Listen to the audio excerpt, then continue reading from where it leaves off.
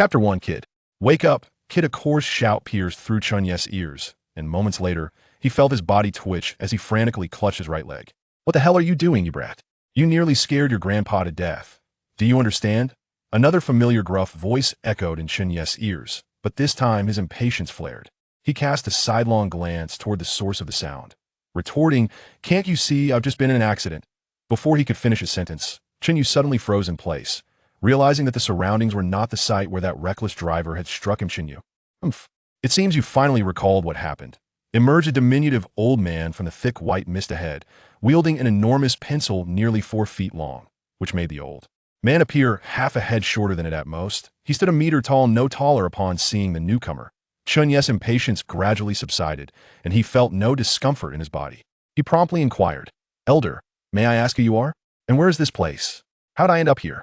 Internally, however, Chen Yu was in turmoil, vividly remembered that he had been walking legally along the road when a car had suddenly veered out of nowhere, crashing directly into his right foot. He recalled that his foot had been completely pressed against the car's front, which meant it must have been shattered into at least 3 pieces, otherwise it could not have formed a perfect arc. Subsequently, he had automatically entered greeting mode. Transitioning to a freefall perspective, he faintly heard a piercing honk followed by the driver, who hit him exclaiming, "Ah, didn't see you," before he lost consciousness, experiencing no pain throughout the ordeal. "I am the consciousness of the world of One Piece." The diminutive old man stroked his bushy white beard and spoke matter-of-factly. "You are fortunate you are precisely one of the fans I randomly summoned from Earth. You will soon be arranged into the world of One Piece to commence your new life. Yet, why did such a mundane tone emit such a rough sound?" "Chen Yu, what the FK? Could you repeat that?" "What do you mean I'm lucky? I just won over 10 million in the lottery yesterday, and after taxes, I have several million in my hands. You just summon me like this? I have only just graduated university, and I maintain my integrity. I haven't even begun to enjoy life. You want me to live in another world? The consciousness of One Piece? Are you f***ing kidding me? Send me back. Immediately. Where could I find safety in China? As an ordinary person who has never even killed a chicken, am I to become cannon fodder in the world of One Piece?" Chen Yu raged internally. Though Chen Yu often fantasized about traversing worlds, imagining himself battling a Kainu and Blackbeard, he occasionally dreamt of the indulgent pleasures of life. At this very moment, he was utterly panicked. He possessed no knowledge of salt production, nor did he understand history. He was simply not cut out to be the protagonist. What if he lacked any extraordinary abilities? Who knew how long he could survive, especially in the treacherous world of pirates? Despite being an avid fan of the series, he had merely watched the anime once, without delving into its depths. More importantly, One Piece was still ongoing. Observing the increasingly frantic Chen Yu, the old man with white hair remained unperturbed, casting a significant glance his way before speaking, "Returning you to your world isn't out of the question, but are you certain? I recall someone being struck by 2 vehicles. The first incident was manageable, but the second, well, let's just say a cement truck had quite the impact. Ah, what a spectacular scene that must have been. Moreover, even if I were to send you back, I cannot guarantee your survival. After all, everything was shattered, scattered across the ground. Perhaps it has already been cleared away." "Chen Yu, twice? Who do you think you're fooling?" He couldn't finish his sentence before silence enveloped him twice. So that blaring horn, the disorienting blankness that consumed him before he even hit the ground, was that the reason? Thus, I cannot return? Chen Yu quickly adjusted his mindset. Moreover, it could be said that this old man had saved him now. Only 2 paths lay before him. One was to heed this old man's wishes and enter the so-called world of One Piece, while the other was best left unmentioned. Ha! With that, Chen Yu cast aside his earlier despondency, exhaling deeply and rising slowly. Since there was only one path, why linger in indecision? He could tentatively conclude that the old man had brought him here to cost. Furthermore, this price seemed substantial. Otherwise, there would be no need for all this chatter.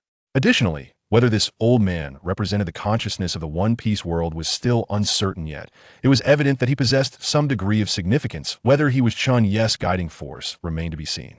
Ultimately, regardless of the old man's identity, he was negotiating with Chen Yu, indicating that he had something to gain from him. As Chen Yu appeared to transform into a different person, the old man maintained a calm demeanor, as if everything were under his control. Chen Yu observed this scene, yet he did not reveal any signs of unease in his previous life. He did not possess any remarkable traits. His only exceptional quality was his formidable adaptability and ability to regulate his emotions. Although Chen Yu's earlier response had been somewhat lackluster, any peer in a situation might not have fared better. "What can I gain by entering the world of One Piece?" Chen Yu declared, puffing out his chest. His eyes narrowed as he gazed down at the old man, speaking in a stern voice. "Kid, spare me. I consumed more salt than you can possibly imagine." The old man waved his hand dismissively, clearly unimpressed by Chen Yu's bravado. Unbeknownst to Chen Yu, the old man had already discerned the nature of his character when he summoned him. "Let's not waste words. You can go to the world of One Piece and do as you please, as long as you possess the capability," the old man continued. "I will provide you with a Mera no Mi. Identical to the original, this means there are now 2 Mera no Mi in the world of One Piece. As for the rest, do not inquire further, and I advise you against futile efforts." As he spoke of the Mera no Mi, the old man's excitement grew, and he began to mutter to himself. Chen Yu could not comprehend much of what was said, but one phrase resonated clearly in his mind. "Damn it, Oda knows nothing about the Mera no Mi. He is merely a comic artist." Upon hearing this, Chen Yu pondered, and his restless heart gradually found tranquility. "Send me there," he commanded. The elder gently waved the pencil in his hand, its tip radiating a white light that enveloped Chen Yu, and in the blink of an eye, he vanished from spot. Feeling a void in his consciousness, Chen Yu shook his head vigorously, slapping his cheeks to rouse himself from the stupor. The world of One Piece had never been a safe haven. Once he regained his senses, he swiftly surveyed his surroundings. He found himself in a dense forest, seemingly devoid of immediate danger, flanked by 2 wooden beer barrels large enough to accommodate a person comfortably. Identifying an unknown colossal tree, Chen Yu instinctively scaled it with ease, perching on a branch while leaning against the trunk, meticulously organizing the information. Swirling in his mind, original identity. Ducati Sake, age, 16. Background. Born into a pirate family in the East Sea, he underwent rigorous training from a young age, possessing physical prowess comparable to an adult pirate by the tender age of one. Recently, his parents and their pirate crew were annihilated by the East Sea overlord, Captain Kuro. After assimilating the information in his mind, Chen Yu felt a wave of exasperation wash over him. The year was 1519, and Captain Kuro was actively recruiting forces to prepare for entering the Grand Line. Meanwhile, the protagonist, Luffy, would embark on his journey in approximately 2 years. Was this to be a cliché narrative of stowing away on a ship, followed by an encounter with Kuro, who would vanquish his foes, and then a quest for supremacy alongside a group of adolescents in their rebellious phase? Chen Yu did not rush to decide on which faction to join, however. He firmly ruled out going solo. Navigating an unfamiliar realm alone, recklessly charging forth, would be akin to searching for death by lighting a lamp in a latrine. In truth, Chen Yu found himself more inclined toward the Navy, although he would have to abide by the constraints imposed by those fools. Compared to pirates or the Revolutionary Army, serving in the Navy would allow him to gain strength openly, and in the early stages, the Navy was undeniably the most formidable. Should he choose the path of piracy, he would have no option but to align himself with the Straw Hat crew, as they alone were worthy of his trust. As for joining the Revolutionary Army, it was the last option he desired. It was not that he held any prejudice against them. Rather, history teaches that revolutions either succeed or lead to demise. Though fate may favor Luffy, and the leader of the Revolutionary Army is his esteemed uncle, the burden is heavy. Have you not seen Crow guarding an empty room? Engaging in revolution requires a certain resolve. This young man is not keen on maintaining chastity for a lifetime. Since he has arrived, he must possess a wife, and he must also have strength. Every individual is a treasure to their parents, and one must always safeguard oneself, ensuring that no one dares to impose upon them. Upon contemplating strength, Chen Yu suddenly recalled that he was endowed with a starter gift pack. Promptly, he rose from the tree trunk, first exploring his body with his hands, realizing that his assets were indeed substantial. In a moment of foolishness, Chen Yu found himself momentarily entranced, his hand lingering in an awkward position, and then he chastised himself for his lack of awareness. How could he remain oblivious to something so palpable? After a brief lapse of clarity, he summoned his thoughts and leaped down, hastening towards the location where he had previously spotted a barrel of wine. There he discovered a small wooden chest, akin to the one containing Shanks' hero fruit. With utmost caution, Chen Yu lifted the lid of the chest, revealing a vividly orange fruit adorned with fiery spirals and possessing a remarkable texture. Heavy and glistening, it caused Chen Yu to swallow in anticipation. Is this truly a devil fruit? Could it really possess a foul taste? In his previous life, he had been intrigued by the flavor of the devil fruit and wondered what excrement might taste like. Yet lacking the spirit of the daring, he never ventured to try now. However, Chen Yu held the flame fruit in one hand, stroking his chin with the other, contemplating whether to consume it. A clearing of the throat escaped Chen Yu's lips. The flame fruit was undeniably powerful. Setting aside its elemental transformation, the ability to control fire alone was a power that many youthful dreamers yearned to possess. Fire was meant to be played with. In his past life, he was often left speechless by Ace's use of the flame fruit. Why resort to the flame fist, a seemingly unwise tactic? Fire lacks a physical form, so why engage in a direct confrontation with a magma fist? It was absurd. Though Ace's demise was inexplicable, one could speculate that Oda aimed to enhance Luffy's prowess. Yet the potency of the flame fruit was beyond question. In the realm of One Piece, he would not delve too deeply into scientific scrutiny, as it would not withstand rigorous examination, but he could certainly draw from the wealth of knowledge accumulated in his previous life fire. For the moment, he would not ponder the existence of plasma in this world, but the principles of combustion should be fundamentally similar. The flame fruit, in essence, bestowed the ability to control flames and transform into fire in his previous life. The flames, particularly acetylene and oxyacetylene, could reach temperatures of several hundred degrees, some even soaring to 400 or 500 degrees. Yet, how hot could a kindness magma be? 1,500? Or perhaps 1,200? The temperatures were roughly comparable. While the magma fruit might possess a higher baseline, its upper limit was no match for the flame fruit. Resolute in his decision, Chen Yu opened his mouth wide and took a decisive bite of the flame fruit. Imagine the flames reaching 400 or 500 degrees. If the temperature were sufficiently high, magma would be reduced to mere ash. Perhaps he could even conjure the immortal flames of Marco. I wonder who still believes that the flame fruit is unpalatable, when it is evident that Oda, the creator of One Piece, knows nothing of its true potential. It is precisely because the flame fruit possesses such formidable power that I have consumed it. It is certainly not due to my curiosity regarding the taste of excrement. After this soliloquy, Chen Yu began to savor the fruit meticulously. As the sensations danced upon his taste buds, he found himself engulfed in contemplation. The texture was quite delightful, crisp and juicy, yet the expected gritty mouth feel, as described online, was absent. This was a disappointment. As for the flavor, it was a peculiar fishiness that surged to his mind, bitter and slightly astringent. It felt as if all the ingredients and tastes he had ever disliked in his past life had amalgamated into this singular experience. Truly unpalatable, Chen Yu remarked objectively, before shoving the remaining flesh, along with the stem, into his mouth and swallowing it whole. Suddenly, a surge of flames erupted from his body. This sensation was remarkable. Akin to the emergence of a new organ he could control, while he felt as if he were one with the fire itself. With that, Chen Yu clenched his right hand into a fist, flames swirling about it, intensifying with each passing moment. Suddenly, narrowing his eyes, he stepped forward with his left foot, slightly bending his knees, aligning his waist and legs, and then, with a powerful thrust of his arm, he unleashed Fire Fist. A resounding roar echoed through the forest, followed by an enormous pillar of fire that carved through the landscape, leaving a vast expanse of forest obliterated in its wake. Chen Yu's breath quickened, yet he realized he had misjudged Ace. The power of the Fire Fist was indeed impressive, with a wide radius. Most importantly, it was undeniably striking. The sheer thrill of it was unparalleled, far beyond what any technique could offer. Discussing mere power would be too superficial as practitioners. We cannot be so trivial. Style is a lifelong pursuit. Chen Yu's face flushed with excitement, reminiscent of a youthful maiden freshly blooming. Experiencing the fruit's ability for the first time was exhilarating. This punch was nearly on par with Ace's prowess in the anime. However, he acknowledged the need for improvement in endurance. He couldn't afford to be a fleeting flame, could he? Though his physical capabilities had significantly enhanced, comparisons with the likes of Ace and Luffy were inevitable.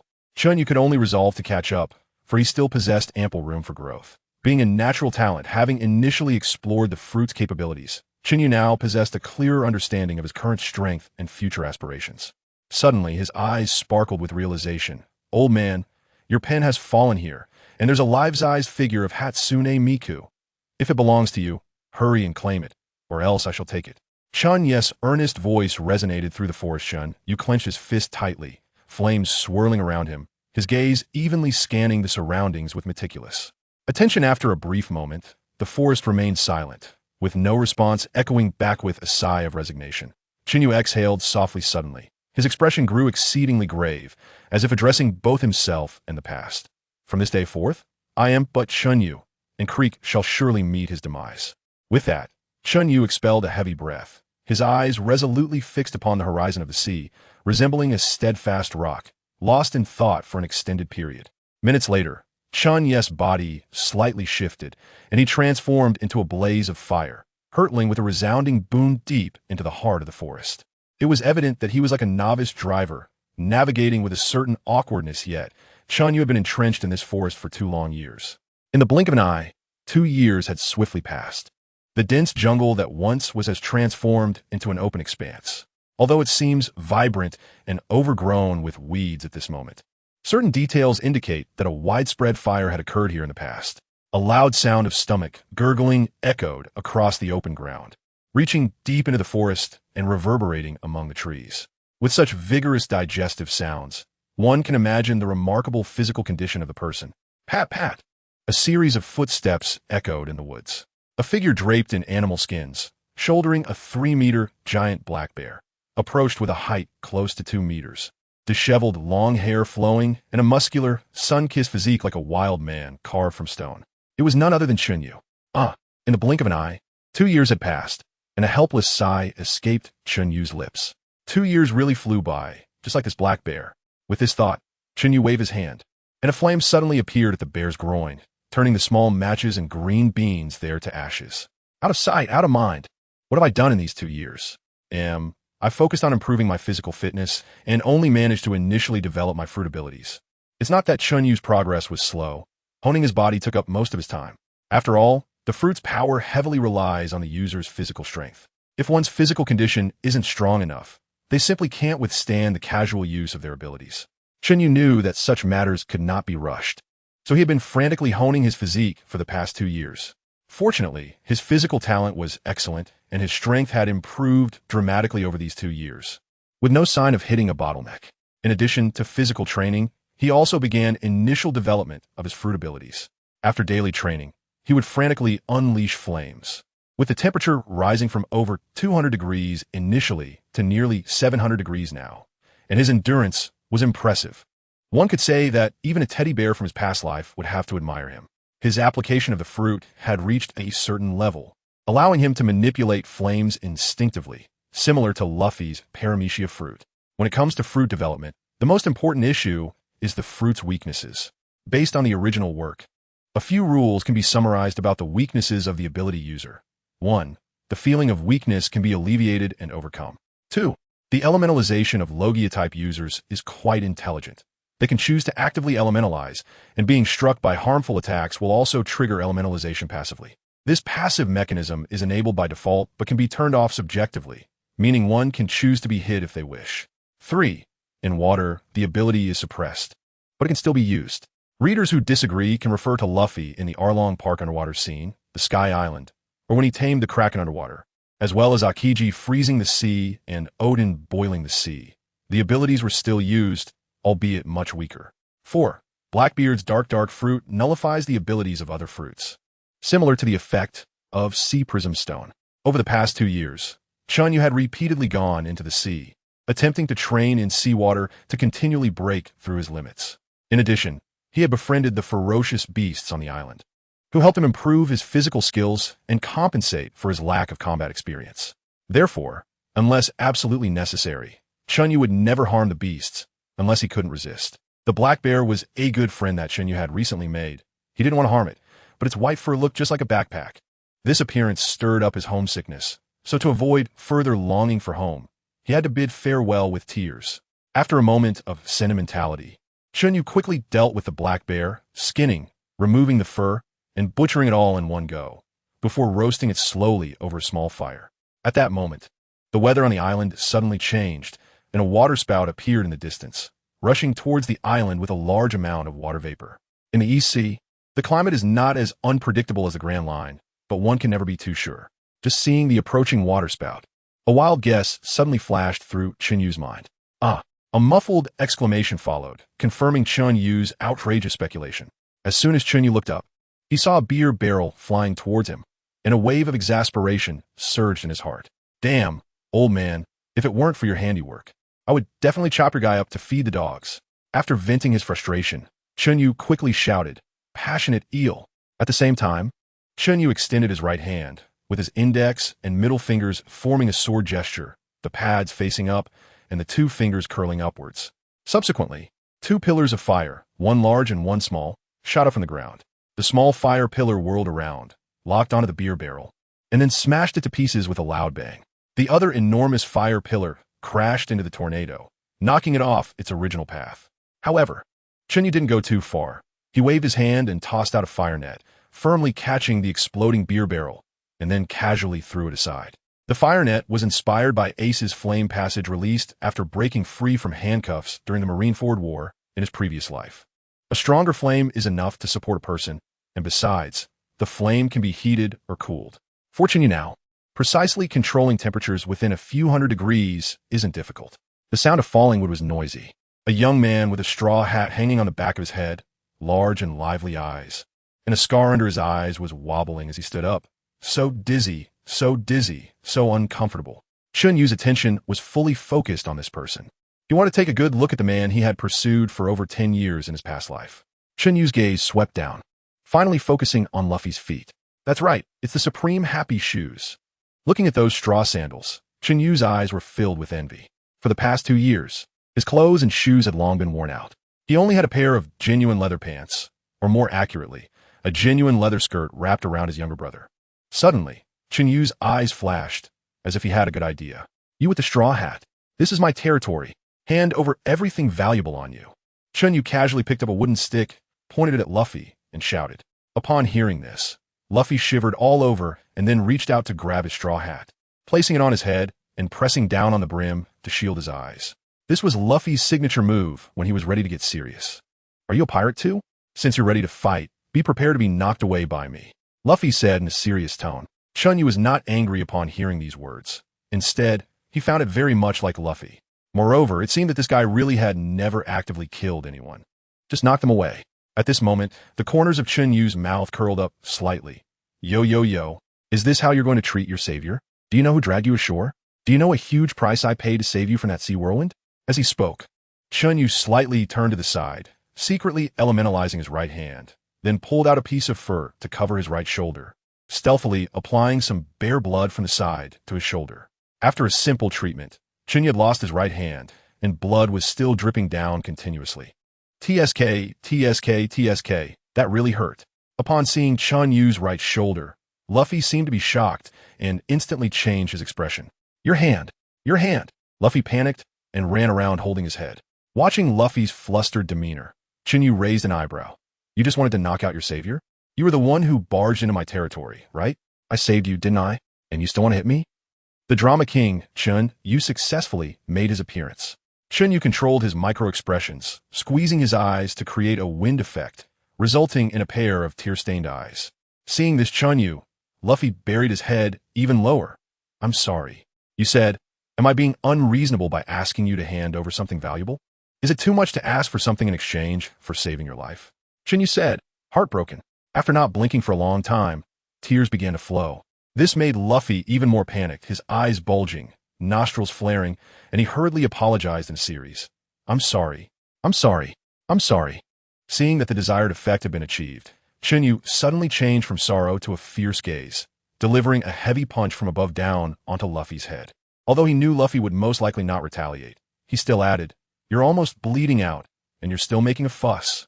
Luffy pulled his head out of the ground, shook off the dust, and seemed unaffected, showing no displeasure. He continued to apologize, even kneeling on the ground, eyes wide and blinking, biting his lips deeply, looking innocent and guilty. Chen Yu wasn't lying. The blood was indeed almost drained. However, he didn't specify whose blood it was. Looking at Luffy's eager attitude of admitting his mistake, Chen Yu didn't rush to speak, but instead cupped his chin with his remaining hand, lost in thought. Perhaps getting on Luffy's ship would be a good choice. With this thought in mind, Chen Yu looked up at Luffy. However, at that moment, Luffy was quietly reaching out his hand toward the bare meat in the fire. Seeing this, Chen Yu couldn't help but curse. Damn, I haven't even settled the score with you yet, and you're daring to steal my meat? Chen Yu swiftly dodged with his right foot, causing the ground to suddenly collapse, and he shot out like a bullet, delivering a powerful punch with his left hand right on Luffy's head. Using all his strength this time. Bang!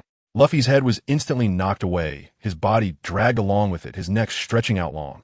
A series of crashing sounds echoed through the forest.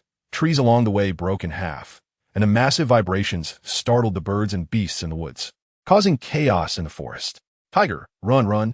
This beastly creature is here to eat our friends again. Black bear, exactly. My second uncle is still sizzling over there. It smells so good. Although Chen Yu was just pretending and wasn't he actually hurt, and it didn't even count as saving Luffy, that didn't stop him from being genuinely angry. It didn't stop him from really beating Luffy. Luffy bounced up from the ruins, feeling even more flustered, sweat pouring down his face. Seeing this, Chen Yu's anger subsided, but he still wanted Luffy to apologize. Come on, how are you going to compensate? I have no money. Luffy immediately put his hands on his hips and declared defiantly, No money? Then just take off your hat and the clothes on your body and give them to me. Chen Yu raised an eyebrow, his expression playful. Hat? No way. Luffy quickly raised his hands to cover his straw hat, looking at Chen Yu warily and resisting. This hat is my most important treasure. Hearing this, Chen Yu was not angry. It was reasonable. If Luffy really gave it, that would be strange. Not here. Not there. What do you want? Huh? The expression management master Chen Yu suddenly put on a sour face. Luffy broke out in a cold sweat again, trembling all over. At that moment, a bright light bulb suddenly appeared above Luffy's head. Chen Yu, that makes sense. Then, Luffy jumped up from the ground and clapped his right hand against his left palm. I made my decision. I want you to be my partner. Upon hearing this, Chen Yu immediately gasped, although this was one of his goals. After all, people are like that. They may have made up their minds, but sometimes they just can't bring themselves to act, or they always like to see themselves as the victim. But Luffy's bold move really caught Chen Yu off guard. Are all the men in one piece this bold?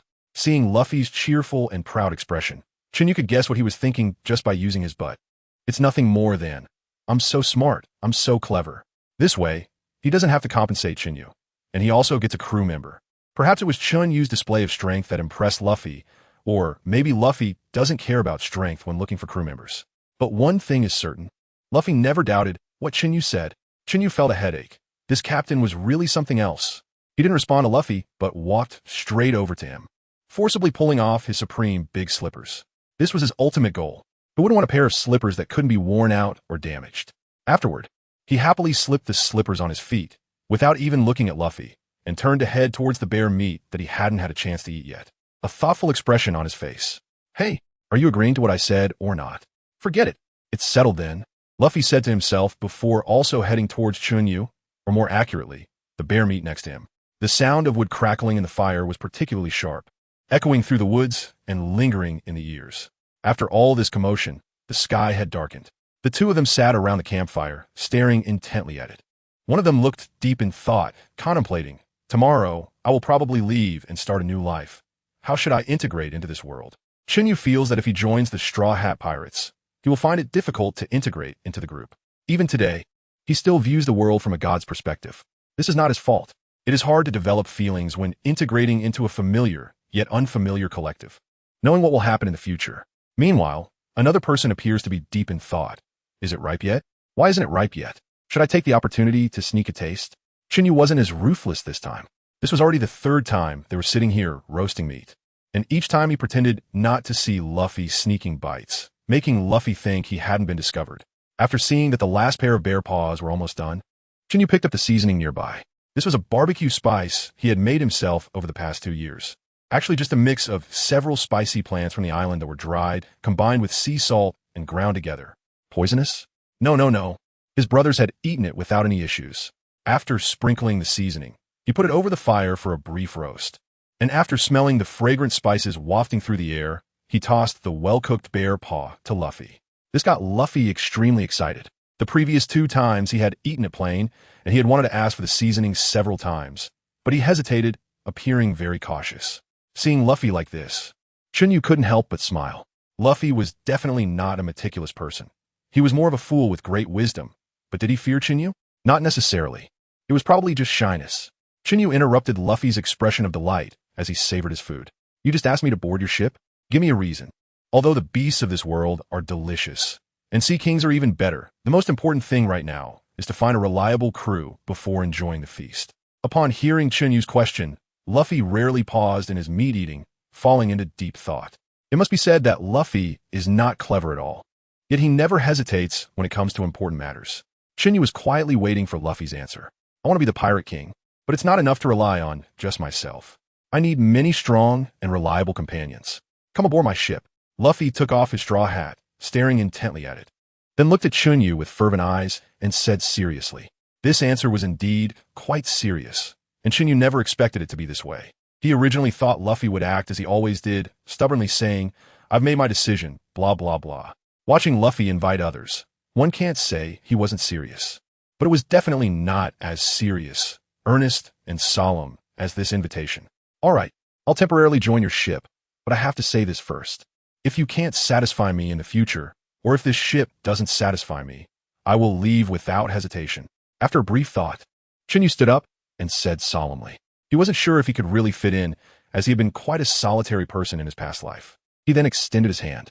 Upon hearing Chen Yu's agreement, Luffy jumped up joyfully, then ran to his side, quickly patting Chen Yu with his palm. "What? Ha! I knew you would agree to me. Ah ha ha!" Seeing Chen Yu's arm recover, Luffy immediately showed a look of astonishment, demonstrating what it meant to be amazed. Wow, awesome. He didn't care if Chen Yu had tricked him. On the contrary, he was happy that Chen Yu's hand hadn't perished, although these scenes were within Chen Yu's expectations. Seeing Luffy's sincere demeanor made this 21st century young man almost unable to contain himself. In his past life, not to mention seeking genuine treatment, just not being betrayed at critical moments was already good enough. In fact, this choice isn't bad, is it? Chen Yu's lips curled up slightly as he slowly stood up and explained, "I am the user of the burn fruit, just like you. I have eaten a devil fruit, and ordinary attacks can't harm me at all." After chatting with Luffy for a bit, Chen Yu bid farewell to him and went to tidy up his belongings. Luffy, on the other hand, sat cross-legged on the ground, swaying from side to side, grinning foolishly. That night, in the forest, the roars of wild beasts echoed, leaving one to wonder whether it was a distortion of human nature or a decline in morality. Currently, Chen Yu's optimal combat temperature for flames is close to 800 degrees. However, if he expends a lot of physical strength and energy, he can unleash even more terrifying temperatures. In fact, he didn't have much to organize, aside from not wanting to part with these good brothers. There is also the gold in his brother's lairs. Shipwrecks often occur here, so his brothers have collected quite a bit of gold. Just enough for Chen Yu to refine into a handy gold rod. The leftover scraps, Chen Yu melted into small leaves for daily expenses. A few days ago, his maximum temperature couldn't melt gold. Now it seems that Chen Yu's strength has increased again, surpassing 100 degrees. Chen Yu carried the stick on his back, while Genie strung it into a chain and hung it around his waist, walking leisurely and feeling pleased. "Hey, you love it, right? Today is such a nice day." Then, Chen Yu called Luffy to help drag the huge raft he had built over the past 2 years. Although the sail was made of wooden planks and vines, Chen Yu had no intention of using the wind as power. Wouldn't a low-temperature fire punch be more effective? Luffy had no complaints about being responsible for dragging the boat. However, he was fixated on Chen Yu's golden stick, his eyes shining brightly all the way, making Chen Yu feel uncomfortable. He hurriedly melted off a piece of the stick and made it into a golden gauntlet, leaving his fingers exposed. Only then was Luffy satisfied as he played with his new gear. On the raft, Chen Yu looked at a brain axe on the boat, lost in thought. He remembered that he had asked Luffy to hunt deer, but deer weren't his brothers. Ha ha ha! Luffy laughed loudly, interpreting Chen Yu's shock as admiration for his strength. However, Chen Yu didn't hold it against him, since this was the last brother left. Leaving it behind here would be quite cruel, wouldn't it? After coming to this realization, Chen Yu carried 3 large boxes of his own dried meat and boarded the ship. A fire punch initiated a new journey. It's worth mentioning that Luffy also brought 2 beer barrels that were as big as him onto the boat, exclaiming, "This is my lifesaver." The seagulls in the sky suddenly went wild because a large whirlpool appeared ahead in the sea. Below, a huge raft floated aimlessly, completely unaware of the situation. That's right, it was Chen Yu and Luffy. Neither of these 2 fools knew anything about navigation. "I'm so hungry." Luffy hung his body over the edge of the raft, gazing at the sea with a face full of despair. Chen Yu was furious upon hearing this, and his fists clenched. Why? Because the meat he brought from the island was eaten by the Brain Axe brothers the day before, and he planned to save the jerky to eat slowly. However, that very night, Luffy had snuck and eaten most of it, and the next day, while Chen Yu was dozing off, he finished off the remaining jerky, leaving Chen Yu completely in the dark. When he woke up and wanted to eat some jerky to calm his nerves, he opened the box only to find it completely empty. Not a single scrap was left, and even the box was cleaned out. Seeing this, Chen Yu's hair stood on end, and he almost lost control of his fruit ability, burning half of the raft along with the sail to ashes. "I'm so damn angry." Before setting off, he told Luffy to eat sparingly, as this journey would last at least 3 or 4 days. seeing Luffy nodding seriously as if he understood. Chen Yu didn't think much of it. Little did he know, as his anger subsided, Chen Yu unleashed a fire punch at Luffy, sending him flying far away. The temperature wasn't very high. It just singed Luffy's hair. Naturally, Luffy didn't need him to worry. He stretched out his arm and flew back. However, when he landed, he crushed a third of the ship again. With his hair in an explosive style, he laughed widely and waved his forearm, saying, "Wow. Wow indeed. Chen Yu, it's better that he doesn't apologize. Once he does, Chen Yu's temper will flare up. Indeed, he is following the Straw Hat crew, causing a scene for 3 days and nights. Currently, attacks on Luffy are ineffective, and using fire is hard to control." Chen Yu impulsively stretches Luffy's arm and gets it stuck in the gap of the raft, then kicks him into the sea. Soon he hears, "Help me. Save me. Gulp gulp. Help me. Save me. Gulp gulp." In the water, Luffy has no resistance at all. His hand stuck on the boat won't let him sink. He gets tossed up and down, constantly drinking water. Chen Yu let out a comfortable sigh. Finally, there's a way to deal with this kid. Yes, everything is for this family. After all this commotion, Chen Yu felt that he had gotten a little closer to Luffy. Or rather, experiencing hunger together made life feel more real. Suddenly, he felt that even if he knew a little bit in advance, it didn't seem to matter much. Eat what needs to be eaten, drink what needs to be drunk, and still have to fight when it's time to fight. His mood, which had been tangled, suddenly brightened. Drink heartily. Aren't you very hungry? Today, I'll let you eat your fill. What he knew in advance were just events. But what they were living through together was called life. With a knot in his heart suddenly untied, Chen Yu naturally felt much more at ease. Chen Yu suddenly stood up, clenched his fists, and raised them. I made up my mind. In this world, I must be the most willful and carefree person. I'll charge through everything. I'll take on 10 of them. His eyes were more determined than ever, and the aura around him subtly changed. But the time for a slap in the face may be late, but it will come. Wow, why is there such a huge vortex? Today, I will be willful just this once. No more recklessness. I'll come back tomorrow. That's what I said. Chen Yu suddenly widened his eyes and exclaimed in frustration. He then pulled Luffy out of the water and punched him in the stomach. A jet of water gushed out from Luffy's mouth. Out of the corner of his eye, he saw the huge whirlpool and was so scared that he jumped 3 feet high, covering his head with his hands and shouting, "It's over. It's over." Chen Yu was just about to take off of the ship when a long hand tied him up, stuffed him directly into a beer barrel, put the lid on, and kicked him into the sea along with the barrel, all in one smooth motion. Luffy also jumped into another barrel and rolled into the sea. "I'm going to kill him. I absolutely have to kill him." Chen Yu shouted in frustration as he felt himself being sucked into a whirlpool. Luffy was quite loyal, remembering to take Chen Yu with him while escaping. But why kick him into the sea? Is there a fee for keeping him on the ship? After waking up, Chen Yu quickly clasped his hands together and said, "Thank you, heavens, for your protection." Chen Yu pressed his ear against the edge of the barrel, listening to the sound around him. When he woke up, the box was standing upright, so he was sitting straight in the barrel. "Thanks to that kind person for fishing me out. I wish you a more exciting life." After murmuring for a while, Chen Yu pushed the lid of the barrel open. He had already checked that the surroundings were quiet. Stepping out of the beer barrel, Chen Yu quietly surveyed his surroundings. It was obvious this was not a pirate ship. The blue and white clean floor tiles were shining brightly, and the air was filled with a faint fragrance. Based on this, if I say this isn't a pirate ship, who would disagree? Looking at his own reflection on the floor, Chen Yu suddenly made a face of disdain. He looked dark and grimy, with messy hair, not wearing any clothes except for a leather skirt that was swaying. In a short while, Chen Yu dressed himself up nicely, wearing a high-end black suit that he had rummaged from the next room, with shiny black shoes. He slicked back his messy hair, and there he was, exuding a handsome vibe. What a pity, I prefer dark blue suits, After muttering a few words, Chen Yu headed to the upper level, strolling slowly while observing and munching on the free food provided in the nearby rooms. He also borrowed a few luxury watches, of course only the silver ones, and stuffed a few high-end cigars into the pocket of his suit. Chen Yu couldn't help but marvel. The people here are quite nice, giving away clothes, food, and even watches. Someone was quite shamelessly scouring around and managed to collect quite a bit of gold, finally completing the piece that was cut off from a stick. Feeling great, the further he went up, the louder the noise became. It turned out they were all in the hall. I should thank them in person.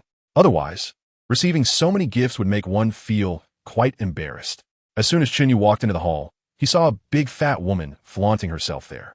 "Oh wow, oh wow, oh wow, oh hi yo." Just as Chen Yu was about to greet, the little scruffy guy in front directly raised a knife to Chen Yu's neck and shouted, "Oh damn it, Miss Yalita, there's a fish that slipped through the net. Chen Yu, as a master of emotional management, may not compare to Master Luo, the master of time management, but he has also seen a lot of the world, right? This scene has appeared in movies in my past life. Isn't this just me pretending to be busy with time? Chen Yu was secretly excited, but his exterior showed no signs of change. Just as he was about to speak and pour a drink, another little Karami ran over to deliver the news. Miss Yarlita, Kirby seems to have found a helper, apparently a bounty hunter, who says he wants to arrest you. Upon hearing this news, the fat woman's forehead bulged with veins. Her pupils contracted, and the corners of her eyes turned blood red as she said, "Huh, Kirby? Bounty hunter? Let's go see." Immediately, a large group of people surged out, leaving only the little scruffy-haired one next to Chen Yu to guard the crowd. Damn it, I'm so angry. Although I know what's happening, I'm just so mad. Chen Yu cursed wildly in his heart. The master of expression management, Chen Yu suddenly turned to face the little scruffy-haired one who had a knife pressed against his neck. His eyes narrowed, smiling coldly, and said, "Kid, it might get a little hot in a bit. Just bear with it, okay? It's your first time dying, so you might feel a bit uncomfortable. You'll get used to it with more experience." Before the little scruffy-haired one could react, Chen Yu extended his right hand, placing his index and middle fingers against his chest, mimicking a gun. Bang. A shot fired, directly penetrating the little scruffy-haired one's chest, leaving a charred hole. The power greater than that of a bullet. The little scruffy-haired one never fully processed Chen Yu's words before he died. Chen Yu released everyone in the hall. Then his expression became serious. The shock of having just killed someone was a bit overwhelming for him, so he needed to keep a straight face to adapt, otherwise his expression would break. While giving himself a psychological pep talk, he couldn't help but complain, "What a damn glitch. Is this a coincidence?" The plot starts directly. After a moment of discomfort, Chen Yu gritted his teeth and pushed through. One death is a crime. 1,000 deaths are heroic. Chen Yu kept chanting in his mind. The dead can't blame me. Coming here was not my intention. But since I'm here, I might as well fight against fate. After a wave of self-hypnosis, Chen Yu felt a surge of blood boiling within him. Ignoring the still panicking people in the hall, he walked directly towards the deck. As for calming everyone down, "Are you kidding? I'm a pirate. Do you know what that means? Besides, down below, I wish them a more exciting life. Look, isn't today exciting enough? They saved my life. I wish them a more exciting life. They encounter pirates. My wish has come true." Suddenly, Chen Yu slammed his right fist into his left palm, looking as if he had just realized something.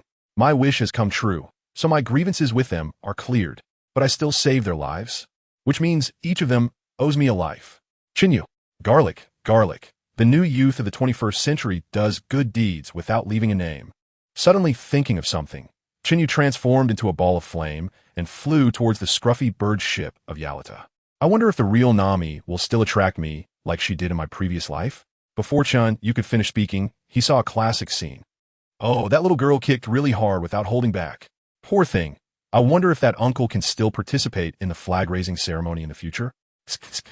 Chen Yu suddenly appeared next to Nami and praised her. Naturally, Nami responded with a side kick. He felt quite emotional inside. Whether it was the anime he watched in his past life or the real Nami he saw today, he couldn't help but feel sorry for this kind girl. Those few sneak attack moves were executed with a skill that was painfully impressive. When he suddenly appeared next to Nami, she was clearly startled, but more than that, it was a reflexive attack. Chen Yu also knew that Nami couldn't really talk to him at this moment. So, he made a gesture with his hands like a pistol, tilted his head slightly back, and spread his arms out at a 180 angle. Gunfire. His hands shook lightly, as if he really had two guns in his hands. And a series of fireballs shot out, injuring all the pirates trying to surround him in just a few breaths, but he did not kill them. It wasn't that he suddenly had a change of heart. It was just that Nami was present. He wasn't sure how she would react if he killed these people. He knew very well that Nami hated pirates, but he understood her kindness even more. Anyway, she had to choose between getting on the ship or getting into bed. Until she made her choice, Chen Yu didn't dare to be too reckless.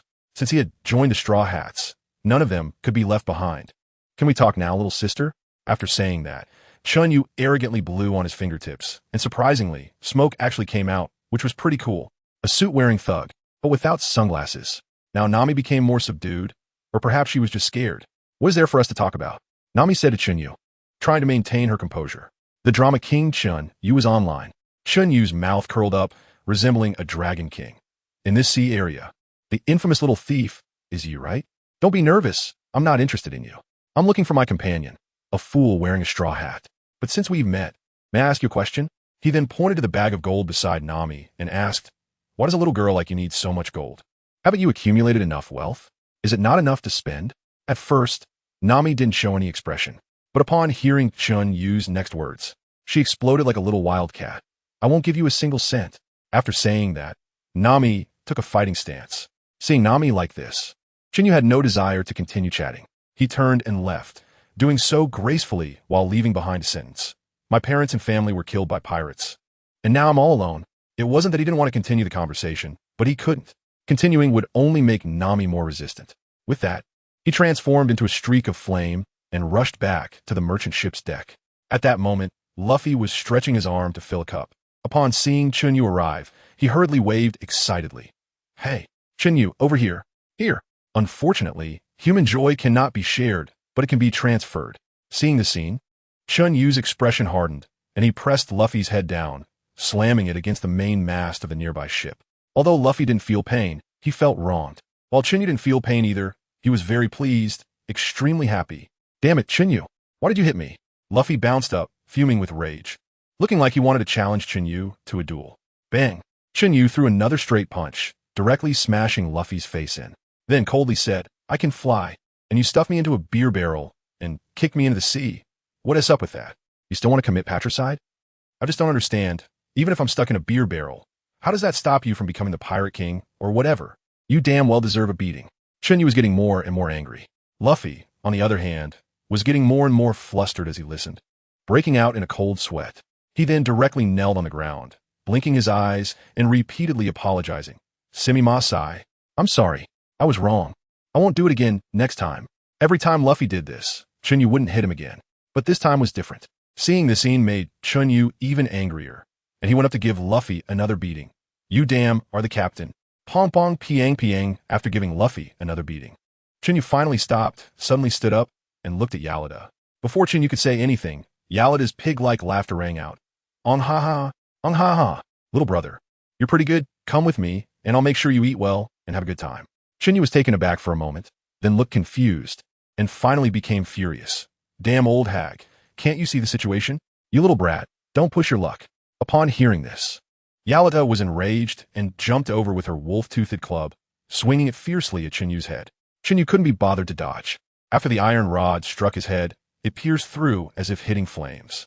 Eurydice stumbled and fell to the ground due to inertia, rolling out. Boom!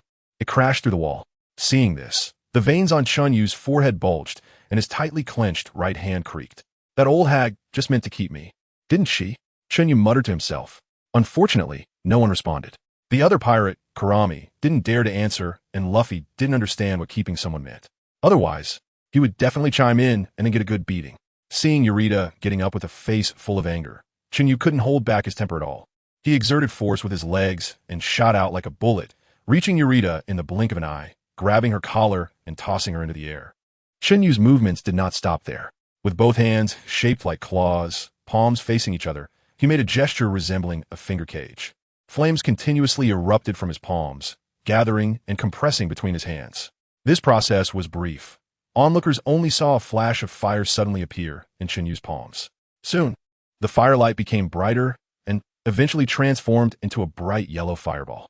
Chen Yu slightly rotated his palms, his elbows contracting slightly towards the right, pressing the bright yellow fireball with his palms at his right waist, and stepped forward with his left foot. His gaze fixed fiercely on Yalata in the sky, his expression menacing, and he coldly shouted, Kamehameha, greetings from the King of Hell. As soon as he finished speaking, Chen Yu pushed the bright yellow fireball forward with both hands, and a terrifying fire shockwave rushed towards Yalata. The moment of contact, Yalata turned into a cloud of black ash, disappearing into the horizon along with the fire shockwave. When the shockwave passed, the air crackled, the temperature so high that even the air twisted and boiled. See, a chorus of gasps echoed around, as Yalata's pirate subordinates were left stunned, some even collapsing to the ground, wailing loudly, their pants soaked. Chen Yu didn't pay these useless fools any mind. Originally, Yalata was supposed to be left for Luffy. He needed to fight to improve his strength. Chen Yu's power had already far exceeded the standard at this early stage. Just his devil fruit ability allowed him to roam freely in the East Sea, combined with his monstrous physique. The East Sea simply didn't provide him with the desire to fight. If it weren't for Yalida's audacity to try to support him, he wouldn't have been so enraged to erase her from existence. Otherwise, how could he continue to make a name for himself? The Great Flame Emperor, once supported by a rich woman, especially a hideous, overweight one? No, he had to find a way to enhance Luffy and the other's strength. He didn't want to follow the original trajectory. While planning for the future, Chen Yu glanced into the distance and saw several enormous Navy warships approaching, instantly giving him a jolt. It wasn't fear, it was that he didn't even have a decent ship now and was provoking the Navy. Even Kaido would praise you for being a master of self-destruction. He then delivered a chop to Luffy's head, who was still shouting laser with shining eyes. The next moment, he grabbed Luffy by the neck and transformed into a fireball, flying towards a small boat that had been prepared in advance. At this moment, Luffy also regained his senses, stretched out his arms, and grabbed Kobe's hair, flying out together, causing Kobe to scream in pain. Under Kobe's lead, the three of them quickly escaped the Navy's blockade. On the small boat, Kobe collapsed on the deck, gasping for breath, frightened by Chen Yu. He had just made up his mind to join the Navy to capture Yalita, and now this woman had turned to ash and was traveling the world. During their time drifting at sea, he was cautious even when sneezing, afraid that Chen Yu would scatter his ashes. Seeing this, Chen Yu said nothing, just smiled slightly at Kobe and continued to ponder. Luffy was explaining things to Kobe in a flurry, and Kobe's heart finally settled down. Luffy was merely saying that Chen Yu was a good person and his crew member, blah blah blah. What moved Chen Yu was when Luffy personally told Kobe, "Chen Yu is my first mate." Although this was expected, hearing it from Luffy's mouth still made Chen Yu quite gratified. This noisy group then headed toward the Navy branch where Zoro was imprisoned. During this time, Chen Yu accelerated several times. Before long, they arrived at the island where the Axe Emperor was located. The three of them strolled through the town, with Luffy and Kobe happily eating and taking things along the way. Chen Yu was paying at the back while asking the boss for news. Of course, he wasn't inquiring about Zoro. He was already well aware of that information. Chen Yu was looking for news about shipyards or second-hand ship dealers. Unlike the original story, he can't accept three big guys crammed together on a small boat rubbing each other's backs. Besides, he is the vice captain. Luffy can handle unreliable things himself. He values his reputation too much. He has already started fantasizing about leading the Straw Hat crew on adventures, and his title would be the Flame Emperor. Flame Emperor Chen Yu. Fire Fist sounds too low-key. He doesn't even look at those strong characters. They're not just world destroyers or descendants of demons, but have imposing titles like King of the Underworld. Even Shanks, with his striking red hair, intimidates the New World. Who mentions red-haired Shanks without trembling? Therefore, Chen Yu has already begun planning his title. He is considering whether he should strike a cool pose before unleashing a big move and then shout, "Flame Emperor Kamehameha?" It's not a bad idea. As long as he doesn't feel awkward, the effect will definitely be awesome. Moreover, in this world, those with a reputation love to shout their moves before a fight. Just look at the pirate poet Zoro. Not only are his moves powerful, but their names sound great too. After walking and stopping, they quickly reached the outer wall of the Navy base. Three heads peeked inside. The black headscarf and abdominal band indicate it's Roronoa Zoro, Kobe explained. After a brief conversation, Luffy and Kobe actually started arguing, with one wanting to rescue Zoro and the other firmly disagreeing. "Hey, you guys, you're really annoying. Get lost." Zoro shot a glare at Chen Yu and the others. Chen Yu didn't feel much, while Luffy was excited, and Kobe was trembling in fear, crying and blowing his nose everywhere. Soon, a cute little girl climbed up with a ladder, and Chen Yu decided he didn't want to deal with it anymore, directly telling Luffy that he was going for a stroll. Luffy, being the idiot he is, never loots after a fight. Later, when Monka is defeated, he would feel embarrassed to take those soldier stuff. Chen Yu pondered as he walked. After all, Kobe was left here, and they were somewhat acquainted. If he let Luffy loot, he definitely wouldn't be happy about it.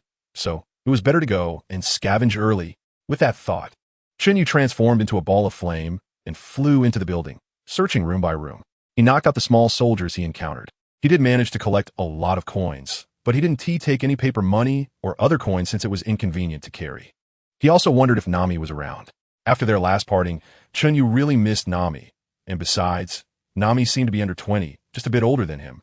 He was only 18, but the age difference was minimal, and fortunately, Nami was still developing. In a corner where Chen Yu was unaware, a beautiful girl in a naval uniform secretly observed him, then avoided him and walked in another direction. Her goal was simply the map of the Grand Line. Since the map wasn't there, she had no intention of lingering any longer. Chen Yu had not awakened his observation haki, and naturally, He perfectly missed the chance to connect with his beloved Nami. Among all the members, Nami's feelings were the hardest to handle. It seems that when they go to Arlong Park in a few days, he must discreetly put on a show. He absolutely cannot let Luffy win Nami's heart. Chen Yu muttered softly, "That fool may not understand love, but how many beautiful women in One Piece have feelings for him? Isn't this just wasting resources and occupying a spot without contributing?" Luffy's near-invincible sincerity is indeed the most terrifying. After rummaging through the entire Navy branch, including the warehouse, Chen Yu was fairly satisfied. He didn't take a single thread, only gold and coins, and a few decent quality swords. However, when he passed by the room of Axe King's foolish son, he didn't take Zoro's sword. He needed Luffy's sincere invitation for Zoro to come aboard. He kept only a portion of the coins he obtained, melting the rest into gold plates to wear around his waist. He wielded the gold stick in his hand instead of hanging it on his back. After all, a suit shouldn't be wrinkled. Speaking of which, I look this damn handsome. Why hasn't Luffy reacted at all? Besides recognizing me through my fruit ability, how does he remember me?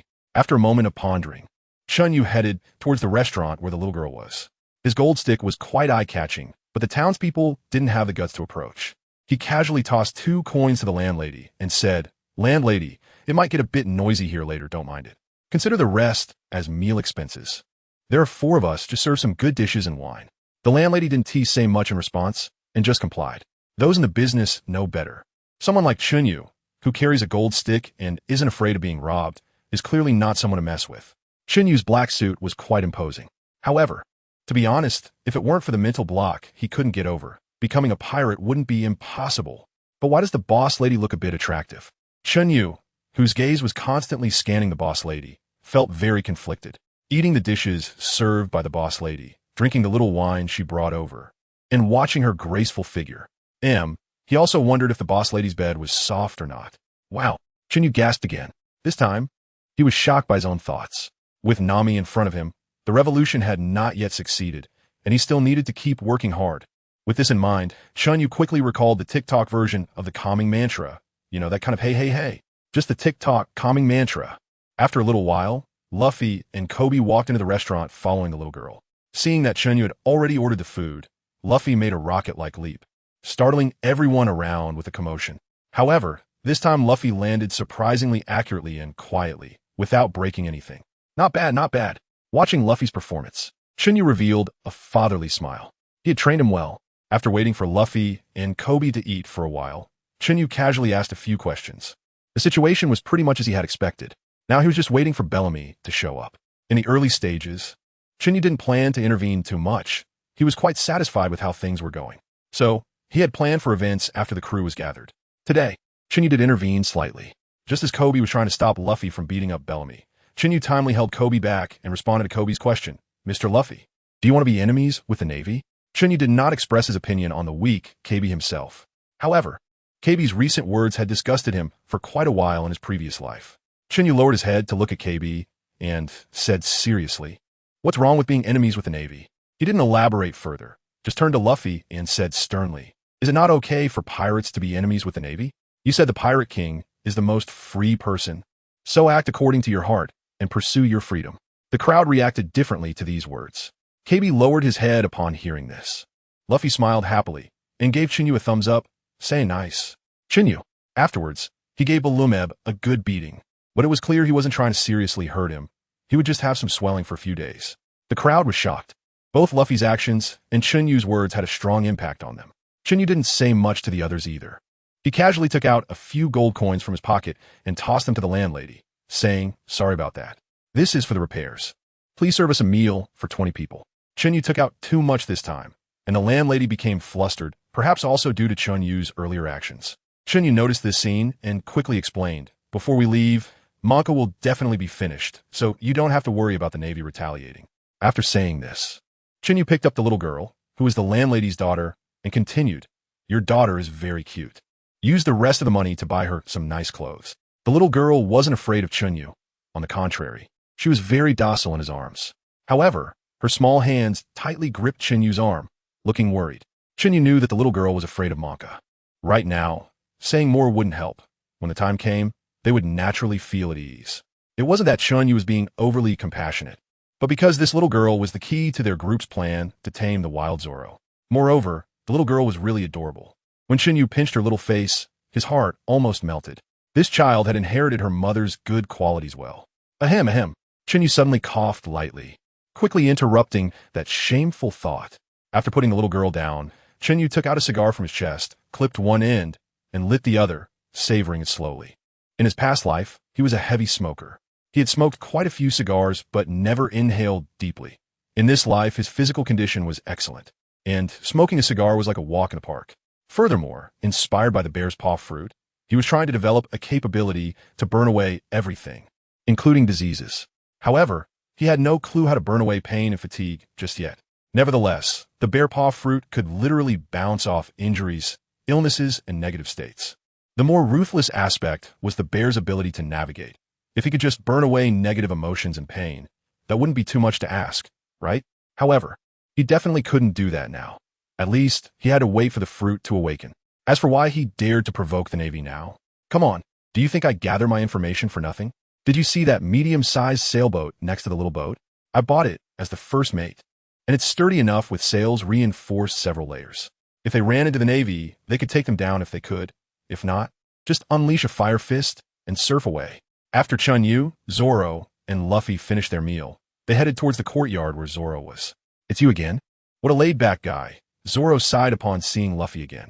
Chen Yu witnessed this scene from his side, but the best choice for Zoro is to join us. He has no choice. Plus, he's about to get a pirate poet. How exciting. If his technique names don't sound good, who cares? He has Zoro. Even if he feels embarrassed to ask, he can just use what's available. Zoro won't mind. Soon after, Axe King also made an appearance. Looking at Monka's physique, Chen Yu felt a bit envious. Monka's muscle mass is really impressive, while Chen Yu's physique is actually quite similar to Zoro's. However, both of them are stronger than Luffy, with Chen Yu being taller. Watching the fight between Luffy and Monka, as well as Zoro's easy victories, Chen Yu quickly lost interest. For him, or rather for the three of them, it was all small fry, just a bit of water play.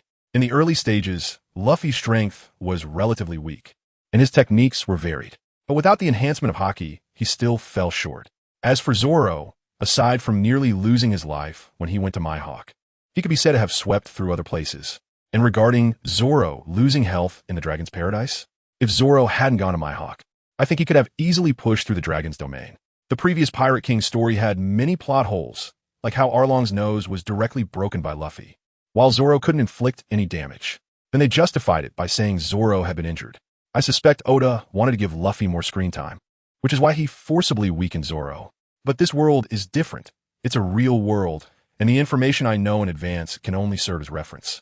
Therefore, where he wants to intervene, apart from planning to set up a cup in the Dragon's domain, is to take action from Mihawk. Currently, they don't know haki, and even combined, they can't match Mihawk. But Chen Yu wants to see if he can obtain haki from Mihawk. As long as the three main forces of the Straw Hats learn haki, the subsequent development will be worry-free. So, if he can secure a method to learn haki, the path will be much smoother. If there's no way with Mihawk, then he can only look for it in Water 7. There must be something on Carp's ship. No. He can also try his luck with Buggy. Once his thoughts returned, Chen Yu saw another iconic scene where Zoro entrusts his ambitions. However, I must clarify one point. I will absolutely pursue my own ambitions to the end. If you hinder me from realizing this ambition, then you should commit seppuku and apologize to me. Seeing this, Chen Yu felt unbalanced. Why is this guy so good at it? Is this eloquence truly the price of being a lifelong, directionally challenged person? And the stronger he is, the more directionally challenged he becomes? Chen Yu patted his own head and transformed into a ball of flames, dissipating in place. The next second, he gathered beside Luffy. It was his time to shine. Right now, Zoro was just a third party. His strength had to be revealed. Otherwise, he wouldn't be able to command anyone in the future. I said, don't you think we've spent a bit too long? Can't we deal with that useless one first before chatting? Chen Yu pointed at Monka, who was still barking orders, speechless. If you don't want to fight, just tell me in advance. My hands are itching to move, and with that, Chen Yu began to show off his muscles. A ball of flames erupted from Chen Yu's body, and the terrifying heat caused the clothing of nearby Marines to catch fire. While the air around Chen Yu started to warp and distort, the heat wave made Luffy instinctively raise his hands to shield himself. While Zoro quickly dealt with the small fry behind him and stepped back a few paces, his gaze fixed intently on Chen Yu. Zoro revered strong individuals and respected them. For a non-swordsman powerhouse like Chen Yu, He would show enough respect, but wouldn't harbor any intent to fight. His desire for battle was only directed at swordsmen. Damn Chen Yu. This is my fight. I won't allow you to intervene. Seeing Chen Yu about to take action, Luffy jumped in frustration. After spending some time with Luffy, Chen Yu certainly understood that Luffy also had a strong obsession. The last time he witnessed Chen Yu obliterating Arlita, the impact on him was significant. Chen Yu could sense that Luffy was eager to become stronger. Seeing that his goal had been achieved, Chen Yu wisely withdrew his flames, taking a step back to signal them to continue. This time, not only did he show off his muscles, but he also reignited their fighting spirit. Chen Yu was very satisfied with this outing on Emperor Island. Without any suspense, after Chen Yu withdrew from the battle, Emperor didn't even have a chance to speak and was directly knocked out by the two of them working together. Even Bairumibo, who fainted in his own room, only had time to come downstairs and had no time to take KB hostage. After everything was done, Chen Yu took the group back to the boss lady's shop, where Luffy and Zoro started to eat and drink heartily. KB also ate quite a bit, and of course, Chen Yu didn't hold back either. In short, whatever the boss lady served, they would eat. KB was the first to give in, and then after about half an hour, Zoro also became full, leaving only Chen Yu and Luffy still eating. At this time, Chen Yu chimed in, turning to Zoro and saying, I heard that appetite is linked to strength. What's the matter? You can't keep up, weak dog. Upon hearing this, could Zoro hold back? Although he didn't understand what weak dog meant. The mocking tone made him explode on the spot.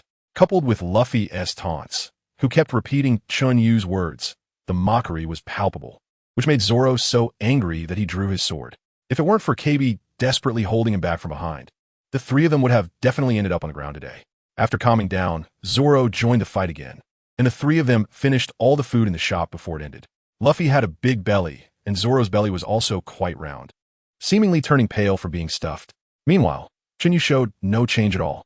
During the training on the deserted island, Chen Yu focused on physical arts and physique. Over the 2 years, his body naturally learned the technique of life restoration. Life restoration is really practical. Once mastered, physical recovery is very fast, and the level of control over one's own body definitely improves. This also made him very confident in his physique, but he just hadn't had the opportunity to fight with all his strength.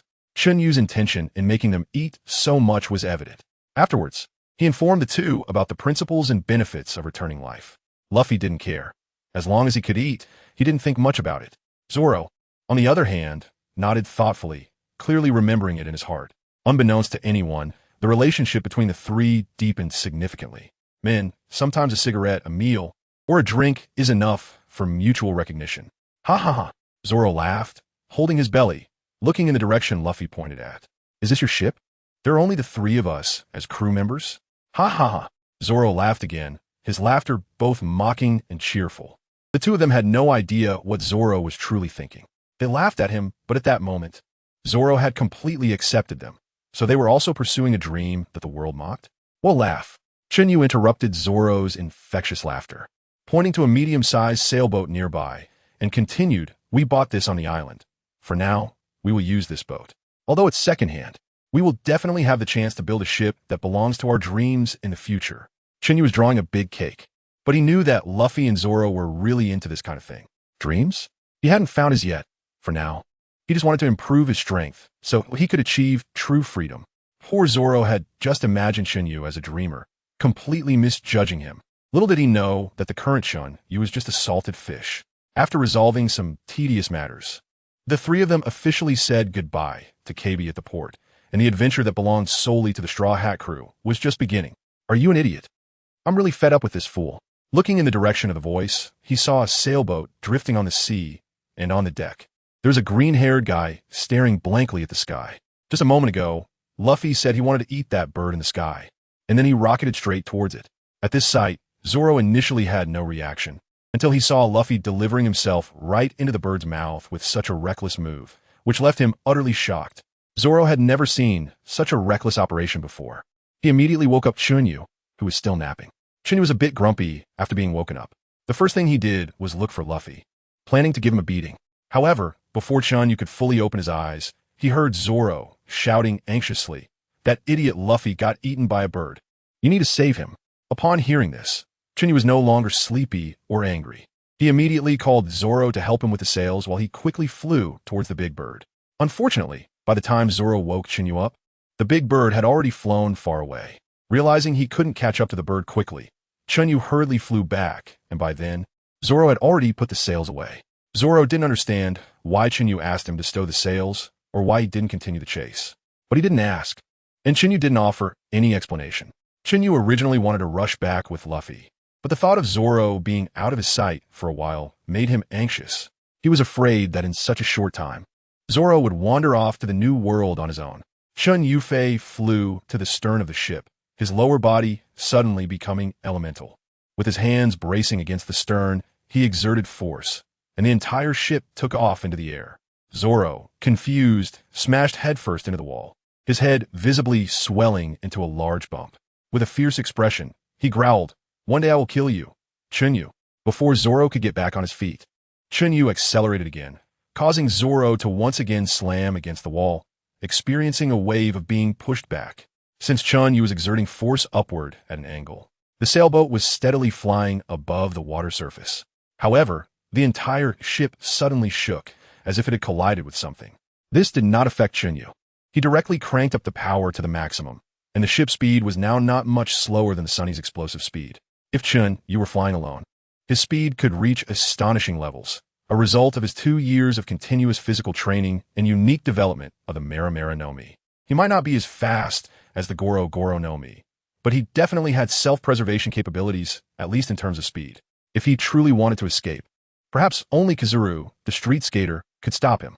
Just where the sailboat had passed, 2 pools of blood inexplicably appeared.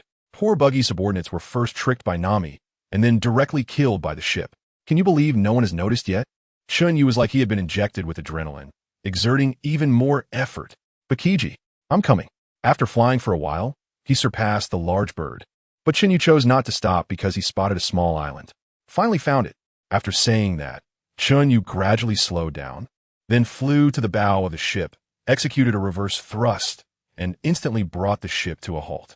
As for Zoro, who hadn't yet adapted to the previous speed, he felt an ominous premonition as the ship suddenly stopped, and then he was thrown out, crashing into several trees before finally stopping against a large rock. Still alive. However, as soon as Zoro opened his mouth, he unleashed an extremely friendly greeting, with a high maternal tone and full of fiber. No need to ask, he learned it from Chen Yu. But why does this kid sound more fluent every time? In the sky, Chen Yu looked at the large bird above, a faint smile tugging at the corners of his mouth, his gaze becoming increasingly sharp. Fire Fist, an exaggerated pillar of fire, roared towards Luffy and the strange bird. Of course, the main target was the bird, don't get it wrong. Chen Yu's Fire Fist is better described as a sea of fire, instantly engulfing Luffy and the strange bird. However, Chen Yu was afraid that the strange bird wouldn't die, so he shouted again, "Passionate eel!" Suddenly, Chen Yu's right hand transformed into a sword finger, and at the same time, a flaming eel appeared in the air, darting around as Chen Yu waved his sword finger. Feeling that the timing was right, Chen Yu swung his sword finger, directing the enormous eel in the sky to charge at the giant bird. Bang! The giant eel exploded with a thunderous roar, and the terrifying flames swept through the sky above the small island. The dark clouds that had gathered above the small island were instantly evaporated. Chen Yu had already left a lot of hands behind, and the yellow eel he had was not set to the highest temperature, only about 200 or 300 degrees, with not much flame gathered, which was equivalent to setting off a firework for Chen Yu. This huge explosion naturally alarmed the pirates on the island. However, under Buggy's Haoshiku hockey luck, the pirates had an inexplicable confidence in Buggy and were not afraid at all. Only Buggy himself felt guilty. At that moment, the giant bird that had fallen to the ground suddenly stood up and quickly pounced towards Chen Yu. Oh, it wasn't the bird that stood up, but Luffy, who was carrying the giant bird running over. As soon as he arrived, Luffy extended his right palm and slapped it on Chen Yu's head, shouting, "Damn Chen Yu, are you trying to roast me to death?" Who is Chen Yu? He can directly elementalize, making it so that Luffy can't even touch him. Luffy, the stubborn bull, was not convinced and used various techniques, but still couldn't hit Chen Yu. Just as Zoro, who had just gotten up, saw this scene, he instantly drew his 3 swords and crazily slashed at Chen Yu. Unfortunately, the two were still too inexperienced, and after exhausting themselves, they failed to inflict any damage on Chen Yu. So arm color hockey, huh? At that moment, Luffy and Zoro suddenly spoke in unison, then exchanged glances and decided to ignore Chen Yu, instead angrily walking over to the giant bird and eating the meat that Chen Yu had roasted. Seeing the three of them sulking, Chen Yu laughed heartily and then ran over to eat the giant bird meat. To be honest, it tasted really good. The roaster was truly a genius. A handsome genius. However, in order to enjoy his meal in peace, Chen Yu managed his expression well and stopped mocking the two. After finishing the meat, the three of them returned to their usual amicable selves. Little did they know that not long after, the two of them teamed up with a curly-haired blonde to give Chen Yu a good beating while he was napping. As soon as the three of them reached the town's entrance, they saw an orange-haired beauty being chased by 3 pirates. Upon seeing this scene, Chen Yu was initially stunned, then inexplicably a bit angry. Suddenly raising his right hand, he fired a series of fire bullets, directly turning the 3 pirates chasing Nami into a beehive. After dealing with the 3 Kalami, Chen Yu naturally wanted to make his presence felt again, instantly showing an anxious and worried expression as he flashed in front of Nami. "Are you okay?" Chen Yu did not get too close. He kept the distance just enough for Nami to feel that he was worried about her, but not to an excessive degree. Meanwhile, Luffy and Zoro watched with wide eyes, their heads tilted to the side, their faces filled with question marks. After Chen Yu came to this world, he felt fortunate that during his university years, he had signed up for the school's acting department and honed his expression management and acting skills quite well. Even someone as experienced as Nami didn't notice anything unusual. Now, apart from her confusion about Chen Yu caring for and protecting her, Nami also felt a bit of guilt. Just a moment ago, she had intended to use the 3 of them as a shield, right? However, this guilt could currently be somewhat overlooked. Nami avoided Chen Yu's gaze, took a step back, and then turned and ran away. "I need that sea chart. The villagers are waiting for me to save them. Just a little more, just a little more." Nami exclaimed softly as she ran. Chen Yu did not chase after her, and Nami did not look back, as if they were strangers. To win Nami over, he first needed to get her on the ship, and to do that, he had to use Luffy's sincerity as a lever to pry open the cracks in Nami's psychological defenses. Watching Nami's figure fade away, Chen Yu pondered to himself. The only thing that could make Nami become a pirate was Luffy's sincerity. Sigh. Chen Yu exhaled a breath of stale air, relaxed his brows, and turned to the still confused duo, not offering any explanation, but stating flatly, "That little girl just now is a navigator, a very capable navigator." After glancing at Luffy, he temporarily bid farewell to Luffy and Zoro, deciding to take a stroll around Buggy's lair first. As for Buggy's crew and Nami, he left them to the 2 of them. Hearing that Nami was a navigator, Luffy's eyes lit up, disregarding Zoro, and dashed off in the direction Nami had gone. Zoro, on the other hand, was indifferent. He didn't need a navigator and firmly believed in himself. After pondering for a moment, Zoro also set off, walking forward. He was planning to go find some alcohol. Not far away, Buggy was waiting outside the tent for his subordinates to bring back Nami. After waiting for a while without seeing any of his subordinates, Buggy sent out another batch, this time not 3, but 10. Chen Yu transformed into a ball of fire and slipped into the tent from the side, rummaging for a long time, but found nothing of value. He only found a useless bullet. Just as Chen Yu was about to leave, he suddenly noticed a very hidden gap under the main seat. Chen Yu threw a fireball, and what came into view was a small safe. Chen Yu, who initially thought he had found nothing, suddenly felt cheerful. He didn't rush to open it, but instead secured the safe and left. On the other side, Nami wasn't so lucky. After escaping from Chen Yu's group, she didn't go far before encountering Buggy's subordinates, and there were even more of them. Seeing the pirates surrounding her from all sides, even on the roof, Nami instantly showed a look of despair. She could handle 1 or 2, but 10 pirates. With the safe in tow, Chen Yu flew to a nearby forest. Bang! The safe fell heavily to the ground. Chen Yu looked around and carefully observed the situation nearby, confirming that there were no abnormalities in the vicinity. Chen Yu was ready to open the safe. However, just as he reached out his hand, he caught a glimpse of a moving green algae head swaying not far away. Chen Yu? Chen Yu's movements paused, and a few drops of cold sweat appeared on his forehead. He was caught by Zoro. Wasn't this guy supposed to be out looking for drinks? Zoro, Chen Yu reluctantly called out. Swoosh tap tap, Zoro pushed aside a few bushes and walked over to Chen Yu, taking the initiative to say, "Yo, Chen Yu, are you also looking for drinks?" Hearing this, Chen Yu didn't respond and looked at Zoro with a half smile. What the heck does that mean? Chen Yu ignored Zoro's embarrassment and raised an eyebrow slightly. Oh, does a great swordsman really think there would be alcohol here? Upon hearing this, Zoro's originally faintly bronzed skin turned bright red in an instant, and it was practically steaming. You must be lost, right? Great swordsman? Chen Yu continued teasingly. Light. The sound of several swords being drawn echoed through the forest. Zoro was no longer in the mood for games. He charged towards Chen Yu, holding two swords with a furious expression. Seeing that he had teased enough, Chen Yu didn't continue to provoke Zoro and simply smiled at him. There's a sword performer in town. Do you want to check it out? I've already left Buggy for Luffy, so that sword performer is all yours. Upon hearing this, Zoro became eager and quickly sheathed his swords. A roguish smile spreading across his face, his eyes gleaming with battle intent. As for Chen Yu, at this moment, he couldn't muster any fighting spirit. But that would be a different story once he learned hockey. Thank you, Sanji, Zoro said, then ran in the opposite direction towards the town. Chen Yu. And then, finally, without saying a word, he stepped forward and gave Zoro a few punches. Bang, bang. After seeing a big bump rise on Zoro's head, he satisfiedly dusted off his hands. At this moment, Chen Yu thought, hitting Zoro is different from hitting Luffy. After hitting Zoro, he would really come and fight you. Without waiting for Zoro to get up and say something, Chen Yu immediately grabbed Zoro's collar and swung him toward a specific direction with all his might. You bastard. Chen Yu, you wait for me. Below. After hearing this, Chen Yu scratched his nose with his index finger and pretended not to hear it. On the other side, when Luffy arrived, he saw Nami surrounded by pirates, so he shouted, "No one is allowed to bully our navigator." If Chen Yu saw this scene, he would definitely give a thumbs up. Such a strong and willful statement.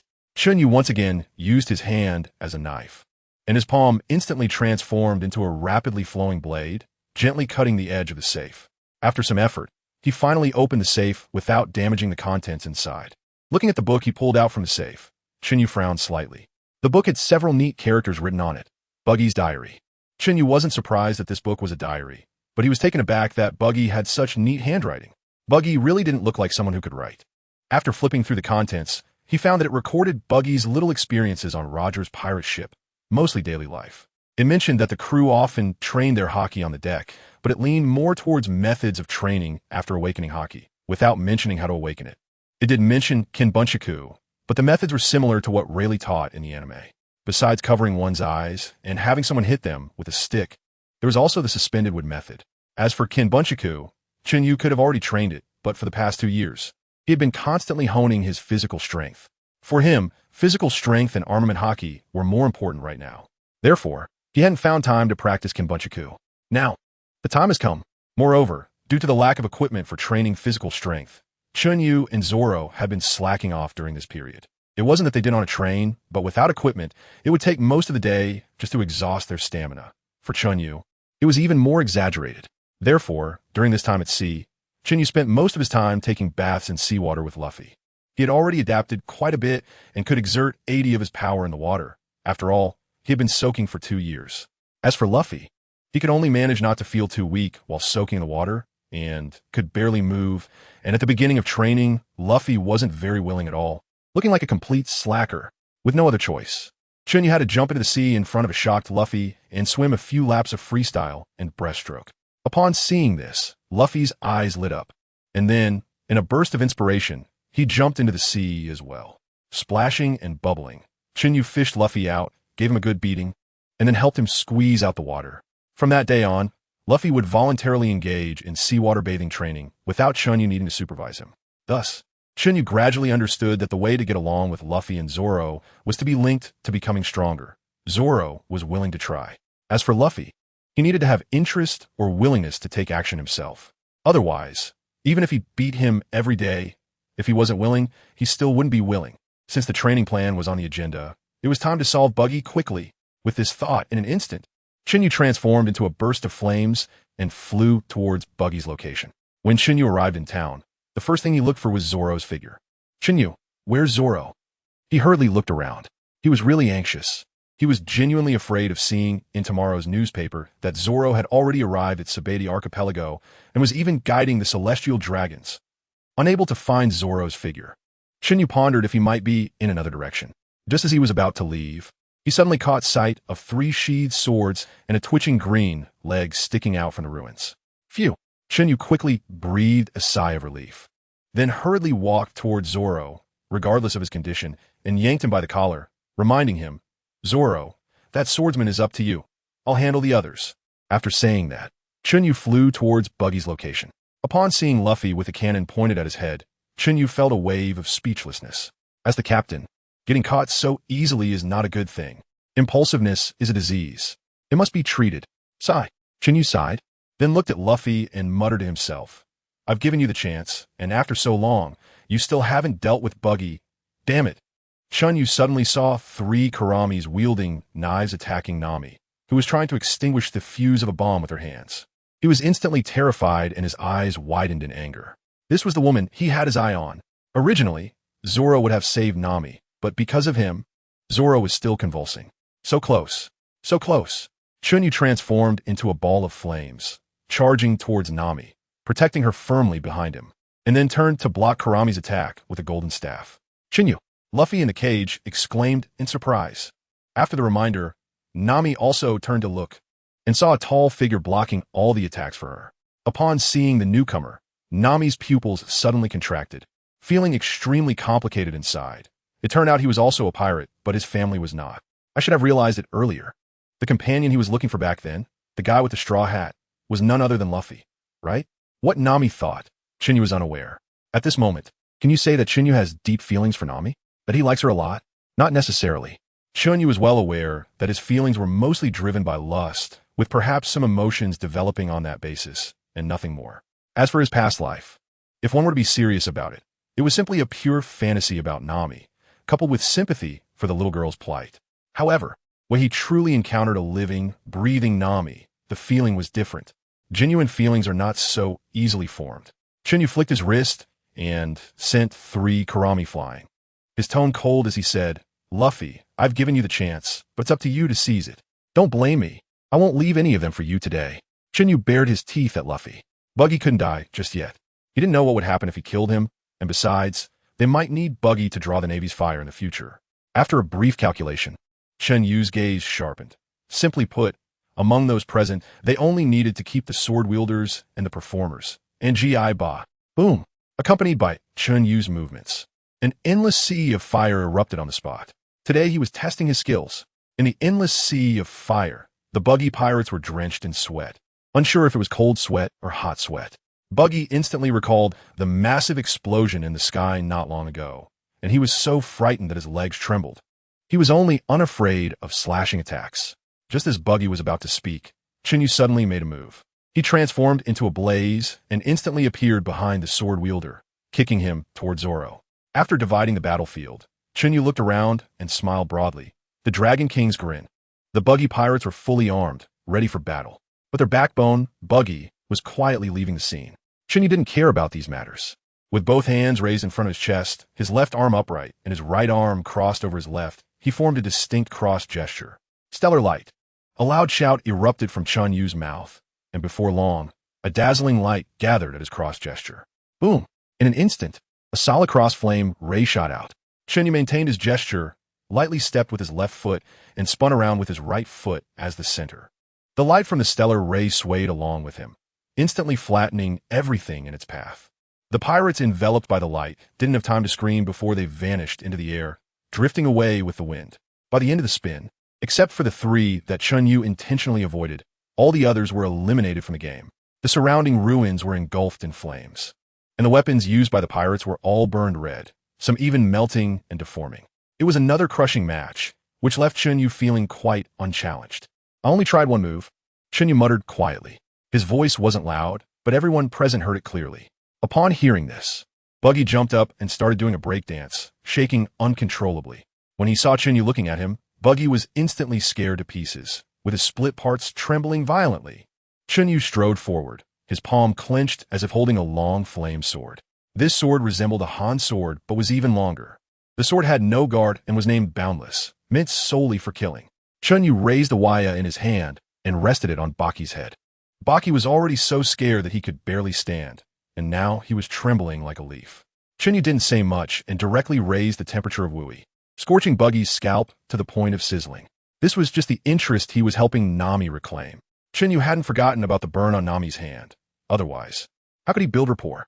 After tormenting Buggy for a while, Chen Yu transformed Wui into a sword with his left hand, positioning it above little Buggy, and coldly said, I asked, you answer. Feeling the heat radiating from his brother, Buggy instantly stopped trembling. fearing that shaking too much would cause him to bump into the long sword and regret it for life. I'll tell you. No, you ask. Write down the method to awaken Haki, right now, immediately. Chen Yu's voice was icy, his gaze cold as he looked at Buggy. Hearing this, Buggy was almost in tears. He really didn't know. He hadn't practiced properly on Roger's ship back then. He was only interested in treasure.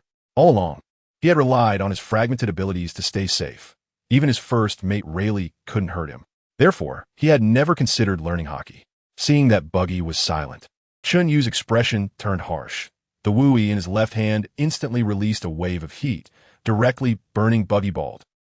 Stop it. I really don't know how to use Haki. If I could use Haki, I wouldn't be hiding in the East Blue now. As he felt the pain from little Buggy, tears streamed down Buggy's face.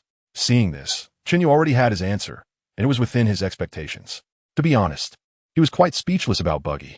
With such a ridiculous start, if he had learned even 1 or 2 moves from his captain and first mate, he wouldn't be chased around every day. With strength, what treasure wouldn't he have? After pondering for a moment, Chen Yu said in a cold tone, "If you don't produce something of value today, I'll send you to meet the Pirate King. You still have 2 subordinates. Whether you 3 live or die depends on you." Feeling the coldness in Chen Yu's tone, Buggy shivered again, his mind racing. After a while, sensing that Chen Yu was about to take action, Buggy spoke first. "I really don't know how to use Haki, but I heard our captain say that Haki requires a special method of operation to activate. Is that it?" Originally, upon hearing these words, Chen Yu was thoughtful, but he hadn't expected that this piece of junk would take so long only to come up with such a sentence. Chen Yu's forehead veins bulged, and he felt like he was being treated like a monkey. Chen Yu's flames suddenly erupted, causing the ground beneath him and Buggy to sink more than 10 centimeters. And the surface gradually turned red, hinting at a melting trend. This moment came quickly and left just as fast. As Buggy saw his clothes ignite with a bang, he instinctively exclaimed, "I don't know what this method of operation is, but in the new world, everyone has their own way of operating, and you can awaken armament Haki without relying on a method."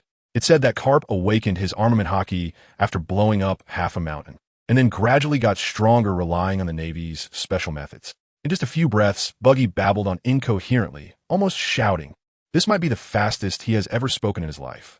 After getting the information he wanted, Chen Yu revealed a brilliant smile, and Nami, seeing Chen Yu's smile, also seemed slightly dazed, appearing lost in thought. Zoro had already dealt with his opponent. For him, such an opponent posed no pressure at all. He had long noticed the situation between Chen Yu and Buggy and had heard their conversation. Besides excitement, he felt more recognition for this vice-captain. Of course, he never forgot his desire to beat him up. "Chen Yu, you bastard!" A burst of angry fragrance shot out from Luffy. Chen Yu, Zoro, and Nami all turned to look at the frenzied Luffy. It seemed that this guy was really angry. They all knew not to steal his meat or his opponents. But for Chen Yu, if he didn't provoke Luffy a bit, he would never learn his lesson. From today on, their group had an unwritten rule.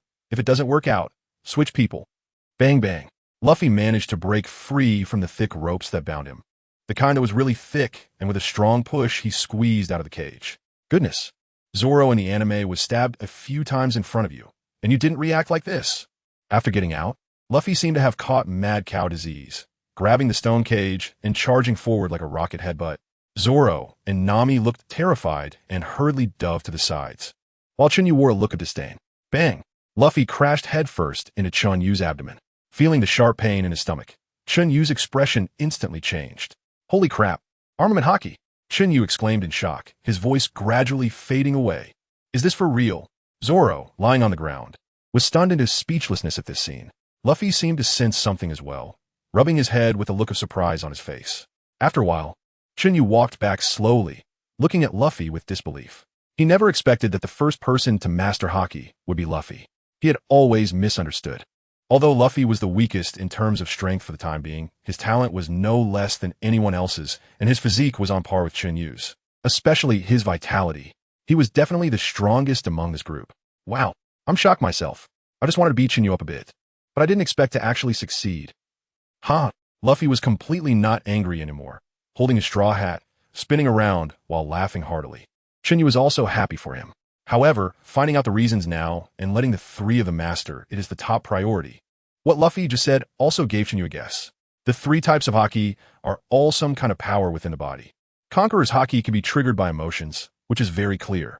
Nowadays, armament haki can also be triggered by emotions. Nami can testify to this. And today's Luffy is a good proof of it. Previously, he thought he had to refine his physical body to the extreme to awaken armament haki. Now, thinking about it, that's not necessarily the case. In a new world, there are countless people who can use armament haki, and not every physical body can be refined to the limit, right? Moreover, many frail people have also mastered armament haki, like the many beauties on Amazon Lily. Combined with what Buggy said today, Chen Yu suddenly understood these concepts. With this in mind, he turned around and explained to the two, emphasizing, mastering armament haki is just the starting point. The physical body must continue to be refined. A strong physical body is related to the upper limit of strength. As if worried that the two wouldn't understand, he added, the stronger the body, the more and stronger the total amount of haki. Hearing this second statement, Zoro and Luffy both made a gesture of na lu kuhuiduo, which made Chen Yu's mouth twitch and his eyes twitch. It turns out these two are both fools. If he hadn't added the second sentence, those two really wouldn't have understood. With this in mind, Chen Yu rolled his eyes. Originally, he wanted to say something more, but out of the corner of his eye, he caught sight of Nami and hurriedly swallowed his words. Right now, Nami is more important. He walked slowly towards Nami, his eyes fixed on her, showing an extraordinarily gentle expression. Under such a gaze, Nami felt a little shy, her expression slightly evasive. Not daring to meet Chen Yu's eyes, one hand awkwardly hugging her chest, tightly gripping the upper arm of the other hand. Nami also felt that she was acting strangely today. She should have left quickly after dealing with these pirates, as usual. But today, she didn't really want to leave just like that. She sincerely felt that this group of people was different from other pirates. Oh no, now, there's no escaping. Suddenly realizing this, Nami panicked a little and muttered in her heart, Nami, join us. This way, you won't have to hide anymore. We'll solve any difficulties together. Chen Yu spoke gently and enticingly. Hearing this, Nami hadn't expressed her stance yet when Luffy directly provided support. Exactly. Join us. Let's go on adventures together. Let's travel the world together. Luffy was sincere yet excited, mixed with a bit of playful stubbornness. Seeing that Nami still didn't respond, Chen Yu simply looked at her eagerly. Luffy then began to act mischievously, using all sorts of tricks, being as sincere as possible, and as playful as possible. I've decided, Nami, you are my navigator. Perhaps due to the difference in strength of this group of people compared to the original work, Nami's reaction was completely different. She was really thinking seriously. And with Chen Yu around, Nami didn't think Arlong could do anything to this group of monsters. Seeing that she still hadn't responded, Chen Yu frowned slightly and quickly glanced at Zoro with a sharp gaze, as if saying, if she refuses, you're done for. Zoro saw this look and immediately had a face of despair. He had no connection with Nami. Watching Zoro's reaction, Chen Yu decided not to waste any more time on him. Just as he was about to shift his gaze, he suddenly caught sight of Zoro's sandai kitetsu. His eyes lit up, and his expression became a bit excited. He knew where the problem lay. However, Zoro, seeing Chen Yu staring intently at his sandai kitetsu, immediately became extremely vigilant. This was the engagement token from his deceased wife. He would never get to Nami. Zoro clearly misunderstood something, but Chen Yu didn't notice at all. However, he suddenly disappeared from the spot, and soon returned with several bags of Buggy's gold and his somewhat useless gold stick, which was his last resort for Nami. Nami, don't you need gold? We'll give you all our gold. You see if it's enough. If it's not enough, we'll think of a way together. Chen Yu walked towards Nami with several bags of gold, his gaze gentle. After placing the bags in front of Nami, he pondered for a moment and then took out the gold stick he had deliberately hung behind him. He didn't speak again. He just stared intensely at the gold stick in his hand, as if looking at a comrade about to part ways. After a moment, Chen Yu pretended to sigh reluctantly. Then his gaze fell on Nami again. However, this time, his eyes became exceptionally firm. This weapon of mine is also pure gold. It should be worth something. You can use it too. If it's still not enough, we'll go rob other pirates. At this time, Luffy also chimed in. That's right, that's right. Take it all. Then he raised his fist, looking indignant, saying fiercely, rob other pirates. Before Luffy and Chen Yu could speak again, Nami suddenly lunged at Chen Yu's arms, tightly hugging him, tears streaming down her face, and with a slightly hoarse voice. She said, enough, enough, it's already enough. Who is Chen Yu? It's Zhuge. Feeling the warmth and softness in his arms, Chen Yu quickly opened his arms and tightly embraced Nami.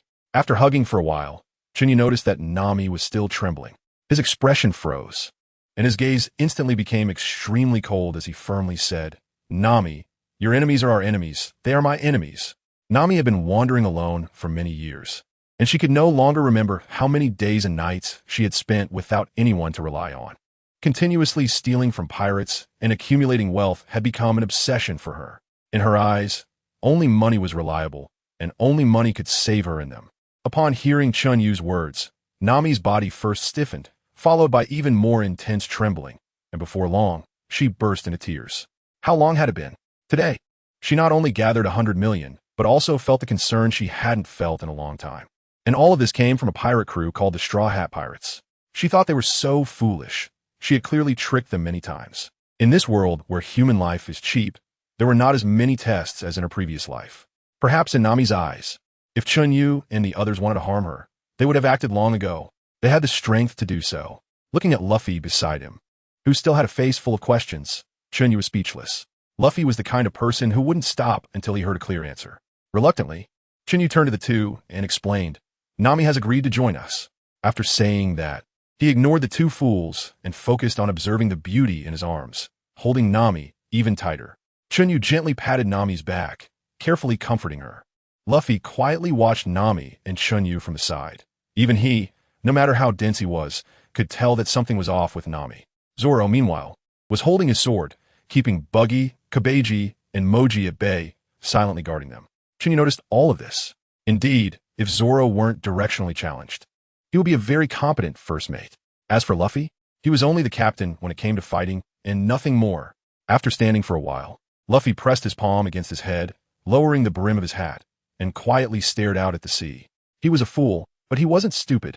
He sensed that something was unusual. He was also curious about why Nami hated pirates so much, why she was crying so sadly now, and why she needed so much money.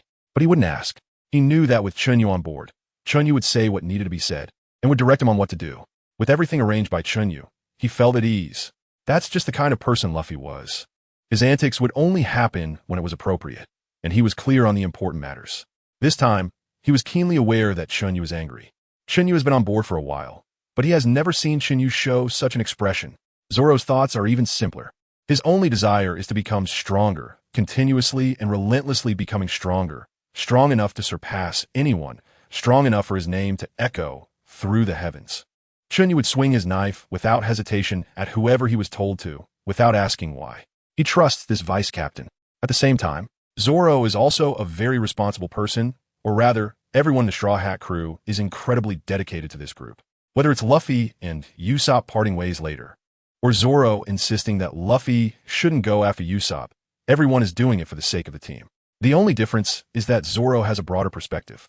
This is also one of the reasons why Zoro became the acknowledged vice captain in everyone's hearts in his previous life. Usopp, on the other hand, cherishes the present more. He can't abandon the going merry, or rather, he simply cannot abandon any of his companions, even if he has to give up. Chen Yu's palm continued to gently soothe Nami, and he wouldn't ask her anything. He wanted Nami to speak up on her own, to truly integrate into this group, and to feel comfortable seeking help from them when she encountered difficulties. Time seemed to pass without notice, and no one cared how long it had been. Only that Nami was feeling better now. Nami, whose body had stopped trembling, slowly loosened her tightly clasped hands around Chen Yu, and gently wiped her eyes with her slightly bruised hands from the prolonged strain. Chen Yu noticed Nami's movements. He didn't take advantage of her. Instead, he gently rubbed her head with his palm and slightly leaned down to say, "You should go rest over there for a while. We'll handle some things." Looking at her tearful face, Chen Yu couldn't help but feel moved. As he turned to walk toward Zoro, he quietly added, "Remember, we'll face difficulties together. We're strong." He stretched out his right arm and made a strong gesture before slowly walking toward Zoro. Luffy also flashed a bright smile at Nami. Then, like Chen Yu, made a strong gesture and followed Chen Yu toward Zoro. Zoro tightened his grip on Sandai Kitetsu, his eyes becoming more resolute. "I have completely fallen in love with this crew." Chen Yu's heart was quietly undergoing a qualitative change. "Buggy." Chen Yu looked calmly at Buggy and the others, calling out in a neutral tone, Hi. Hi." Upon hearing Chen Yu's call, Buggy immediately became nervous and responded clumsily. "Next time you see us, remember to say hello, or we'll come find you to chat." Chen Yu's tone returned to being cold. He no longer looked at Buggy and the others, instead calling Luffy and Zoro to carry several bags of gold and treasure back to the ship, while he walked towards Nami. Ignoring whether Nami was willing, he directly picked her up in a princess carry. as if she were his wife, and headed towards their ship. Having regained her composure, Nami was naturally reluctant and kept hitting him, insisting that she could walk and asking Chen Yu to put her down. As a young man from the 21st century, Chen Yu naturally knew not to rush things. The timing wasn't right yet. He simply carried Nami onto the ship and then set her down. Without looking at Nami's flushed face, he turned around and began to arrange preparations for departure. Set sail. Luffy stood at the bow, giving orders. Chen Yu wouldn't steal Luffy's spotlight. Luffy trusted him immensely, and he certainly wanted to get things done properly so everyone would be happy. Now that their group had a proper navigator, they no longer had to rely on intuition to sail. The three of them smiled at Nami, waiting for her to direct the course. Nami was not a delicate person and quickly got into the role. After confirming the direction, she promptly chose a room. Coincidentally, the room she picked was Chen Yu's. Chen Yu was suddenly excited, taking small steps and exclaiming, "Nami, I'm willing to share a room with you." However, reality responded with Nami's furious iron fist, which tossed Chen Yu out of the room with a couple of hard knocks, along with his personal belongings. Seeing Chen Yu's predicament, Luffy and Zoro both showed expressions of schadenfreude, covering their mouths and snickering, not taking Chen Yu seriously at all. They were getting carried away. One hadn't awakened his haki, and the other had, but couldn't use it freely at all. What would happen once they mastered it? With that thought, Chen Yu elegantly got up, slightly adjusted his handsome suit, and suddenly revealed a murderous intent as he lunged at the two. Taking advantage of his elementalization, he ruthlessly beat them up, leaving them with bruises on their heads, then pulled out a handkerchief to wipe his palms clean and left unscathed. After lightly tidying up the things that had been thrown out, he turned and walked towards Luffy's room, mimicking Nami's actions and officially occupying Luffy's room. Meanwhile, Luffy could only obediently find another room to settle down in, looking like the foolish son of a landlord. In an instant, the three of them seemed to have a telepathic connection, suddenly peering out of their rooms and exchanging a glance. Chen Yu also just realized that he had inadvertently activated his armament haki. No wonder Luffy suddenly became so obedient. He must have really been hurt. After returning to his room, Chen Yu let out a long, calming breath, settling his restless heart, and carefully summarized the sensations he experienced while using armament haki. For now, he could only explore it on his own, but fortunately he had successfully activated it, providing a clear direction for his research on haki. As for the other two, relying on them to figure it out? He had originally planned to ask Luffy, but thankfully he had activated it himself. Otherwise, if he had asked Luffy how it felt, that guy would definitely be as clueless as ever, not able to produce a single coherent thought. Zoro was leaning against the side of the ship, pondering seriously how to awaken his haki while looking at the sword in his hand, Wado, Ikamanji. And Luffy? He was fully revived. Excitedly holding a fishing rod, he was busy fishing. Setting sail is always beautiful, especially on a sunny morning. Creak. The sound of a door opening suddenly broke the tranquility that belonged to this sea area. After contemplating all night in his room, Chen Yu stepped out slowly, his lazy gaze leveled at the sea, seemingly trying to relieve the fatigue that had accumulated over this time. He had shed the handsome suit he always wore, now dressed in a green beach outfit adorned with coconut tree patterns rustling in the sea breeze. His long hair had been cut short, replaced by messy hair about the length of his fingers, thick and full of spirit. "Chen Yu, come down for dinner." Hearing the call, Chen Yu looked down at the deck. He saw a person in a white short-sleeve shirt and very simple ultra-short denim shorts, waving to him with long legs. This instantly lifted Chen Yu's spirits, filling him with joy. Usually, he wouldn't casually use his fruit abilities unless necessary. With a smile in his eyes, he looked at Nami eagerly and then gradually walked towards the deck. The three of them had already been waiting at the table for a long time. Since Chen Yu had informed them last night not to disturb him before he came out, everyone patiently waited, even when it was mealtime. Of course, except for one person. Monkey D, Luffy, who had been beaten up. Seeing the big bump on Luffy's head, Chen Yu was already used to it. Who on the ship doesn't show a bit of haki when they get angry? While eating, he shared some insights he had gathered last night with everyone. He explained to Zoro what it felt like to use haki and also taught Luffy how to grasp the bit of haki he had just awakened. Based on Chen Yu's estimation, Zoro should be able to initially mobilize his haki in the next few days. Their physical qualities were all quite strong, and the haki they used, Chen Yu guessed, was the part that overflowed when the body generated haki, like overflowing energy. As for Luffy, it was obvious that what Chen Yu had just said was way beyond his understanding.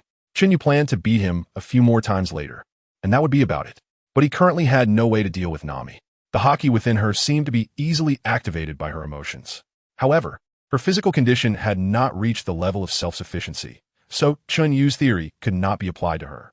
As for asking Nami to train her muscles, he must be crazy. After dinner, Chen Yu, who had repeatedly beaten Luffy a few times, felt the hockey on his fists and was a bit distressed. Currently, his hockey was only enough to cover a few protruding parts of his fists, which was simply not enough. Moreover, for his flames to truly wreak havoc on Akainu, a sufficient amount of hockey was needed. Don't you see Admiral Kizaru taking down a supernova with a single kick, shouting within the range of my foot, and then turning around to wield a long sword made of light elements to duel Rayleigh? Do you think that kindergarten principal's sword is not wrapped in hockey? These three admirals are all seasoned veterans. They've been famous for a long time and definitely have unique insights into the development of their devil fruits. Otherwise, why do you think Akiji dares to wield a sword made of ice formed from ice fruit and go on a rampage? Of course, it's because he's strong and confident. The current methods of hockey operation only leave two paths, Mihawk and Garp. Luffy Yash, let's set sail for the Grand Line. Nami, no. Whether it's the number of crew members or the ship's configuration, we are not ready to venture into the Grand Line. Luffy, we're definitely lacking a cook and a musician. Zoro, a musician? Ahaha, Nami. She immediately turned around and threw two punches, leaving Luffy and Zoro lying on the ground, twitching continuously. Chen Yu was quietly watching from the side. Although he didn't know why Zoro was also getting beaten up, he didn't ask, definitely not, because he was afraid of getting hit too. Seeing that the captain was unreliable, Nami ran over to discuss it with Chen Yu. Chen Yu, Nami. After a moment of planning, Chen Yu felt he was ready again. He suddenly reached out and held Nami's delicate hand. Chen Yu, let go of my hand, Nami said, her eyes squinting with a smile, her tone calm. Those who know Nami are aware that she's about to get angry. But who is Chen Yu? He immediately thought that Nami was not resisting and decided to take a bold approach. After standing up, he suddenly opened his arms, intending to give Nami a loving hug. Hey, what a scene. After a few loud crashes, another person lay on the ground, and it turned into a twitching trio. The ship was sailing very quickly, and during the journey, Chen Yu accelerated several times. Before long, they arrived at their destination, the hometown of Usopp, the absolute dead end. Rustle, the surrounding grass was making noise, and dozens of pirate flags were raised around them. A long-nosed man suddenly jumped out, boasting and dazzling Luffy. But Luffy immediately recognized Usopp as the son of Yasopp.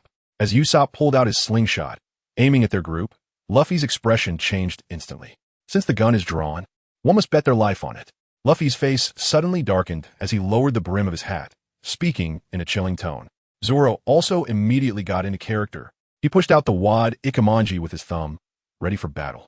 Seeing this, Chen Yu naturally did not fall behind and went even harder. Since you've decided to take action, you'd better leave all four of us alive. Otherwise, we will slaughter everyone on the island. Before he finished speaking, Chen Yu drew the long knife he had taken from Monka and swung it fiercely towards Usopp. Usopp was so scared that he shivered all over. Nami, standing beside him, crossed her arms over her chest, tilted her body, and looked at Usopp with a sideways glance, a mischievous smile creeping on her lips. Observing the stance of the four and the aura they exuded, which clearly did not seem like a joke, Usopp's fighting spirit vanished in an instant, and he knelt on the ground, panting heavily, tears streaming down his face from fear. The four then couldn't hold back any longer and burst into laughter. It was their first time doing something like this, and they all exclaimed how thrilling it was. Relying on the relationship with Luffy and the red-haired pirates, after a brief conversation, Chen Yu proposed to buy a ship and decided not to have dinner with Usopp. Of course, Luffy disagreed. He shouted that he was the captain. What he said counted, but during peacetime, the captain's words were completely meaningless. They bought a few large pieces of meat by the roadside to appease Luffy, and this matter was considered settled. Chen Yu did not intend to waste too much time here. Getting everyone to master hockey as soon as possible was the most important thing. He had no interest in competing with Kid and the others to become a supernova. If those supernovas were sensible, they would keep to themselves. Otherwise, they would be turned to ashes. That's right, Chen Yu was already planning to take down the four emperors. He would handle Big Mom, leave Kaido to Luffy, and let Zoro choose his own opponent. For Chen Yu, whether it was Big Mom's Prometheus, Kaido's Blast Breath, or Enel's talent for flames, he wanted them all. As Chen Yu further developed the abilities of the Burn fruit, he discovered that he could completely analyze certain flames. However, he couldn't create new flames yet, otherwise, he would want to produce While Nami and the others were talking to Kaya, the butler Kuro stepped in, threatening to kick them out, especially after berating Usopp. This made Chen Yu's face darken immediately. Although Kuro was speaking the truth, Usopp was indeed as he described. But it was a done deal that Usopp would join their ship. Luffy had already decided to invite Usopp on board. The others had no objections either. In that case, he couldn't be blamed for being protective as the vice captain. Watching Kuro still pestering Kaya, Chen Yu revealed a cold smile. It's just too bad for Kaya, the poor girl, who had always been kept in the dark by Kuro. Damn him. Anyway, Kaya had Usopp to comfort her. With that thought, Chen Yu no longer hesitated. He gave Kuro a meaningful glance, reached into his pocket, and pulled out a piece of old, yellowed origami, handing it to Kaya. Seeing this, Kuro immediately realized what the paper was. His previously puzzled face instantly darkened. He shot a resentful glance at Chen Yu and left through the window without saying a word. Kuro's actions left everyone bewildered, while Kaya, who was full of worry, couldn't help but shout towards the direction Kuro had left. Clabatel, where are you going? Not getting a response, Kaya could only awkwardly smile at the group, apologizing. I'm really sorry. I don't know why Butler Clabatel suddenly acted like that today. He usually isn't like this. Nami and Usopp turned to look at Chen Yu, then back to the yellowed paper in Kaya's hand. At this moment, Kaya also reacted and hurriedly unfolded the origami that had caused Kuro's strange behavior. Swish, swish. Kaya quickly opened the paper. However, when she saw the contents, her expression changed drastically, and she turned pale.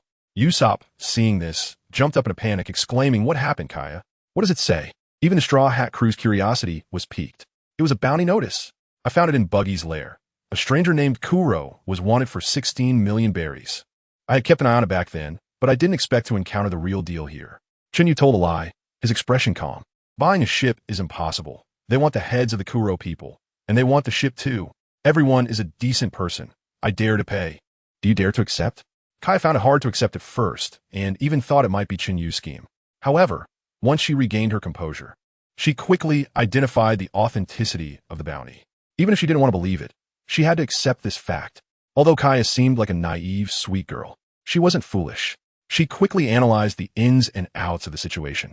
The first reaction of Kuro, whose identity was exposed with a bounty of 16 million, was not to eliminate witnesses, but to flee in panic. And this group of people showed no fear of Kuro at all. In just a few seconds, she had enough time to think about what to do next. Usopp-san, if Kuro attacks again, our village. Kaya covered her mouth, tears streaming down her face. At this point, it wasn't just Usopp. Even Chen Yu's heart was about to soften. There's something to this, Chen Yu thought to himself. He didn't dislike Kaya's actions. On the contrary, he found the girl quite remarkable. The initial sadness was genuine, and the quick decision she made seemed the most reasonable in hindsight. Even her approach left Chen Yu in admiration. As a master of expression management, Chen Yu could see that Kaya's concern for the village was real. All right, this is good. Even if he originally didn't want to help, he now had to. Besides him, everyone else was outraged, eager to slaughter Kuro and feast on his flesh. Just as Chen Yu had anticipated, Usopp pleaded with Luffy to take action, even begging to kneel before him. Luffy, who had already considered Usopp a companion, agreed without hesitation. Even Nami didn't oppose, just casting a glance at Chen Yu. Chen Yu responded to Nami with a helpless nod. What can he do? The captain has already promised her. As for his helplessness, it's because he hasn't made any demands yet. After all, he's a pirate. Once on the ship, he didn't intend to just be a nice guy. If they offer something later, that's their goodwill, and it doesn't prevent him from making demands. Originally, considering Usopp's face, he only planned to ask for a few million as a reward. Before leaving, he would let Luffy complain to Usopp, saying the ship was broken and couldn't move. Wondering if Mary and Kaya would send a ship over. All his plans turned to autumn leaves, swept away by the wind, leaving only Chen Yu sighing alone. How can one know the value of rice and oil if they don't run a household? During this battle, Luffy seriously warned Chen Yu not to steal his opponent. Zoro, on the other hand, dramatically displayed his short blade and gave him a meaningful glance.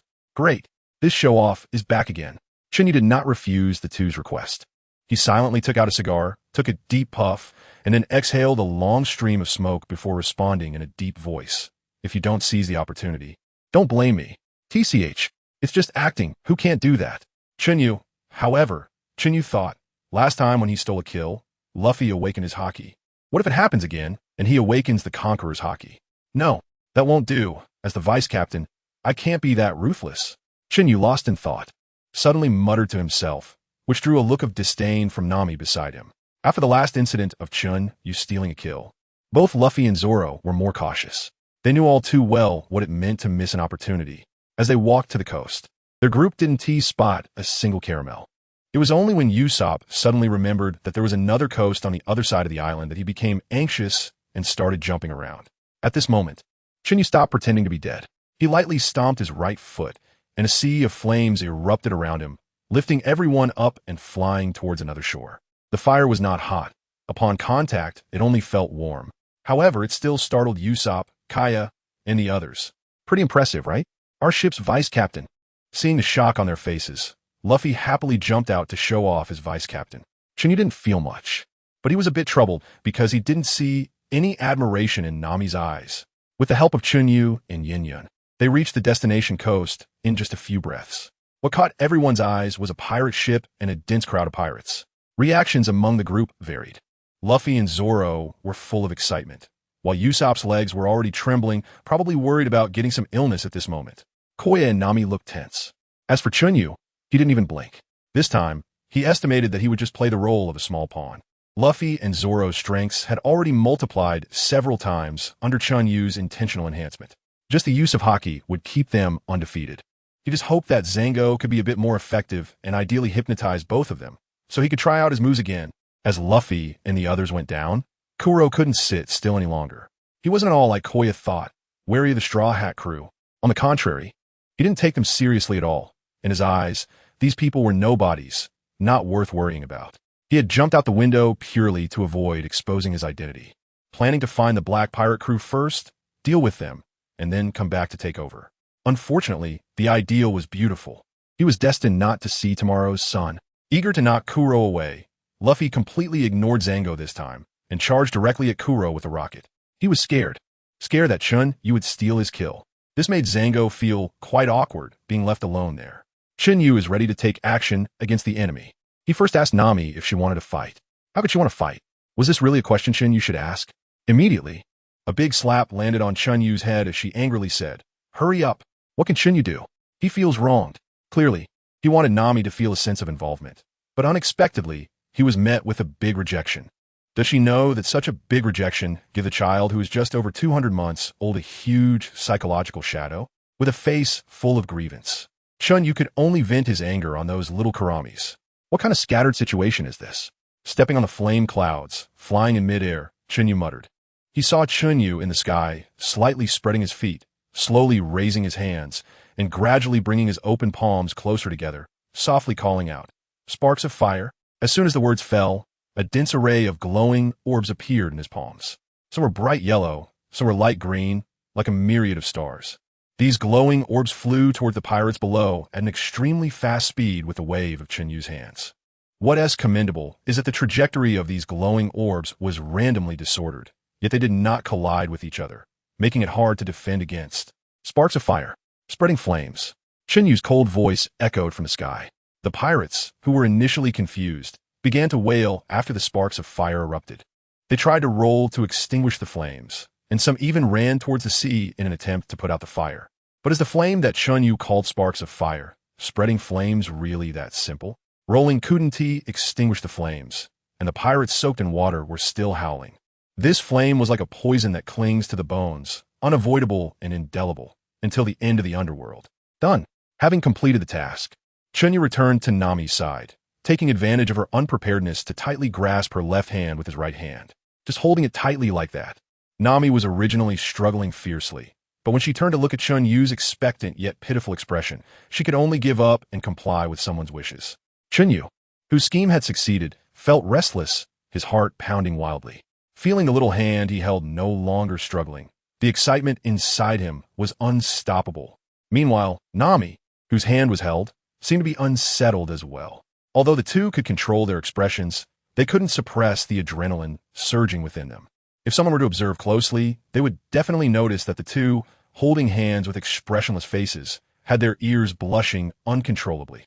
Chen Yu watched the hands that the two were holding, and a smile slowly appeared at the corners of his mouth.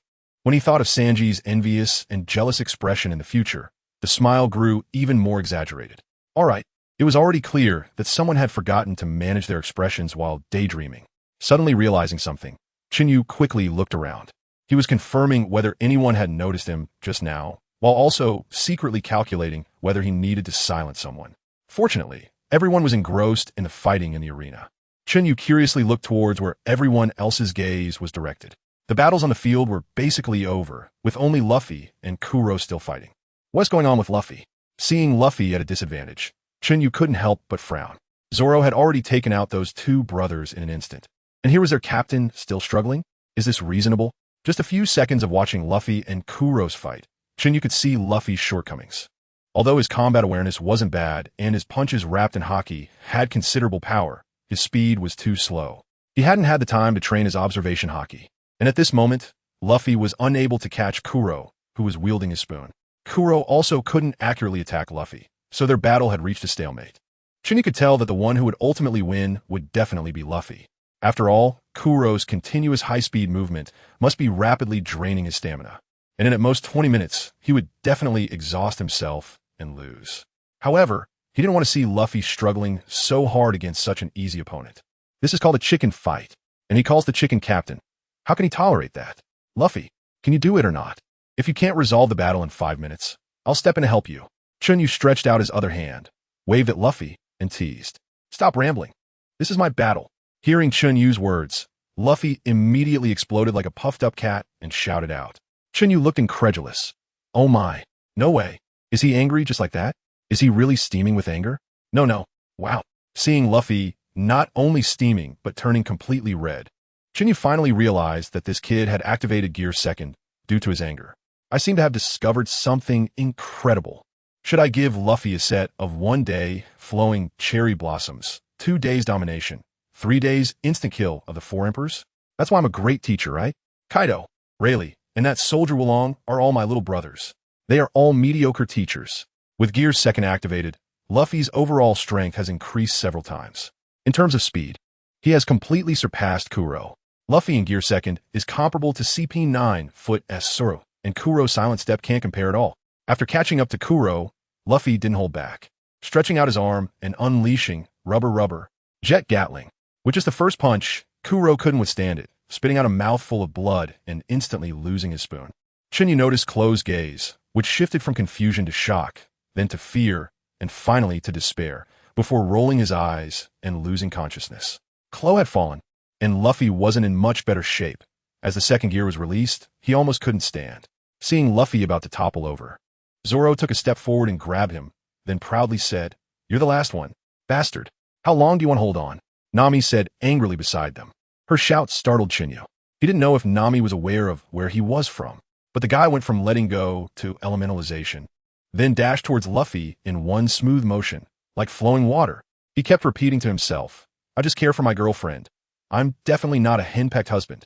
In his eyes, since he had already held her hand, could she not be considered his girlfriend? After quickly tidying up the battlefield, the group was warmly received by Kaya and the butler Mary. The former wanted to ask the Straw Hat crew to take Usopp with them before they left, while the latter was shocked by the combat power of Chen Yu and the others. After enjoying a hearty meal, Chen Yu decided not to stay any longer and forcefully pulled Luffy to leave. Kaya wanted to keep them, but was stopped by butler Mary. However, Mary's actions did not stop there. He said, "Please wait a moment. Thank you for saving our lives. We will never forget such a great favor. I see your ship is quite worn out, and if you don't mind, we have a ship here that we can offer you. What do you think?" With that, Mary looked at Chen Yu. Chen Yu remained calm. "Then I would like to thank the butler and Miss Kuya. We really need it." Upon hearing Chen Yu's response, Meili's expression brightened. In Meili's eyes, such friendly, strong individuals were much more reliable than any navy or world government. Chen Yu gave Nami a glance, then kicked Luffy. Realizing that they could get a new ship, Luffy's face lit up with excitement. He eagerly followed Nami and Mary to check out the ship. Chen Yu sat next to Zoro, and the two exchanged a glance before silently picking up their cups to continue drinking. Usopp quietly returned home to pack his things. It wasn't long before Nami ran over with an excited expression, bringing Zoro and Chen Yu to see the ship. Seeing Nami so happy made Chen Yu smile knowingly. He wanted to hold on to this happiness, but their group strength was still far from enough. Thinking of Luffy's strength, Chen Yu felt a slight headache. That guy really disliked training. He needed to remember to have Usopp make a few suspended logs for everyone to learn observation haki. Future battles would only get tougher, and even if they couldn't win, they needed to have the power to protect themselves, especially not letting Nami be bullied. Especially that swollen-headed dragon under Kaido. What was it called? Runty? After seeing the new ship, Chen Yu showed little reaction. He was more focused on the construction of the training room. Besides asking Usopp to make a few sets of suspended logs, he also had Mary deliver several tons of weight plates. After checking that they would be enough for a while, he didn't feel the need to add anything else. In no time, it was time to set sail. Unlike the others who stayed by the ship, Chen Yu had already begun training his observation haki. On one hand, time was truly of the essence. On the other, he didn't like that atmosphere. He thought Luffy inviting Usopp was too awkward. If he were there, his awkwardness would surely flare up. After a few exchanges, Usopp suddenly leaped up, shouting, "Captain, I'm coming. You idiot. I'm the captain." Luffy couldn't help but punch Usopp, causing him to cry out in pain. However, the man quickly rallied. He immediately shouted, "Then I'm the first mate." Hearing this, the others present all recoiled in fear, as if afraid of being caught in the crossfire. Before Usopp could figure out the situation, a bright light suddenly shot out from the training room, instantly transforming into a 40-meter-long flaming sword, pressed tightly against Usopp's neck. Immediately, a teasing voice emerged. "What did you just say? I didn't hear you. Who did you say is the first mate?" With a thud, the sound of water droplets falling onto the deck echoed in the air, and at that moment, the surroundings became eerily quiet. Usopp's tears, snot, and cold sweat dripped down, and he couldn't tell what was falling anymore. Usopp was so scared that he became a sieve, unable to say a complete sentence. He was genuinely frightened. A 40-meter sword. Do you know how thrilling it is to have a 40-meter sword at your neck? You're the sub first mate. After a long while, this phrase finally stuttered out of Usopp's mouth, and even the sound of his teeth clinking could be clearly heard. "What did you say you wanted to be?" Hearing Usopp's answer, Chen Yu didn't let up. The 40-meter sword instantly became 50 meters long. I want to be. Seeing Usopp struggle to get the words out, Chen Yu extended the sword by another 10 meters and doubled its width. "I want to be a brave warrior of the sea." In the blink of an eye, the sword grew even longer and larger, and Usopp immediately straightened his tongue. Feeling no eye strain, back pain, or even itchiness, Luffy exclaimed in amazement. Hearing this, Chen Yu also retracted the long sword. He was well known on the ship for loving peace, but aside from loving peace, he was also keen on helping his companions. For example, he just cured Usopp's stutter and hyperactivity in one go. Look, the effect is amazing. After Chen Yu's training, Usopp was much more obedient now. However, this guy's psychological endurance was truly strong. He had just had a sword at his neck, and now he was already playing around with Luffy, having a great time. "Hey, play. Enjoy it while you can. Once I finish making the training plan, no one will escape." At that time, those who didn't meet the training standards would have the pleasure of experiencing the 40-meter sword. In the training room, Chen Yu, who was formulating a training plan with Zoro, secretly laughed to himself. He then disregarded the two outside who were having so much fun and walked straight to the weapon rack, pulling out a wooden sword. "Zoro, interested in a spar?" As soon as he finished speaking, he tossed 3 more wooden swords toward Zoro. Interesting. Upon hearing this, Zoro reached out to catch the flying wooden swords, his face filled with excitement. Zoro wasn't entirely sure if Chen Yu understood swordsmanship, but as long as someone challenged him with a sword, he was highly unlikely to refuse. Chen Yu wielded a specially made double-edged sword. He preferred using a sword over a knife. In terms of swordsmanship alone, he could probably outmatch Zoro by a head. However, he had his own set of sword techniques, which were highly flexible, while Zoro's sword style was more straightforward and powerful.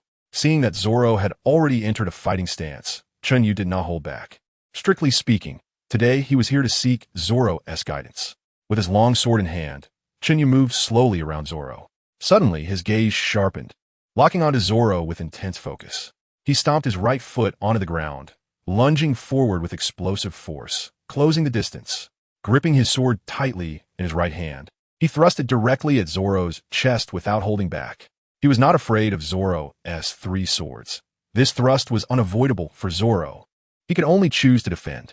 If Zoro decided to slash horizontally at him with his swords, the outcome would definitely be Zoro's defeat and his own serious injury, as a horizontal slash from close range was nowhere near as fast as a direct thrust.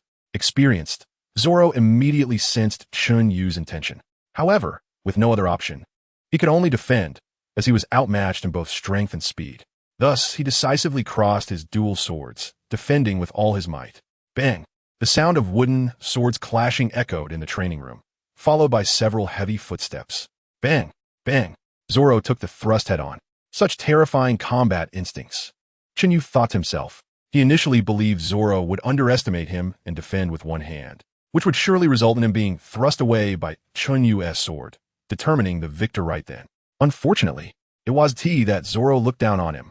Rather, it was he, who had only a slight advantage in strength and speed, who was underestimating Zoro. If Zoro lacked such judgment, he wouldn't have gained such a fearsome reputation.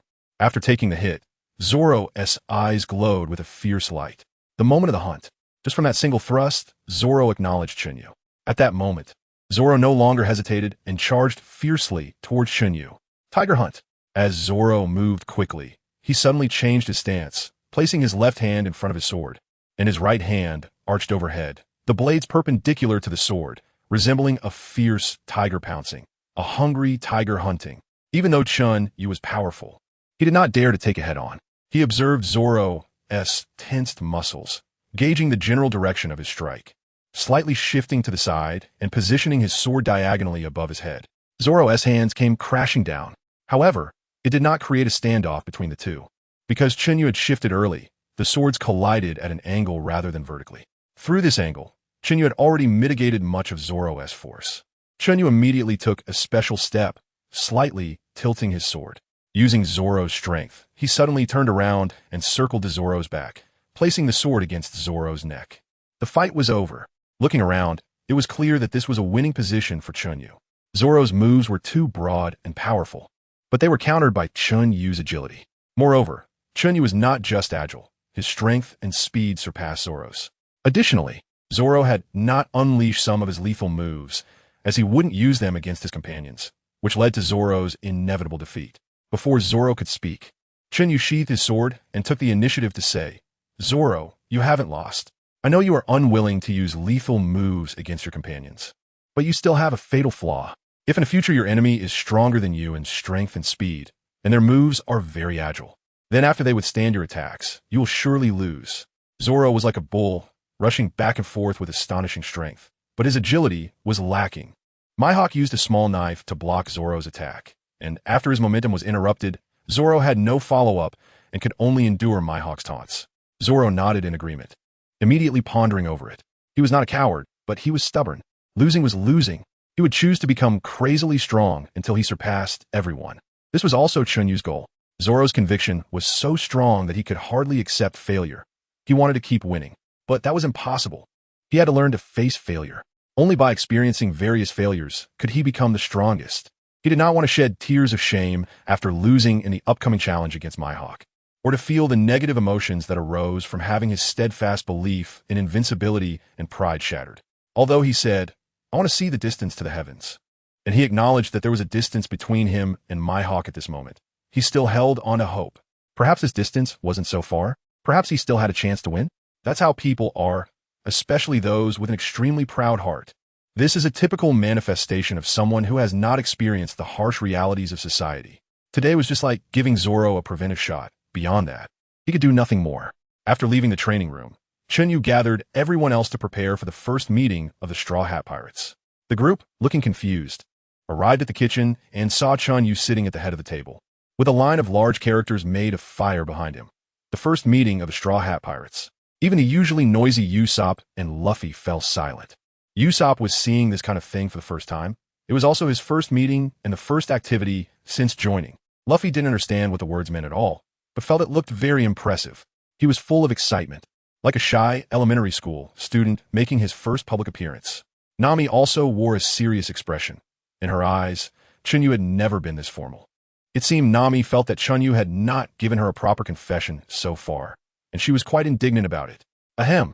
Now, I declare the first meeting of the Straw Hat Pirates officially begins. Chen Yu imitated the leader from his previous life, pretending to gesture dramatically. This meeting mainly has 2 points to address. First, the strength enhancement plan for each member of the Straw Hat crew, which is also the focus of this meeting. Second, the personnel configuration and supplementation of the Straw Hat crew, which requires everyone to speak freely. Now, please speak on the second point. Before speaking, please raise your hand and say report. To prevent any unrest, Chen Yu thoughtfully took out a 4-meter-long sword and placed it on the table, skillfully pointing the blade at Monkey D. Luffy, report. Luffy, who secretly nudged the blade toward Usopp with his slipper, suddenly raised his hand to vote. Musician. Musician. Chen Yu's face darkened for a moment. Is this kid too persistent? Looking for a musician now, when you're supposed to be abandoning your pure milk partner? Seeing that Chen Yu remained unmoved, with no reaction at all, Luffy pouted and immediately shouted again. Chef. Chef. Oh my, this kid. Every day it's musician. Chef. Musician. Chef. It's making Chen Yu's head buzz, and he immediately ordered Luffy to shut up. You better close your mouth. He ignored Luffy and continued. Next. Anyone can suggest something. This sentence made Luffy's mouth pout even higher. He could hang a straw hat on it. Report. Usopp raised his hand and shouted nervously. Seeing Chen Yu nod, Usopp continued. We lack some tools and materials on the ship. We can buy some materials, so I can not only make shells, but also repair the ship and make weapons. Hearing this, Chen Yu nodded in satisfaction. This is what a good kid should say. He then spoke. I'll give you 2 million berries, and next time we land, you could buy what you need. As for weapons, if you can make them, make more. Little did he know, this sentence completely unleashed Usopp's imagination, with all kinds of bizarre weapons flashing before his eyes. And he even got a chance to wield a 100-meter-long sword. I have something to say. I have something to say. Seeing Usopp had just secured 2 million berries, Luffy couldn't sit still anymore. Meat. Meat. We need to buy a lot of meat. Seeing that if he didn't slightly satisfy this captain, today would probably never end. All right. I'll give you 500,000 berries, Chen Yu said somewhat helplessly. After all, he was wealthy. How much was his golden belt worth? Plus, he had collected quite a bit of berries from Buggy, and Nami wouldn't need that much. 2 million berries. I want 2 million berries too. Seeing that he only got 500,000, far less than Usopp, Luffy immediately became unhappy. This scene made Chen Yu's veins bulge and his blood pressure rise. Do you know how much 500,000 berries is? You dare ask me for 2 million berries to buy meat? As the saying goes, when one can no longer endure, then it's time to act decisively. Bang, bang, boom, bang, bang, crash. After being beaten to a pulp, Luffy was thrown back in his chair by Chen Yu. All right, the meeting continues. This series of actions scared the others, making them shiver, instantly straightening their backs. Looking like good kids. This meeting had only a few people. Zoro wasn't present, and only Nami hadn't spoken yet. As for me, I don't have much to say, but I hope we can find a chef soon. You all eat so much, and I'm exhausted every time I cook. It seemed Nami had been suffering in the kitchen for a long time. Then let's get a chef. Chen Yu suddenly felt a bit sorry. Really? If he had discovered this earlier, they would have already arrived at Bar Tai. Chen Yu suddenly felt a bit guilty and showed an indignant expression. Why didn't anyone say we needed to cook earlier? Suddenly, 2 sighs were heard. Oh. It turned out to be Usopp and the bandaged Luffy. Instantly, Chen Yu's rarely seen old face flushed, and the corner of his eye twitched. Out of sight, out of mind, he immediately announced that the meeting would proceed to the second step. Now I will announce the first generation training plan for the Straw Hat crew. There are 3 steps. Gradually achieve full physical freedom for everyone. Gradually strive for everyone to initially awaken their armament haki. Gradually implement everyone mastering observation haki. And from today onwards, any new crew member who has not awakened their armament haki can only choose opponents left by the rest of the awakened members. Those who have not awakened either armament or observation haki can only be said to be so far behind that they won't even be able to catch up with the warm poop in the future. Originally, Usopp and Nami didn't react much. Choosing opponents that everyone else didn't want? That was just fine. But the last sentence? Who are you calling poop? Who are you saying can't catch up with the warm stuff? Nami exploded directly. She was so angry that her teeth were clenched, and she lunged at Chen Yu. However, this time Chen Yu did not compromise. He directly embraced Nami until she calmed down. Once Nami calmed down and saw so many people watching, her face instantly turned red with embarrassment, and she struggled continuously. This is so humiliating, being sent directly into someone else's arms. Nami blushed, lowered her head, and her mind was in constant turmoil. Chen Yu was all too familiar with this scene. As long as he let go before Nami got angry or embarrassed, he would be fine. Seeing that Nami had calmed down, why wait to be burned in the fire pit? He hurriedly let go of Nami, but before letting go, he hugged her tightly a couple of times to feel the development of the little sister. Chen Yu had a firm grasp on that level. He no longer played tricks and said seriously to Usopp and Nami, "You must train your physical strength and learn observation haki. The process will be very difficult. However, would you like to see a day when we are all entangled by strong enemies, and no one comes to save you? Once you learn observation hockey, your perception will become very strong. If you can't win, at least you can escape, right? After saying that, he turned to Usopp, and Usopp, your father, Jesus Burgess, is a master of dual-color hockey. It is rumored that he can blow up a fly's head from miles away. As a brave warrior of the sea, don't you want to take revenge swiftly? Don't you want to hit where you aim? Don't you want your slingshot to have more power than a pistol? If you put in enough effort, your slingshot's power can completely rival a cannonball. Just imagine, in the future, Usopp from 1,000 miles away, hitting and exploding an enemy ship with a slingshot. How magnificent and powerful would that be? Don't you want people at sea to see you and respectfully call you the Sniper King? After a round of trickery from Chen Yu, Usopp is already limping, completely tricked into limping. Looking at Usopp with his eyes shining and his mouth constantly shouting, Cannon, Sniper King, Marine Warrior. Chen Yu knew that he could rest assured about this guy. One word, stable. Nami's psychological construction work also needed to be done, but it was simply too easy to deal with Nami. He turned to Nami and said, Nami, I heard that a master of observation hockey can easily sense where others' treasures are hidden. Nami, seeing this, Chen Yu couldn't help but laugh. This girl is really easy to coax. Now he had finally planted the seeds. He just needed to wait for these seeds to take root and sprout. With his goal achieved, Chen Yu waved his hand and announced, the first meeting of the Straw Hat Pirates has successfully concluded. Dismissed. After leaving the restaurant, Chen Yu recounted the meeting content to Zoro, who had originally been serious but couldn't sit still anymore. Like Luffy, he dashed off to train his observation hockey. Both of them, apart from wanting to become stronger, were also afraid that if Chen Yu mastered the two-color hockey before them, they wouldn't have any fights left. How could they tolerate being robbed of kills every day? Chen Yu, that bastard, still hasn't finished testing his moves. If he gets to choose his opponent first, it would be like having no opponent at all. Yutayo. Suddenly, a heart-wrenching wail echoed through the training room. Here's the thing. Ever since the Straw Hat Pirates' first meeting ended, the training room has been packed every day. Even Nami, who usually avoids the training room, has shown up. Nami's determination to awaken her observation hockey has even impressed Chen Yu. This girl is ruthless. Originally, Nami was supposed to observe the situation outside, since she was the only one on the ship who knew where to go. But she wanted to train her hockey, so she planned to ask Usopp to help monitor the course. This brought about a problem. Usopp flatly refused to help and spent all day in the training room.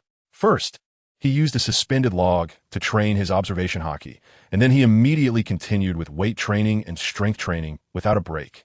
Seeing that Usopp was unyielding, even bringing up Chen Yu didn't work on Nami, so she had to shift her focus to Zoro and Luffy. Upon hearing Nami's plan while training, Chen Yu was momentarily stunned, followed by a shiver. Why is this girl so fierce? Does she want those two bees to monitor the course so they can enter the new world early? After shaking his head a few times, Chen Yu could only temporarily set aside his training and volunteer to go outside to check the wind. He didn't want to dampen Nami's enthusiasm for training. Although Nami was somewhat pleased that Chen Yu was willing to help, she wasn't too happy. She had originally planned for Usopp to go outside to monitor the course, and for Chen Yu to help her train her observation hockey. She really didn't want to use the suspended log for training. It looked too painful. Now it seemed that plan had to be scrapped. Nami gritted her teeth and reluctantly started training her observation hockey. The earlier wail was because she had been hit on the head by the suspended log. Chen Yu, who was steering outside, couldn't bear to watch the silly girl suffer like that. Without a second thought, he pulled Nami out and gently rubbed her head where she had been hit. You silly girl, no one said you can only train in the training room, right? We can train outside together, and I'll help you. After saying this, Chen Yu bent down and hugged the tearful Nami. Nami no longer resisted Chen Yu's antics. It had become a habit in her life, mainly because she couldn't do anything about Chen Yu's thick skin. She couldn't even remember how many times she had hit him. Having gotten tired of hitting him, what could she do? She could only accept it. To help Nami train, Chen Yu even specially made 2 training sticks. One was thinner, its surface finely polished, looking perfectly round with no sharp edges. As if that wasn't enough, he wrapped a layer of cloth around it, fearing it might hurt Nami. His control over his armament hockey had become increasingly proficient, and while it was easy to hurt Nami, he was only afraid of causing external injuries. The other training stick was as rough as could be. To ensure it would hurt enough, Chen Yu even added a few wooden spikes, making it resemble a wooden mace. This one was prepared for Luffy. He figured Luffy wouldn't be able to develop his observation hockey using the suspended log since the wood wouldn't hurt him and might have no effect at all.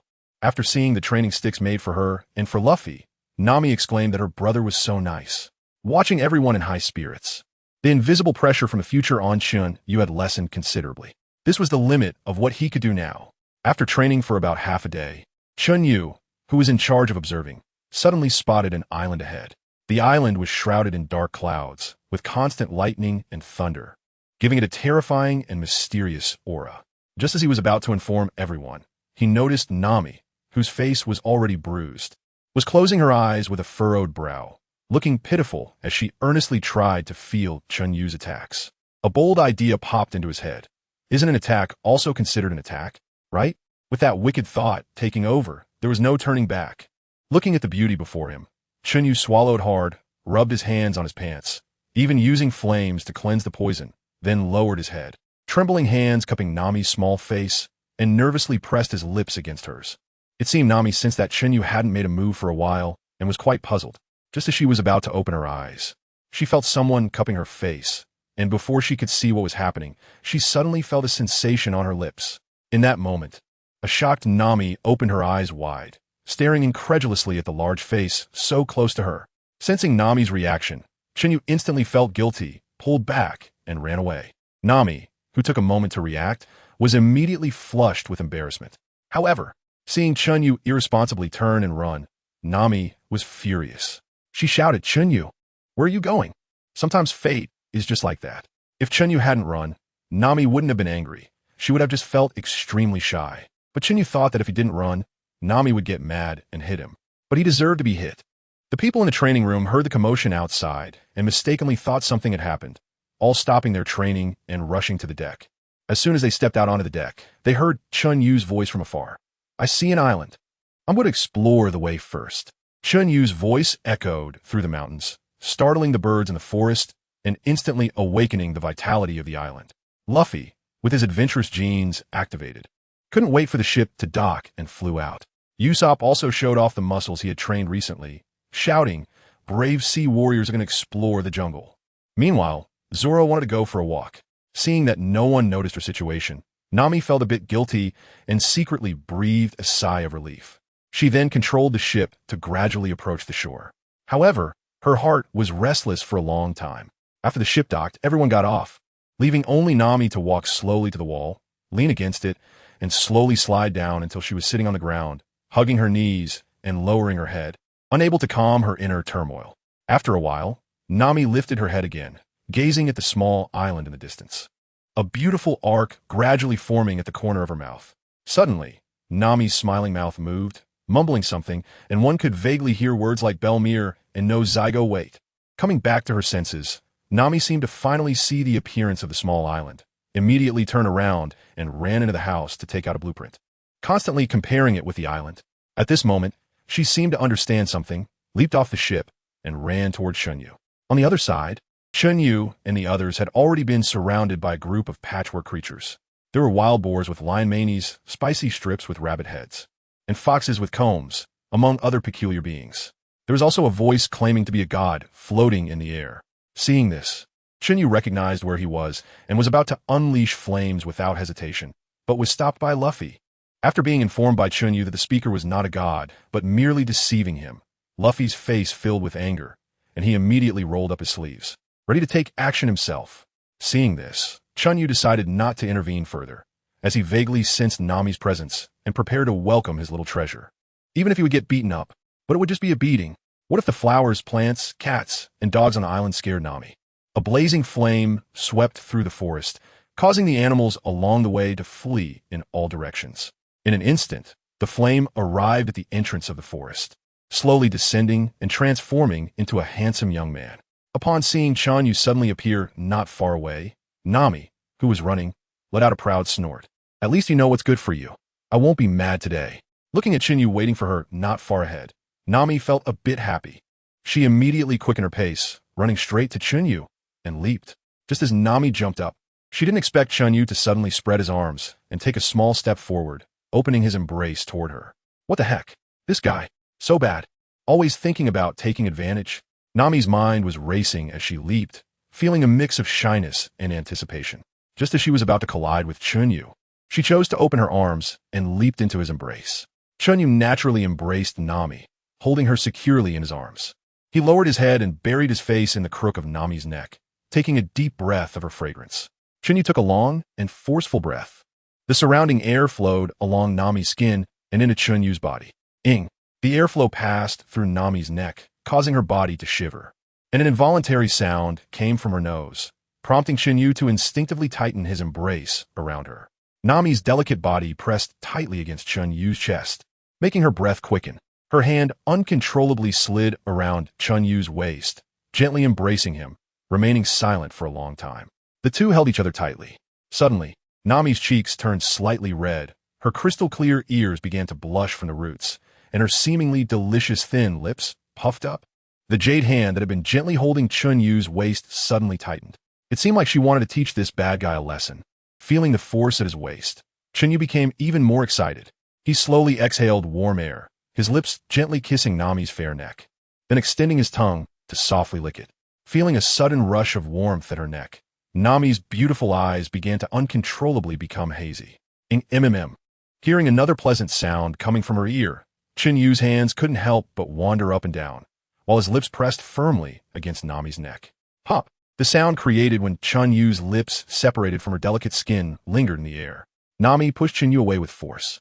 The two of them panted heavily after their separation, their heated gazes intertwining in the air. After a few breaths, Nami shyly lowered her head, unable to continue looking directly into Chen Yu's eyes. Even though Nami had just pushed him away, Chen Yu's smile was even more blissful, his lips unable to stop curving upward. What are you laughing at? Look at your silly face. Nami couldn't help but tease him with a glance, not blaming him at all. For Chen Yu, today was already very happy, and he didn't act mischievously anymore. However, he domineeringly held Nami's slender wrist and led her deeper into the forest. The two chatted casually, and Nami explained her purpose, her face full of excitement, showing no signs of the shyness and awkwardness from before. This was the legendary Treasure Island. Chen Yu also knew about this place, and he knew whether there were treasures here or not. But he didn't tell Nami. Instead, he put on a similarly excited expression. He didn't want to spoil Nami's enthusiasm. As they walked towards Luffy's location, he and Nami planned how to find the treasure in the mountain. That's right, Chen Yu decided to accompany Nami on the treasure hunt, even if they ended up finding nothing. To him, this experience was the most invaluable treasure. The two gradually walked deeper into the forest, and anything that scared Nami along the way, no matter what it was turned to ashes by Chen Yu, without exception. Soon after, Chen Yu's show-off career faced its first setback, a giant rock resembling a human face. Chen Yu put in all his effort to completely turn the huge rock into magma. However, no matter how much he heated it, he couldn't burn the magma into ash. Seeing Chen Yu struggling, Nami laughed joyfully beside him, clearly reveling in his misfortune at that moment. However, the smile on her face was filled with immense happiness and joy. The failed attempt at pouring the cup left Chen Yu with an extremely serious expression as he was helpless against the magma. Chen Yu was no longer sure if several hundred degrees could turn the magma to ash. If not, how should he deal with the magma? Seeing Chen Yu like this, Nami couldn't help but laugh. She mistakenly thought Chen Yu was still struggling with that rock, and gently buried his arm in her chest, tightly hugging him and pulling him away from the magma without giving him a chance to argue. Forget it. Having a girlfriend is more important. If high temperatures don't work, he could always try low-temperature flames later. Noticing Nami's actions, Chen Yu immediately stopped paying attention to the magma and happily accompanied Nami as they wandered through the primitive forest. Now, even the sight of the forest seemed beautiful to Chen Yu because he felt happy inside. The two did not encounter Luffy and the others. It was Chen Yu, intentionally or not, who led Nami towards the stone mountain where the treasure was hidden. Eventually, they reached the top of the mountain and found the treasure chest. But it was completely empty. When Nami saw the empty chest, she didn't show much disappointment. On the contrary, overall, she was quite happy today. Even she didn't realize this herself. Chen Yu watched everything quietly, not saying much, just smiling knowingly at Nami, who was pouting. Since there was no treasure, Chen Yu and Nami didn't want to linger too long. Nami even took the initiative to ask Chen Yu to take her back to the Mary. When the two returned to the ship, they didn't cling to each other again. Or rather, they returned to their usual state. They hadn't discussed it, but they both tacitly made this choice. Watching Nami walk into her room, Chen Yu shook his head and went into the kitchen. He decided to show off his cooking skills that night, giving Nami a break. He knew Nami was writing in her diary. The sky darkened, the evening glow was crimson, and smoke curled up from the Mary. The evening breeze made the flags rustle, accompanied by the sight of the girl still writing fervently under the light in the second-floor room. The night passed quickly, and everyone on the ship finished their hard training for the day, sneaking some leisure in their own ways. Some were drawing sea charts, some were gazing into the distance, some were dozing off, and others were playing with cannons. Indeed, Usopp and Luffy had blasted Joseph and Johnny onto the ship with a cannon. By the time Chen Yu walked from the stern to the deck, he had already seen Zoro greeting the two. He didn't react much. Simply Zoro, Chen Yu's mood today is not very wonderful. Or rather, knowing that he is still unable to deal with the magma, Chen Yu has been preoccupied with worries. Chen Yu's troubled expression did not show in front of everyone. When he heard a knock on the door, his face immediately returned to normal. He stepped out of the room as usual, understood the general situation as usual, and gave orders as usual. The Mary was slowly sailing towards the seaside restaurant, and everything seemed unchanged. Nami, who was closer to Chen Yu, vaguely sensed something was off with him, but didn't know how to start or what to do. So she could only frown and think alone. Luffy, what a big fish. Nami, not bad. Zoro, Gi, Usopp, this is too wild. Hey, suddenly, everyone cheered with excitement. They looked at a huge fish-shaped ship not far ahead, unable to contain their excitement, because this was the best restaurant at sea, Bartai. Amid their excitement, a naval warship slowly sailed alongside them, and both parties quickly gathered, clearly ready for a fight. Hey, you nameless pirates over there? I am Captain Iron Fist Hoppity of the Navy headquarters. Hey, who's the captain? State your name. A Navy man with pinkish-purple hair and dark skin approached, extending his ironclad fist disdainfully. This man, named Hoppity, had a prominent scar on his face that extended from his jaw to his cheek, dressed in a fancy suit. However, even such splendid attire could not hide his ugly appearance. Luffy stepped forward. I'm Luffy. Usopp crossed in front of Luffy. I'm Usopp. Luffy stepped forward again. The pirate flag is freshly made. Usopp still crossed in front of Luffy. I drew the pirate flag. Luffy. Sure enough. A bunch of nameless fools. Hoppity looked at the bounty hunter duo hiding behind the door and continued. And two bounty hunters targeting small-time pirates. Chen Yu, who had been staying in a room, walked out, looking confused at everyone. Since we're here, why not go down? What are you all shouting about? Just as Chen Yu finished speaking, he heard what Hoppity said and instantly wore a black question mark expression. Before Chen Yu could say anything, Joseph and Johnny exploded. They threw out a bunch of bounty notices and shouted at Hoppity, who was turning to leave. How dare you say we target small-time pirates? Unfortunately, Hoppity, holding a beautiful woman, walked slowly into the room, ready to enjoy a meal, completely ignoring everyone. Strong individuals never need to prove themselves with words, and obviously, Johnny and Joseph did not belong to that category. However, the few fools on the ship were exceptions. They were like the foolish sons of a landlord, foolishly laughing even after being scolded. Chen Yu had long forgotten about small characters like Hoppity. If it weren't for the beautiful woman beside him and the name Iron Fist, he probably wouldn't remember him in this lifetime. If scolded, just slap back a few times. There's no need to lose face with words. Suddenly, Chen Yu grabbed Luffy's face and then scolded him. Is this how you act as captain, you fool? You've lost all our pirate crew's prestige. If you can't maintain the Straw Hat crew's dignity and honor, then step down. I'll take over. Even though they had no reputation at the moment, Chen Yu still believed that the honor and prestige of a group must be upheld at all times. Luffy's voice became smaller. Stop nagging. I know what to do without you saying it. Chen Yu, I'm the vice captain. Luffy, you're going to regret this. Luffy, while a few people were arguing, the nearby Navy warship suddenly opened fire, just as Luffy was about to block the cannonball. Chen Yu pushed him aside forcefully. I'm here to teach you how to uphold our crew's honor. After saying that, he instantly soared into the air, and with his arm wrapped in haki, he slapped the cannonball back. Pong! The Navy warship that took the hit was already half paralyzed. Clearly, the cannonball that Chen Yu sent back was several times more powerful. But that's not all. He intended to completely wipe out this group of Navy. Before taking action, Chen Yu turned to Nami and the others and said, Are you ready to step onto the world stage? Without exception, upon hearing this, the Straw Hat crew clenched their fists. Even Nami, who held Arlong's bounty notice, did not back down. This crew was already completely different from before.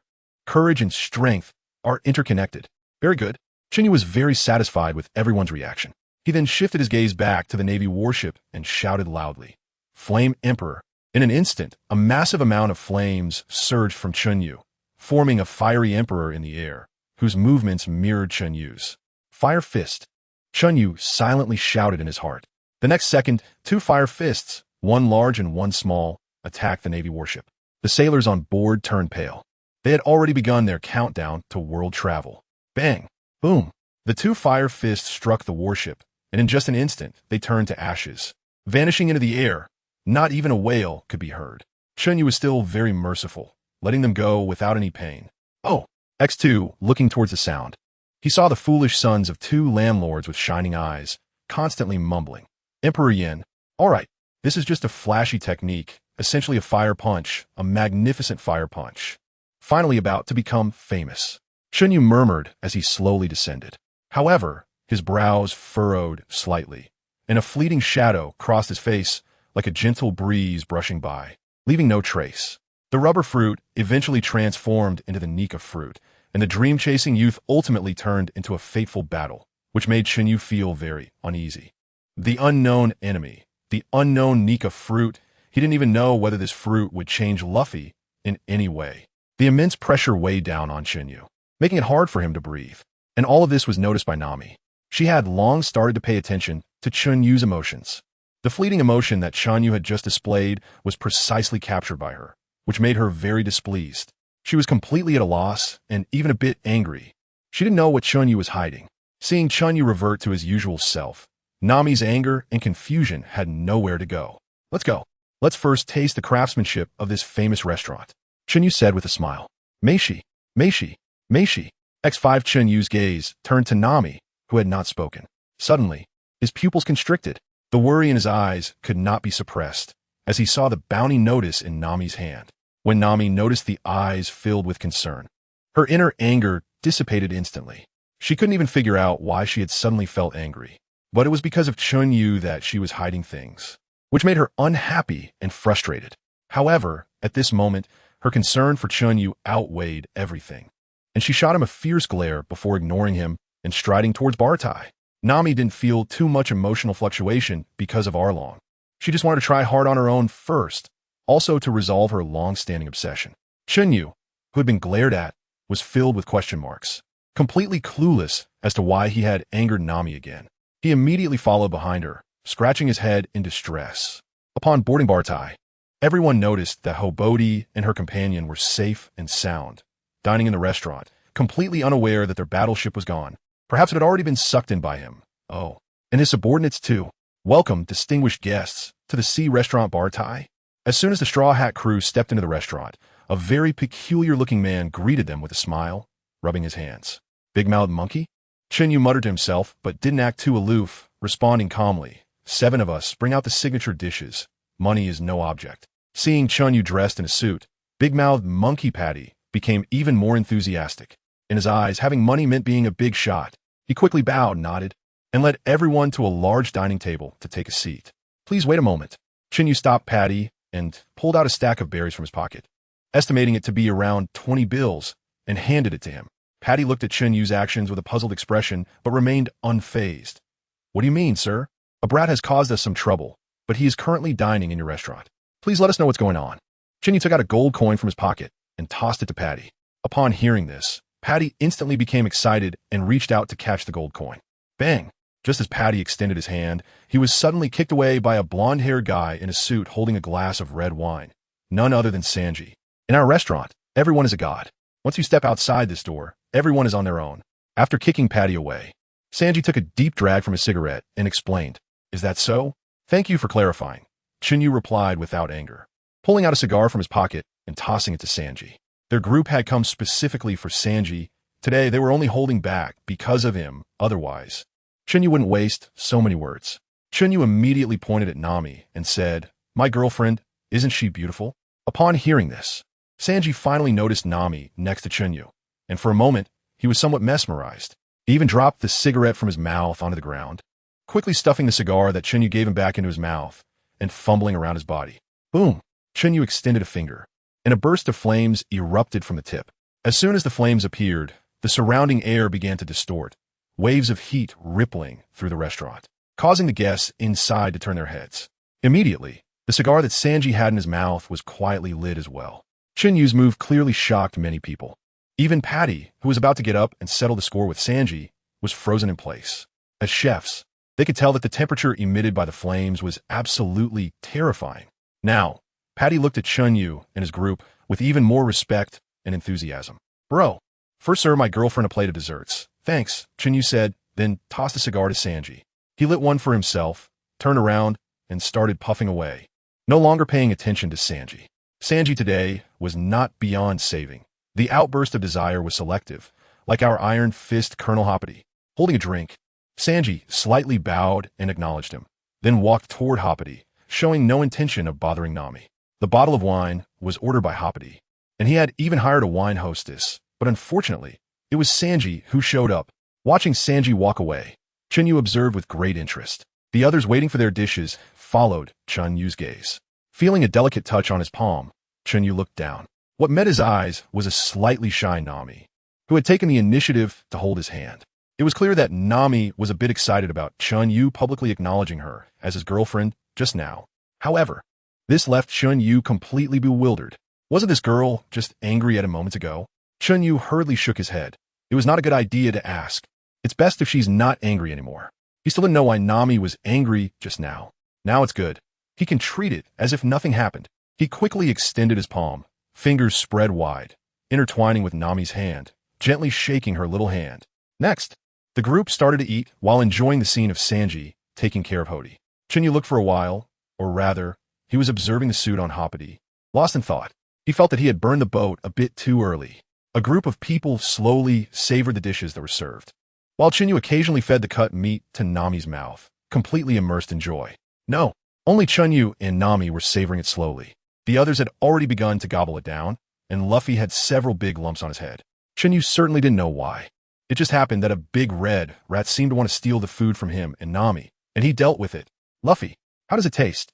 Chen Yu asked while carefully wiping the corner of Nami's mouth. Luffy, hey Chen Yu, really?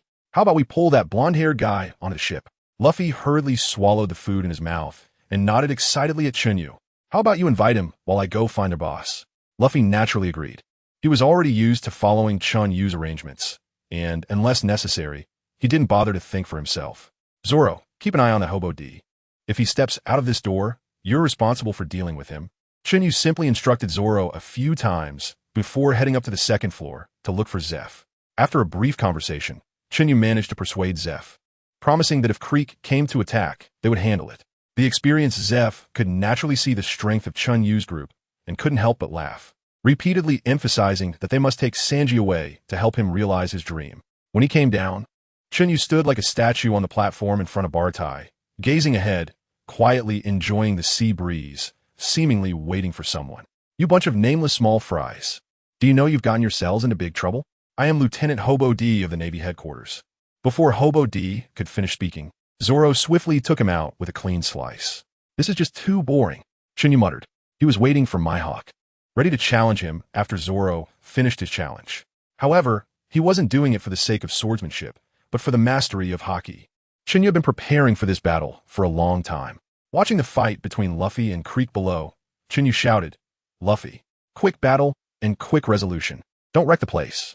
Now, Luffy fighting Creek was like child's play. That so-called golden armor was shattered by Luffy with a single punch. Creek, who had taken a punch from Chen Yu, didn't immediately lose his fighting ability. He turned around and pulled out an explosive gun from who knows where. After spinning in the air a few times and saying some harsh words, he was blasted apart by Luffy again. Since Chen Yu had spoken, Luffy planned to finish it quickly. This time, Creek didn't even have the chance to release his poisonous gas bomb and was directly blasted away by a shot from Luffy's armed rocket launcher.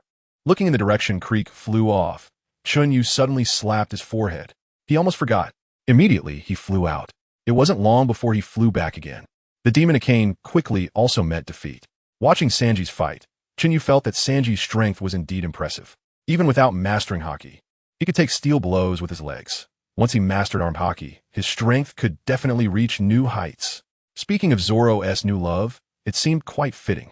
Unlike Luffy's flawless victory, Sanji had sustained serious injuries, sitting by the wall, smoking a cigarette while recovering his strength. Are you here to invite me too? Just as Chen Yu sat down next to Sanji, Sanji tossed a cigarette over and said. Chen Yu was not surprised. Is it not allowed? After taking a deep puff of smoke, Sanji replied, I'm glad you invited me, but I have my reasons for staying. It's clear that both you and that green-haired guy are very strong. To be honest, I was almost tempted. Zoro, who was wiping his sword somewhere, suddenly shivered. But I'm really sorry. Also, your girlfriend is truly beautiful. With that, Sanji stood up, tapped the tip of his shoe, and left with his hands in his pockets. Chen Yu, thank you. After a few seconds, Chen Yu continued.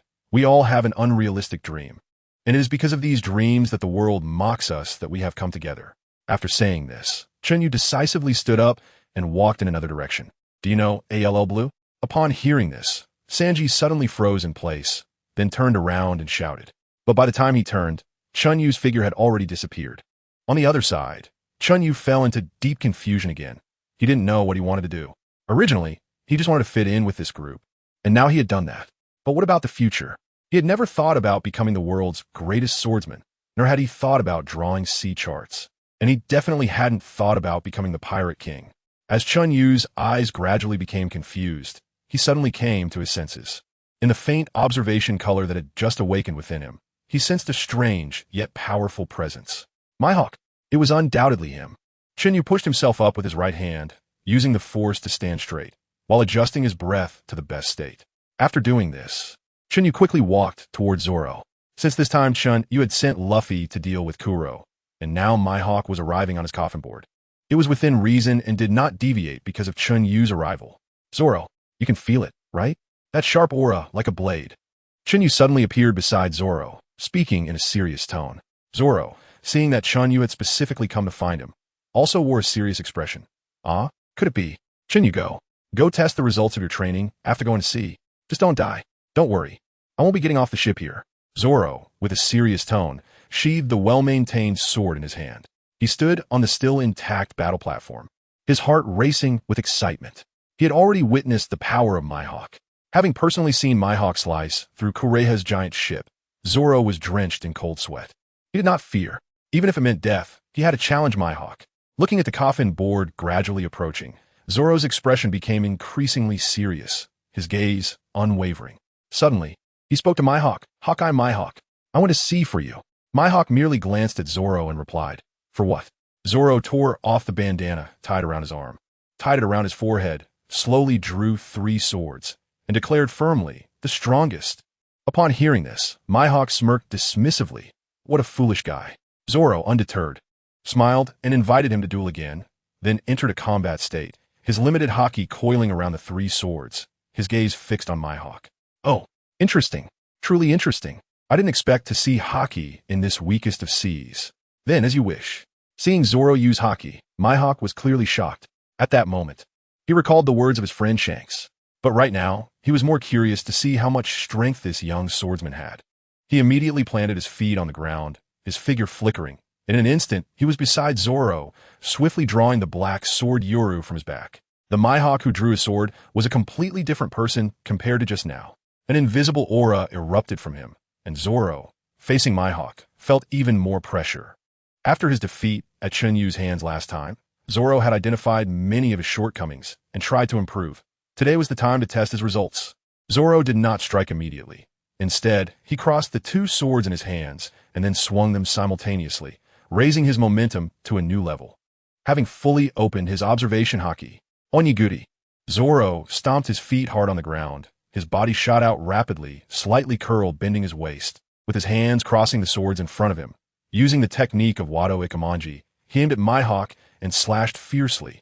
3 blades attacked Mihawk, all targeting his weak points. Zoro was confident in this move. Even if Mihawk completely dodged, he would not fall into a passive position, as he could quickly adjust once he landed. However, Mihawk felt more admiration for this move and did not sense any pressure. He simply held Yoru horizontally in front of him at a specific angle, without any other actions. Clang! A sound of swords clashing erupted. Indeed, there was only one sound. Mihawk effortlessly blocked Zoro's 3 swords at once. Zoro's onigiri was instantly shattered. A shock wave exploded between the 2 combatants, and the originally calm sea surface suddenly rippled with waves. Immediately after, Mihawk suddenly exerted force, like a baseball bat hitting a baseball, instantly sending Zoro flying. What immense strength! Zoro, Luffy, and Chen Yu exclaimed simultaneously. Even Sanji and Zeph were left dumbfounded. Sanji had too many questions. What is haki? So that green-haired guy is the infamous pirate hunter. Zoro, who was knocked back by a single strike, quickly rolled and stood up, balancing his body, slightly leaning forward to counter the terrifying force. His feet dug into the wooden planks below, and 2 long scratches quickly extended. By the time Zoro finally stopped, the scratches reached an astonishing length of over 10 meters. Stopping his body, Zoro's hands trembled slightly, his chest heaving violently, his breathing growing more rapid. Suddenly, he spat out a mouthful of blood, which flowed from the corner of his mouth to his chest, instantly soaking his clothes. Yet Zoro's gaze became increasingly intense, with blood vessels visible in his eyes, a face of disbelief. He could hardly believe the gap between him and Mihawk was so vast. Clearly, Chen Yu had taught them the 2-color haki, and Chen Yu had pointed out his shortcomings. Clearly, he had made improvements. Clearly, he had been training day and night. But why was there still such a large gap? In his perception, Mihawk hadn't even used haki. He would not accept it. How could that day be so far from him? Suddenly, Zoro recalled Kuina. They had clearly agreed that one of them must become the world's greatest swordsman. But Kuina was gone, and he had made a vow. He swore he would make his name resonate throughout the world. He swore he would become the world's greatest swordsman. Yet today's outcome dealt a heavy blow to him. Just as Zoro was about to lose his fighting spirit, Luffy and Chen Yu shouted, "Zoro!" Even Chen Yu himself hadn't anticipated that raising Zoro's strength in advance would instead deal a greater blow to him. "Zoro!" The sudden voice echoed in Zoro's ears, and he abruptly came to his senses, half kneeling on the ground, as if exhausted, breathing erratically. In that moment, he not only heard Kuina's voice, but also clearly heard Chen Yu and Luffy's calls. How could he fall here? Gritting his teeth, Zoro stood up, roaring in desperation. Why not surrender? Mihawk, who had witnessed everything, stared at Zoro with an extremely serious expression, as if trying to see through him completely. I don't know. I also don't know why. I just feel that if I take a step back here, even half a step, then all the vows and promises I have cherished will vanish into thin air. Zoro gritted his teeth, struggling to speak. Hearing this, Mihawk replied solemnly, "That's right. This is called defeat. Then I absolutely cannot retreat. Mihawk, are you willing to risk death? That suits me just fine. What a determined heart. Would rather die than be defeated?" Mihawk thought with shock in his heart. How many years has it been? A long-lost strong opponent. "Kid, state your name." "Roronoa Zoro." Immediately, Zoro unleashed all his strength. It was also his last strength. Zoro had decided to settle the outcome with Mihawk in one blow, even if it meant death. He would not hesitate. Suddenly realizing Zoro's decision, Luffy and Chen Yu's eyes widened, gritting their teeth, their hands clenched tightly. At this point, Chen Yu could no longer influence the battle's outcome. Their conversation was similar to their previous life. They could only hope the conclusion would be similar as well. At this moment, Chen Yu could no longer intervene, nor could Luffy. If they did, it would definitely cause Zoro more pain than death. The two gritted their teeth, forcing their eyes wide open, wanting to take in a last clash. "A good name. Then I will offer the highest honor of a swordsman and use all my strength to bury you in the sea. I am truly grateful for that." After saying this, Zoro began to spin the 2 swords in his hands. 3-sword style ultimate technique. 3,000 worlds. After chanting, Zoro slightly bent forward and took a step forward. He suddenly charged out. Hawkeye, normal attack. After a brief clash, the 2 swords in Zoro's hands were shattered, and his chest instantly erupted with a spray of blood. Even though he had learned haki, completely lost, with both hands gripping the sword hilt. Zoro put down the 2 short swords in his hands and sheathed the wad Ikemonji. Staring at the wad Ikemonji in his hand, Zoro's gaze was firm. He suddenly turned around, spread his hands, and waited for Hawkeye to fulfill the agreement. "What do you mean by this?" "The scars on my back are the shame of a swordsman." Zoro fixed his intense gaze on Hawkeye, his expression resolute, and smiled, "Wonderful." And Hawkeye no longer hesitated, swinging the black blade Yuru, striking Zoro in the chest. Not far away, Luffy and Chen Yu, who were forcibly holding down Johnny and Joseph, could no longer hold back and use their abilities to fly to Zoro's side. Fortunately, the battle platform was intact this time, and Zoro did not fall into the sea. Chen Yu immediately realized that Zoro was still alive, and he quickly carried Zoro back to Baratai, asking Zeph and Nami to urgently take care of him. Then, without looking back, he flew towards Hawkeye. "Chen Yu, what are you doing?" Nami exclaimed as she saw Chen Yu turn to leave. No one knew that Chen Yu was also going to challenge Hawkeye today. At that moment, Zoro, who had suddenly regained consciousness, drew his sword, Hima, and pointed it towards the sky. "Hey, Luffy. Chen Yu, can you hear me?" Chen Yu remained silent, while Luffy excitedly sat on the ground and replied, Zoro, I'm here. Did I make you guys worry? If I don't become the world's greatest swordsman, you would be troubled, right? As he said this, Zoro couldn't help but spit out a mouthful of blood, then continued, I won't lose again. Do you have any objections? Pirate King, do you have any objections? Hee hee, no objections. Zoro. Luffy suddenly raised both hands and shouted. Mihawk turned to look at the two in front of him and couldn't help but praise them, saying, Thank you for maintaining this fight, a great team. You have an excellent swordsman. Upon hearing this, Luffy tightened his straw hat on his head and jumped up happily. Meanwhile, Nami, who had just bandaged Zoro's wounds, saw the bandages soaked with blood again and was instantly furious. She immediately slapped Zoro across the face, and Zoro, who had just been gasping for breath, fainted instantly. He lay down quietly to rest. The originally furious bounty duo saw that it was Nami who acted, and they quickly extinguished their anger, not daring to make a sound. On the other side, Chen Yu called out to Mihawk, who was about to leave. 7 warlords of the sea, Dracul Mihawk, Chen Yu said with a serious expression. Looking intently at Mihawk, I also plan to challenge you. Upon hearing this, Mihawk didn't take it seriously and simply replied, I've had enough fun for today. I'm going back to sleep. Not surprised by this response, Chen Yu immediately said, You're the 7 warlords of the sea, Dracul Mihawk, right? Are you afraid of losing to an unknown nobody like me? Chen Yu's words stunned everyone present. It was already a stroke of luck that Mihawk let Zoro off the hook. But now, by provoking Mihawk like this, if he loses, he will undoubtedly die. Even Luffy was shocked. Nami, on the other hand, was so scared that she cried, kneeling on the ground, and somewhat brokenly said to Chen Yu, What are you doing? Chen Yu, I'm begging you. Come back. You really will die. As Nami spoke halfway, tears streamed down her face, her voice choked, and her delicate body trembled uncontrollably. Having witnessed Mihawk's power, even Nami, who had great faith in Chen Yu, did not believe he could defeat Mihawk. Hearing this, Sanji dropped the cigarette from his mouth, his shock lingering on his face. He truly could not understand the Straw Hat Crew's behavior. Is it necessary for everyone to risk their lives? Isn't life the most important thing? Isn't there hope only if you are alive? Everyone, including Mihawk, couldn't understand Chen Yu's reasons for doing this. The Straw Hat Crew members didn't believe it was because Zoro was defeated, so Chen Yu had to stand up for him. Even if it was to uphold the honor of the crew, it wouldn't justify the risk. A surviving Zoro would surely shock the world, and their crew would gain fame as well. Strictly speaking, Zoro had already earned enough honor for the crew, in the eyes of Nami and the others. Today's Chen Yu was really strange, completely unlike his usual calm self. Luffy, on the other hand, put away his smile, lowered the brim of his hat tightly, and looked at Chen Yu with a firm gaze, saying seriously, Do you need help? No need, Captain, you go Nami. Upon hearing this, Luffy merely nodded slightly, did not respond, stretched out his hand, and flew back. Interesting. This scene piqued Mihawk's interest, but it didn't mean that today's matter was over. Provoking the dignity of a pirate crew is no small matter, even if this pirate crew consists of just one person. This was the choice Chen Yu made after careful consideration. He wasn't clear about the power gap between him and Mihawk. He knew that doing this could very likely get him killed by Mihawk.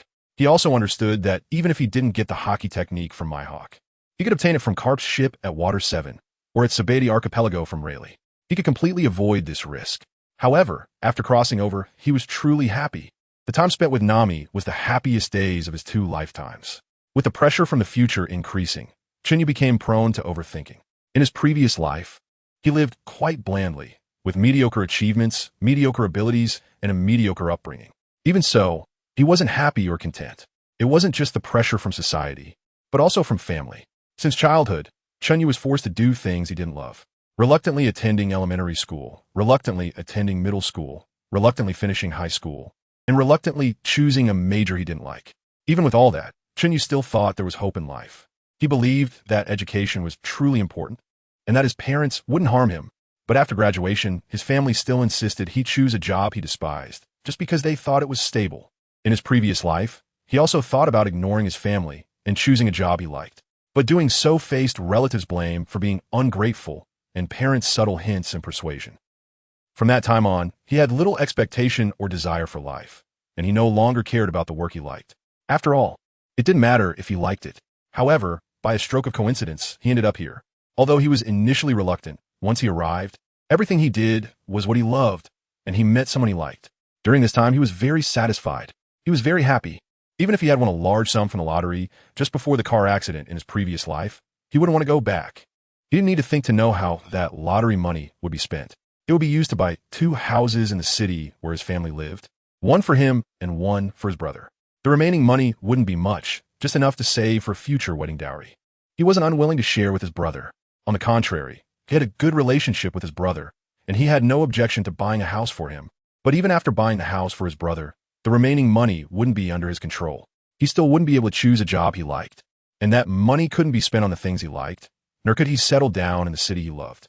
Therefore, ever since he truly accepted the Straw Hat Crew, he felt really happy inside. Moreover, it seemed like this was the first time he had completely made his own decisions. There were also people on the ship he liked. He wanted to protect all of this.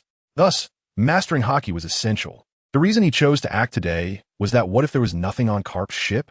Then he could only go to Sabaody Archipelago. What if Luffy acted again and attacked the Celestial Dragons, and the one coming was a Kainu? What if Kuma couldn't arrive in time to save the situation? Then he would forever lose this crew he cherished and the person he loved the most. The more he thought, the more afraid he became. If he succeeded today, it would be a happy ending for all. But if he failed, it would only mean his death. After his death, Nami would also be safe, because without his intervention, Luffy would certainly inherit the will of Joy Boy. As long as Luffy inherited this will, Nami would definitely be safe. If by some chance he didn't die, then he could intervene, and he would definitely intervene. He didn't care about Joy Boy. If he was given a little time, he could burn through the sky. He just wanted Luffy to safely pursue his original dream. He just wanted everyone on the ship to successfully achieve their ideals. Moreover, he himself didn't have anything he particularly wanted to do. For now, he only wanted to protect Nami and this crew. This could also be seen as fulfilling his previous thoughts, just treating it as his own whim. Hadn't he always pursued freedom? Hadn't he always wanted to act on a whim? Today was for the Straw Hat Crew, for himself, and for the future.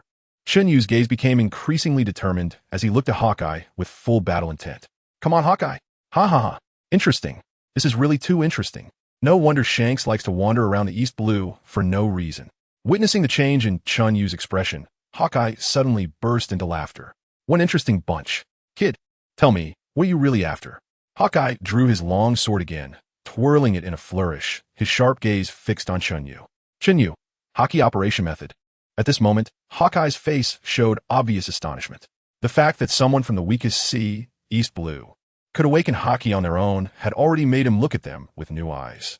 They even knew the hockey operation method. It is worth noting that due to Carp's sweeping actions, East Blue hadn't produced any decent pirates for many years. Could be that red-haired guy. Hawkeye's sharp gaze turned to Luffy, murmuring to himself. No, this doesn't seem like that guy's character. Unable to think of any reason, Hawkeye decided not to dwell on it any longer. He planned to enjoy himself today. If this kid in front of him could provide him with excitement, then why not satisfy him? It would also be a favor Shanks, and he could ask him for a few jars of good wine later. Let us see how he would refuse. Otherwise, this kid would have to pay the price for his ignorance and rashness. With this thought, Hawkeye's gaze towards Chen Yu changed again, and the onlookers felt as if they were cut by a knife when they saw that look. Meanwhile, Luffy looked at Chen Yu with a serious expression, firmly holding on to Nami, preventing her from entering the combat range. Chen Yu decisively took action. He seemed to grip nothing with his right hand, and the Boundless appeared.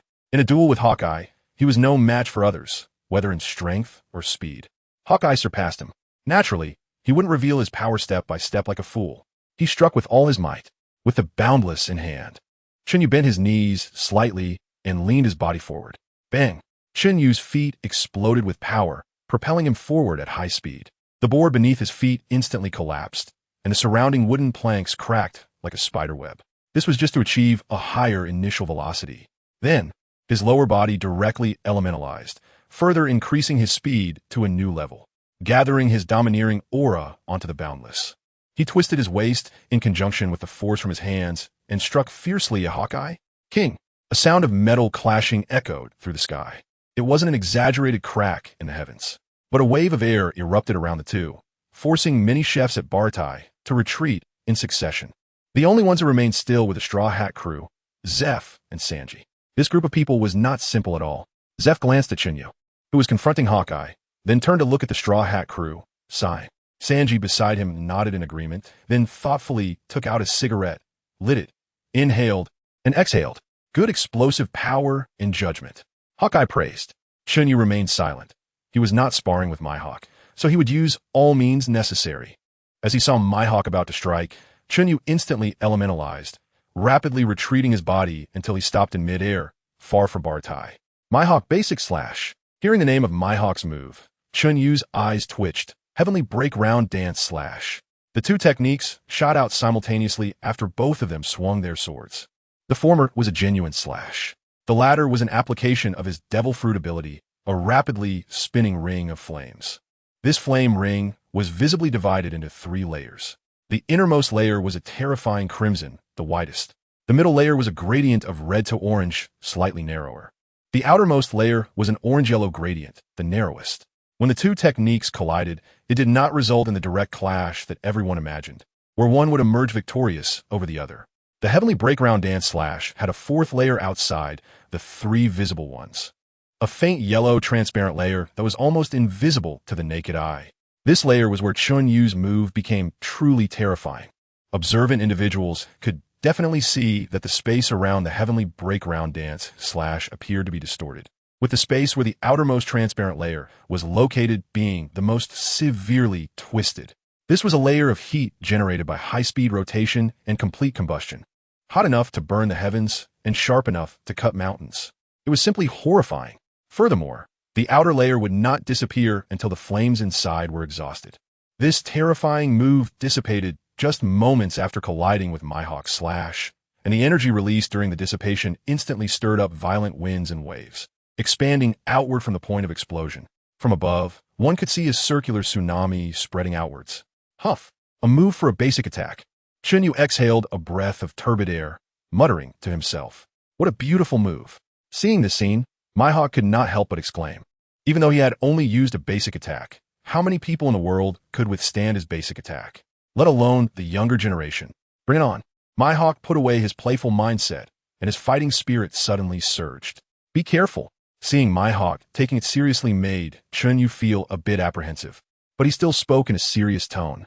Everything that had just happened was pretty much within Chen Yu's expectations, including Mihawk's earlier reaction. But he never expected that Mihawk would get this serious now. This was simply life-threatening. The optimal solution now was to prevent Mihawk from taking the initiative and to blast him away instead. Otherwise, he was unsure if he could withstand Mihawk's attacks if he took the initiative. What if he couldn't handle it and had to dodge? Would that make this uncle unhappy and unsatisfied? In front of Mihawk, Chen Yu gradually rose into the air. He decided to go for a concentrated assault. He could bombard for a long time without using Haki, but if he added Haki, he would be lucky to get off one shot. With the limited amount of Haki he had, being able to use one shot would be remarkable. Standing on air, no, standing on flames, Chen Yu hovered in mid-air, forming a sword finger with both hands, and the fire dragon on the sword finger reappeared. At the same time, countless dazzling flaming flying swords instantly condensed above Chen Yu's head, and these flying swords were continuously solidifying. To ensure Mihawk had a good time, he could only keep compressing the flames, compressing them to the extreme for safety. After a few breaths, the sky above Bartai had turned an orange-red color, with terrifying flaming flying swords hovering above everyone's heads. This not only shocked the chefs, but even members of the Straw Hat crew were left dumbfounded. They had never seen this move before. At this moment, Nami's emotions had completely stabilized. She no longer rushed into the field, but looked at Chen Yu's direction with deep concern, continuously praying for him. Rain curtain. A resounding voice echoed across the heavens and earth. Accompanying it was a line of flames shooting towards Mihawk. This long line of fire was merely the tail flames left behind by the rapidly moving flying swords, but the scene was extremely spectacular. Countless flying swords dragged their tail flames, and the scene resembled a hole in the sky, with countless raindrops pouring down directly towards Mihawk. Incredible. Truly incredible. Even relying on his Devil Fruit ability, Mihawk took a stance to charge, speaking with certainty. This move would be explosive even in the new world. Even if it couldn't defeat a true hockey master, it was still cool. Moreover, if this move erupted in the territory of the 4 emperors, none of the contemporary 4 emperors could stop it. After charging up, Mihawk's expression became serious, and then countless flying slashes shot out, with both hands gripping his sword. Mihawk's swinging speed was already so fast that ordinary people couldn't see it with the naked eye. With each swing of the sword, a small slash would accompany it. The constantly swinging black sword, Yuru, was continuously creating sword flowers in mid-air, appearing like a constantly changing black and gold chrysanthemum from a distance. So terrifying. Simply terrifying. This warlord's strength was somewhat beyond the standard. Just now, Chen Yu's move did not shock the awakened Zoro, but Mihawk's wave of slashes deeply impacted him. His hands tightly gripped the sword hilt, but his gaze was increasingly fervent. Continuous slashes met the densely packed, flaming flying swords like rain. The collisions between the flying swords and the slashes did not cancel each other out like ice and fire, but each pair of flying swords and slashes generated violent explosions. The sharp slashes met the raging flying swords, and this scene was continuously unfolding in the air above Bartai. Boom! X in the crowd below stared intently at the sparks bursting in the air. Endless waves of heat washed over the sea. As the collisions continued, the surrounding temperature rose rapidly, and the scorching air made the chefs unable to withstand the high temperatures, one by one jumping into the sea like dumplings to escape the threat of deathly heat. The explosions in the air continued, and even a powerhouse like Mihawk, surrounded by the continuously erupting flames, began to seep fine beads of sweat. Luffy hurriedly coated his straw hat with a layer of armament hockey. Then he tightly held onto the sides of the hat's brim, excitedly watching the battle below. Luffy's emotions today were like a roller coaster. He had initially thought he might lose Zoro, then feared losing Chen Yu, and now he was filled with fighting spirit. With such a first mate who could stand up to Mihawk on his ship, he felt immensely proud and satisfied, which also ignited his competitive spirit. He was very clear that he was far from being able to match Chen Yu at this moment. In the past, Luffy might have had this feeling, but Chen Yu had never gone all out, making it impossible for him to intuitively feel the gap. But today, the impact of this battle was not limited to Luffy. It included the entire Straw Hat crew, especially Usopp, whose jaw dropped to the ground. Just getting on the ship. He only knew that Chen Yu was strong, but it had always been based on hearsay. Originally, Usopp thought Chen Yu's strength was comparable to what was revealed when he punched a Navy warship.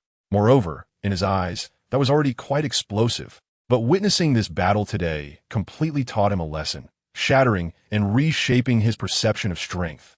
Sanji couldn't remember how many cigarettes he had dropped today. His hands trembled as he held an empty cigarette box, repeatedly shaking it. Even someone as strong as Gifu was experiencing this for the first time, observing the battle between two fighters on par with the 7 warlords up close. He kept reminding Sanji, keep your eyes wide open. Everything you see today will benefit you for a lifetime. Meanwhile, in a corner unnoticed by anyone, someone was secretly recording everything with a snail camera. Suddenly, the explosive roar in the sky came to an abrupt stop, and both Chen Yu and Hawkeye ceased their attacks. The two exchanged glances. In the next second, Chen Yu shot through the air like a meteor, followed by 10 lively yellow eels that moved like swimming dragons. Compared to the previous blazing flying swords, these 10 eels were even more agile, exuding energy waves that the flying swords could not compare to, targeting the swiftly moving Chen Yu. Hawkeye launched another wave of flying slashes aimed at Chen Yu's face. Seeing this, Chen Yu remained calm, skillfully dodging each slash with his sword, while cleverly avoiding every attack. Hawkeye also got the result he wanted, immediately shifting his target to the 10 yellow eels, launching a series of flying slashes directly at them. Chen Yu had no intention of letting Hawkeye succeed. He immediately controlled 3 of the yellow eels, skillfully dodging the incoming slashes and charging straight at Hawkeye. The remaining 7 eels hid in the high sky. These 10 yellow eels were not the small fry from before. Each one had consumed a significant amount of stamina. Within the range of Chen Yu's observation haki, 10 was the limit he could control. Of course, this control referred to precise control, seeing that the flying slashes couldn't hit. Hawkeye no longer hesitated, suddenly standing up and leaping into the air, directly facing the charging yellow eels. With a slash, he declared, "Serious slash." This slash indeed cleaved through the yellow eel, even though Chen Yu had solidified the skin of the eels to the best of his ability. They were still easily cut by Hawkeye. Watching the eels being cleaved around Hawkeye, with 3 of them cut in half, Luffy clenched his fists with concern, his expression growing more serious. Usopp's reaction was quite exaggerated, covering his ears while shouting, "Chen Yu is going to lose. Chen Yu is going to lose." Unable to bear it any longer, Nami jumped up and knocked Usopp down to the ground with 2 punches. "Shut up. Watch carefully." But Chen Yu's lips slightly curled up. Why did he thicken the skin of the eels so much? Why did he precisely control the eels? The purpose was to send the eels right next to Hawkeye. The 3 eels that had just been cut did not explode as Hawkeye had expected. Instead, they continuously spewed forth bright yellow flames with a slight greenish hue. This flame was the hottest Chen Yu could currently produce, infused with haki, and he could determine that the temperature had already surpassed the 200-degree threshold. Sensing the constant alerts from his observation haki, Hawkeye decisively enveloped himself in a massive amount of haki. The overwhelming aura of death forced Hawkeye to be extremely cautious. A temperature of over 2,000 degrees and flames of over 2,000 degrees are not the same concept. The center of this flame reached over 2,000 degrees, but the edges of the flames were far beyond that. The terrifying flames quickly engulfed Hawkeye like seawater. Watching the 3 enthusiastic yellow eels achieve their goal, Chen Yu immediately controlled the remaining 7 to charge fiercely at Hawkeye. He didn't believe that Hawkeye would solve this so easily. But next, Hawkeye would definitely unleash his full power against him. Who knows if Kureha really witnessed Hawkeye using a sword to row a boat. But if it were true, burning his clothes might be a bit satisfying. Seeing the 10 yellow eels successfully complete their mission, Chen Yu instantly retreated, stopping in midair to recover his stamina while remaining vigilant. Kid, your potential is far beyond this. Next move, if you survive, then I'll give you what you want. Your name is Chen Yu, right? Don't die so quickly. As the flame subsided, it was clear that Hawkeye's clothes were in tatters. However, his body was unharmed, and his gaze was fixed on Chen Yu, his intentions obvious. The originally intact battlefield had now completely vanished, leaving only a small piece of wood for Hawkeye to stand on. The previous intense attacks, combined with the recent deadly flames, had allowed Bartai to remain intact, which was the result of both of their intentional control. Hawkeye felt that if the battle was only like this, it wouldn't be enough for him to enjoy. Plus, with his clothes burned, he wanted to finish quickly, go back for a nap, and then find Shanks for a drink. Chen Yu was helpless. Hawkeye no longer wanted to play, and he could only accompany him, survive, and continue living. If he couldn't survive, he would deal with it then. For his final move, Chen Yu planned to use all his. He furrowed his brows, the veins on his forehead bulging, and with his palms facing each other, he made the starting pose for the Kamehameha. Continuous, violent flames condensed in his palms. Compressing and refining, it repeated rapidly. In just a few breaths, an energy body the size of a football appeared in Chen Yu's hands, its color a shade of blue, and the surrounding air had distorted to an impenetrable state. This was the East Wind series' small mushroom bomb from his previous life. Chen Yu lowered his head, his eyes fixed on the small mushroom in his hand. He was afraid of this thing. He truly feared that it could go crazy and kill him. Speaking of which, could the domineering little mushroom that wrapped around him kill his elemental form? Seeking help online. It's urgent. Immediately, Chen Yu glanced at the crowd below, swallowed hard in his inner struggle, hoping everyone would be okay. It's all Hawkeye's fault. Chen Yu took a few deep breaths, adjusted his mindset, and nervously glanced at Hawkeye, then pointed his sword. Hawkeye, take this. With a shout, Chen Yu threw the fake little mushroom he had secretly condensed toward Hawkeye. This fake little mushroom only resembled the real one. In terms of power, it was only a few times stronger than a flying sword. A super serious slash, Hawkeye exclaimed. A massive flew out rapidly, colliding with the little mushroom thrown by Chen Yu. The collision did not result in a standoff as imagined. The little mushroom was instantly sliced in half, as easily as cutting vegetables. Bang! The little mushroom exploded, producing a large amount of flames. But the power and temperature were far inferior to the passionate yellow eel. Hawkeye, Luffy, Zeph, everyone. Watching the enormous slash fly farther away, everyone fell into deep thought. However, hidden behind the flames, Chen Yu moved his fingers again. He waved his sword finger, and another little mushroom shot out, flying straight towards Hawkeye.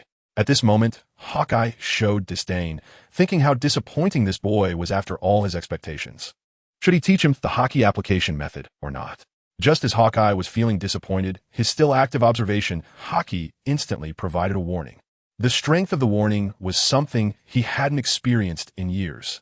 Hawkeye, his eagle-like eyes widened in an instant. The serious yet slightly disdainful expression on Hawkeye's face changed dramatically. Then, Chen Yu, who was secretly observing, saw Hawkeye make the most correct move in an instant. First, he unleashed several massive slashes to block and explode the little mushroom, while he himself quickly retreated, covering his body with armament haki, and without any hesitation, positioned his black blade, Yuru, in front of him. Unfortunately, before he could run far, the little mushroom exploded. Ton. Boom. Immediately, a gigantic mushroom cloud over 150 meters tall appeared before everyone. Then a wave of heat swept over. It created one ring after another of circular tsunamis. The explosion of the little mushroom stunned everyone. They never expected that the same technique would suddenly have such increased power. While they were still in shock, the tsunami generated by the explosion was already crashing toward them. If hit by this massive wave, Baratai would surely be obliterated, forced to snap out of their shock. The crowd saw such a huge wave, their expressions gradually froze, and then they fell back into shock. And it was the kind of shock mixed with tears. Fortunately, Chen Yu flew over in time. He had anticipated this situation and hurriedly squeezed out the last bit of his strength to create an opening in the tsunami. Even with Chen Yu holding it back, the water surface's undulations caused by the tsunami were enough to make those below drink a mouthful. Because Chen Yu had intentionally led the battlefield far away from the crowd during the fight, they were not directly affected by the little boy's attack. Realizing they had narrowly escaped death, the crowd shed tears of regret. The world is too dangerous. One must be cautious in choosing friends. After the tsunami, there were still residual waves from the little mushroom, and a wave of heat instantly tortured the weeping crowd, even igniting Baratai. Chen Yu had no strength for anything else, but extinguishing a fire was still a piece of cake for him. For everyone on the ground, the mushroom cloud that just bloomed was truly unforgettable. Even when they grew old, they would still remember it vividly. Be cautious in making friends, and stay away from the old six. Meanwhile, Chen Yu, who was slumped on the Baratai deck, looked gravely at the figure standing before him, holding the black blade Yuru. Until just now, Chen Yu had no idea that the Hawkeye he had been fighting for so long could still use moonwalk. Just after extinguishing the fire, Chen Yu was about to sit down and recover some strength when he heard the sound of air bursting beside him. Looking over, what is this? Hawkeye, whose clothes had been blown off, was stepping on the air, running towards Chen Yu with a murderous look. This is bad. Hawkeye can't possibly have an idol's burden, right? Chen Yu lamented inwardly. Chen Yu, even though usually calm, felt intimidated at this moment upon seeing Mihawk. If Mihawk was indeed after Kirok, having seen him rowing with a big sword, he feared he might be sliced to pieces today. Danger! Danger! Ha! I am still too inexperienced. It's no wonder he is a renowned warlord of the sea. I concede defeat. After saying that, he waved his hand and cupped his fist, then continued. Kill or slice, do as you please. After that, he fixed his gaze firmly on Mihawk, not blinking at all, continuously thinking of a countermeasure. Chen Yu ultimately chose to confront him head-on. He speculated that Mihawk was likely to respond to this approach. Moreover, Chen Yu's words implied that as a newcomer, he was challenging this old predecessor. Having fired a shot that only ripped his clothes, he considered it his own inadequacy and accepted his defeat today. If Mihawk was angry, then come at him. If he furrowed his brow, he would share the same surname with him. Before Mihawk could speak, the Straw Hat crew rushed in, including Sanji, without a hint of hesitation, standing in front of Chen Yu to face Mihawk. What are you doing? This is my battle. Are you insulting me? Zoro, Luffy, especially you guys. Do you want me to die with my eyes closed? Seeing the Straw Hat crew standing in front of him, Chen Yu felt an immense warmth in his heart, deeply comforted, but he had to scold everyone to step aside. On one hand, he didn't dare to gamble with everyone's lives against Mihawk's temper. On the other hand, he was telling Mihawk that this was a battle between him and Mihawk alone, unrelated to them. Lastly, as a great swordsman, Mihawk surely appreciated a tough guy like Zoro. He'd be both soft and hard. Mihawk, whose skin was still crimson, looked at Chen Yu meaningfully. Chen Yu didn't immediately understand what Hawkeye meant and wasn't sure if he had grasped all the implications in his words. But he didn't dare to gamble, gritting his teeth. He exerted all his strength to stand up, grabbing Luffy and Zoro by their collars, his crimson eyes fixed on them. We leave now. This is the first mate's order. After saying that, he cast his gaze over the rest of the group, including Sanji, who had yet to join. Seeing Chen Yu like this, Zoro gripped his sword, the joints of his hand creaking. Luffy hesitated, his face darkening as he led everyone away, including Nami, who was crying and calling out. Zoro clenched his teeth and followed Luffy.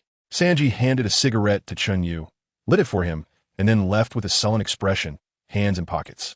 He really couldn't understand why this group behaved like this. Was the so-called ideal really that important? But what Sanji didn't know was that in his previous life, he had also become like this after joining. Although his all blue had turned into two, after finally standing up, Chen Yu finished the last cigarette and said in a calm tone, sorry to keep you waiting," adding that he had no extra cigarettes left. Hawkeye did not respond, but instead, with a mocking expression, said something that made Chen Yu shudder. "Kid, you play the part pretty well." Hearing Hawkeye's words, Chen Yu showed no signs of panic. Instead, he looked at Hawkeye with a gloomy expression. "A loss is a loss. Are you trying to humiliate me? The bolder a person is, the more land they can possess. As long as you have no evidence, Chen Yu would never admit it. All right, I acknowledge you. Since you are so eager to die, I will use the highest honor of a swordsman to send you to the depths of the sea, even if you are not a swordsman." After saying that, Hawkeye slowly raised his black sword, Yuru, as if preparing to strike. No, why does what Hawkeye say sound so strange? He didn't say since you were so eager to die when he was cutting Zoro, right? Chen Yu thought in confusion. Damn. Chen Yu suddenly understood the meaningful look in Hawkeye's eyes. Now Chen Yu grasped what Hawkeye had said. No wonder he had even added, "even if you're not a swordsman." This was awkward, Chen Yu thought to himself. Seeing Hawkeye's slow knife-wielding posture, Chen Yu immediately changed his tone and flattered. "I didn't want to die either. Uncle, look at what you were saying." Upon hearing this, a look of sarcasm appeared on Hawkeye's face. "Didn't you say I was humiliating you? Chen Yu, where can you? Even if you want to humiliate me, go ahead. I have no other hobbies. I just like to hear people insult me. I've liked it for a long time." In fact, when Hawkeye saw the Straw Hat crew standing in front of him, he was planning to spare Chen Yu. He had increasingly come to appreciate this group. Seeing them made him, who had been a loner for many years, start to feel differently. Hawkeye no longer paid attention to this reserved guy and decisively put down his black blade, turning his head to look into the distance.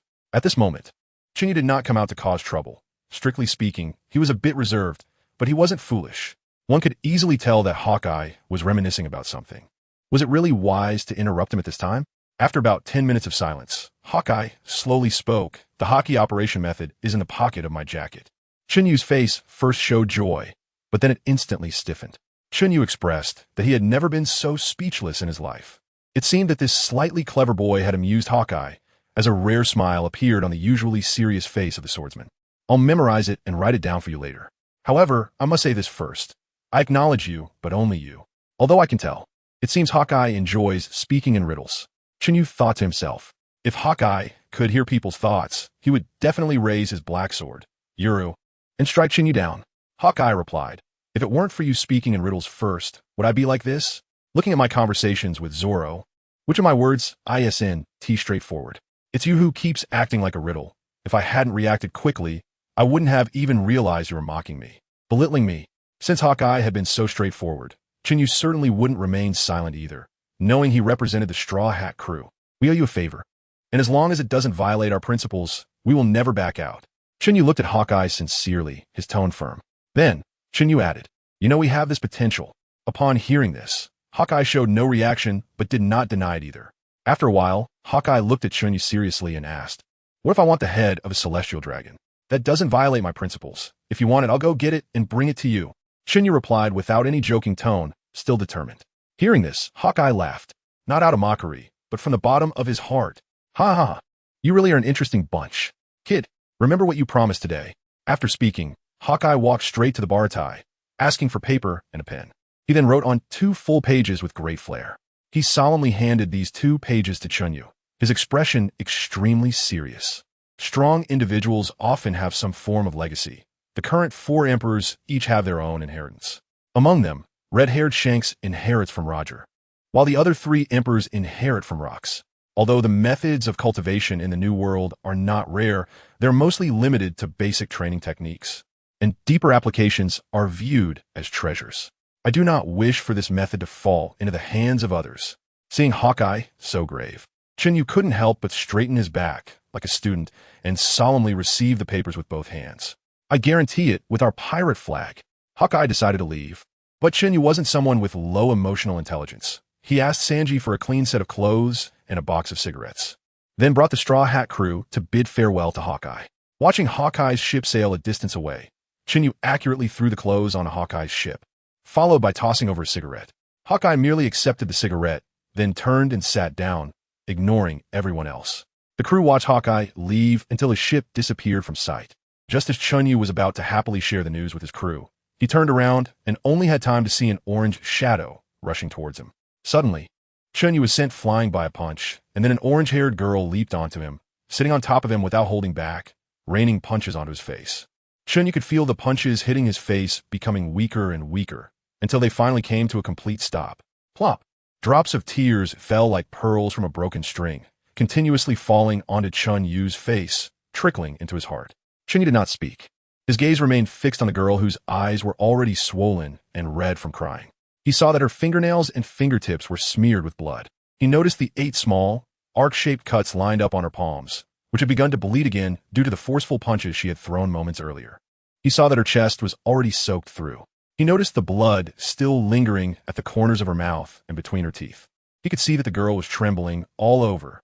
He saw so much. Although he was the one fighting against Eagle Eye, he was completely unhurt, merely exhausted of energy and spirit.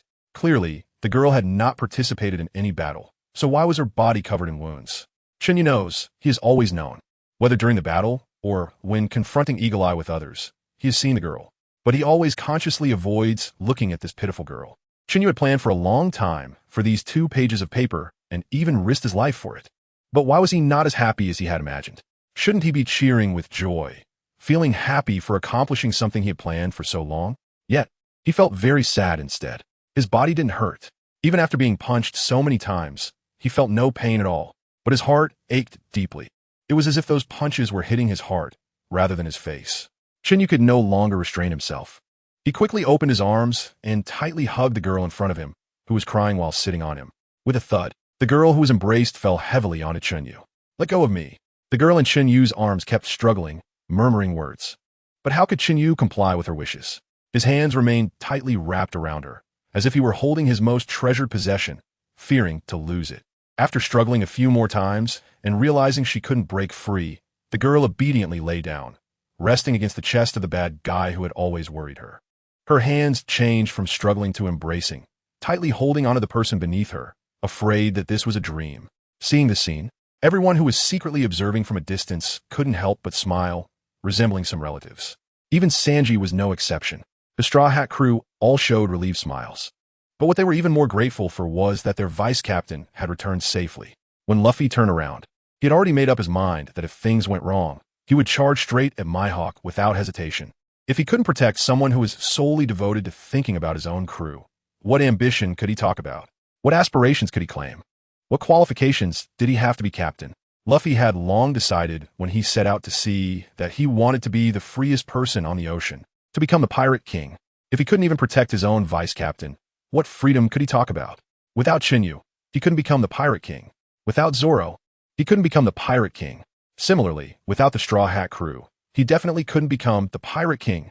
He didn't know what Zoro was thinking, but he knew Zoro's gaze was exceptionally firm. Zoro trusted Chen Yu just as much as he did, and like him, he had long entrusted his life to Chen Yu. Now that Chen Yu had returned safely, everything was developing in a positive direction. Thinking of this, Luffy felt a sense of relief and sat down heavily on the ground, pulling down the sides of his straw hat, staring intently into the distance. He felt that he was one step closer to becoming the Pirate King. At this moment, Nami's restless heart finally calmed down. Looking at Nami in his arms, with a face full of grievance and stubbornness, Chen Yu felt both uncomfortable and very satisfied.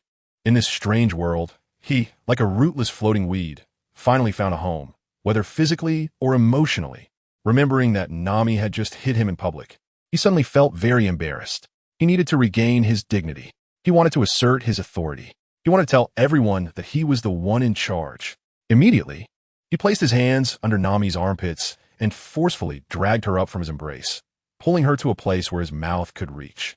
Nami, whose mood had just begun to settle, felt the sudden tug and gasped in surprise.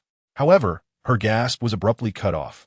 After lifting Nami up, he lowered his head and sealed Nami's small mouth, his tongue invading incessantly, causing Nami's eyes to widen in shock. The onlookers who heard the gasp turned to look. The old chefs all whistled, their faces full of amusement. Zeph, youth is wonderful.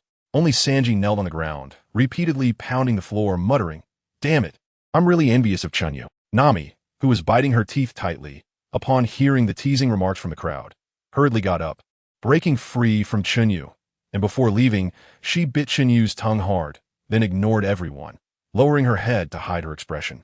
Running back to the Mary without looking back, with a heavy slam of the door, she disappeared from everyone's sight. Then, Chen Yu also got up, not caring at all about what had just happened.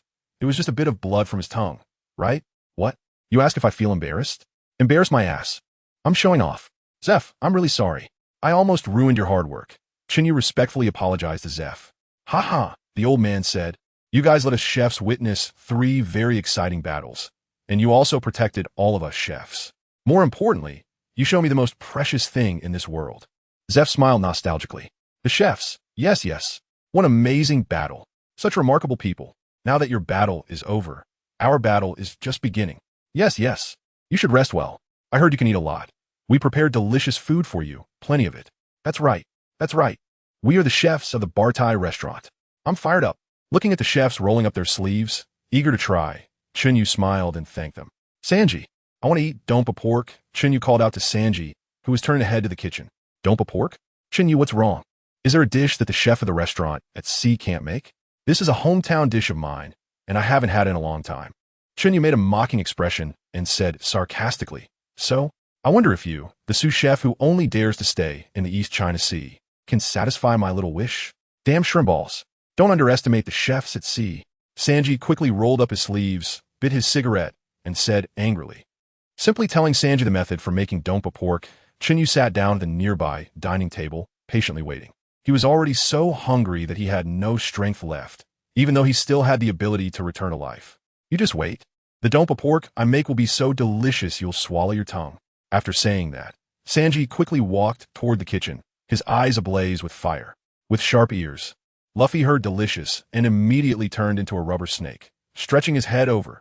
Sanji, I want some too. Usopp. Me. Ah, Usopp the Great. Want some too. Upon hearing this, Sanji gave an okay gesture and coolly turned to leave. He's a chef, how about that? Chen Yu looked at Luffy.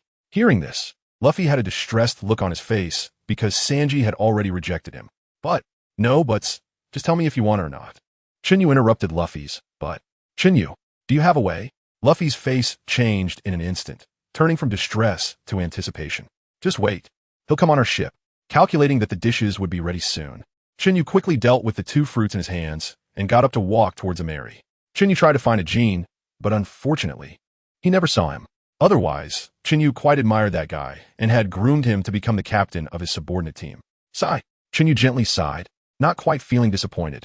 He walked to Nami's room and directly pushed the door open.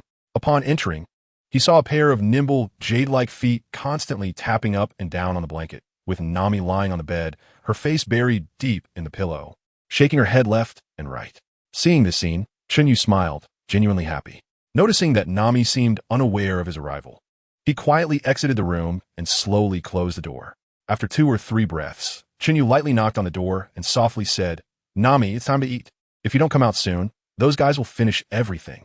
Chen Yu called out and stood quietly at the door, waiting, until a response as faint as a mosquito's buzz came from inside. Coming. Bang, bang. The sound of light footsteps on the wooden floor slowly approached, and then the door opened. Chen Yu had already tidied up his appearance and was waiting for a long time. When he saw Nami come out, he looked at her with delight, staring at her in a turquoise floral dress and sandals that matched her hair color. Chen Yu was once again mesmerized, especially the way he was staring intently at the young girl's exposed thighs, looking quite foolish. Were you looking? A shy whisper came from her. Chen Yu then lightly cleared his throat twice and shamelessly said, Look at my own wife. Not illegal. Not illegal. Ha, you pervert. Who said I wanted to be your wife?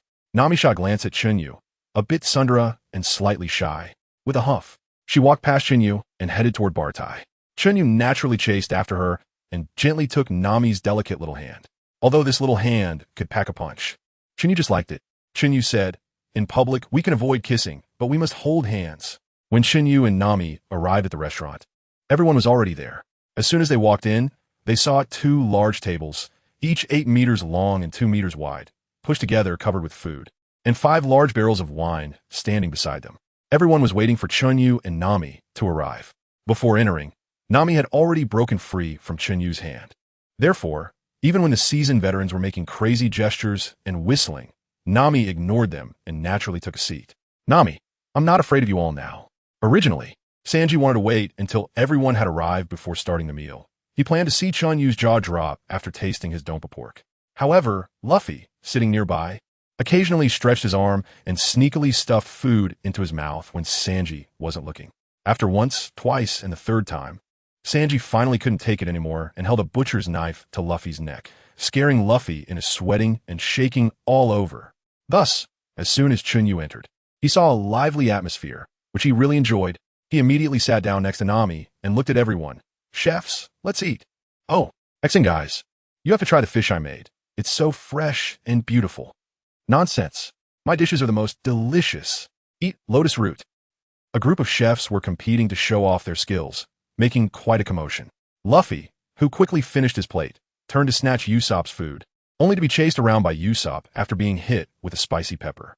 In the process, he accidentally bumped into Nami, who was drinking juice, causing her to choke and cough repeatedly. While Chen Yu was patting Nami's back, watching her feel better, he snatched the butcher's knife from Sanji's hand and chased after Luffy, swinging the knife. Sanji, meanwhile, was chasing after Chen Yu with Dompa pork, wanting Chen Yu to taste the dish he made. After chasing for a long time without catching up, Sanji's forehead bulged with veins, and then he pulled out an axe from somewhere, chasing after Chen Yu and shouting, "You bastard! Not eating makes me cook for nothing?" A few chefs who had already started drinking next to Nami, noticing she was alone drinking juice, shyly invited her to drink with them. Nami, initially planning to refuse, saw that Chen Yu was busy, so she went to drink with them. Soon, several chefs came over to warn the blushing chef who had just invited Nami, pointing at Chen Yu, who was chasing with a knife, saying in unison, "You dare mess with the boss's woman?" The blushing chef immediately broke into a cold sweat. He never expected that he, a renowned chef, would get drunk so quickly and then be scared awake. He thought to himself that he must have been drunk and that the boss wouldn't hold it against him. At this moment, someone told the blushing chef, "Did you see the straw hat guy who was chased? He just bumped into the lady and was chased by the boss for a long time." The blushing chef turned pale, shouting, "Dad, Mom, I'm an unfilial child." Meanwhile, Nami, who was drinking with other chefs, downed one drink after another, knocking several people out, completely unaware of Chef who was already preparing a will. After giving Luffy a beating, Chen Yu hurried back to comfort Sanji. After all, it wouldn't be fair if he didn't eat. After tasting a piece of the red braised pork, Chen Yu's eyes lit up. The tender texture, rich yet not greasy, made him eat plate after plate. Seeing Chen Yu conquered by his food, Sanji squinted with a crescent moon smile, raising an eyebrow while presenting his improved red braised pork, red braised salmon, and red braised Neptune meat. Mastering a new cooking method, Sanji unlocked the achievement of everything can be red braised, feeding Chen Yu to the brim. Suddenly, Chen Yu's gaze fixed on Nami's direction, a hint of murderous intent seeping from his eyes. He didn't even notice when Luffy stole the pork in his hand, focusing intently on releasing his killing intent. Sanji followed Chen Yu's gaze, his face filled with glee. TSK, TSK, TSK. These little guys have guts. That's a beauty I wouldn't dare mess with. Watching the chefs, who were getting friendly with Nami while drinking, Chen Yu couldn't hold back anymore. In an instant, he burst out, colliding with Usopp, who was singing loudly, causing him to spin in place. With a few punches, Chen Yu knocked several chefs on the head, leaving them dazed and mumbling. "Chef Zeph, why does this wine get you drunk so quickly? Do we buy fake wine?" Seeing one of the chefs who usually didn't get along with him passed out on the ground, Sanji couldn't help but sneak attack from behind, keeping an eye on the surroundings. But his feet didn't stop moving, repeatedly kicking the chef while cackling. Soon, the table of ingredients was cleaned out, and everyone was basically drunk and dreaming. Gently picking up the drunk Nami from the table, Chen Yu said goodbye to Sanji and carried Nami back to the Mary, his eyes fixated on the neckline that he had accidentally lifted. With a bang, he closed the door to Nami's room, and after that, Chen Yu never came out again. Of course, Chen Yu was very honest. They only slept together, just cuddling while sleeping, maintaining the last boundary. With his palms feeling a bit sore, Chen Yu peacefully fell asleep next to Nami. The next day, a scream came from Nami's room, followed by the sounds of someone getting beaten, which lasted for quite a while. When Nami got tired of beating, Chen Yu hurriedly explained, "I didn't do anything yesterday." "Nami, then why is your hand in my clothes?" "Chen Yu, I am a person with principles. I stick to my principles." "Nami, then why is your hand inside my clothes?" "Chen Yu, even you don't want to believe me?" "Nami, I just want to know how your hand ended up in my clothes." Chen Yu, destruction. Immediately after, Chen Yu said with a tragic expression, "Don't blame your brother for being bad. Blame your sister for being too cute." And then there was no more. Just as Chen Yu planned to leave the room, he couldn't even get past the door. "Don't ask. The answer is that I bought too many bags." In the restaurant, Sanji, looking delighted, rolled out a cart of breakfast, along with a pot of soup. waiting for everyone to praise him. Sanji had a smile on his face and was full of anticipation. Today's soup was his new creation, and he was confident about it. Unfortunately, what greeted him was ruthless humiliation. Even Chef Zeph, whom Sanji respected deeply, after finishing the soup, smashed the plate and bluntly said, "What the hell is this? It's simply a waste of food." Nearby, Luffy and the rest of the Straw Hat crew, after Sanji angrily ran out, also served themselves a bowl of soup. Straw Hat crew, but it tastes really good. All the chefs. Of course we know it's delicious. We all recognize Sanji's skills. Zeph, but he doesn't belong here. He should pursue his dreams, just like all of you should pursue your own dreams. All the chefs. We all noticed that when that guy talks about all blue, he is genuinely happy, radiating light. Zeph, you young people should go all out to chase your dreams. While everyone was discussing, Sanji, who had just chatted with Chen Yu for a few moments, sat weakly at the door, mumbling to himself, "Little brats, who told you to decide for me? An old man, who will take care of you if I leave." After saying this, Sanji lit a cigarette for himself, falling into silent contemplation. At this moment, Sanji still echoed in his mind the words Chen Yu had said to him. "Sanji, you are destined to be our ship's cook. All blue, that's a great dream. Isn't it only natural for the cook on the future Pirate King's ship to have such a dream? That guy Chen Yu is such a jerk." After finishing one cigarette, Sanji lit another. He then tossed one to Chen Yu, who suddenly appeared beside him, but he didn't look at that jerk even once. "Are you really so sure that I will agree to you?" Chen Yu curled his lips and said casually, "There's a light in your eyes, just like Luffy and the others, but you just haven't realized it. What about you?" Chen Yu looked confused for a moment before he said seriously, "I'm searching for something, but I don't have anything in mind for now. However, I want to help a few guys on the ship achieve their dreams." "Is that so? Then I wish you find it soon," Sanji replied after a long silence. "For now, I'll just hang out with you guys at sea. Anyway, a few bastards inside are already planning how to get rid of me. As for the chef on your ship, I've taken over. If you still can't achieve your dreams after eating my food, then it means I misjudged you, and you are not that remarkable." After saying this, Sanji stood up, dusted off his pants, leaned against the railing of the bar tie, and gazed thoughtfully at the horizon. Chen Yu smiled sincerely. Straw Hat crew +1. At the same time, he was constantly pondering what he really wanted to do. Could it be that he came here to be a street punk? "Sanji, don't catch a cold." Zeph's hoarse voice came through. Sanji, who was trying hard to control his emotions with a serious face, instantly burst into tears upon hearing Zeph's aged voice, like a dam that had burst. After a moment of silence, Sanji suddenly turned around sharply, knocked his head heavily on the ground, and with a slight sob, said, "Old man Zeph, thank you for your care all this time. This great favor I will never forget." He then knocked his head twice more forcefully, knelt on the ground, and stayed silent for a long time, tears soaking his hair and gradually spreading on the ground. Seeing Sanji's reaction, even a strong Zeph couldn't help but shed tears. "Damn it, I'm so lonely. I'm so lonely. Damn it." The other chefs covered their eyes and cried. Even the two who usually disliked him the most were sobbing loudly. "I'm so lonely. We will really be so lonely. You damn bastard. What a bunch of silly boys. Real men should part quietly." Zeph laughed while wiping his tears. Sanji also looked up, tears streaming down his face, smiling at the people of Bartai. Then Sanji got up, walked towards the Going Merry, and kept wiping his tears with his sleeve. Until he could no longer see Bartai, Sanji finally put his hands down. The people on the ship saw this, and all showed relieved smiles. Nami and Usopp also shed emotional tears, but Nami still had Chen Yu to comfort her. Once Nami calmed down, she held Chen Yu's right hand with both of hers and said playfully, Chen Yu, I plan to rest for a while. I'm a bit tired. You can't come disturb me. You can't come in." Seeing that Chen Yu did not agree, Nami, like a little woman, shook Chen Yu's hand, pouted, and kept making little whimpering sounds. In the end, unable to resist Nami, Chen Yu had to agree. Nami happily tucked her hair behind her ear, kissed Chen Yu on the face, and then bounced into the room, locking the door behind her. Sanji, who was originally kneeling on the ground reprimanding Chen Yu, suddenly noticed that Chen Yu's face was so gloomy it looked like water could drip from it, and quickly got up to ask Chen Yu what had happened. Chen Yu smiled stiffly at Sanji, then asked him to call the others to the bow of the Merry. He had something to say. Soon, Zoro, Luffy, Usopp, and Sanji formed a semicircle around Chen Yu, each with a serious expression, waiting for him to speak. Joseph and Johnny stood behind Zoro, one hand propping up their face and the other crossed over their chest, looking serious. "Do you remember Arlong?" Joseph and Johnny pulled out the bounty notice for Arlong. Hearing Chen Yu's words, Johnny quickly took out a stack of wanted posters and picked out Arlong's, slapping it down on the deck. A mere 20 million for a small fry, yet it has brought tears to our navigator. Ever since Nami saw Arlong's bounty, she has been distracted.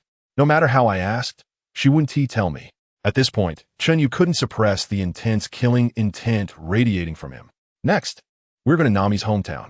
But I have confirmed with Joseph that Arlong's territory is also in that direction. After saying this, Chen Yu turned to Luffy and Zoro and asked, "Do you remember what Nami did before she came aboard?" Both nodded and explained to the others. "I really don't understand why a little girl needs so much money. It wasn't until last night that I finally cleared this up." Last night, Nami was talking in her sleep, mumbling that she had already gathered enough for 100 million and could soon buy the village, saving everyone. Hearing Chen Yu's words, the quick-witted Usopp and Sanji instantly understood what he was implying. Seeing Chen Yu's gloomy face, which clearly indicated he didn't want to elaborate further, Usopp turned to Luffy and Zoro to explain in detail. After everyone pieced together the story, they fell silent, and Luffy was thoroughly angry. After a while, Chen Yu spoke again. "Having spent so much time with Nami, she has never hidden something from us like today. I suspect Nami wants to solve this on her own. So when the time comes, remember to cooperate with her and let her try first. If it really comes to a crisis, I will slice that fish even if I have to fight my way to Fishman Island." Chen Yu's aura intensified once more, and the corners of his eyes had already turned bloodshot. Seeing everyone nodding, Chen Yu instructed Luffy and Zoro to train on their own while he personally taught Joseph, Johnny, and Sanji about hockey. Chen Yu first glanced at Joseph and Johnny. "Do you two want to come with us to the New World? If you decide to stay in the East Sea, then I can only teach you the basics of hockey. I won't teach you the techniques of Hawkeye."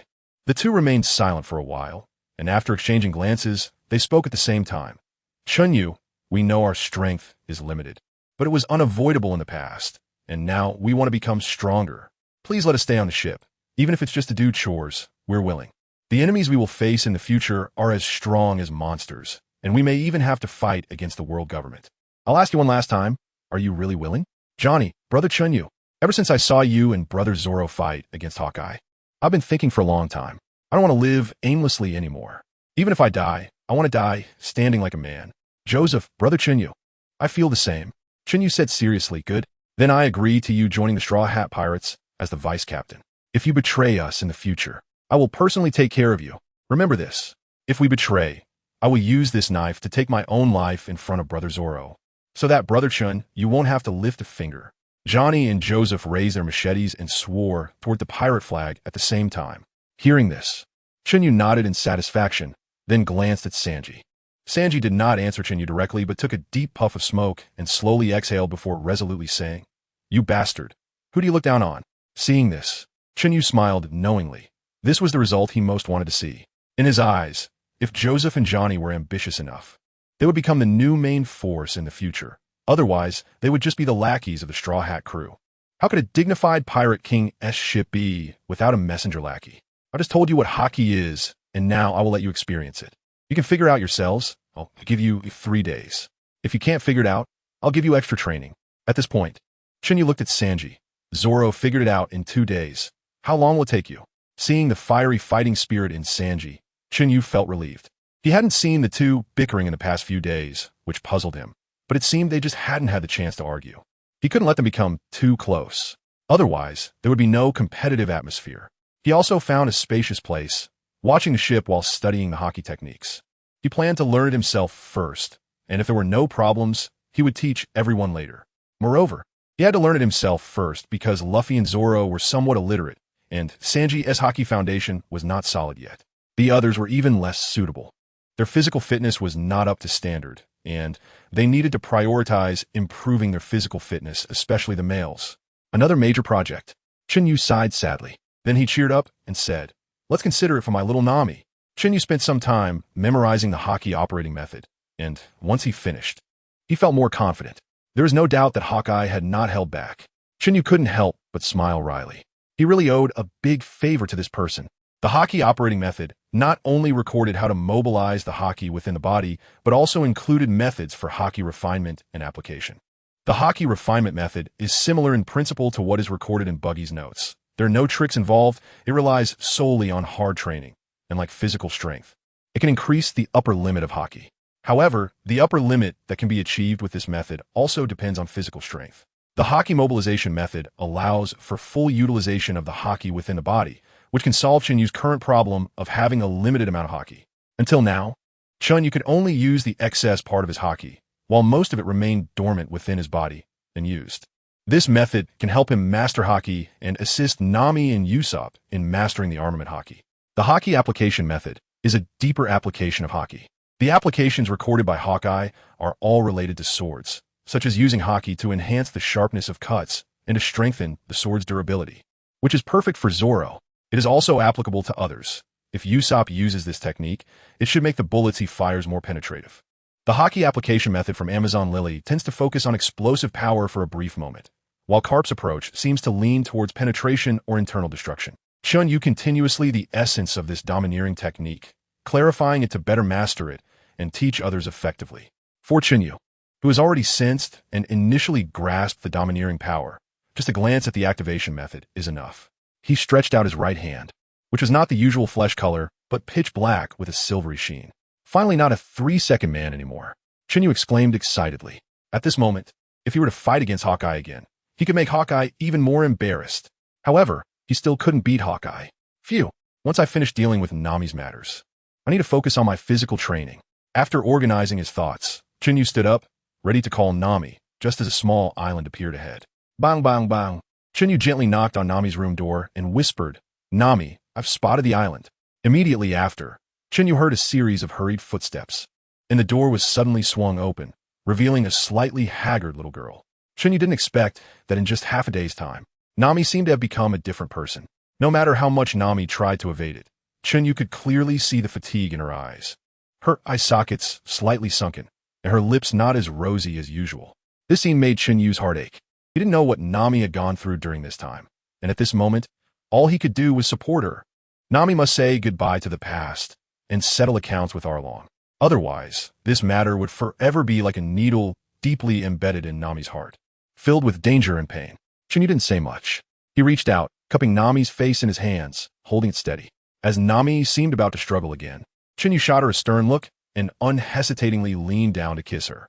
This time, he didn't savor the moment. He just wanted Nami to feel at ease, to let her know that he was there for her. If she felt wronged, she must come back to find them. They would all be waiting for her on the ship. As soon as he finished speaking, everyone stood up, ready for anything.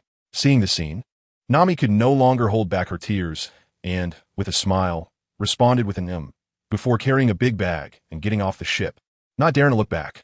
The others stood at the bow of the ship, watching Nami leave. Standing beside the figurehead of the Going Merry, Chen Yu gazed out at the vast sea, silent for a long time. Luffy, perched on the figurehead, kept him company, looking out at the ocean too. Luffy didn't know why Chen Yu called him over, but he didn't ask, even though his stomach was growling with hunger. This time, Chen Yu indeed had something to discuss with Luffy, but he didn't know how to start. To be honest, knowing too much about the future wasn't necessarily a good thing. The more one knew, the more responsibilities one bore. Chen Yu couldn't tell Luffy that Ace would die before him in the future. He had truly come to regard Luffy as a brother. Therefore, he couldn't just stand by while Luffy's beloved brother was in danger. However, the war at Marineford had to happen. As long as Whitebeard was alive, the balance of power at sea would never change. If the balance of power at sea didn't change, then chaos wouldn't ensue, and their Straw Hat crew would become even more dangerous. At present, Chen Yu didn't know how to deal with them, nor how to protect their crew from the onslaught of the world government. He had already come to see this place as his home. It was a freedom he had never experienced before, a trust he had never truly possessed. The few people on the ship followed his suggestions without questioning, which made him increasingly hesitant and indecisive before issuing any commands. It was precisely this entanglement of feelings that left him feeling anxious and uncertain. Chen Yu remained silent. "Hey, Luffy," hearing this, Luffy raised his voice and turned to look at Chen Yu. "What do you think we should do if we encounter very strong opponents in the future, who are determined to kill us?" Luffy didn't think at all. He simply raised his hand to adjust his hat and then looked into the distance, stating seriously, "I will become stronger than them." Chen Yu could actually guess this answer, because this is Luffy. After setting sail, he has bet his life on it, and even if it costs him his life, he has no regrets. Luffy can be said to fear nothing because he is not afraid of losing his life. But he is also a very timid person. He fears not being able to fulfill his promise to Shanks. He fears losing his only brother in his eyes. and he fears losing his companions. In the past, he only viewed being the Pirate King as a form of entertainment and never thought about what he would do if he were Luffy or part of the Straw Hat crew. But now, in this position, he must think about these matters. Their crew is about to enter the New World, and their bounty notices will be released after this battle. So what do you think we should do next? Chen Yu chose to skip the unresolved issues from before and asked, "Let's go find a musician. Pirates need to sing and have parties." Luffy placed his hands on his throne, looking quite excited. This seemed to be a topic that Luffy was very interested in. His pursuit of a musician had never stopped. Chen Yu did not respond.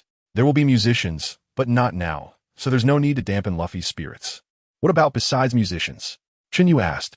Luffy replied, "We need a ship's doctor. How can a pirate ship be without a ship's doctor?" Haha, right? Hearing this, Chen Yu burst into laughter. He seemed to realize where the difference between him and Luffy lay. He always thought too complicatedly. He liked to shoulder everything himself, and he always felt that he knew some information in advance. So he shackled himself, unreasonably shouldering extra responsibilities. Luffy never thought about these things. He believed in his friends. He just wanted to gather his companions first, then face difficulties together and overcome them together. Since hockey can be trained step by step, then aside from working harder, any other plans would be useless. The current start has already been quite smooth, hasn't it? It couldn't be better. So why frown all day and make things difficult for himself?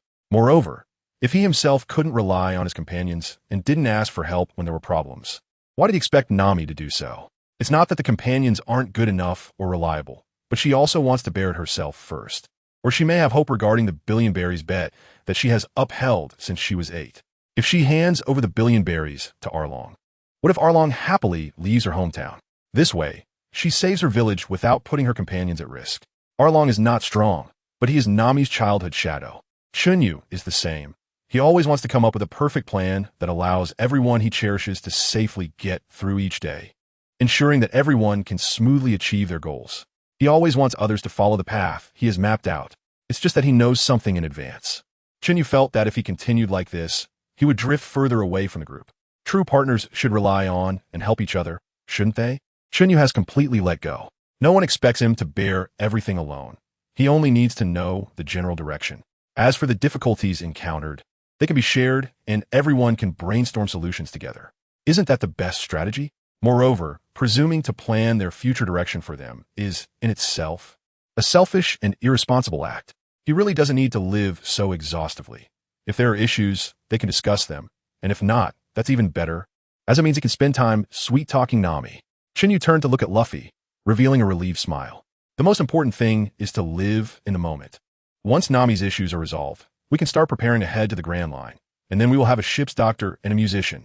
Hearing what Chen Yu said, Luffy excitedly took off his hat, his gaze fixed firmly on the straw hat in his hands. Once they enter the Grand Line, he will be one step closer to his dream. The sea breeze continued to howl, but the straw hat pirate flag stood firm like a warrior, never compromising. The sound of the flag flapping was the strongest evidence of their resolve. Back at her home, Nami took out the last piece of gold worth 7 million berries and knelt in front of a small orange grove. The fatigue and hope in her eyes could not be concealed. Finally, she had gathered up 100 million. Looking at the large box full of money in front of her, Nami laid back in the shade of the orange trees, her right fingers naturally curling, her palm facing outward on her forehead, blocking the glaring sunlight coming through the leaves. Belmir, Nojiko, and everyone in Kokoyashi village. We can finally break free from Arlong's rule. Nami murmured to herself, but her eyes betrayed her, becoming moist. She had lost count of how many times she had cried. However, she believed that as long as she got through today, both the villagers and herself could be liberated, and she would travel the world with the Straw Hat crew to fulfill her childhood dream. With this thought, Nami felt an endless surge of strength within her. After covering the treasure again, she set off towards Arlong's territory with her 3-section staff. It's Nami-chan. It's little Nami. The people of Kokoyashi saw Nami approaching from a distance and began to gossip. However, as Nami got closer, they all hurriedly retreated into their homes, as if avoiding a plague, shutting their doors and windows tightly. Nami, who witnessed everything, had no reaction. She had long since grown accustomed to it. Even though everyone was unaware and did not understand her, she willingly made these sacrifices without any regrets. Once Nami had left, the villagers gradually came out, gathering together as if discussing something. A few men grew increasingly agitated and ran into their houses, emerging with hoes, ready to confront someone. The women wiped their eyes in succession, their grief and anger no less than that of the men. This scene had continued for 8 years, a full 8 years. On the other side, Nami, who had reached the entrance of Arlong Park, put on a cold expression, her eyes filled with shadow. A hint of a stern smile on her lips as she forcefully pushed open the door to Arlong Park, completely ignoring the startled fishmen inside. Arlong, you said you were the most trustworthy person, right? Nami stepped forward, inching closer to Arlong. Hearing this, Arlong was somewhat confused, but he laughed grotesquely as usual. Shark ha ha ha, shark ha ha ha. That's right. I, Arlong, am the most trustworthy. I keep my word. All right. I've gathered the money, so sell me the village. You promised, didn't you? Nami showed no signs of joy, her expression still cold. Hearing this, Arlong stood up from his throne in shock, his eyes wide, pupils constricted, his face twisted like a bloodthirsty shark. Then he sat back down, looking at Nami before bursting into laughter again. I, Arlong, am the most trustworthy. How about this? You go back and prepare, and tomorrow I'll come account it. As long as the amount is enough, I'll immediately grant your village freedom. Arlong, now calm again, glanced towards a certain direction in the distant sea and spoke. Upon hearing Arlong's promise, Nami felt a sigh of relief and left Arlong's territory directly. However, the moment the door closed, an endless laughter erupted from within Arlong Park. Like a cacophony of demons, deafening. Nami thought nothing of it, assuming they were just happy about getting 100 million berries. Suddenly, Nami, who had fallen asleep with her head on the table, heard some strange noises and instantly stood up, cautiously unfolding her 3-section staff and stepping out of the room. On this final day, she dared not let her guard down. Moreover, usually no one came here. As soon as she stepped outside, Nami saw several Navy soldiers digging around with shovels, and an ominous premonition arose in her heart. What are you doing? Nami shouted angrily at the nearest Navy soldier, who looked like a rat.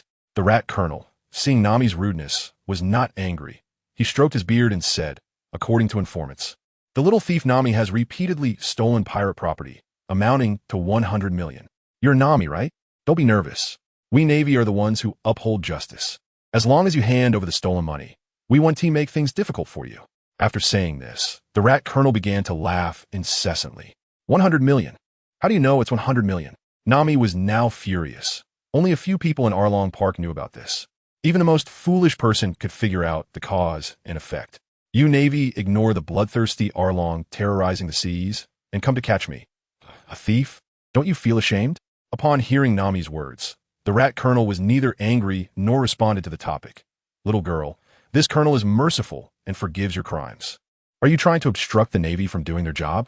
At this point, Nami was trembling with rage. No wonder the villagers had sought help from the Navy for years without success. It turned out that the so-called Navy had colluded with pirates to oppress the people. Suddenly, Nami sensed someone approaching her precious orange grove, her eyes widening as she swung her staff and knocked away a Navy soldier who was trying to damage the grove.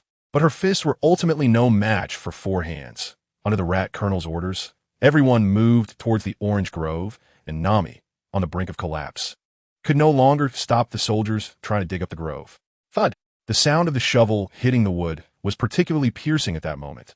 However, this sound thrilled the rat colonel, who immediately snatched the shovel and began digging with all his might. Watching her years of hard work about to be taken away, Nami's heart gradually broke, feeling as if she was drained of strength, kneeling on the ground with a dazed look, allowing the rat colonel to plunder her treasure.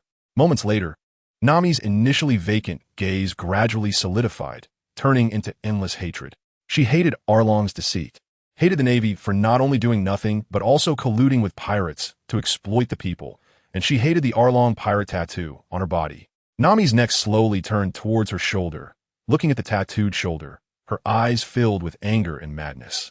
She suddenly pulled out a dagger and stabbed it fiercely into the tattoo again and again, gritting her teeth, wishing she could kill Arlong and drink his blood. But then Nami seemed to remember something. She stopped her actions, decisively dropped the dagger, and covered her shoulder as she walked towards the sea. She remembered that she had friends, a group of reliable and caring friends. She had no intention of confronting Arlong alone, not at all. Now, she wished she could kill those Navy soldiers and the fishmen in Arlong's territory. She had never felt such anger before. Something quietly happened. Even she herself did not notice. The hand tightly gripping her shoulder was already enveloped in hockey. Although scarce, it remained present and did not dissipate. Sitting on the shore, Chen Yu, Luffy, Zoro, and Usopp all opened their eyes. A chilling aura of killing intent swept over Chen Yu, causing Sanji, Johnny, and the others to look at the murderous Chen Yu in confusion, waiting for an explanation. Sanji glanced at Zoro and Usopp, feeling a bit frustrated as he lit another cigarette. Even more frustrating was that the lighter wouldn't ignite, making Sanji's veins bulge with anger, with no outlet for his rage. Sanji knew that the four of them had sensed something with their observation haki. Thinking of how he was the last to board the ship and still hadn't mastered haki, Sanji couldn't help but pout. He was not someone who would accept falling behind. As Nami gradually approached the group, Chen Yu's killing intent grew even stronger. It wasn't until Nami stood in front of everyone that he got up and walked towards her, gently wrapping her in his arms as she covered her shoulder. "Let me see," he said, trying to suppress his anger as he looked at her haggard face, forcing himself to sound calm. Back among the group, Nami seemed to relax significantly, enduring the intense pain as she opened her tightly clenched palm. In the next moment, Chen Yu's killing intent intensified further. Meanwhile, a powerful aura suddenly erupted from between Chen Yu's brows, causing Johnny and Joseph, who were standing nearby, to instantly lose consciousness, while Usopp gasped for breath, struggling to withstand the pressure. The rest of the group, except for Nami, only felt a daunting presence sweep past them, without much reaction. They all knew what this aura represented, but that wasn't the focus at the moment. Nami, closest to Chen Yu, felt nothing. She only knew that Chen Yu was angry, and it was the first time she had seen him so furious. Seeing the bloodshot eyes and trembling fists of Chen Yu, all of Nami's grievances were set aside at that moment. Enduring the severe pain in her shoulder, she held Chen Yu's fist in her arms, watching him with some concern. Feeling Nami's actions, Chen Yu's heart was warmed. However, the coldness in his gaze intensified. He forced out a gentle expression, stiffly asking, "Who is it? What happened during this time?" The few who were still conscious gathered around. Nami immediately stopped hiding and recounted everything from beginning to end. After hearing Nami's story, the Straw Hat crew wore expressions of frost, with veins bulging on their foreheads and necks, all showcasing their anger. Chen Yu also wanted to embrace Nami early, but he couldn't. At this moment, he was first the vice captain, and only then the boyfriend. No one knew how angry Chen Yu was during the brief moment from sensing Nami to her appearing in front of everyone, but he had to restrain himself. They had agreed beforehand that Nami would handle it herself first. If she couldn't resolve it and needed help, then everyone would step in. So he had to wait until Nami was ready to seek help from everyone before he could make a decision. Chen Yu didn't want Nami to be just his girlfriend. He wanted everyone to know that Nami had always been a member of the Straw Hat crew. They helped Nami not because Chen Yu was the one helping her, but because Nami was their navigator. So they chose to take action. Therefore, in collective matters, he had to be the vice captain first before being her boyfriend. Everything was for that elusive cohesion. At this moment, Chen Yu already knew what he truly wanted to do. Take good care of Nami, always stay by her side. And once everyone's dreams were realized, he would take Nami to live in seclusion, just like Rayleigh. This was his simple and unadorned dream. No matter who obstructed him from achieving his dream, Chen Yu would completely destroy them, regardless if it was a first or second lieutenant. It wouldn't matter who came. His dream was very simple. If anyone stood in his way, he would absolutely not negotiate with them. Seeing the uncontrollable anger in everyone's eyes, Chen Yu no longer hesitated, waved his hand to summon a cloud of flames, and took everyone flying towards Nami's village. As Chen Yu's strength increased, the speed of the flame cloud became faster and faster, reaching the village in just a few breaths. Everyone rushed towards the direction pointed by Nami, quickly seeing the villagers gather together. At this point, the villagers had already learned from Nokigao about Nami's situation and could no longer endure it. They planned to use the strength of the entire village to avenge Nami, even if it meant flying into the fire, to vent the long-standing oppression of their village. The mobilizing villagers spotted Nami and the others flying in on the flame cloud from afar and nervously gripped the tools in their hands. After Nami introduced a few people in Chen Yu's arms, he no longer hesitated and asked the village doctor to help treat Nami's wounds, as well as the unconscious Johnny and Joseph. Aegean was still deeply shocked and saddened by the fact that Nami already had a boyfriend. "Sanji, can fishmen be eaten?" Chen Yu asked calmly, smiling. He casually lit Sanji's cigarette. If it weren't for the visible veins bulging on Chen Yu's forehead, everyone might really think he wasn't angry anymore. Sanji took a puff of his cigarette to calm his anger and explained in a very plain tone, "This muscular fish can be sliced into transparent, thin slices, quickly chilled with ice, and eaten with soy sauce and wasabi." It can also be cut into thick pieces and braised or stewed. This fish has too much connective tissue, so stir-frying it too hard is not recommended. Why did Sanji know so much about fishmen? A few fishmen that didn't know better came to provoke them while they were waiting on the shore, and Sanji naturally knew how to cook this type of fish. As for where these fish went, that's not even a question. They would just assume they went on a global journey. The villagers, hearing the cold conversation between the two, felt a chill run down their spines. But they were also immensely hopeful about the group of young people coming to avenge Nami. After Nami finished treating her wounds, everyone headed towards Nami's home. Just as they set off, they encountered a group led by Mouse, carrying large and small packages, preparing to leave. Mouse looked at the crowd blocking his way, especially seeing Nami among them, and quickly understood their purpose. However, he was not afraid at all. After all, he was a naval colonel. You little thief, our navy showed mercy and let you go, yet you repeatedly obstruct our work. Do you wish to be enemies with the navy? Do you wish to be enemies with the world government? Hearing these words, Nami showed no reaction, looking at Mouse as if he were dead. Although Nami didn't react, the villagers behind her were all furious and picked up their hoes, sickles, and other tools. Unafraid of the navy, they had long since been prepared to face death. A few naval officers couldn't make them take a step back. This was 8 years of accumulated anger. You bunch of unruly villagers. Do you want to challenge the authority of the navy? Seeing that these villagers were different from the timid people in other villages, Mouse was frightened and kept retreating. Mouse knew very well how he had become colonel. He couldn't deal with these unruly villagers. I'll remember these unruly villagers. Once I return to the base, I will gather the troops to flatten Kokoyasi village. And as for Arlong, money can settle that. Mouse thought angrily to himself. No one retreated a step in response to Mouse's threats, nor did anyone feel fear. They all showed fierce expressions, ready to move. Aegean suddenly shouted, "Villagers, it's time for revenge. Kokoyasi village has no cowards."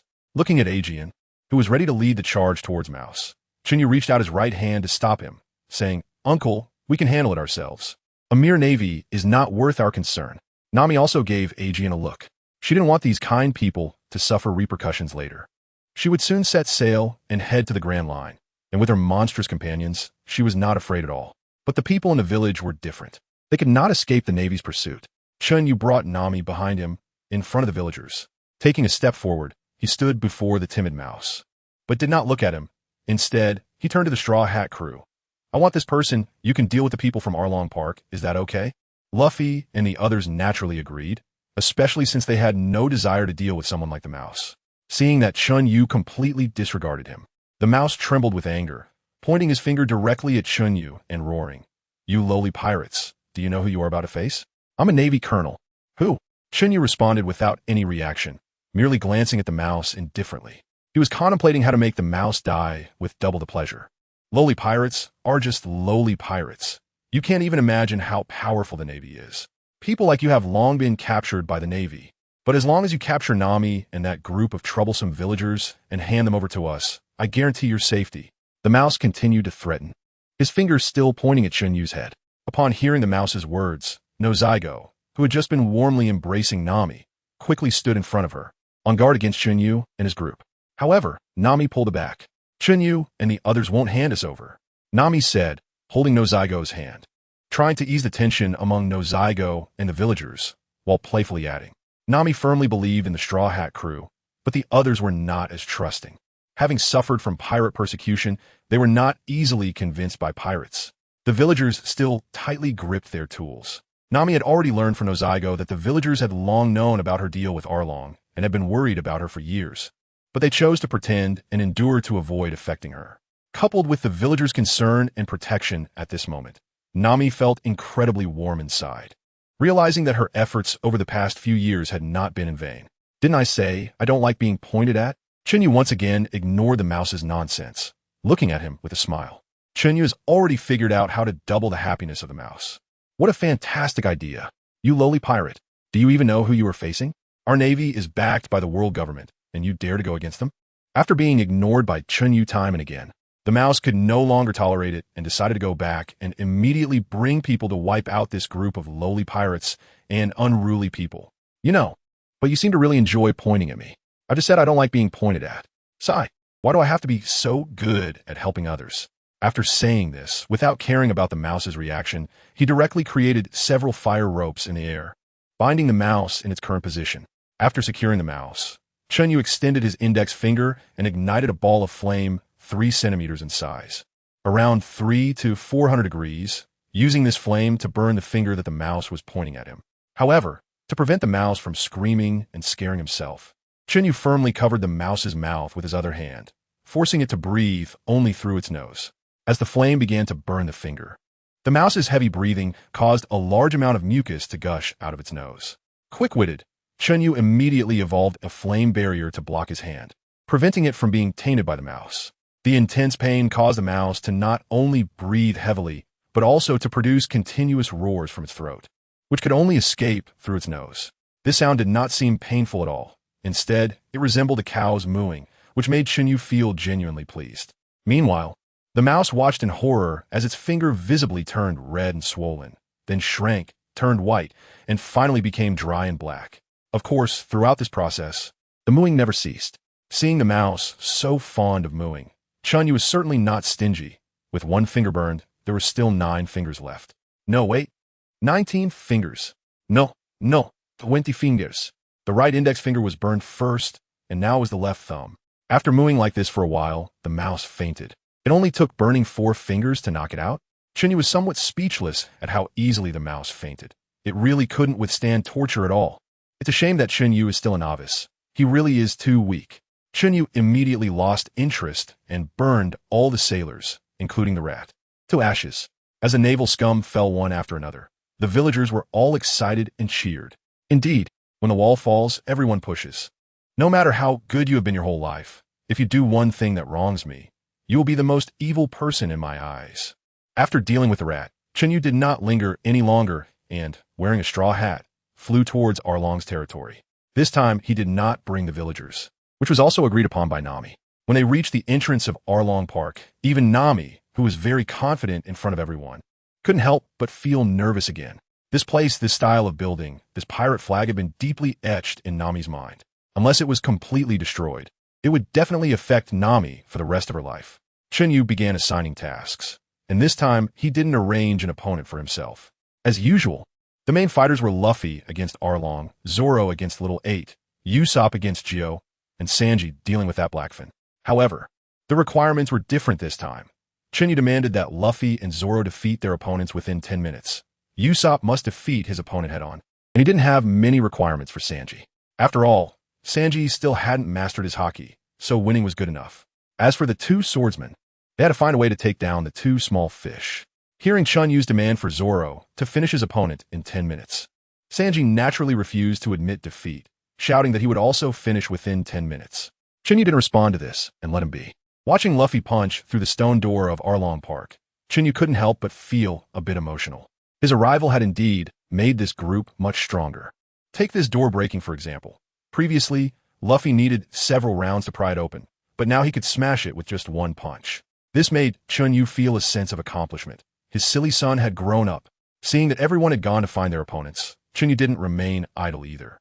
With a wave of his finger, over a dozen flying swords floated above Arlong Park, raining down like a shower, leaving only 2 small fish, while the rest were taken out in one go.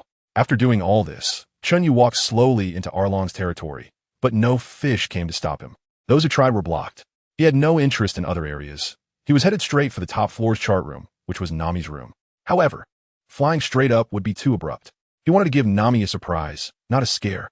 Chen Yu walked along, not searching for any treasure. There was no need for that. It was enough to just ask Nami in the end. Nami, are you really going to betray us for these lowly creatures? Arlong said angrily, standing opposite Luffy. Clearly, Chen Yu's recent actions of taking out so many minions had driven Arlong completely mad. Arlong stared at Nami, the killing intent in his eyes unmistakable. Lying on the ground were his comrades. They had been killed by lowly creatures. If it weren't for needing Nami's abilities, he would have already killed her. But now, a mere lowly creature dared to betray him. Hearing Arlong's words, Luffy suddenly shivered, recalling what Chen Yu had said. Luffy, if you let Arlong say anything to make Nami unhappy, don't even think about eating meat for 3 days. Such a threat worked perfectly on Luffy, who immediately wrapped his hands in haki, then extended his arm to unleash a rocket cannon at Arlong. It hit Arlong, who was ranting, causing him to spit blood and his eyes to bulge out. As for Zoro, with the sword Chen Yu had taken from Monk on the ship, he used his three-sword style to unleash a black rope dragon tornado, instantly defeating Little Eight. However, Zoro, already half-damaged, immediately broke down, blood seeping from his wounds as he staggered to a wall, his head drooping, and fell into a deep sleep. Sanji's fight was much better than before, since he didn't have to dive underwater to save that fool. He hadn't been injured and was happily engaging in a physical fight with Blackfin. Meanwhile, Chen Yu gradually approached the final floor and stopped in front of the target room, his anger already uncontrollable before even entering. The doorknob was covered in blood. Straining to contain his rage, Chen Yu pushed the door open, but the doorknob he had touched instantly melted, flowing to the ground and becoming a pool of crimson iron water. Upon entering, he was greeted by a mountain of papers stacked neatly, with a wall completely covered in blueprints. Chen Yu walked back to the desk, picked up the pen that was placed on it, and the anger inside him could no longer be suppressed. He had never seen such a dirty pen, a fountain pen filled with bloodstains. It could be said that since Chen Yu entered the room, he had not seen a single piece of furniture or tool without bloodstains. Drawing sea charts was clearly Nami's favorite thing, but the sea charts in this room carried nothing but Nami's nightmares and sorrow. Chen Yu would not allow anything here to exist in this world. Chen Yu erupted. A wave of heat burst forth from the room, and several blueprints flew out of the shattered window with the airflow, followed by a green flame that instantly filled the entire room, turning the nautical charts and furniture to ash. Moreover, the ceiling and walls had begun to melt, and as the color of the flames deepened, the speed at which the walls melted increased. Finally, with a surge of power, Chen Yu melted the entire top floor into lava. Outside, Nami understood what was happening when she saw the window of the room shatter. Then she witnessed the room she once lived in erupting with green flames, followed by the entire floor being melted by Chen Yu. She also saw a still unsatisfied Chen Yu leap into the air, unleashing a terrifying green fire fist that incinerated the entire castle from top to bottom, leaving no trace behind. To hell with the treasure. At that moment, Nami was already in tears, covering her mouth and repeatedly shouting Chen Yu's name. Chen Yu, still filled with rage, heard Nami calling for him and rushed to her side as fast as he could. Before he could speak, Nami lunged at Chen Yu, holding him tightly. The two stood there in silence, and Chen Yu's anger dissipated. Nothing was more important to him than Nami. Holding Nami, Chen Yu looked at Usopp and realized it was somewhat difficult for Usopp to face that kissing fish head-on. However, Chen Yu believed that with Usopp having mastered observation hockey, he had a good chance against Chu. Watching a fish with painted red makeup and a pouty face approach him disdainfully, Usopp's legs began to shake uncontrollably. However, the more his legs shook, the more reassured Chen Yu felt. Usopp had never let them down in desperate situations. Soon, Usopp took action. Chen Yu ordered him not to leave Arlong Park, so he ran around the pool, shooting lead stars at Chu while running. Judging by his observation hockey, Usopp hit 1 out of 3 shots. The other 2 missed because his body couldn't keep up. Chu, struck by the lead bullet at close range, still broke through the defense, with the entire bullet embedding itself in his muscle. However, it wasn't deep, and Chu easily squeezed it out. Seeing such terrifying defense, Usopp felt a bit intimidated. Unable to bear it any longer, Chu leaned over the edge of the pool, took a big gulp of water, and then unleashed a water machine gun at Usopp. It was completely useless, and Usopp easily dodged it. In Chen Yu's view, if Chu had a few more mouths, Usopp would definitely not be able to dodge. The wide range of Usopp's evasion showed he couldn't perform precise dodges. As long as the attack range was a bit broader, Usopp would have to accept his fate. Fortunately, Usopp had good luck with his Conqueror's Haki and had never encountered an overwhelming opponent. Watching each other unable to do anything, Usopp looked pleased, while Chu's face turned red with anger. Hitting him wasn't fatal, but it hurt. Even worse, Usopp occasionally threw in an alcohol star and a chili star, making Chu scream in pain. Unable to chase him down or hit him, Chu was eventually knocked down to the ground by Usopp's hammer star, his head buzzing for a long time. Usopp took full advantage of the moment, pulling out another hammer from his bag, leaping up and directly knocking Chu out cold. Seeing that Usopp hadn't gone for a kill, Chen Yu kindly pulled out a 40-meter-long knife and placed it against Usopp's neck. They both had to finish this today. After today, only Hachi would survive among the fishmen, which Chen Yu had discussed with Nami. On one hand, Hachi was still somewhat useful.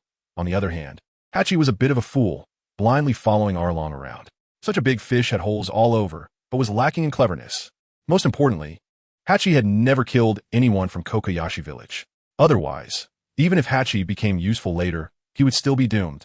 Under Chen Yu's threat, Usopp ultimately took a dagger and stabbed it into Chu's heart. Chen Yu told the somewhat negative Usopp that this is what brave sea warriors must go through. If he could learn Haki earlier, he could take out a guy like Chu in one shot, no exaggeration, which filled Usopp with renewed determination. Usopp's victory was largely thanks to his observation Haki, which was really like a cheat in the East Blue, making it too easy. The fish were sad about Chu's death because, apart from Shachi, all the other fish had died.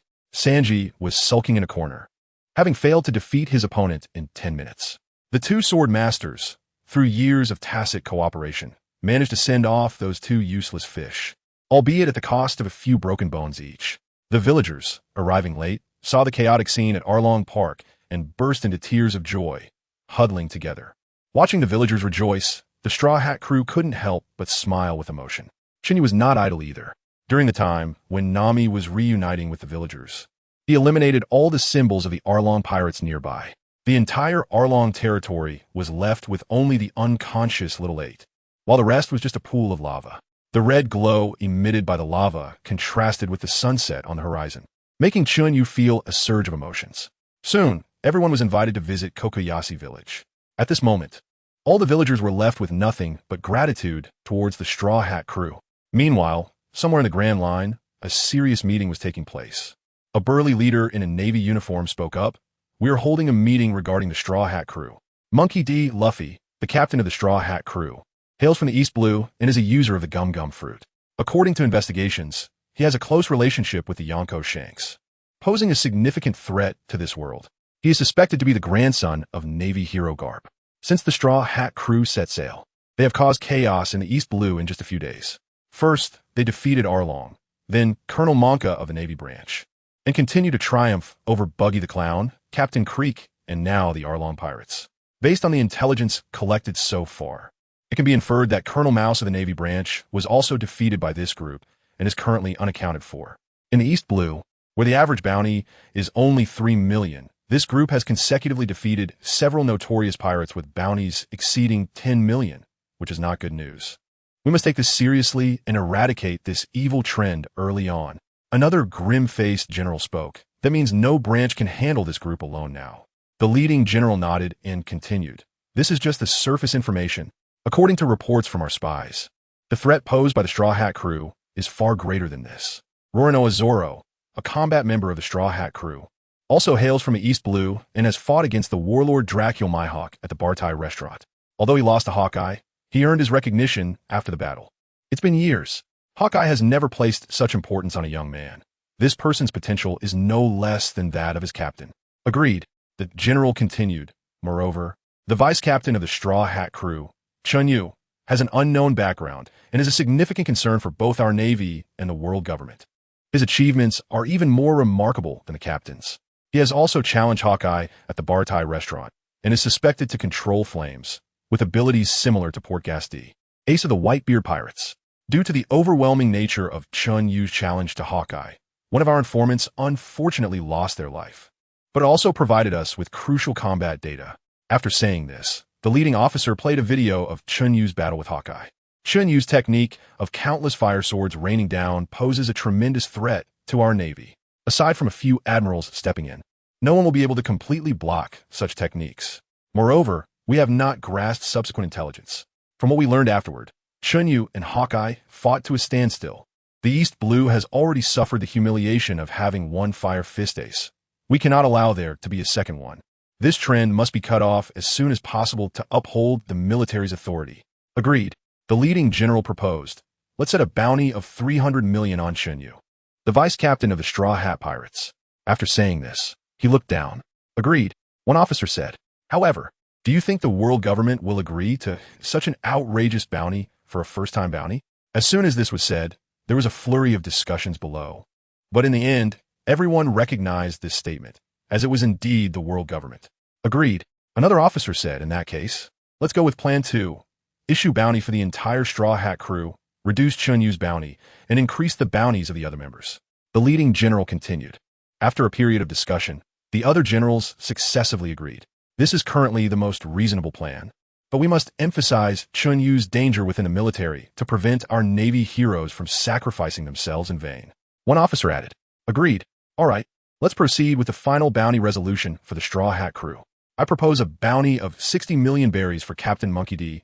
Luffy, 90 million berries for Vice Captain Chen Yu, 45 million berries for combat member Roronoa Zoro, 30 million berries for Cook Sanji, 20 million berries for Navigator Nami, and 20 million berries for Sniper Usopp," the leading general proposed. Agreed. There are also 2 new combat members, Joseph and Johnny, whose strength is not clearly defined. Although their records show that they were once unknown bounty hunters in the East Blue, for some reason, they caught the eye of Vice Captain Chen Yu and were recruited. Even a man like Vice Captain Chen Yu respects them as the Sword God duo. Please discuss the bounty amounts for them. The leading general raised the question again. After a period of discussion, the bounties for the 2 were set at 17.5 million berries each, making the total bounty 300 million berries, marking the first bounty for the Straw Hat crew, an unprecedented event. Hopefully, this will create a rift between the captain and vice captain, one officer said, taking a puff from his pipe. On the other side, the Straw Hat crew was completely unaware of this, enjoying a 3-day banquet. Knowing they could eat meat for 3 days, Luffy hurriedly begged Chen Yu to agree, and hearing that there were many beautiful women waiting for him to rescue. Sanji joined in as well. Zoro rolled his eyes, but didn't say anything. Thus, Chen Yu was somewhat disappointed, waiting for the 2 to have conflict. Later, after hearing that the banquet also prepared fine wine, Zoro blushed and joined in as well, but Chen Yu still did not express his stance. It wasn't until Nami also expressed a desire to stay a few more days to say goodbye to the villagers that Chen Yu finally nodded in agreement. "Chen Yu, what are we even considering for?" After Chen Yu nodded, the others rushed onto the battlefield, and Usopp began to improvise. Meanwhile, Chen Yu was called by a Jien to a corner for a man-to-man conversation, which Chen Yu respected greatly. In modern times, isn't a Jien just his father-in-law? On the other side, the bounty notice was being printed in a hurry, and the next day, as the newshawk flew to every corner of the world, the whole world became excited. Meanwhile, the Straw Hat crew, who were late to realize, were still reveling in the moment. Sanji completely forgot about his vow to awaken his haki from 2 days ago and was happily lost in the joy. Time flew by, and 3 days passed in the blink of an eye. On the shore, looking at the Mary, Nami was surrounded by wallets, and the villagers were all filled with resentment. Yet their lips gradually curled into smiles. "Nami, remember to come back and visit." That's right, that's right. "This will always be your home. Take care, little Nami." Amidst the reluctant farewells, Nami raised her arms high and happily waved goodbye to the villagers on the shore. Completely different from the curly-haired guy who was half-heartedly in the moment. "Kid, remember our promise." A Jien stood on the shore, waving at Chen Yu. Seeing a Jien's greeting, Chen Yu solemnly waved back. "Of course. You can count on me for everything." Hearing this bizarre conversation between the 2, Nami was a bit confused, her quirky eyes rolling around as if she thought of something, and she dragged Chen Yu back into the room, gently closing the door. Once back in the room, Nami pouted, her cheeks puffed up, and her mischievous big eyes blinked incessantly as she stared at Chen Yu without saying a word. Nami discovered that Chen Yu seemed to be quite susceptible to this act. As long as she showed such a demeanor and made a request, Chen Yu would basically agree. At least there had been no failures so far. Seeing Nami's delicate appearance, Chen Yu felt quite troubled. He realized he couldn't refuse such a Nami. How to refuse? Nami could act spoiled. How could he bear to refuse? Taking advantage of Nami not having spoken yet, Chen Yu quickly answered, "I talked to Uncle Ajien, and since we've done what we needed to do, we discussed matters related to marriage." After saying this, Chen Yu shrugged, looking as if he didn't care if she believed him or not. "Huh, women. So what if they can act spoiled? I won't even give you the chance to act spoiled. You. Hearing what Chen Yu said, Nami was so shocked that she couldn't say a word. Her face gradually turned red, her fingers trembling as she pointed at Chen Yu's nose, constantly retreating. "How can you say such things? Who did what we were supposed to do with you?" With nowhere to retreat, Nami leaned against the wall, shyly arguing. She was still a young girl. How could she spread such rumors? Seeing Nami like this, Chen Yu was extremely excited. He crossed his hands behind his back, slightly tilted his head, and stepped closer to Nami. As she looked at his handsome face getting closer and closer, Nami was extremely nervous. She didn't know where to put her hands, fidgeting awkwardly. One moment her fingers intertwined, the next her hands were slightly clenched into fists, and then she was gripping the hems of her clothes tightly. The lively and mischievous eyes that were once there were now filled with panic. Chen Yu gradually cornered Nami. But he didn't resort to any flashy moves like a wall slam. Chen Yu extended his right hand, palm facing down, slightly relaxed and drooping. His index and middle fingers were slightly raised, pressing the tips of his nails against Nami's chin, then slowly sliding up until they reached below her ear. The index and middle fingers spread apart in a scissor gesture, gently pinching Nami's earlobe. Feeling an unusual sensation in her ear, Nami's originally pale earlobe, which had a hint of pink, turned even redder. Her eyes tightly closed in nervousness, her eyelids trembling, and her long, curled eyelashes swaying along with them. Seeing this, Chen Yu's playful spirit grew, gradually lowering his head, his lips curling up as he leaned closer to Nami's neck and gently blew a breath of cool air. The cool breeze brushed past, causing Nami's delicate body to shiver, and she uncontrollably let out a soft ying, warm and fluffy, her ears turning red once again. Chen Yu did not stop there. He leaned close to Nami's ear and softly said, "So what do you think we still haven't done?" Hearing Chen Yu's whisper at such a close distance, Nami's face finally turned as red as a ripe peach, her lips trembling irregularly. Seeing how much fun it was, Chen Yu wanted to continue, but Nami, who didn't want to turn her shyness into anger, directly flew into a rage, swinging her fist and landing 2 punches on Chen Yu's head. She then opened the door and kicked Chen Yu out. Outside, Sanji, feeling a bit gloomy, saw Chen Yu's predicament and immediately perked up, gleefully mocking Chen Yu from the side. Chen Yu was already feeling a bit regretful and remorseful, and now he was inexplicably being laughed at by Sanji. How could he tolerate this? Chen Yu hurriedly got up, covering his mouth, and said aggrievedly, "Just now, Nami bit my tongue and it hurts." "Sanji, do you think I made Nami angry?" "Sanji, ooh, do you hear what people are saying?" In terms of tongue lashing, Sanji has never had the upper hand against Chen Yu, and this time is no exception. Chen Yu's tongue hurt, which directly made Sanji shut himself off. Sanji said nothing, looking dejected, as if he had lost his soul, swaying left and right as he left this place of trouble. In another corner of the deck, Sanji kept slapping his own face. Chen Yu, realizing what had happened, immediately knelt on the ground and slapped his own face too. What on earth had he just done in the room? Chen Yu no longer wanted to know what he had missed. The more he thought about it, the more he felt he had lost. However, the bitterness and regret in his heart continuously provoked his nerves, leaving him to draw circles on the ground in despair. Of course, this little difficulty would only trouble Chen Yu for a short while. He would come back next time. After regaining his composure, Chen Yu walked over to Sanji, bent down with his hands in his pockets, and looked at the despondent Sanji squatting on the ground, saying, "Zoro mastered haki in 2 days, and today I plan to teach him how to use it." "Sanji, it's been 4 days. Have you mastered your haki?" "I remember someone told me it could be mastered in 2 days. TSK, TSK, TSK. Who could that be?" After saying this, Chen Yu stared intently at Sanji, carefully observing the changes in his expression. The bitterness on Sanji's face instantly vanished, replaced by anger and passion. Seeing Sanji's sudden transformation, Chen Yu couldn't help but sigh. Indeed, Zoro is true love. Everything else is just a side dish. From then on, Chen Yu ignored Sanji and gathered Usopp, Nami, Luffy, and Zoro. Today, he planned to teach them how to use haki. Usopp and Nami had already mastered observation haki and had some understanding of haki, so they should be able to figure out armament haki on their own. As for Usopp, Chen Yu wasn't sure, but Nami would definitely be fine.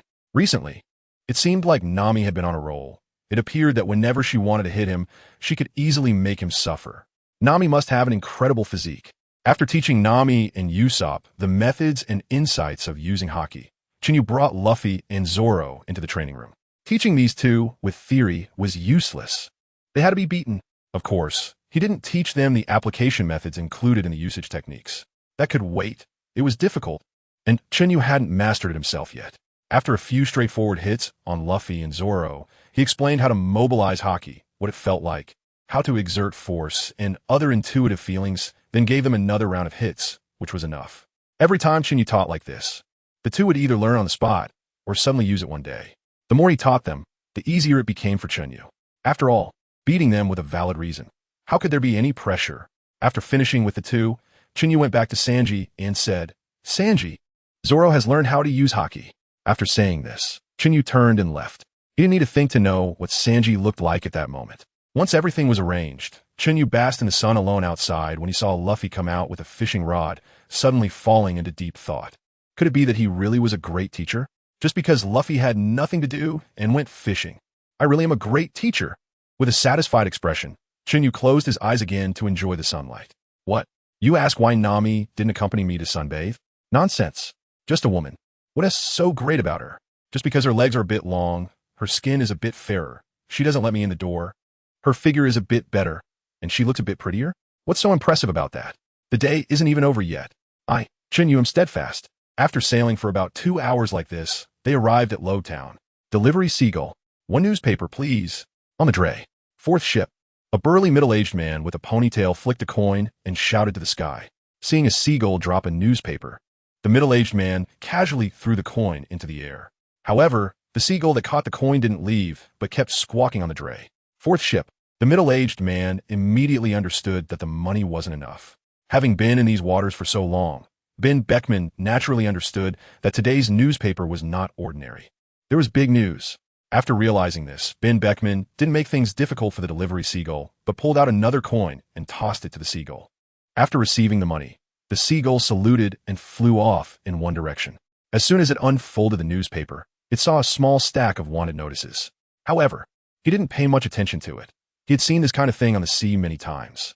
As the first mate, Ben Beckman was accustomed to staying updated on maritime current events and keeping an eye on these emerging pirates. He wasn't like Shanks, who was carefree. He had to manage all the big and small affairs on the ship. It was uncommon for the first wanted notice not to feature the captain, but it wasn't unheard of, and this was one such case. The Navy was trying to stir up internal conflicts among the pirates, go to great lengths and using all sorts of methods. Usually, the captain was placed first, the first mate second, and the rest arranged randomly. This time, however, Chen Yu's wanted notice was placed at the top, indicating the Navy's malicious intent. However, it seemed the Navy had overestimated Luffy's cunning. One could say the tactic was good. If it were used on other pirate crews, it might have a remarkable effect.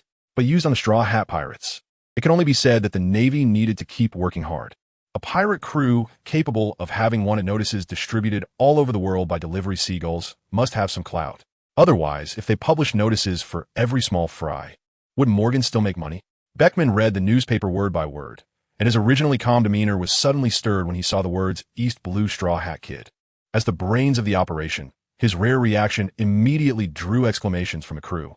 Beckman, what news did you see that made you react so strongly? The stout Reikyu bounced over, holding his favorite meat stick, and curiously asked, It's here. It's here. It's finally here. Beckman ignored Reikyu and quickly walked towards Shanks's room. Holding the newspaper, Reikyu pouted in dissatisfaction. This bastard won't even say it clearly. Just keep saying it's here. What is here? I'll add some seasoning to your dinner. The sharp-eyed Jesus Berg quickly spotted a stack of wanted notices on the ground and, feeling bored, started flipping through them one by one. Oh, it's here. It's really here.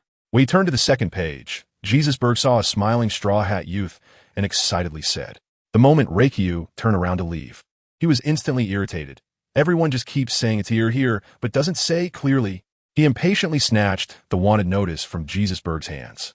Seeing the brilliant smile on the wanted notice, Reikyu's pupils contracted, and his plump body let out a sharp scream. Holy crap. It's here. It's really here.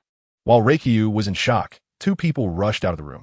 One was Beckman, who had just entered, and the other was the one-armed, red-haired man with a look of surprise.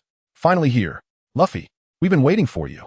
As soon as he finished speaking, Shanks snatched the wanted notice from Jesus Berg's hands and examined it carefully. He's so happy, this kid. His first bounty is this high. He's truly someone I have my eye on. Ah ha ha ha ha. Looking at Luffy's bounty of 60 million berries, Shanks immediately threw his head back and laughed. It was clear that this young Yonko was genuinely delighted. Beckman, who had taken the other crew's wanted notices from Shanks, began to flip through them one by one. He wasn't like Shanks, who was so carefree. Since it was Luffy's pirate crew, he needed to take a good look at these people.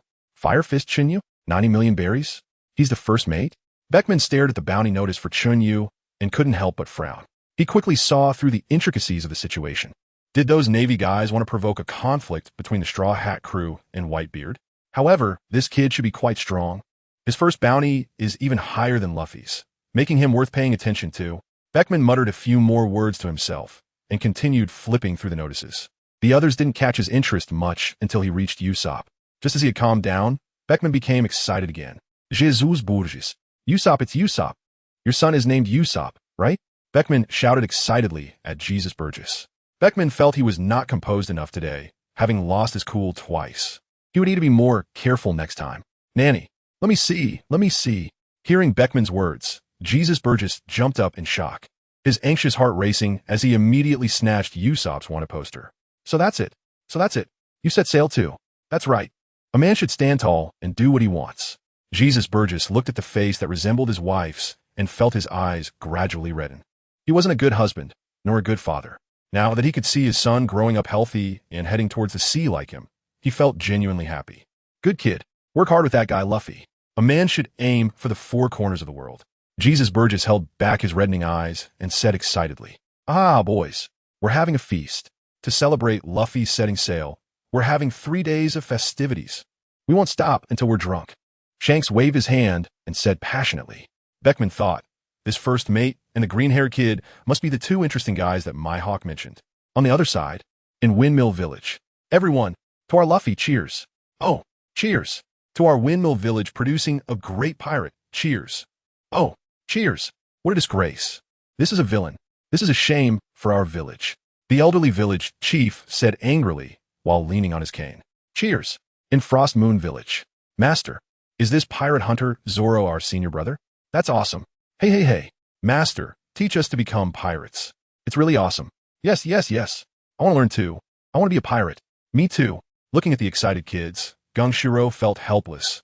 He is indeed your senior brother. But I didn't teach him how to become a pirate. After saying that, Gungshiro looked into the distance and whispered, Zoro, I'm very happy to see your news again. I don't see any confusion in your eyes. A pirate, huh? Then follow your heart and walk steadfastly on. Go fulfill your swordsmanship.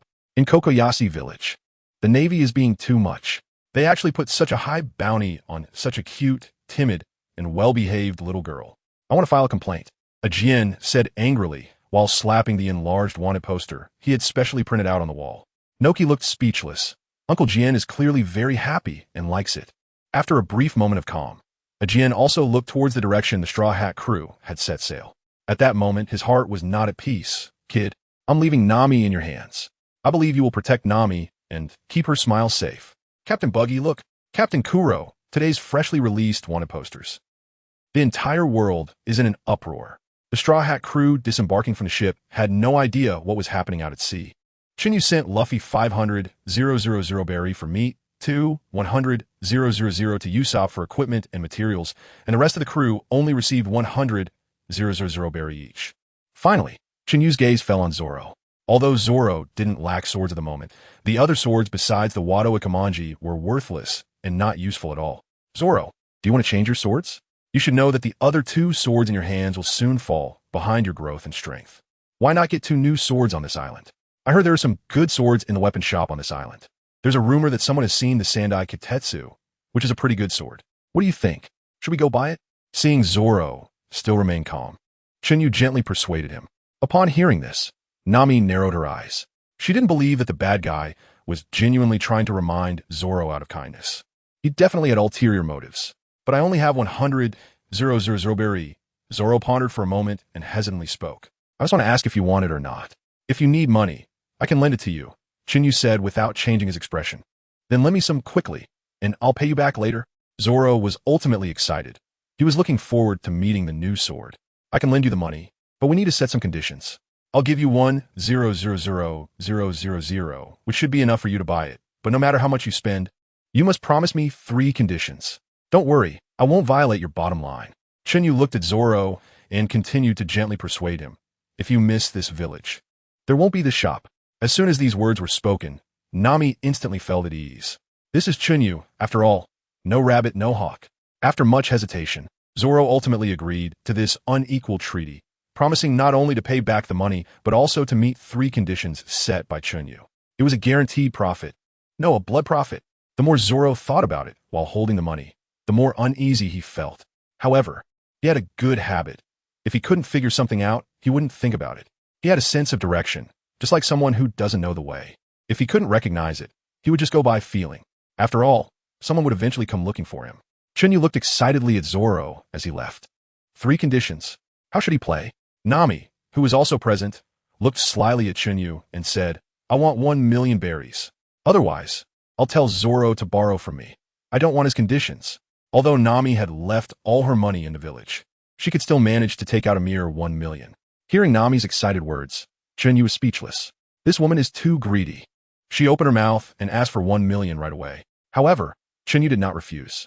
It's just a small amount. Usually, the group doesn't like to share the loot, leaving it to him and Nami to secretly take a cut. Since 1 million is given, 2 million is also fine. Chen Yu simply gave Nami 3 million and affectionately cupped her face, giving her a hard kiss on her smooth forehead. Here's 3 million for you. Don't say your man is stingy. Spend freely, buy whatever you want. When you run out of money, come to me for more. Greedy Nami, of course, had no burden and happily accepted it. However, since she'd benefited, she wouldn't leave without showing something in return. She understood the importance of sustainable development. Nami quickly walked up to Chen Yu, stood on her tiptoes, kissed him on the lower lip, and then bounced out the door to go shopping. The others had not seen the wanted poster, and of course had no worries. Who would recognize them? As for Chen Yu, he naturally followed Nami, secretly while buying some meat and a suit. He didn't expect Luffy to bring back any meat. Zoro, carrying his sword, walked down the street in a good mood. The bag in his hand contained gold worth 1 million berries, plus 100,000 berries in pocket money. With money, he felt more confident. Suddenly, there was a commotion ahead in the crowd. It was said that a girl was being retaliated against by pirates. Zoro approached to observe and join the excitement. What came into view were several tall and burly pirates wielding knives against the bespectacled girl. Just as Zoro was about to intervene, he saw the girl wave her hands, and a flash of sword light cut through the air. Soon, several pirates lost consciousness and collapsed to the ground. Unfortunately, this girl couldn't maintain her composure for long. She fell to the ground in a moment of distraction, and thus their fates intertwined. The two bickered all the way, but Zoro could never out-talk Dasky. There was no way he would compensate. He wasn't doing it on purpose. Besides, he still needed the money to buy swords. What pirate would honestly pay up? None, right? This woman was too conceited. Relying on her looks that were similar to Zoro's ex-wife, she kept nagging and wouldn't stop. Clearly, she had just pulled out a new pair of glasses from the trench. Yet she still wanted him to pay? Wasn't that ridiculous? Although they bickered all the way, their bond was completely formed. Moreover, Zoro's gains exceeded his expectations. He got a snow walk and a sand-eye kitetsu. Zoro only spent 50,000 to buy kitetsu, while snow walk was entrusted to him by the shop owner. He tossed 100,000 to Dasky, and only then did Zoro breathe a sigh of relief as he watched Dasky leave. Zoro, suffering from bronchitis, was all about that smell good. On the other side, Usopp encountered a very annoying blonde lowly named Kaler, and they both had their eyes on the same pair of goggles, leading to a dispute. Just then, Daddy, who had just exchanged a bounty with Smoker, quietly appeared behind Usopp. Upon hearing that Daddy knew his father, Usopp immediately stopped retreating and agreed to a duel with Daddy. This Usopp was different. Ever since he learned the hockey technique from Chen Yu, he had quickly mastered the armament hockey in a short period, even faster than Nami. After all, his genes were not weak. Now that Usopp's strength had increased, he was still timid, but not afraid of trouble. With his two-color hockey in hand, he was not afraid of Daddy. However, Usopp didn't use guns. He had no interest in traditional duels, and he pointed out that Daddy's daughter was still young. What would happen to her if he lost? Long-nosed, who do you think will lose? My dad would never lose to a weird uncle like you. Upon hearing Usopp say that her father would lose, Kaler's little witch personality was instantly revealed. However, Usopp completely ignored the little brat. He and Daddy made a bet. If he won, the goggles would be his. If he lost, whatever. They ultimately decided to compete in long-distance shooting, aiming at a distant marker. The range exceeded the accurate shooting distance of a regular gun. As long as Usopp hit the target, he would win. To be honest, Usopp felt a bit nervous inside.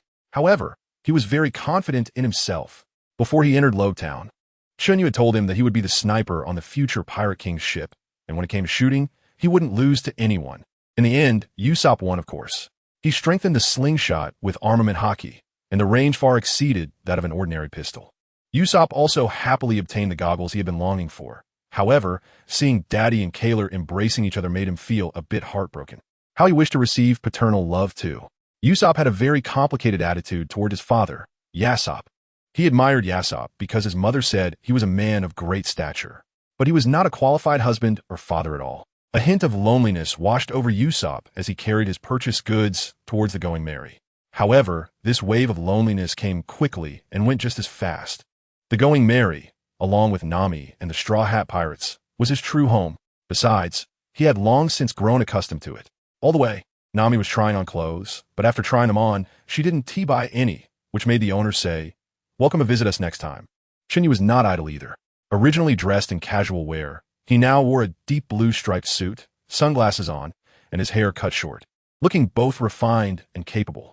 After changing his outfit, Chen Yu didn't bother hiding. He boldly followed, holding a newspaper and a stack of wanted notices in his hand.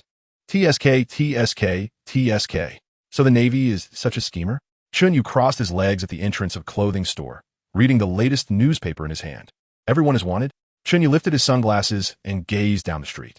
Smoker must be planning to capture their group. They needed to act quickly. At this stage, they couldn't reveal too much power and still had to hide.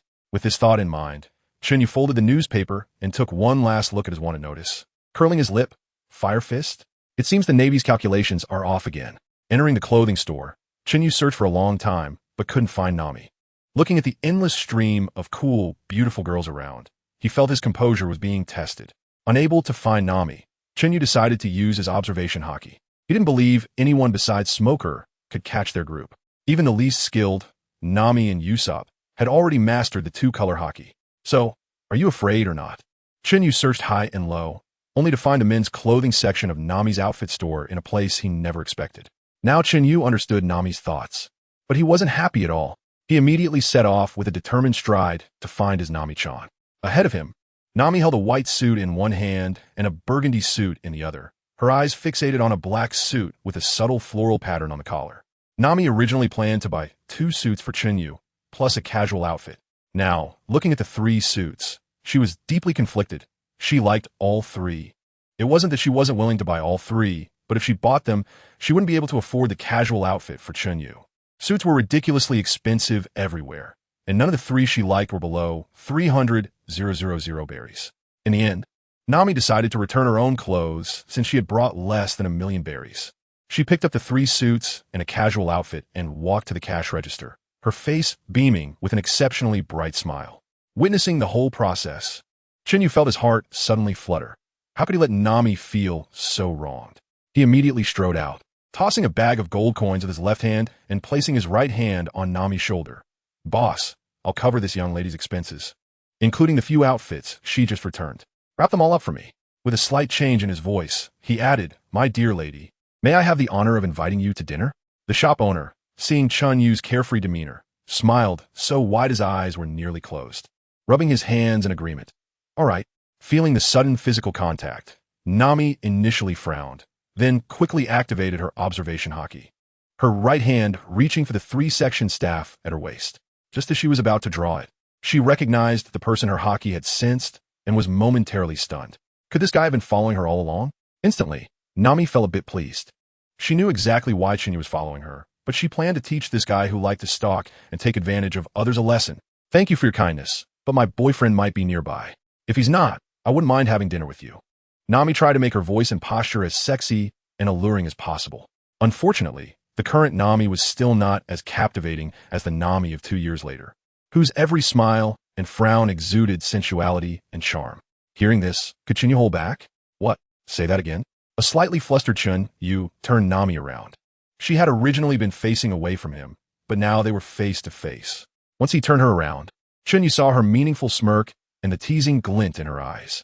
He immediately realized she had known it was him all along, and there was no way he could feel embarrassed or angry. However, seeing Nami's mischievous expression, he promptly gave her a slap on the backside. Smack! The loud sound echoed, and the sensation in his hand was utterly captivating. He could even feel the lingering tremors after his hand left. For a moment, everyone in the clothing store turned to look at Nami and Chen Yu.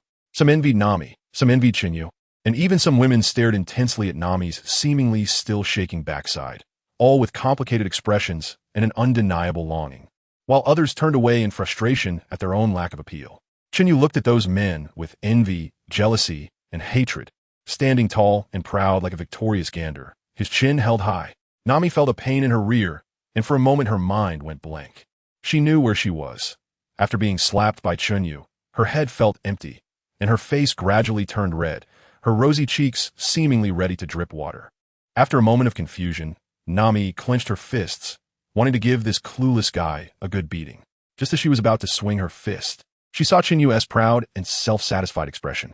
Then she turned to look at the peculiar gazes of the people next to them, especially the men who were glaring fiercely at Chen Yu. This made Nami, who was about to explode, instantly lose her anger. She had never seen this childish side of Chen Yu before. My man has mind to spoil. Nami shook her head helplessly, then pulled Chen Yu, who was carrying bags of all sizes, away from this troublesome place. The two walked hand in hand into a high-end restaurant. As they sat down, Nami noticed that Chen Yu still had that proud look, his chin completely lifted, like a victorious rooster, exuding arrogance. Seeing this, Nami couldn't help but laugh. Today, Chen Yu was so funny. He really seemed very childish. Ha ha! It seemed she thought of something amusing, and Nami burst out laughing. Her laughter, crisp like silver bells, immediately filled the air, not only attracting Chen Yu's attention, making his chin finally lower, but also drawing the gazes of the people in the restaurant. The restaurant wasn't too large, but it was filled with wealthy and noble individuals. Anyone dining here could easily be described as not lacking money. Behind Chen Yu, a blond young man was waving and calling for a nearby waiter. When the waiter approached him, he immediately bent down to listen. After a few moments, the waiter nodded respectfully several times and stood up, but discreetly glanced at Nami out of the corner of his eye. After standing up, the waiter quickly withdrew his gaze and walked out the door without looking back. At that moment, a woman with long cherry red hair entered the restaurant, brushing past the waiter who had just stepped out. As soon as the woman entered, she immediately attracted everyone's attention, and the entire restaurant fell silent. Chen Yu and Nami curiously looked in the direction of the woman. After noticing that everyone's gaze was concentrated on her, the pink-haired woman smiled sweetly. But a wave of invisible energy emanated from her bright eyes, enveloping everyone in the restaurant, especially in the direction where Chen Yu was sitting. What a beautiful woman! Upon seeing her, Nami couldn't help but think. Pink hair, willow-like brows gracefully arching, enchanting and intoxicating eyes, delicate and alluring lips. A full chest, slender waist, curvy hips, cool hot pants, and long, beautiful legs, with pink nails peeking out of shiny black sandals, so delicate they seemed to glisten. What an absolute beauty! I wonder how many men would go crazy for her. With this thought, Nami curiously glanced at Chen Yu. She wanted to see how he would react. Although this woman was stunning, Nami was extremely confident in her own looks and figure. Besides, she had immense faith in Chen Yu. In Nami's eyes, Chen Yu was not the kind of shallow man. However, Chen Yu's expression made Nami freeze. His originally gentle smile suddenly stiffened. He was smiling, staring intently at the pink-haired woman, his eyes filled with tenderness and affection, the corners of his mouth slightly raised, as if he were gazing at a rare treasure he longed for. His eyes blinked not at all. The love in them seemed to stick to the pink-haired woman like glue, thick enough to make Nami feel a bit breathless. Nami immediately felt strange. During the brief moment she turned to observe the pink-haired woman, it seemed like Chen Yu suddenly didn't recognize her anymore. Although there was no eye contact or exchange of words between them, this sense of unfamiliarity was overwhelming. It was like encountering a stranger on the street. He didn't know you and directly ignored you with indifference, a kind of indifference that could be felt clearly even without communication. She couldn't understand why Chen Yu, who usually looked at her every so often, suddenly seemed to have vanished. Nami furrowed her brows tightly, her gaze fixed on Chen Yu, as if trying to discern something from him. Unfortunately, Nami saw nothing but the gentle gaze Chen Yu directed at the pink-haired woman and the deep affection conveyed through that gaze. Something's off. Without even considering what kind of person Chen Yu was, isn't there a limit to fickleness? How could he not recognize me in the blink of an eye? Nami secretly wondered, her brows gradually relaxing, adopting an expression of grievance as she subtly glanced toward the pink-haired woman at the front of the restaurant. I know exactly what kind of person Chen Yu is. If the problem doesn't lie with him, then... Nami noticed that the pink-haired woman's attention was mostly on Chen Yu. However, she would glance at Nami every so often. Each time, the pink-haired woman turned her head. Nami felt a strange familiarity, as if she were looking into a mirror, and Chen Yu's gaze toward the pink-haired woman would also become more fervent. Seeing this, Nami's fists clenched tightly, her heart greatly shaken. What kind of ability is this? Is her target Chen Yu? What is her purpose? Why do I feel like her strength is even more unfathomable than Chen Yu's? How is that possible? A series of doubts swirled in Nami's mind. However, she didn't dare to reveal any unusual reactions, striving to control her expression and not expose any flaws. For Nami, this was relatively easy, with Chen Yu occasionally educating her. Nami's knowledge and perspective had broadened significantly, but this strange ability was something even Chen Yu had never encountered, let alone Nami. Therefore, Nami could see the anomaly, but didn't he know how to handle it, and didn't he dare to act rashly? After all, even someone as strong as Chen Yu had fallen for it. I must leave first. Regardless of whether Chen Yu can save himself, I can only become a burden here. Nami's eyes shifted deep in thought when suddenly a green algae ball flashed in her mind, making her eyes light up. Zoro. Yes, I must go find Zoro first. With this thought, Nami looked up at Chen Yu again, her expression gradually turning forlorn, while secretly contemplating an escape plan. Nami understood that she needed to appear disappointed, even angry. Suddenly, a band walked in, and as soon as they stepped through the restaurant door, they began to play music. A very serene, yet elegant tune. As the music played, the young man at the adjacent table slowly stood up, holding a small glass of red wine in his right hand, 2 fingers cradling the cup, gracefully swaying the wine inside. The waiter, who had just glanced at Nami, somehow found a bouquet of flowers, a large bunch of roses, and handed them to the young man. The young man accepted the flowers with his left hand, closed his eyes, bent down to take a delicate sniff, and when he opened his eyes again, he wore a look of deep intoxication, unable to extricate himself. The people around him also stirred. Look at that young man with long yellow hair. How elegant and handsome. Indeed, not only does he look good, but he also has great taste. He must have picked this elegant music. Hey girl, look at what he is wearing. It looks like noble attire. Those patterns on his clothes must be exclusive to the aristocracy, right? Looks like he is planning to give flowers to someone. Yes. I wonder who is so lucky to receive flowers from a noble. If it were me, I'd do anything. But don't kid yourself with your looks. You'll never get a chance with me. Slut, what did you say? The golden-haired young man saw all this, but he was already used to it, used to being the center of attention wherever he went. Holding the flowers, he squatted down, his gaze darting between Nami and the pink-haired woman. Both are exquisite, but now I only have one bouquet. Who should I give it to? The golden-haired young man stroked his chin, pondering seriously. Although they are both exquisite, and I like them both, I still prefer the untouched ones. That's what counts as truly exquisite. Having made up his mind, the golden-haired young man no longer hesitated and walked forward holding the flowers. He brushed past Chen Yu, his gaze sweeping up and down Nami, who was sitting across from Chen Yu. What an exquisite piece. What a pity. It's such a waste on that commoner. Let us have someone bring this orange-haired beauty back to the palace. As for that commoner, let him suffer a slow death. Dare to touch the beauty I have my eyes on? He doesn't even qualify to be a slave. With this thought, the golden-haired young man shot Chen Yu a cold glance before striding toward the pink-haired woman at the front of the restaurant. Chen Yu noticed everything the golden-haired young man did out of the corner of his eye. However, he had no intention of acknowledging him at all. Looking at the pink-haired woman standing at the front of the restaurant, Chen Yu's gaze softened further, the corners of his mouth slightly lifting. He was fully aware of the golden-haired young man's intentions, but the golden-haired young man coveted the unfamiliar woman across from him, not Nami, so he couldn't be bothered. In fact, Chen Yu was somewhat puzzled. Just now, Nami had gotten up to pay the bill, but he hadn't expected this unfamiliar pink-haired woman to shamelessly sit down directly. Although the pink-haired woman was cute, it didn't mean he loved every beautiful woman. Moreover, Nami was still watching him from the front. In fact, Nami remained seated in her original position without moving, while the pink-haired woman stood at the front of the restaurant without coming down. It was just that in Chen Yu's eyes, the images of Nami and the pink-haired woman had swapped. The scene in Chen Yu's eyes deviated from reality. It's time to go. He couldn't let Nami wait too long. After a brief pause, Chen Yu got up and murmured, then prepared to meet the pink-haired girl at the front of the restaurant. Although Chen Yu spoke very softly, Nami, sitting across from him, heard it clearly and felt increasingly wronged. Nami's eyes flickered. At this point, she had already confirmed her suspicion. Although she still wasn't clear about what methods the pink-haired girl had used, Nami was certain that Chen Yu had already taken the pink-haired girl for her. Oh, my goodness. How can there be such a beautiful woman in the world? The blonde young man walked up to the pink-haired girl, suddenly raised his right hand, his fingers pointed at his forehead, his eyes slightly squinted. His left hand holding flowers hidden behind his back. He slightly bowed and continued to indulge himself. It must be my sincerity that has moved the heavens. It must be fate guiding us forward.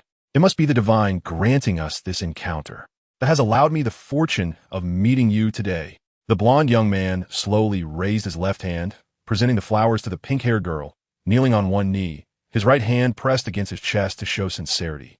His fingers widely spread, revealing the striking noble emblem between his fingers. This series of actions by the blonde young man once again caused a stir among the women in the restaurant. Wow, such elegant movements. Yes, sister, if a noble is willing to treat me like this, I would die without regrets. I'm so envious of that pink-haired vixen. She can step into the sky and marry into a wealthy family. That's a noble, the most noble people in the world. Why isn't that person me? Hearing the commotion from the surrounding women, the blonde young man secretly rejoiced. Yes, yes, yes, that's right. Nobles are the greatest. I, a noble, am willing to do this. It is your greatest honor. You must be overwhelmed with gratitude. No woman can resist my advances. You are no exception. The blonde young man raised an eyebrow, his eyes still closed, his face full of confidence. Seeing Nami being publicly confessed to, Chen Yu was first taken aback. Then his expression immediately darkened. Damn it, other women. Do whatever you want. I only have 2 kidneys. I can't control that. But you dare to covet my woman? You must be tired of living. Chen Yu's expression grew increasingly gloomy, his gaze cold as he quickly approached the blonde young man. It seemed that the Navy's propaganda efforts were still insufficient. A mere noble dared to set his sights on my woman. It looks like I need to give the nobles of this world a friendly reminder. Chen Yu muttered to himself as he walked, his voice growing increasingly cold. Don't you think so? Huh, bastard. Chen Yu walked up to the blonde young man, looked down at him for a moment, then grabbed his neck and slowly lifted him up. Speak, bastard. Weren't you just talking a lot? Chen Yu suddenly exerted force. His arm muscles tensed, veins bulging like tree roots beneath the skin. The blonde youth whimpered in pain, his eyes bulging, his face turning red and then pale, drool spilling from the corner of his mouth. He repeatedly slapped Chen Yu's arm with both hands, his legs dangling in the air, desperately kicking, suffering immensely. The elegance from moments ago was gone, replaced only by a fear of death and a desire to live. The blonde youth had no idea what was happening. Just moments before, he had been waiting for the response of the pink-haired girl, and then suddenly a hand had clamped around his neck, choking him. The pain from suffocation was unbearable. Looking at the furious Chen Yu, the blonde youth felt fear, but a trace of confusion also arose in his mind. They had no connection, right? He hadn't even touched that orange-haired beauty. His previous thoughts had only been thoughts that hadn't been acted upon yet. Why? The blonde youth was filled with questions. However, due to the lack of oxygen, his complexion gradually turned red and then pale, feeling the threat of death. The confusion that had just risen in his heart immediately vanished, replaced by endless fear. Bastard, you audacious commoner. How dare you act so rebelliously? Let me tell you, you're in big trouble. Beside him, the blonde youth's lackey pointed angrily at Chen Yu and threatened. You better let go now. Otherwise, not just you, but everyone connected to you will die a terrible death. Upon hearing the lackey's threat, Chen Yu did not respond, but instead delivered a heavy punch to the blonde youth's abdomen. Bang! The blonde youth flew backward, his eyes bulging, crashing hard against the restaurant wall, and then fell heavily to the ground, his eyes rolling back as he lost consciousness completely. After knocking the blonde youth away with one punch, Chen Yu slowly turned around and walked towards the lackey. As he approached the lackey, Chen Yu suppressed the rage within him, the veins on his forehead and neck bulging. Yet his expression remained calm as he said, "Oh really? I'm very curious about what will happen to me and the people around me." Seeing his master being knocked away, the lackey's eyes were about to burst with anger. He glared at Chen Yu and shouted, "Commoner, you!" Before the lackey could finish, Chen Yu raised his left hand, gripping the lackey's chin tightly, sealing his mouth shut, while his right index finger was placed on his own nose and lips, making a shushing gesture. "Shh, no talking." Chen Yu gazed affectionately at his sidekick, the veins on his forehead bulging and pulsating, and continued, "Let me experience it firsthand. What are the consequences? Otherwise, I'll make you experience the consequences of having designs on my woman." Chen Yu's voice grew increasingly cold, the blood in his body flowing faster, the veins on his forehead and neck writhing rapidly. Bang! Suddenly, a loud bang on the table interrupted Chen Yu. In the restaurant, everyone turned to look in the direction of the sound. There stood Nami, her hands on the dining table, her gaze icy as she stared at Chen Yu. "Chen Yu, what do you want? Who is she?" Nami forced herself to remain calm, raising her finger to point at the pink-haired woman, questioning her. Chen Yu glanced coldly at Nami and said lightly, "Don't create trouble when there's none. If you're sick, go get treated." After saying this, Chen Yu continued to stare at the blonde youth's lackey, seemingly waiting for his response. "You bastard, Chen Yu!" Nami flipped the table over in anger, her eyes red, tears streaming down her face as she rushed out the door. Even though Nami knew she was no longer herself in Chen Yu's eyes, Hearing him say that made her feel incredibly wronged. However, Nami was clear that this was not the time for her to be emotional. After exiting, Nami's expression hardened, and she quickly wiped away her tears, sprinting full speed in a certain direction. Seeing Nami's sudden emotional outburst, Chen Yu felt even more confused. Could this woman be sick? Fortunately, I'm not messing around. But why does this way of getting angry feel oddly familiar? After pondering for a moment and still not understanding, Chen Yu decided not to dwell on it any longer. His patience had already been worn thin by the blonde youth's lackey. The lackey hadn't said a word, and Chen Yu was no longer willing to give him another chance. Although Chen Yu had silenced him, couldn't he find a way to speak up himself? We're all adults here. That's not a reason for his silence. Chen Yu grabbed his follower and walked up to the blonde young man, stepping on his chest to wake him up. Looking at the blonde young man who was curled up on the ground in pain, holding his chest, Chen Yu's lips curled up slightly. Crack! A series of bone-crunching sounds echoed. Oh dear, I just wanted to shake your hand. How did your right hand's bones break? Let me tell you, don't try to pull a fast one. Otherwise, I'll call the Navy. Chen Yu excitedly held his lackey's seemingly boneless right hand, speaking with fervor.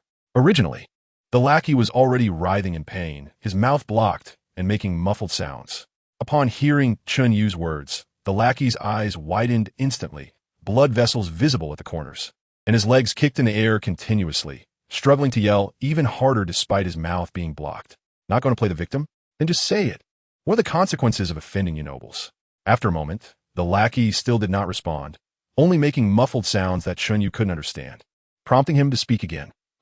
Why aren't he talking? I really don't know. After a moment, Chen Yu still did not receive a direct response from the lackey. All right, I respect you as a man. With that, Chen Yu directly crushed the lackey's two elbow joints.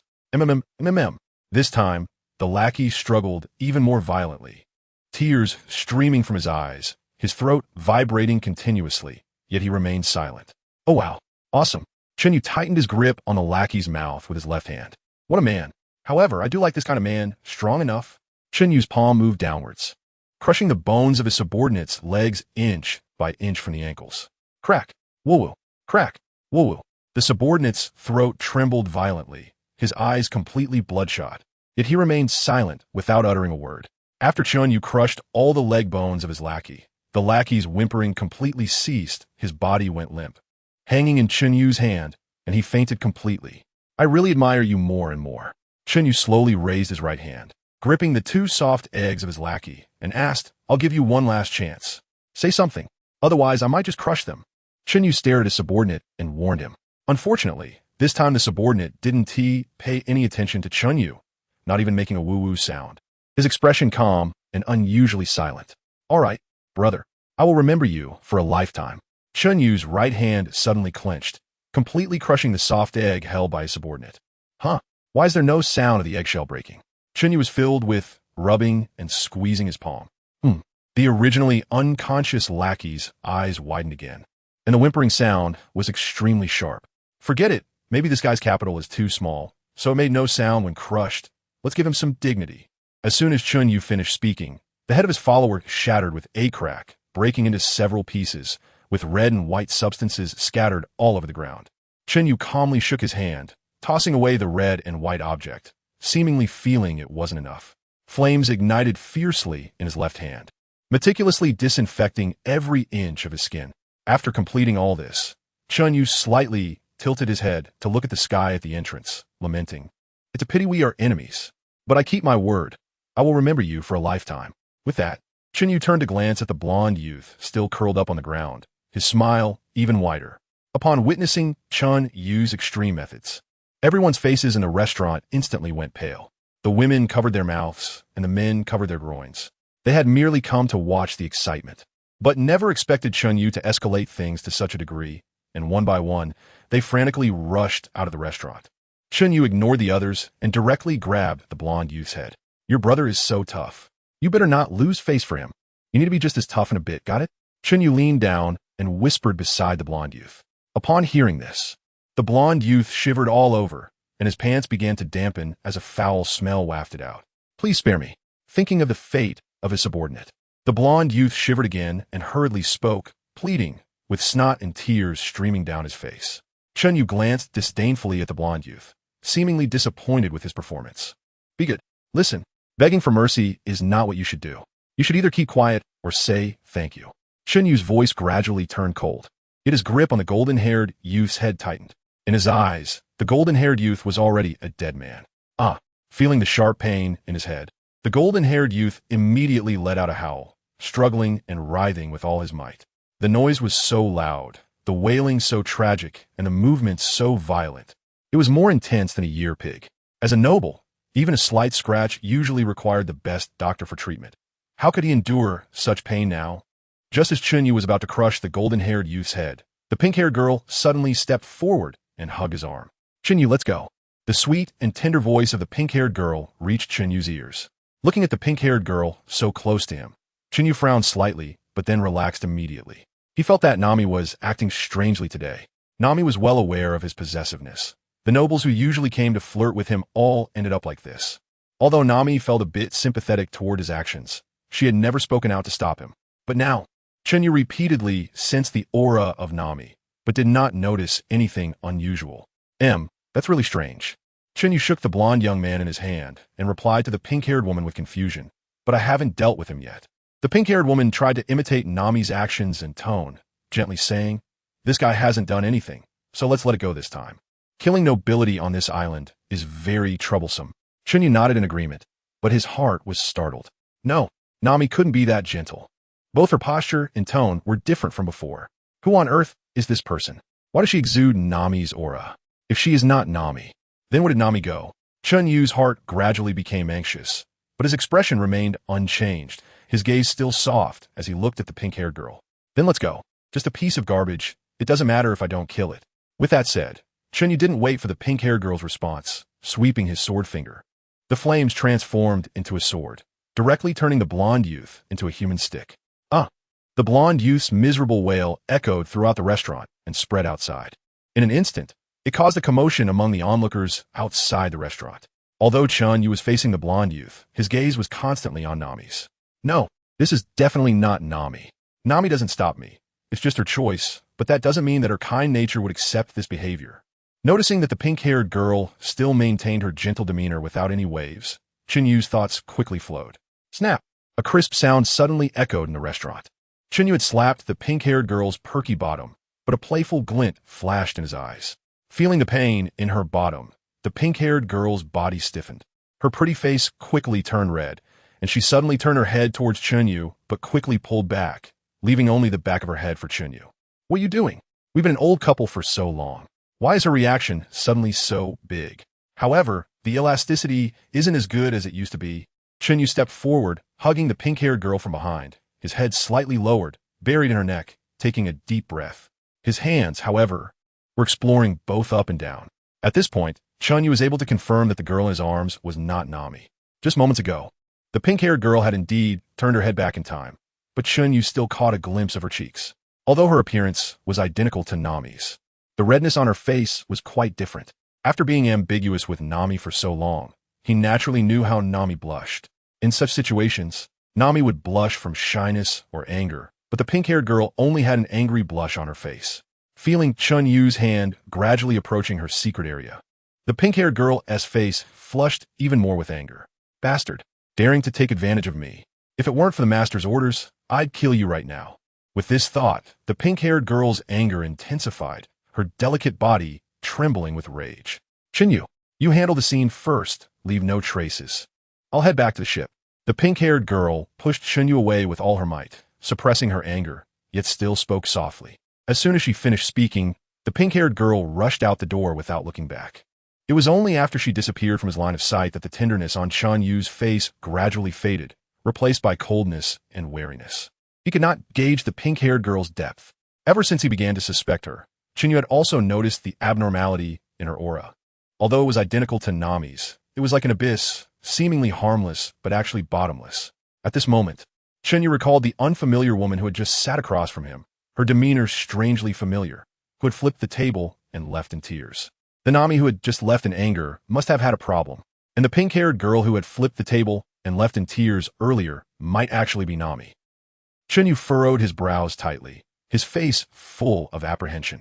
If what he thought was true, then everything that had just happened in the restaurant might be partially false or perhaps entirely false. It would be better if it were all fake. But the line between truth and falsehood What kind of ability is this? Chen Yu felt an overwhelming heaviness in his heart. His fists clenched tightly as he muttered to himself, no, I must find a real Nami first.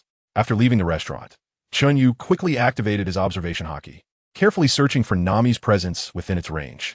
Nearby, in a restaurant close to the execution platform, Buggy and his crew were discussing how to deal with Chen Yu and his group. Buggy was out for revenge. Originally, he didn't have the guts to confront Chen Yu. But after spending a large sum to buy several high-concentration C-prism stone handcuffs, he reignited his hope for vengeance. Suddenly, Buggy spotted a long-armed monkey jumping on the execution platform. He was momentarily stunned, then unable to contain his ecstatic laughter. It's the Straw Hat Kid. With Chen Yu gone, I'll take my revenge on this guy first. Listen up, everyone. The moment for the Buggy Pirate's revenge had arrived.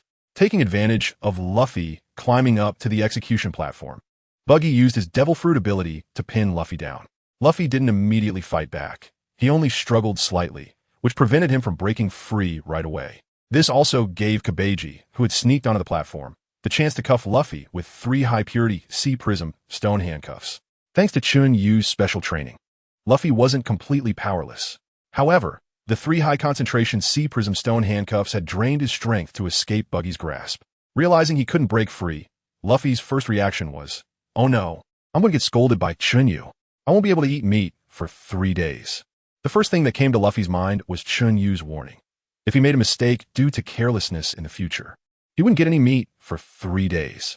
His second reaction was to realize he was really close to dying. Once he confirmed he couldn't escape, Luffy smiled at the crowd below and said, sorry, everyone, I'm going to die. Sorry, Chen Yu, I let you down again. After saying this, Luffy laughed openly. Just as Buggy raised his sword to strike, dark clouds suddenly gathered in the sky. As the sword reached Luffy's neck, a bolt of lightning struck down, causing the execution platform to collapse. Zoro immediately ran towards Luffy, lifting him up and quickly removing the C-prism stone handcuffs from Luffy's wrists. This was something everyone on the ship knew. Chen Yu had instructed, if Luffy found himself in a predicament and couldn't move or resist, he must be rescued first, if conditions allowed. Because the captain was such a fool, Chen Yu had written many rules regarding Luffy in the ship's regulations. This included, if you see C-prism stone, you must try to obtain it. That stuff is very useful. And other regulations. Once freed, Luffy panicked. He was going to get scolded by Chen Yu. Chen Yu's scoldings could be terrifying. Guh! Luffy's stomach suddenly growled, forcibly interrupting his brewing emotions. Hi, whatever happens next can wait. Luffy waved his hand dismissively and quickly ran towards the nearby restaurant. Seeing this, Zoro was utterly speechless, shook his head, and chased after Luffy. Before leaving, Zoro looted all the wealth from Buggy. Chen Yu and Nami are not around, so naturally, this task falls to Zoro. Relying on Luffy? In a corner of Rogue Town, a girl with pink hair changed into a new outfit and stood on a high platform, currently talking on a transponder snail. Beside her stood a muscular young man with a bowl-cut hairstyle. Below the platform, more than a dozen cloaked figures stood in silence, not uttering a word. I've only interacted with 3 members of the Straw Hat Pirates. I haven't had the chance to meet the others. The anger on the pink-haired girl's face had not dissipated, and she said furiously, oh, swallowed some gunpowder? Why such a harsh tone? Were you really too late, or just didn't want to come? A warm male voice slowly came from the transponder snail. I was too late. I was really too late. Really too late, huh? The transponder snail shrugged and continued. So, how about the 3 you interacted with? One swordsman is quite strong, with a very strong mindset. He figured out my fruit ability in an instant. One is a jerk, a total pervert. Just trash. Both his strength and composure are garbage. A worthless person. At this point, the pink-haired girl seemed even angrier, stomping her feet several times. There is also a little girl with orange hair, quite clever, but her strength is lacking. That's it. Hanging up now. Although the pink-haired girl said she was hanging up, she merely turned her head aside, fuming.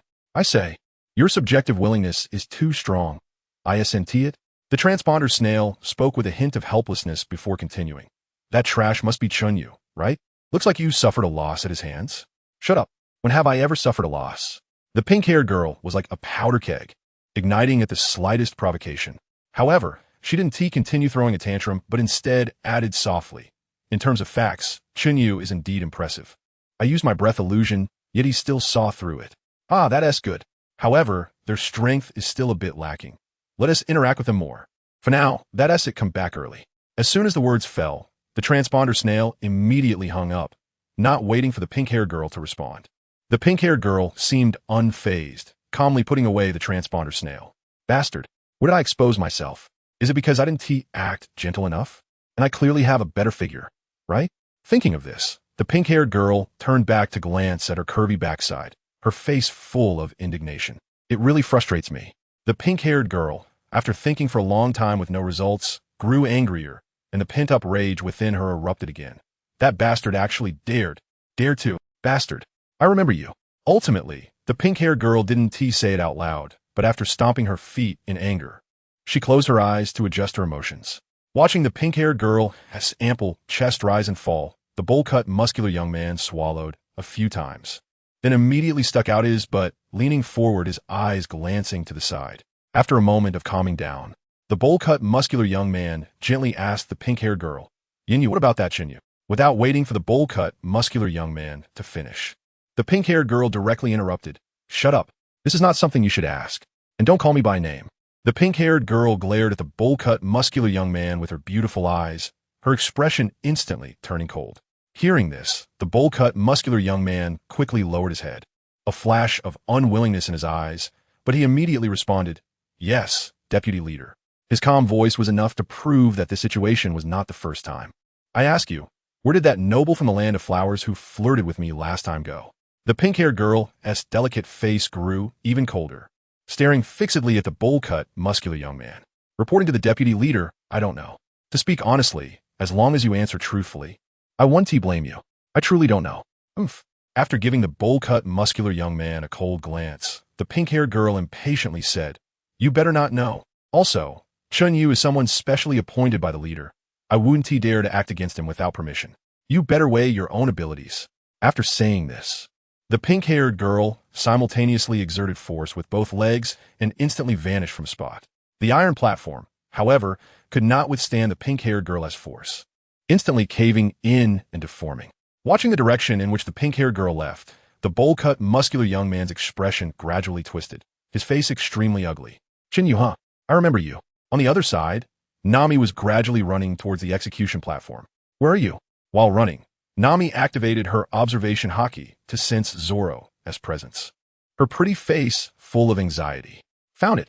Nami's expression brightened as she immediately ran toward a nearby restaurant. Nami kicked open the door and was about to speak when she heard Luffy shout, "Nami, over here, over here." Nami looked in the direction of the voice and saw Luffy excitedly waving at her, while Zoro had a dark expression. However, at this moment, Nami was too anxious to notice Zoro's unusual demeanor. Nami walked quickly over, her gaze fixed on Zoro. At this moment, only Zoro could help Chen Yu. No one else could. "Nami, where's Chen Yu?" Luffy, munching on meat, asked the approaching Nami, looking harmless. "I came for him. Something big has happened." "Chen Yu." Nami's voice abruptly stopped, quickly taking 2 steps back, drawing out her 3-section staff, her expression slightly changing as she cautiously looked at Luffy and Zoro, saying seriously, "There are some things I'll explain later. Right now, I need you to answer my question." Nami's gaze was fixed on Zoro as she continued. "Who was the third person to board our ship?" Upon hearing this, Zoro's face darkened even more. "The first was Luffy, the second was Chen Yu, and the third is me. You know the rest." Upon hearing this, Nami's guard gradually lowered. Nami also glanced at Luffy. However, seeing his still harmless, wise-looking expression, she immediately dismissed the idea of testing Luffy. Zoro suddenly stood up, staring intently at Nami, his eyes sharp. "Did you encounter a strange woman? A woman who can transform into the appearance of others?" Hearing Zoro's cold and urgent words, Nami's pupils contracted sharply, her heart churning. "You encountered her too?" On the other side, after fully activating his observation haki, Chen Yu still didn't sense Nami's presence. This was something he never expected. He had even prepared for the worst scenario of 2 Nami's presences. "No. Why isn't there? This doesn't make sense. What does that woman want? Going to such great lengths to set this up, but there's no follow-up?"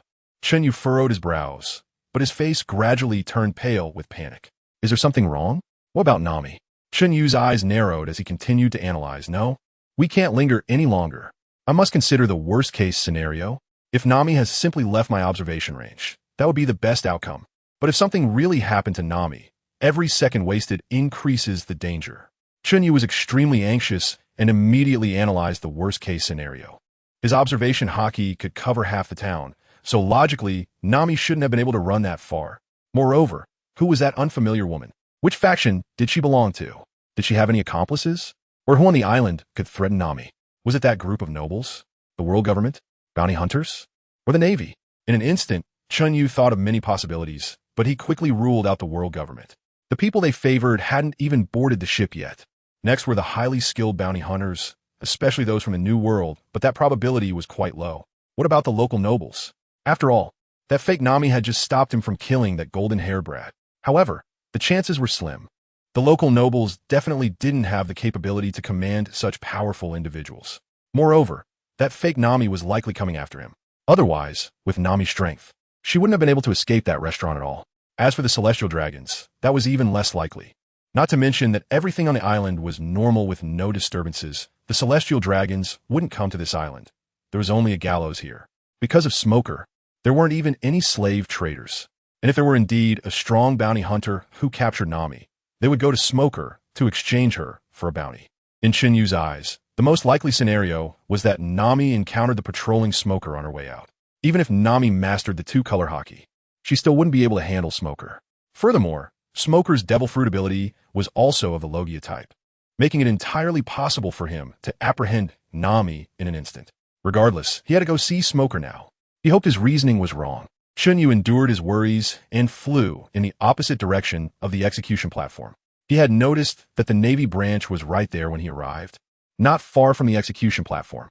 At that moment, Sanji had already won the cooking competition and was carrying a giant squid and a cart full of ingredients towards the Mary. Sanji's return route passed by the execution platform, so he quickly reunited with Nami and the others who were ready to set off. Upon seeing them, Sanji noticed that Zoro and the others were in a strange mood and immediately asked what was wrong. After learning the situation, Sanji's expression also darkened. He didn't even light a cigarette and ran with Zoro and the others towards the restaurant they had been to earlier. Just as they were about to enter the Grand Line, they encountered such a troublesome, strong opponent. Moreover, their group didn't even know which faction the opponent belonged to, making their mood extremely heavy. Chen Yu immediately flew towards the direction of the naval branch. A streak of flame flashed across the sky in an instant, attracting little attention. However, this streak of flame ultimately lingered above the naval branch. Smoker! In midair, Chen Yu shouted angrily at the naval branch below. After Chen Yu's shout, the scouts quickly sounded the alarm, and sailors in white uniforms surged out like a tide, lining up in formation on the open ground below, each armed and ready for action. Everyone, get your spirits up.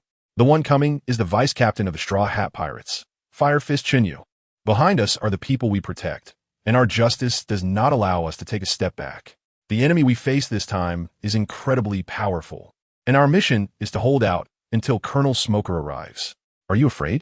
Everything is for justice. We may die in battle, but we must tell the enemy that even if we die, we will fight firmly until the end. Killing us only takes our lives, but the enemy can never take away our beliefs. Everything is for justice. The sailors below roared in response. Chen Yu's patience had completely worn thin. He thought he would encounter Smoker, but instead, he had to listen to their pre-battle rallying for a long time. At this point, Chen Yu no longer hesitated. He raised his hands high, and the flames in his palms quickly condensed, forming a small sun that appeared instantly in his hand. From a distance, Smoker, who was flying in quickly, saw the fireball just as it was forming above the Navy headquarters, and his expression darkened, the veins on his forehead bulging. Chen Yu, you have some nerve. With that, Smoker's speed surged once again. Not knowing if Nami was here, Chen Yu controlled the temperature and power of his attack within a certain range, and besides, he wasn't a butcher. He wasn't out at sea to kill, especially with innocent civilians nearby. Chen Yu waved his hand casually, and a fireball roared down towards the Marines below. White out. At the same time, Smoker happened to arrive, instantly transforming into a thick cloud of smoke to protect the Marines beneath him. Boom! The fireball exploded in an instant, unleashing a wave of scorching heat that radiated outward from the naval base, causing the people on the street to suffer immensely. But it was not deadly. As the heat wave swept through, it also carried away dust and goods from the street, transforming the originally invisible and colorless heat wave into a tangible tsunami that swept from one end of the street to the other, gradually dissipating only when it reached the sea. Some lightweight individuals were pushed back repeatedly, and some were even lifted off the ground, crashing down heavily and crying out in pain. Chen Yu, seeing that there were no casualties beneath him, Smoker immediately shouted angrily at Chen Yu. Smoker, you have some nerve. Without waiting for Smoker to continue, Chen Yu roared back at him. Regardless of whether this matter was related to Smoker or not, it had to be connected at this moment. He had to take the moral high ground, no matter if it was useful or not. Taking the moral high ground was never wrong. At that moment, he was an impulsive man searching for his beloved wife. Smoker. Pirates these days also play tactics, understanding the importance of striking first. As a naval colonel, you actually forcibly took a civilian woman. Regardless of Smoker's reaction, Chen Yu shouted again. Hand over my woman. You're full of crap. What does your woman have to do with me? Smoker shouted back, already furious. My woman Nami, the only one who could take her away from this island without a sound is you, right? Before Smoker could respond, his soldiers nodded in agreement. Yeah, Smoker is invincible.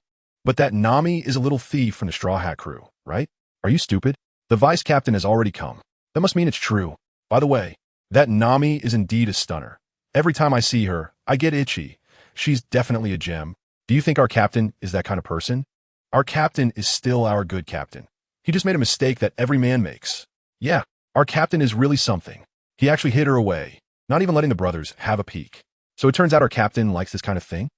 Hearing Chen Yu inexplicably demand his woman, while his subordinates believed it without a doubt, Smoker was about to go crazy. You idiots. I'm a dignified naval colonel. Smoker's forehead turned red with anger. His mind filled with black lines. So the captain likes to keep a mistress. Suddenly, a clever marine said something. This remark stunned everyone, and the people around hurriedly distanced themselves from this clever fool, fearing being implicated, leaving him alone, swaying in the middle. The clever fool, realizing everyone's reaction, finally met Smoker's murderous gaze. I'm done for. The clever fool's face turned ashen. Although the captain usually treated his men like sons and was strict, he genuinely cared for them. But today, thinking of this, the clever fool's legs went weak, collapsing to the ground and losing consciousness. The enemy's slander and his subordinates' distrust ignited Smoker's violent temper. He would deal with his subordinates later, but this annoying brat must be dealt with first. Surrender. Your group's inn is right here in my guarded road town. Smoker's gaze turned cold as he stared at Chen Yu. Seeing Smoker's reaction, Chen Yu actually felt reassured. Smoker was too proud to lie, and this matter likely had nothing to do with him. However, it was also possible. After all, no one knew if Smoker would be affected by his arrival, causing a butterfly effect. Only by seeing Nami could Smoker's suspicions be cleared. If Nami was here, then a confrontation with Smoker was inevitable. If Nami wasn't here, then confronting Smoker could still draw her in. It seemed he must confront Smoker. The more momentum, the better. With this thought, Chen Yu's eyes flashed as he angrily declared, Good, Smoker. I thought highly of you, believing you were upright. But I didn't expect you were already planning to kill and destroy evidence. Now, do you still dare to deny my woman is not with you? The more you try to hide, the less I'll let you succeed. If you don't hand over my woman, you will stay in Road Town forever. Chen Yu's expression grew increasingly grim. Hearing Chen Yu's accusations, Smoker's face turned the darkest it could be. He didn't want to waste any more words with this guy. Once he captured him, he would also capture that Nami, and all rumors would be dispelled. The soldiers below, seeing that Smoker did not defend himself, each looked as if they had discovered a new continent. So it's true. Even Dashiki, who arrived later, believed it. At this moment, the upright Smoker had changed in her eyes. White Wave, Fire Fist. Neither of them wanted to talk any further. The urgent matter was to fight first. A vast expanse of white smoke clashed violently with roaring flames. The white smoke suppressed the fire, while the flames made the white smoke boil. For a moment, neither could gain the upper hand. Impossible. X2 both thought in their hearts. Their tried-and-true techniques were ineffective at this moment, and their eyes were filled with shock. But their expressions did not change. Neither would yield. In fact, their abilities were similar, and the white smoke was not afraid of burning, and currently showed no other damage, while the heat of the flames could not affect the white smoke. Of course, Chen Yu had not gone all out either. He had his concerns. Ultimately, the flames and smoke clashed and completely dissipated into the sky. The collision of smoke and flames inevitably created a huge commotion, and the resulting shockwave rushed down the street, causing the citizens, still recovering from the previous heat wave, to be swept away once more. This time, it was not an invisible heat wave, but scorching smoke. Thank you. Because of you, the seasons are warm. Looking at the chaos around him, Smoker began to feel a headache. He was not a pirate. He was the naval colonel guarding Roadtown. Now, because of his battle with Chen Yu, the naval base and surrounding buildings had suffered extensive damage, not to mention potential casualties. That annoying brat. Just thinking about how all of this was caused by Chen Yu in front of him made him furious. He wanted to take action, but feared causing further destruction. If he didn't T-act, he felt frustrated, and the more he thought about it, the angrier he became. Today, not only were the town's buildings damaged, but also his reputation. Meanwhile, Nami and the others, seeing the sudden clash of smoke and fire in the sky, immediately changed direction and headed towards the naval base. They could see Chen Yu and Smoker confronting each other in midair from a distance. Luffy and the others were not worried about Chen Yu. They did not believe he would lose. Both were Logia users. Chen Yu had no reason to lose. Chen Yu also saw the concern and reluctance in Smoker's eyes. However, he felt no guilt at all. Nami had been missing for so long, and it was already merciful of him to restrain his anger and not unleash widespread destruction. He would stay here until he saw Nami again. Unless Smoker could bring Kizaru over, he wouldn't be afraid of anyone. If he couldn't win, he would just fly up into the sky and occasionally drop a few small mushrooms to see if the Navy was scared. Seeing that Smoker remained silent, Chen Yu felt that this stalemate was not beneficial for him either. Who knows, that old lamp Kizaru might sneak over to ambush this 18-year-old old man. Ignoring Smoker's complex expression, he spoke directly. Smoker, I'll say it one last time, hand over my woman, or I will flatten Roadtown today. Chen Yu held his palm in a loose grip, and a massive amount of blue flames erupted. The terrifying high temperature immediately caused the trees below to ignite spontaneously. The heat waves emitted by the flames set the clothes of the Marine soldiers on fire one after another. The group of Marines, who had just regained their morale, rolled on the ground in succession. Some quick-witted ones hurried to the water source to soak their clothes. The even smarter Marines had already taken off their clothes. Dasky, however, was in a state of confusion. She couldn't decide whether to take off her clothes or not, and she couldn't get any water. Moreover, there were men everywhere without their shirts, so she could only cover her eyes and mumble incessantly. If someone got close, they would definitely hear her muttering. Colonel Smoker is really something. As the one facing Chen Yu's terrifying flames directly, Smoker was already drenched in sweat. He could hardly imagine what would happen if Chen Yu really threw such terrifying flames at Loguetown. As a Logia user, he was very aware of the coverage range of natural abilities. If Chen Yu knew what Smoker was thinking, he would surely praise his wisdom. This was a flame infused with haki. How could it be wasted like this? Moreover, with the further development of his fruit abilities, the temperature that the fruit could currently achieve had already exceeded 200 degrees. There was no need to use haki. The Straw Hat crew, who were on their way, had different reactions upon hearing Chen Yu's angry shout directed at Smoker. Luffy had no reaction. He just planned to watch the fun. This was Chen Yu's battle, and he didn't intend to intervene unless Chen Yu asked for help. Zoro, on the other hand, was cautiously observing the surroundings, especially the women along the way, particularly those with pink hair. On the way, Nami had already explained the scene that occurred in the restaurant to a few people. According to Nami's speculation, those affected by the pink-haired woman's ability were very likely unable to see her true appearance. Sanji took the initiative to request returning to the Going Merry to prepare for departure. Upon hearing Chen Yu's words, the grievances Nami had been harboring deep inside her completely dissipated. Finally, she could see the clues.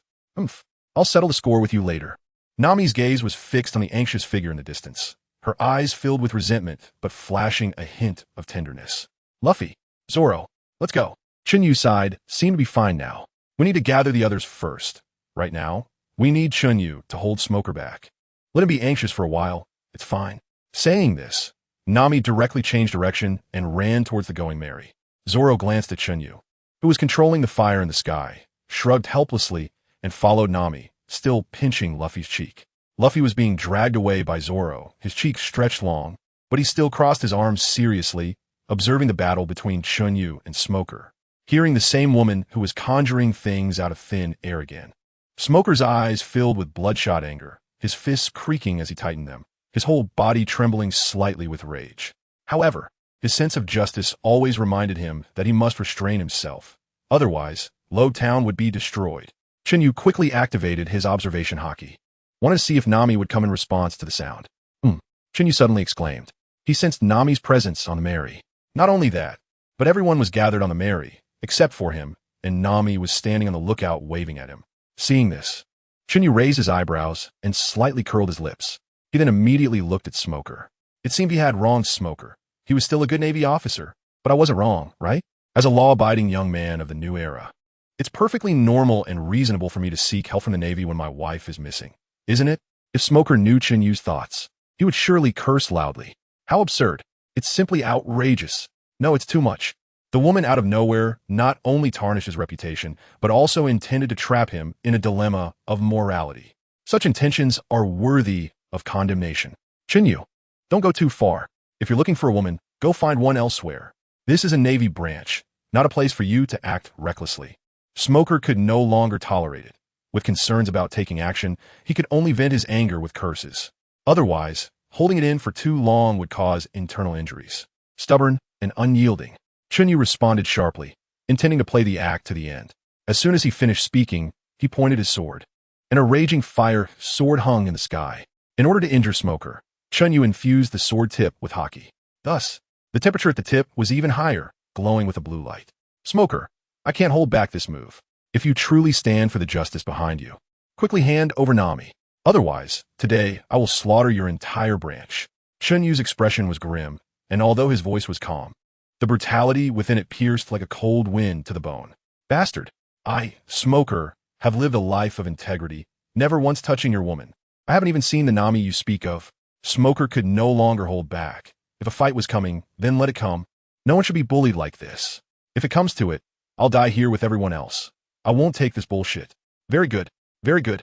Seeing Smoker so resolute, Chen Yu was furious. I never expected that a dignified Marine colonel like you would be so infatuated with beauty. Since that's the case, go to hell and repent. Face the Marine soldiers who died because of you all on your own. Chen Yu pointed a finger, and countless flying swords descended from the sky, aiming directly at Smoker. Who do you think I am?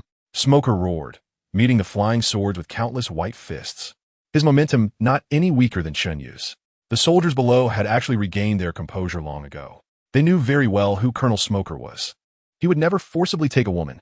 Moreover, with a hot-bodied beauty like Dashki by his side every day, he was completely unfazed. They unanimously believed that Chen Yu was just looking for trouble, possibly trying to raise his bounty by using this opportunity. And this was not the first time. Dashki accepted this explanation as well. Smoker lusting after women? Did she really think her goddess title was bought with money? Therefore, Dashki noticed that man, Roronoa Zoro, from a distance and without hesitation, picked up her sword and chased after him.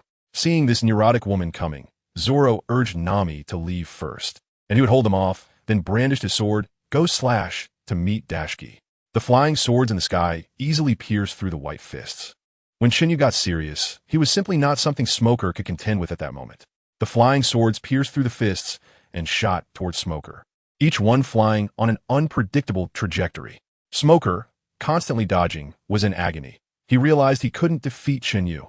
Moreover, Chen Yu's attacks seemed to threaten his very existence. Smoker couldn't understand why Chen Yu could threaten him without using Sea Prism Stone. Unfortunately, in that moment of distraction, Chen Yu seized the opportunity. A flying sword whoosh pierced into Smoker's abdomen. With one hit landed, Chen Yu didn't plan to linger and immediately transformed into flames, heading towards the Mary. The wind howled. It was time to retreat. Moreover, Chen Yu didn't want to kill Smoker. On one hand, Smoker had people backing him. On the other hand, compared to the Hawks, Smoker was relatively more friendly to their group. At another port in Road Town, dozens of people dressed in black cloaks gathered at the port. Little Nest, how's the progress? A pleasant female voice echoed at the port. At the port, everyone stepped back, clearing a wide path in the middle. A woman with two blood-red lines on the hem of her cloak walked over slowly. As she moved, a few strands of cherry-red hair floated out from the cloak, her voluptuous figure barely concealed by the cloak. Deputy Leader. Dozens of people spoke in unison, bowing to the woman. The crowd suddenly became noisy, but despite the noise, it was filled with respect. Enough. I've said it before. We don't engage in these pretentious things. All men are created equal, and power is limited by the masses. Have you all forgotten the teachings of my doctrine? We dare not forget. Everyone replied at once, their words laced with even more respect and a hint of reverence. Don't make me slap you. Quit dawdling. Hurry up and board the ship. While someone keeps Smoker occupied, let's head to the Grand Line as quickly as possible. Yes, Deputy Leader. After responding to the woman, everyone orderly rushed toward the huge sailboat at the shore. At this moment, a small, Cloaked chubby man quickly ran to the woman and respectfully said, reporting to the deputy leader before the chubby man could finish. The woman directly kicked him in the backside, sending him flying onto the deck. I can see for myself. Do I need you to report? Quit dawdling. Saying this, the woman exerted force with both legs and leaped up, directly jumping onto the sailboat's lookout. Set sail. Yes. Deputy leader. As the sailboat sailed away from the Roadtown Sea area, the cherry-haired woman jumped down from the lookout. Deputy leader. The new members recruited from the East Sea have assembled. There are a total of 49 people. The chubby man, holding his backside and limping, walked up to the cherry-haired woman to report. I counted them myself. Do I need you to say anything? The cherry-haired woman had a face full of irritation and slapped the chubby man's head, knocking him flat on the ground. Then she heavily stepped on the chubby man's backside, twisting her toes. Feeling the intense pain in his backside, the chubby man immediately squealed like a pig, flailing his arms and legs. In his struggle, the hood of his cloak slipped down, revealing a youthful face of about 15 or 16. The others seemed to have long gotten used to this. Without looking back at Smoker, Chen Yu transformed into flames and disappeared from spot. Near the Mary, Zoro exchanged a few moves with Dashki before striking the back of her neck with the hilt of his sword, knocking her out. He then ignored her and turned to run in the direction he remembered the Mary was located. However, Chen Yu, behind Zoro, couldn't understand why Zoro was running towards the execution platform, and he was running so fast. Clearly, the Mary was not far away. He could see it from a distance. Zoro, where the hell are you going? The Mary is behind you. Your sense of direction has to have its limits. Chen Yu suddenly appeared in front of Zoro, looking at him helplessly, feeling speechless. Seeing Chen Yu's sudden appearance, Zoro slid to a stop, just as he wanted to ask Chen Yu why he was here. He heard Chen Yu's complaint, and the words he was about to say got stuck in his throat, his old face turning red. Cough. I'm here for a walk, right? Just a walk. Saying this, Zoro suppressed his embarrassment, turned his face, and walked around Chen Yu, pretending to continue his walk. Awesome. Chen Yu raised an eyebrow and gave Zoro a thumbs up. Then, without caring whether Zoro agreed or not, he directly grabbed his collar and disappeared from the spot. As the vice captain, he felt quite helpless, having to keep an eye on the idiots, the directionally challenged, and the infatuated ones on the ship. The next moment, Chen Yu appeared next to the unconscious Dazki, holding Zoro. He had a great idea. After taking Dazki, Chen Yu headed straight for the Mary. On the Mary, after putting down Zoro and Dazki, he immediately looked towards Nami. At that moment, Nami was also looking at him, her gaze scrutinizing. Why did you come back alone? Where's that pink-haired vixen of yours? Hearing Nami's jealous words, Chen Yu couldn't help but smile and immediately walked up to her, wrapped his arms around her waist, and said, Hee hee, jealous? Now, let your man Chen Yu clarify the whole situation for you. The Navy branch. Smoker slowly descended from the sky. Ever since the flames of the sword that hit him dissipated, he had been bleeding heavily from his abdomen. His subordinates, seeing Smoker's injuries, immediately called for a doctor to treat him. Smoker still couldn't understand why Chen Yu's sword could pierce him. Why? Did Chen Yu eat a sea prism stone fruit? This must be reported immediately. Coming back to his senses, Smoker noticed that his wound had stopped bleeding and had been bandaged. How amazing! With his mind a bit overloaded, Smoker couldn't figure out why his wound had bandaged itself without him knowing. Not good. Colonel Smoky. Dazki has been kidnapped by the Straw Hats. What? Who kidnapped her? It was Chen Yu. Not good. Dazki is in danger. Chen Yu must have ill intentions towards Dazki. Rescue her. Immediately rescue her. Smoker immediately decided to rescue Dazki first, and he would report on the sea prism stone fruit matter later. Chen Yu, what have you done to Dazki? Outside the Mary, Smoker's furious roar was particularly ear-catching. If you came to negotiate, then speak properly. I'm a pirate, not a philanthropist. If you keep nagging, be careful I burn down Rogatown and sell Dazki as a slave. Chen Yu hugged Nami and walked to the Mary, his gaze entirely fixed on Nami, his eyes filled with tenderness and gratitude. He was grateful for Nami's trust in him. That annoying little brat. Where are you looking? Watching Chen Yu and Nami being intimate, Smoker's forehead bulged with veins and white smoke poured out of his body. Be good. I'm going to negotiate a business deal. Chen Yu gently patted Nami's head and said softly, Oomph. I think that Marine called Tashiji is quite nice too. She's hot and naturally clueless. How can you bear to let her go?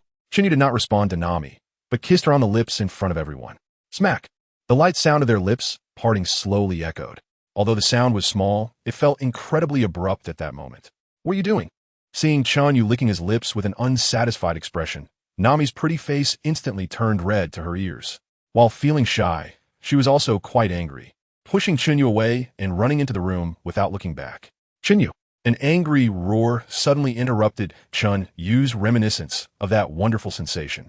At the port of Rogue Town, a thick cloud of white smoke erupted. Smoker floated in mid-air, his face darkened, and the blood vessels on his body throbbed rapidly. Hey, don't go crazy. Chen Yu calmly walked to Tashiji's side, holding a cigar at her neck, pretending to be scared, and said, "Smoking is harmful to health. If you release so much smoke, what if I get scared and my hand shakes? You tell me, what will happen to this incredibly delicate little girl?" Saying this, Chen Yu lit a cigar for himself, took a deep puff, and heavily exhaled the smoke towards Smoker. Seeing Chen Yu biting the cigar while mumbling about smoking being harmful to health, Smoker's face was filled with black lines, and he was momentarily at a loss for words. Meanwhile, a sound of shattering glass came from inside the room. On the deck, Sanji's forehead bulged with veins. Although he and Chen Yu were companions, he did not allow Chen Yu to treat women like this, especially a gorgeous woman. Zoro inexplicably wanted to punch Chen Yu, without any particular reason. "Speak. What do you want?"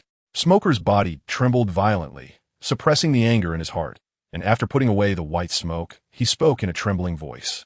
50 boxes of cigars. I want the Navy's special supply." Chen Yu remained completely calm, holding up 5 fingers to Smoker, and said matter-of-factly, "Isn't that very generous? 50 boxes of cigars can exchange for Tashiji. That's a friendship price."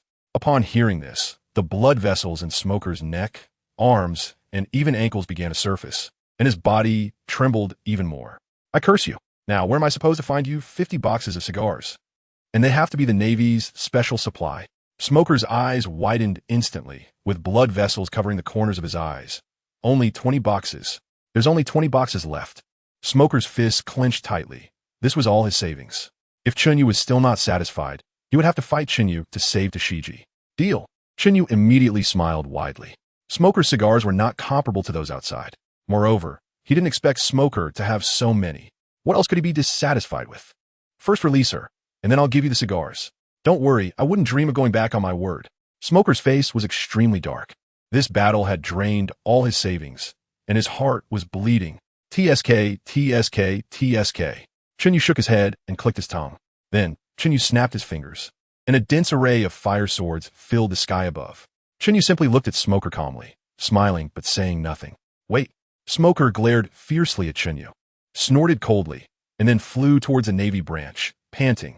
After retrieving Tashiji, Smoker sat in front of a transponder snail with a gloomy face, seemingly brewing something. BRR. Gaga. "Old man, it's me." "What? Sea stone fruit? Are you out of your mind? What are you thinking? Huh? How did your brain come to such an absurd conclusion? During training, you were just sleeping in class every day and never listened. After class training, besides basic physical training, you spent all your energy on fruit abilities. Hockey. That thing is called hockey." On the other end, Sengoku was already furious. Watching Carp laugh uncontrollably, Sengoku erupted again. "Carp, how can you still laugh? It's all your grandson's gang doing." No wonder he is my grandson." After saying that, Carp Crunch started stealing Sengoku's senbei. "Carp, that's my senbei." After the deal was done, Chen Yu waved his hand, and the Going Merry set off on a new journey. Around the main mast of the Going Merry, Chen Yu sat cross-legged on the ground. The others were scattered around, some sitting, some standing, all with serious expressions. At that moment in the restaurant, I couldn't tell when I had been affected. I clearly saw Nami get up and leave her seat to pay the bill. But in reality, Nami had never left her seat at all. I suspect that the pink-haired woman's ability is very likely to create illusions, capable of influencing others' memories, nerves, and even cognition. Chen Yu's expression grew increasingly serious. If it weren't for Nami creating a flaw in time, he might not have noticed the problem at all. Just now, Chen Yu mentioned that the pink-haired woman could even disguise her breath. But there must be conditions or a process involved. Nami suddenly added, then turned to look at Chen Yu and continued with a hint of grievance. At first, Chen Yu's gaze towards the pink-haired woman was very calm, nothing special. However, the pink-haired woman kept observing me, mimicking my expressions, actions, and even my personality. As the degree of her imitation deepened, Chen Yu's gaze towards her became more fervent, until the love in his eyes could even stretch. Nami grew more and more indignant as she spoke, and by the end, each word was clear and filled with resentment. "Oh, Nami, you can't do this. You promised me you wouldn't be angry. Chen Yu noticed that Nami was about to lose her temper, and he became anxious. Upon hearing this, Nami simply snorted coldly, then turned her head away, ignoring Chen Yu. Seeing Nami acting like a child, the corners of Chen Yu's eyes twitched fiercely. However, he didn't rush to appease her but continued to add, "So, we don't need to be overly vigilant. No ability is invincible. Everyone should pay attention to the habits of their companions and directly inquire if they notice anything unusual. More importantly, that pink-haired woman may be targeting us, but she hasn't shown any hostility, which is a stroke of luck. Otherwise, with her profound aura, very few of us would make it back to the Mary. All right, meeting adjourned." In Nami's room, she said, "If you want me not to be angry, that's fine. As long as you tell me how you noticed the anomaly, I won't be mad at all." Nami gradually leaned closer to Chen Yu, her eyes sparkling with curiosity. Chen Yu's method to break the deadlock should have been clearly stated right at the beginning of the meeting, but he didn't say anything, which made Nami anxious. Given Chen Yu's personality, if he had something useful to say, he would have said it long ago and wouldn't he have waited until now. If he hasn't said anything up to this point, then she's really curious. Chen Yu's expression suddenly stiffened, feeling a bit at a loss. What am I supposed to say? Say that the pink-haired girl has a better figure than you? Say that the pink-haired girl is too gentle, unlike you? If I say that, will you not be angry? Rather than believing that you want to be angry, I'd rather believe in light. Hurry up and say it. Nami frowned, somewhat dissatisfied with Chen Yu's hesitation. Since I hit that blonde young man, I thought you would have a heart of compassion. But at that time, Nami was incredibly calm. So, I noticed something unusual. That's it. Just like that, Nami said with half belief, "Swear it. If you're lying, then you want to be able to stand up from now on." Nami's gaze shifted from Chen Yu's face to his crotch, her pretty face extremely serious. "I swear." Chen Yu raised 3 fingers, calmly stating, "What I said is the reason I noticed the anomaly, and if I'm lying, I want to be able to stand up in the future." Seeing this, Nami's frown deepened even more. Chen Yu was too calm and too decisive, which made her feel that Chen Yu was hiding something. "No, let me rephrase that. If what you just said isn't all the reasons it can't stand. Hurry." At this, Chen Yu was completely stunned.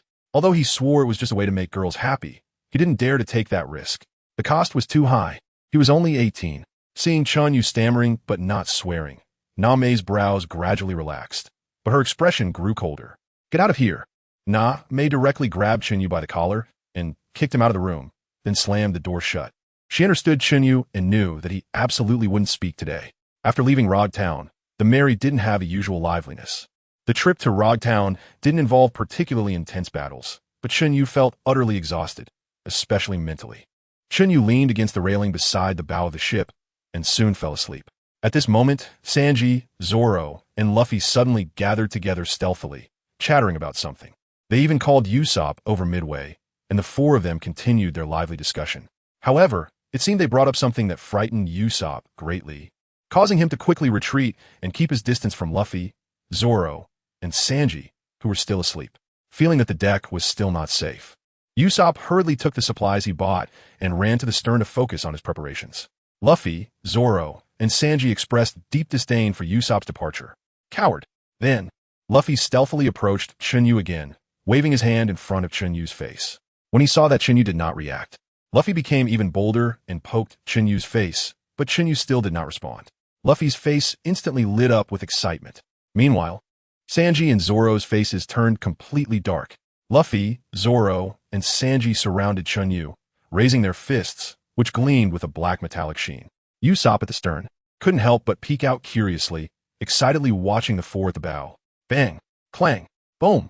The 3 of them unhesitatingly struck Chen Yu. Since they had discussed this in advance, even if Chen Yu woke up from the beating, he would find it hard to retaliate. Moreover, the 3 had already cuffed Chen Yu with 3 C-Prism stone handcuffs from the start. Hee, did you expect this, Chen Yu? We have C-Prism stone handcuffs. They continued to hit Chen Yu for about 10 minutes, and the 3 were out of breath, with Luffy even sticking out his tongue to cool down. Their faces were filled with expressions of joy, revenge, and excitement. Once the 3 were exhausted, Chen Yu leisurely got up. At the same time, Chen Yu noticed Usopp at the stern, practicing left hooks, right hooks, and foot stomps in the air, and he couldn't help but show Usopp a very kind smile. In Usopp's eyes, Chen Yu, wrapped in haki, looked terrifying when he smiled. For a moment, he was so scared that his legs trembled like chaff, collapsing to the ground, and tears streamed uncontrollably down his face. Chen Yu removed the high stone handcuffs. Although he wasn't seriously injured, his eye sockets were bruised. There were a few minor bumps on his head, and he had multiple bruises all over his body. Since they hadn't tied him up too tightly, he easily managed to take off the high stone handcuffs after getting up. However, to be fair, wearing 3 high stone handcuffs did weaken his power significantly, and he couldn't use his devil fruit abilities at all. If he hadn't undergone special training to resist seawater sensitivity, he probably would have collapsed on the ground by now. In this world, it seems that only Kaido has undergone seawater sensitivity training, and that was probably accidentally during his suicide attempt. It appears that everyone else is either unaware of this or hasn't considered the impact of high stone. They think they can overcome the effects of seawater. It looks like in the future, all the devil fruit users on the ship must undergo sufficient seawater sensitivity training. Also, where did these high stone handcuffs come from? Chen Yu quickly shook his head, and then the kind smile on his face reappeared as he looked at the 3 of them. Seeing Chen Yu's fists wrapped in a large amount of armament haki, Luffy broke out in a cold sweat, biting his lip and blinking at Sanji. Zoro also glanced at Sanji with a cold sweat. Unfortunately, before Sanji could start to argue, Chen Yu charged forward and gave Luffy and the others a good beating. Usopp, who had just gotten up from the ground and was focused on making cannonballs, suddenly shivered. However, Usopp didn't mind. He had thought about it when he was lying on the ground earlier. He hadn't participated, so how could Chen Yu make things difficult for him? No way. He then continued to mix gunpowder and experiment with bombs at the stern of the ship. But Usopp heard a sound of footsteps and reflexively turned around. However, what came into view was Chen Yu's face, which had been beaten. In an instant, Usopp thought of many things, even preparing his last words, as his legs began to tremble again. Usually, Chen Yu was very approachable, and they were all good brothers. But now Usopp felt very guilty, even though he hadn't participated. He had ultimately been caught by Chen Yu reveling in their misfortune. Moreover, his explanations and topic-shifting techniques had never worked on Chen Yu. He would definitely receive the punches he deserved. Chen Yu couldn't help but be amused by Usopp's demeanor. He wasn't a dictator, so he wouldn't trouble Usopp if he didn't lay a hand on him. However, Chen Yu came up with a peculiar idea. Sit tight. Don't shake, Chen Yu suddenly said sharply. Usopp, who had been trembling like a noodle, immediately stiffened up. He sat firmly on the ground, looking like a good child. Just now, you not only didn't remind me, but also took pleasure in my misfortune. Do you think I should give you one beating or 2? Upon hearing this, Usopp started trembling again. He couldn't help it. He was scared. Chen Yu's punches really hurt. He beat me for 10 minutes, but it's just minor injuries. Yet it hurts for a week. Sit tight. Don't shake, Chen Yu said sternly again. Usopp stiffened and straightened up. I'll give you a task. Help me make a weapon. And once it's done, we'll consider it settled. How about that? Deal. Usopp immediately stood up energetically. He certainly believed Chen Yu. He never doubted Chen Yu's words. Chen Yu was very satisfied with Usopp's confidence. In the original work, the climate baton was only developed by Usopp just before reaching Alabasta. However, he only needed one of its functions. The rest of the flashy features were unnecessary, so it should be completed earlier. Maybe a weapon. A staff divided into 3 sections. One section can generate cold air bubbles, another can generate hot air bubbles, and the last section can create a strong airflow, with the power of the airflow as strong as possible. I only need these functions, and the material should be hard. It's for fighting. Make it quick. To be honest, I'm planning to give it to Nami, so take her height as a reference for the length. After finishing, Chen Yu glanced at Usopp, giving him an encouraging look, and turned to leave. Just as he was out of Usopp's sight, Chen Yu returned and threw one more line at Usopp. If you finish it to my satisfaction, I'll give you 2 million berries. This time, he really left. Upon hearing Chen Yu's last words, Usopp, who had been quite nervous, jumped up excitedly. That's great. From now on, you should say a few more things like that. However, Usopp dared only to keep that sentence buried in his heart forever. He would never say it out loud, even if it cost him his life. The weapon that Chen Yu mentioned coincidentally matched his conception in his mind. But can this really be used as a weapon? His idea is a magic wand, used for performances. Alright, just make it according to Chen Yu's request. And make it sturdy. Listening to Chen Yu is definitely the right choice. And his Usopp bomb is about to be completed. Looking at the towering red Earth continent ahead, Chen Yu immediately ordered to regroup and rest for the night, setting sail again in the morning. It was already approaching evening, and the sun was gradually setting, with the distant sunset painting half the sky red. At that moment, a sharp rumbling sound erupted from the side of the ship. Incoming! They had been at sea for some time, and everyone immediately recognized it as the sound of cannon fire. Everyone turned to look in the direction from which the sound came. Chen Yu, Sanji, Zoro, and Luffy immediately showed fierce determination in their eyes, especially Chen Yu, whose gaze was filled with fierce light. He was already upset about not being able to sleep in Nami's bed tonight, and now someone was coming to disturb him, leaving him with nowhere to vent his anger. Usopp and Nami, who had just come out in response to the noise, were a step behind in getting into the situation. Johnny and Joseph were even slower on the uptake. There was no helping it. With their half-baked observation haki, they could only occasionally sense nearby dangers. This was the result of Chen Yu personally training them. Otherwise, with their talent, they probably wouldn't even grasp the shadow of observation haki. But they had never been discouraged, always remembering Chen Yu's words, "We will not give up on you. Once you're on the ship, we are all partners, unless you give up on yourselves." Later on, they did not disappoint Chen Yu, training day and night, pushing each other. Although their progress in haki was still somewhat slow, their physical techniques, swordsmanship, and physical strength had made significant improvements, which was a tangible direction for them. "Sanji, are you ready to make use of this cannonball?" Chen Yu lit a cigar without raising his head, speaking in a calm tone. "No big deal." Sanji pinched the cigarette with his index finger and thumb, gently exhaling a puff of smoke, confidently tapping the tip of his right shoe on the deck. Just after he finished speaking, Sanji leaped into the air, cigarette in mouth, spun around in midair, and kicked back a cannonball that was flying toward them, hitting the bow of the enemy's ship directly. Bang!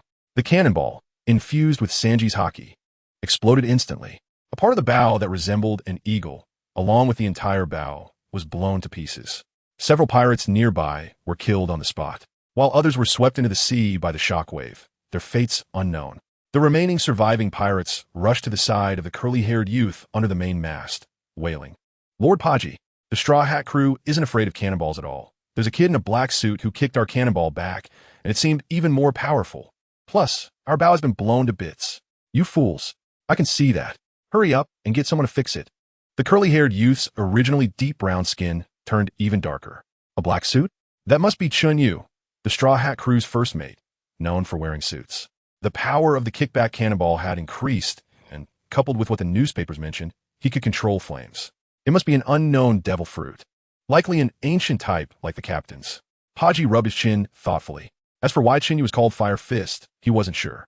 However, he believed it was just a Navy conspiracy. They were aware of Fire Fist Ace's fame back in the day, so Paji didn't think Chen Yu was a Logia-type devil fruit user like Ace. But deep down, he didn't regard the Straw Hat crew as a threat at all. TCH, it's ridiculous that a mere cannonball requires the highest bounty and supposedly the strongest Chen Yu to handle it. When the Straw Hat crew was famous, it was also when their crew was gaining notoriety. But the Straw Hat crew's overwhelming fame overshadowed them. Pirates flocked to them, leading to today's inevitable conflict. "No need to worry. Our captain will take action, cease fire, and slowly steer the ship closer." After Paji said this, he turned and walked into the room. On the Going Merry, Chen Yu noticed that they had stopped firing and were now heading toward the Going Merry. A cold smile appeared on his lips. The Flying Pirate Crew, a small pirate crew that had risen to fame around the same time as them, had been reported in the newspapers for annihilating a Navy branch and slaughtering several small towns. Just a bunch of scum, not worth worrying about. However, the captain supposedly had the ancient type of bird fruit in the form of the haste giant eagle and could fly, which was somewhat tricky. Chen Yu explained this clearly to everyone on board. "Usopp, didn't you say your Usopp bomb was successfully developed? Bring it out and show it off. Leave it to Usopp." Usopp gave himself a thumbs up and immediately ran to the launch pad to prepare the Usopp bomb. The flying ship was 4 to 5 times the size of the Going Merry, a massive sailing ship. In the captain's cabin, Captain Pamela, First Mate Connie, and Paji were sitting together discussing. "I just fired a shot to test the Straw Hat crew, and it turns out First Mate Chen Yu personally took action. It seems just as we thought, their bounty is merely inflated." A tall, thin man wearing glasses chimed in. "Exactly. It seems they must have offended the Navy somewhere. Otherwise, their first bounty wouldn't be so terrifying. Moreover, they all have bounties. The lowest is 17.5 million, which is completely unreasonable. My bounty as First Mate is only 25 million. And my brother, as an ancient-type devil fruit user, is only 30 million. We have slaughtered countless Navy and civilians to earn these bounties, but what about them? No achievements at all. How can they be on par with that so-called Hawkeye from the Warlords of the Sea? If my brother took action, he could definitely wipe out that Hawkeye." First Mate Connie adjusted his glasses and confidently analyzed. At the head of the table, a middle-aged man wearing a captain's hat with a long chin, a high nose like an eagle's hook, and sharp eyes, nodded in agreement, and then spoke. "The Straw Hat crew is not worth worrying about, but we must remain cautious. I'll handle the strongest, Chen Yu, and the rest of you deal with the others." Though these three had no blood relation, they were incredibly united, especially the captain and first mate, who referred to each other as brothers. Captain Pamela, being an ancient type-haste giant eagle user, was naturally the strongest. He loved killing, was extremely brutal, and took pleasure in murder. First mate Connie, as a bird fruit user in the form of a head eagle, ranked second in strength and was the crew's strategist, fond of treasure. Haji, as a dog fruit user in the form of a teddy, ranked third in strength. Had bronze skin, curly hair, a strong physique, and a long waist, with a great affection for women. The three had different needs and had never had any quarrels, being united both internally and externally. The captain and first mate could both fly, which was their confidence. Boom! Usopp, having already aimed, decisively fired. A cannonball with a long-nosed face spun rapidly and struck the flying ship in an instant. The explosion was twice as powerful as the one Sanji kicked back. And that was just the cannonball's power. A huge gash instantly tore open on the flying ship, but it concentrated on the upper half, and the flying ship seemed to ignore it, continuing toward the Going Merry. Seeing this, Chen Yu also smiled, while Sanji looked at Usopp in surprise. "Did you see that? This is my strength. I haven't even used haki yet." After saying that, Usopp aimed again, this time wrapping a layer of haki around the cannonball and fired it mercilessly. Boom! The cannonball directly hit the main mast of the flying ship, causing the mainsail to collapse. The flying ship immediately lost power and stopped 100 meters away from the Merry. Incredible! Watching as Usopp's second shot created a huge crater along with the main mast and deck, Luffy's eyes sparkled with excitement, urging to fire as well. This shot was nearly twice as powerful as Usopp's without haki. Feeling the ship shake violently, Pamela and the others quickly ran to the deck. And as soon as they came out, they saw the shattered scene of the flying ship. No! The first mate, Coney, saw this and his pupils dilated instantly, his eyes almost bursting with anger. Before anyone could say anything, Coney transformed into a 6-meter wingspan, nearly 3-meter tall eagle, soaring up high before diving directly towards the Merry. "You useless fools! You actually destroyed my flying ship. Do you know how expensive this ship is?" Coney roared as he changed form, extending his eagle claws towards the main mast of the Merry. "King!" A sound of metal clashing echoed through the sky as Zoro, holding Enma and Snow, collided with Coney's sharp claws. Such hard claws! Zoro found that his sword couldn't cut through Coney's eagle claws, so he immediately infused it with haki and slashed at Coney again. Unfortunately, the rational Coney immediately flapped his wings and flew back into the sky. The powerful airflow generated by Coney's wings caused the Merry to sway left and right, and the surrounding sea surged violently, crashing against the ship. Seeing this, Nami quickly took Sanji to the helm to control the ship's balance. Watching Coney circle in the sky, Chen Yu felt annoyed. He really wanted to roast him with fire. However, he hoped that the Straw Hat crew could learn something from this battle. As for aerial capabilities, currently, only he and Usopp possess them. "Usopp, fire at their ship immediately. Bring that one in the sky back." From Coney's earlier words, Chen Yu could deduce his personality and immediately directed Usopp. "Luffy, take Zoro and Johnny over to have some fun." Chen Yu then looked at Luffy and instructed. "Leave it to me." Luffy steadied his straw hat, then immediately stretched out his arms, pulling the three to prepare to launch over. Rubber, rocket. Chen Yu then knelt down and sat on the fiery sofa that had formed, planning to guard the ship himself. "Chen Yu, what do you need me to do?" Sanji said, handing a cigarette to Chen Yu, his tone casual. Chen Yu took Sanji's cigarette, enjoyed a puff, and did not directly answer Sanji's question. "You said, if you encounter something that can fly, how can you win? If it only flies, that's fine, but what if it can fly and attack from a distance? How can you win then?" Sanji fell silent, deep in thought. "All right, the one in the sky indeed can fly and attack from a distance." Chen Yu discovered that countless feather arrows were shooting towards the Merry. He immediately prepared to take action. After launching the feather arrows, Coney flew towards the flying ship without looking back. Fire Fist, a bright yellow pillar of fire, then roared towards the incoming feather arrows. Crackle. Crackle came the sound of feathers burning, accompanied by a foul smell of charred material. Chen Yu decisively unleashed the highest temperature of his fruit ability without using haki, sweeping away the feathers in the air, while purposely leaving a few behind for experimentation. With a maximum temperature he could achieve solely through his fruit ability being around 2,500 to 2,600 degrees, and with haki, it exceeded 3,000 degrees. He wanted to test the limit of the feather's heat resistance to prepare for the captain who had yet to appear. The temperature of the coney feathers could withstand flames of about 800 degrees. Beyond that, the feathers would begin to burn, and only around 1,000 degrees could completely incinerate the quill. Therefore, the ancient species feathers would definitely be able to withstand even higher temperatures. After easily gathering the data, Chen Yu looked at Sanji, who was still deep in thought. I heard that there are martial arts masters in the Navy headquarters who, after extensive training on their legs, can create a kicking technique similar to Eagle Eye's flying slash by rapidly striking the air. This technique can even allow one to rapidly stomp on the air multiple times in a short period, effectively walking in the air, making the intangible air tangible. I hope this gives you some inspiration. Upon hearing Chen Yu's description, Sanji's eyes lit up, looking as if he had gained significant insight. I'll send you over. Zoro won't be able to handle that head eagle by himself. He can't even hit it. You two should work together to deal with it first, then go help Luffy, and I'll guard the ship. Seeing Sanji agree, Chen Yu casually created several flame steps in the air and gestured for Sanji to go. After sending Sanji over, Chen Yu began to carefully observe the battle of the others, looking for any shortcomings. Suddenly, a sound of footsteps approached. Chen Yu looked over at the sound and saw someone wearing suspender shorts, paired with a white t-shirt printed with black stripes, and a pair of long legs that truly caught the eye. Upon seeing the newcomer, Chen Yu's eyes lit up.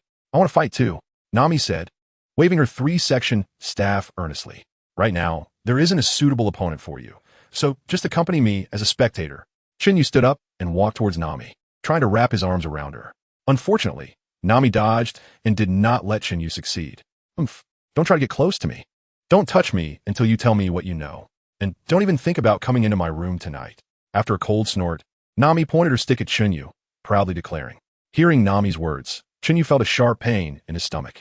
How can this be? Do I not know the consequences of speaking?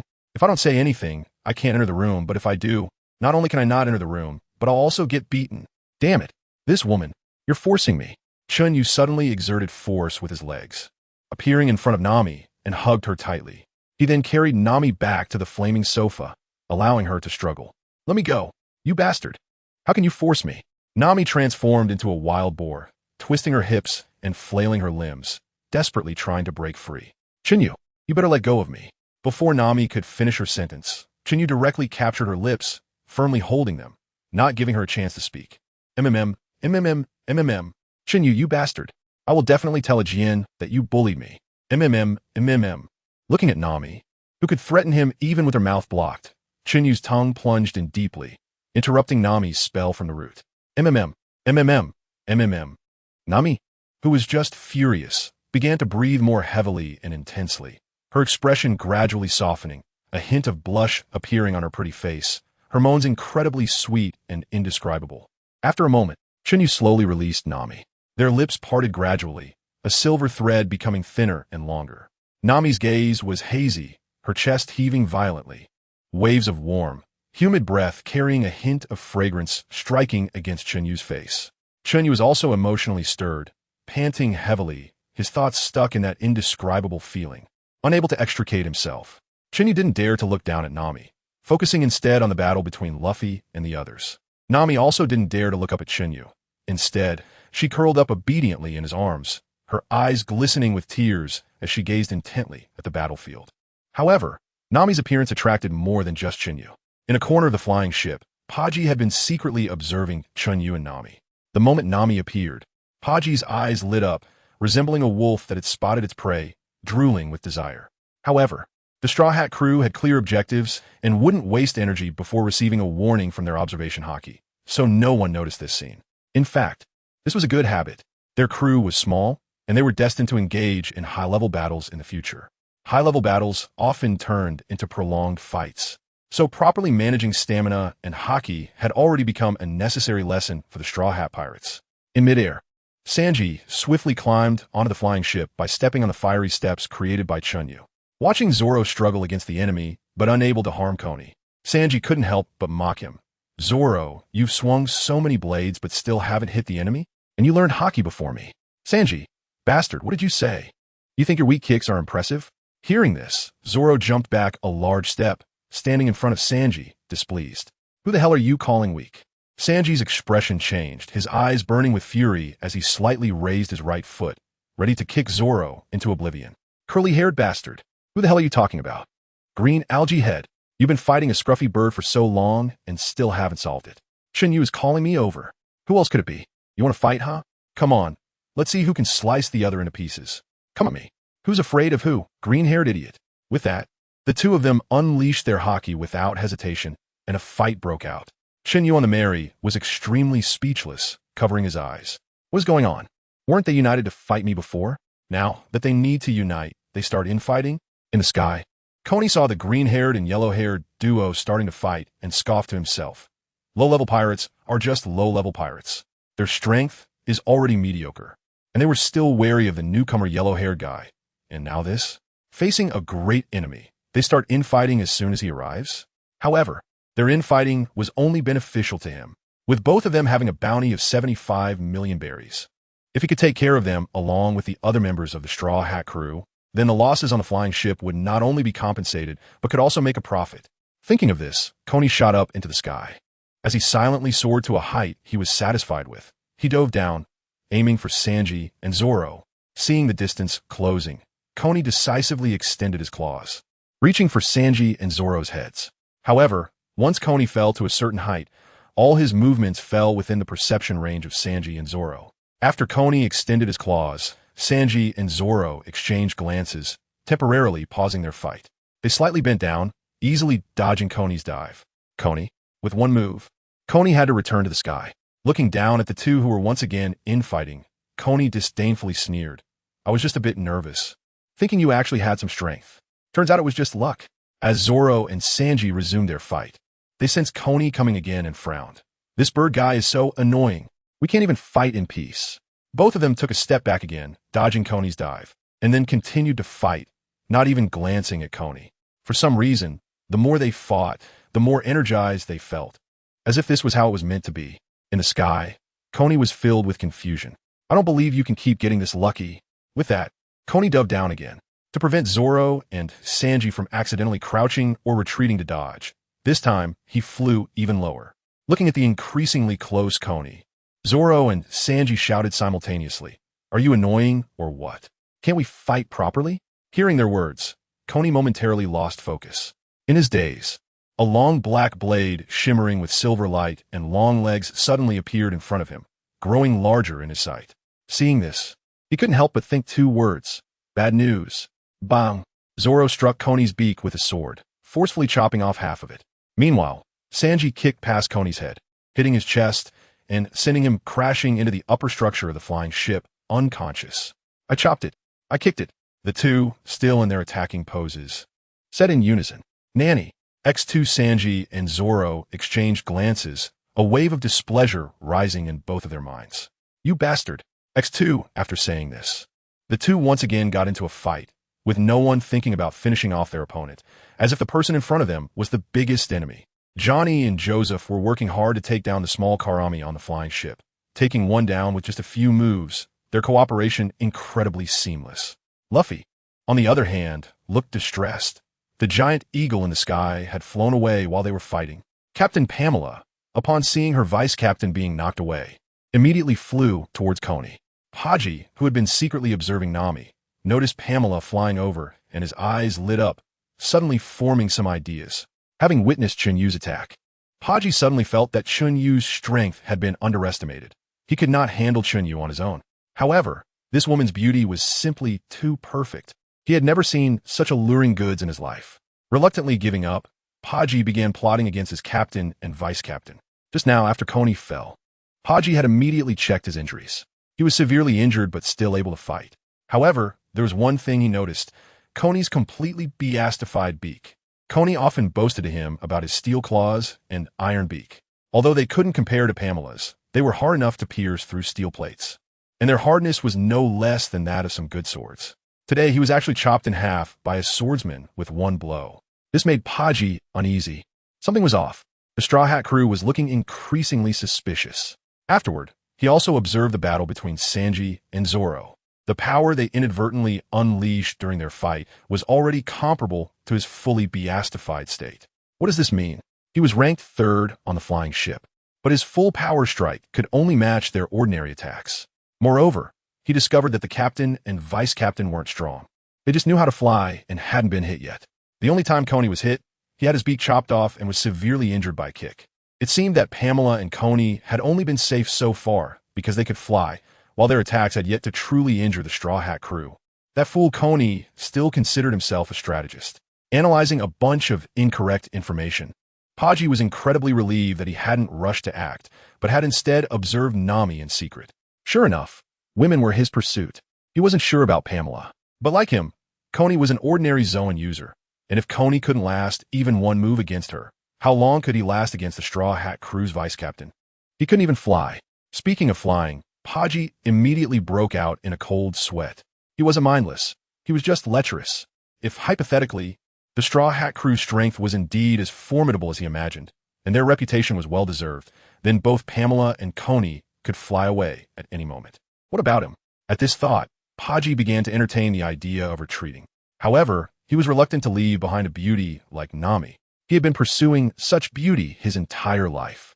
As an orphan, he grew up eating from many families. Especially, his childhood sweetheart and the sister next door took extra care of him. When he turned 10, his feelings for his childhood sweetheart seemed to change.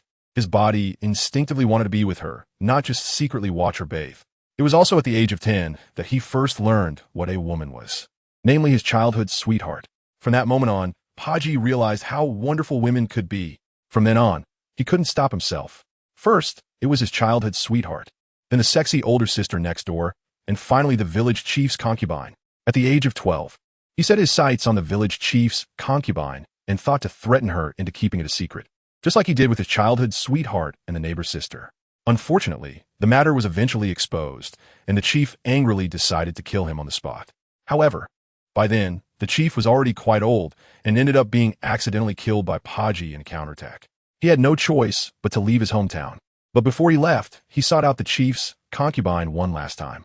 This time, the concubine was no longer in tears, looking like she had been defiled, but rather was actively compliant. Her fearful yet obedient demeanor sparked an idea in Paji. Power. Before the chief died, he was very worried about being discovered, and all those women were unwilling, wearing faces like they had lost their parents. But now, after killing the chief, he could freely do what he wanted, and even this woman beneath him was completely submissive. From that moment on, Paji seemed to have transformed into a different person. He firmly believed that as long as he was strong enough, there was no woman he couldn't have. That year, Paji left. The women in the village were not beautiful enough for him, and he sought more, higher quality women.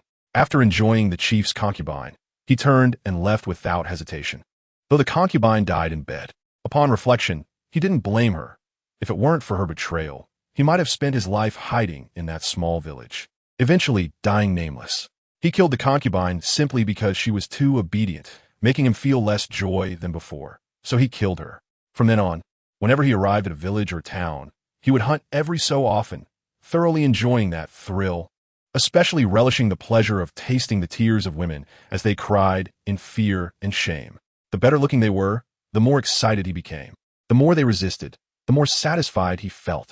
Moreover, he discovered that his body seemed somewhat special. Although he couldn't change brides every night, nightly revelry was inevitable, and he felt no discomfort.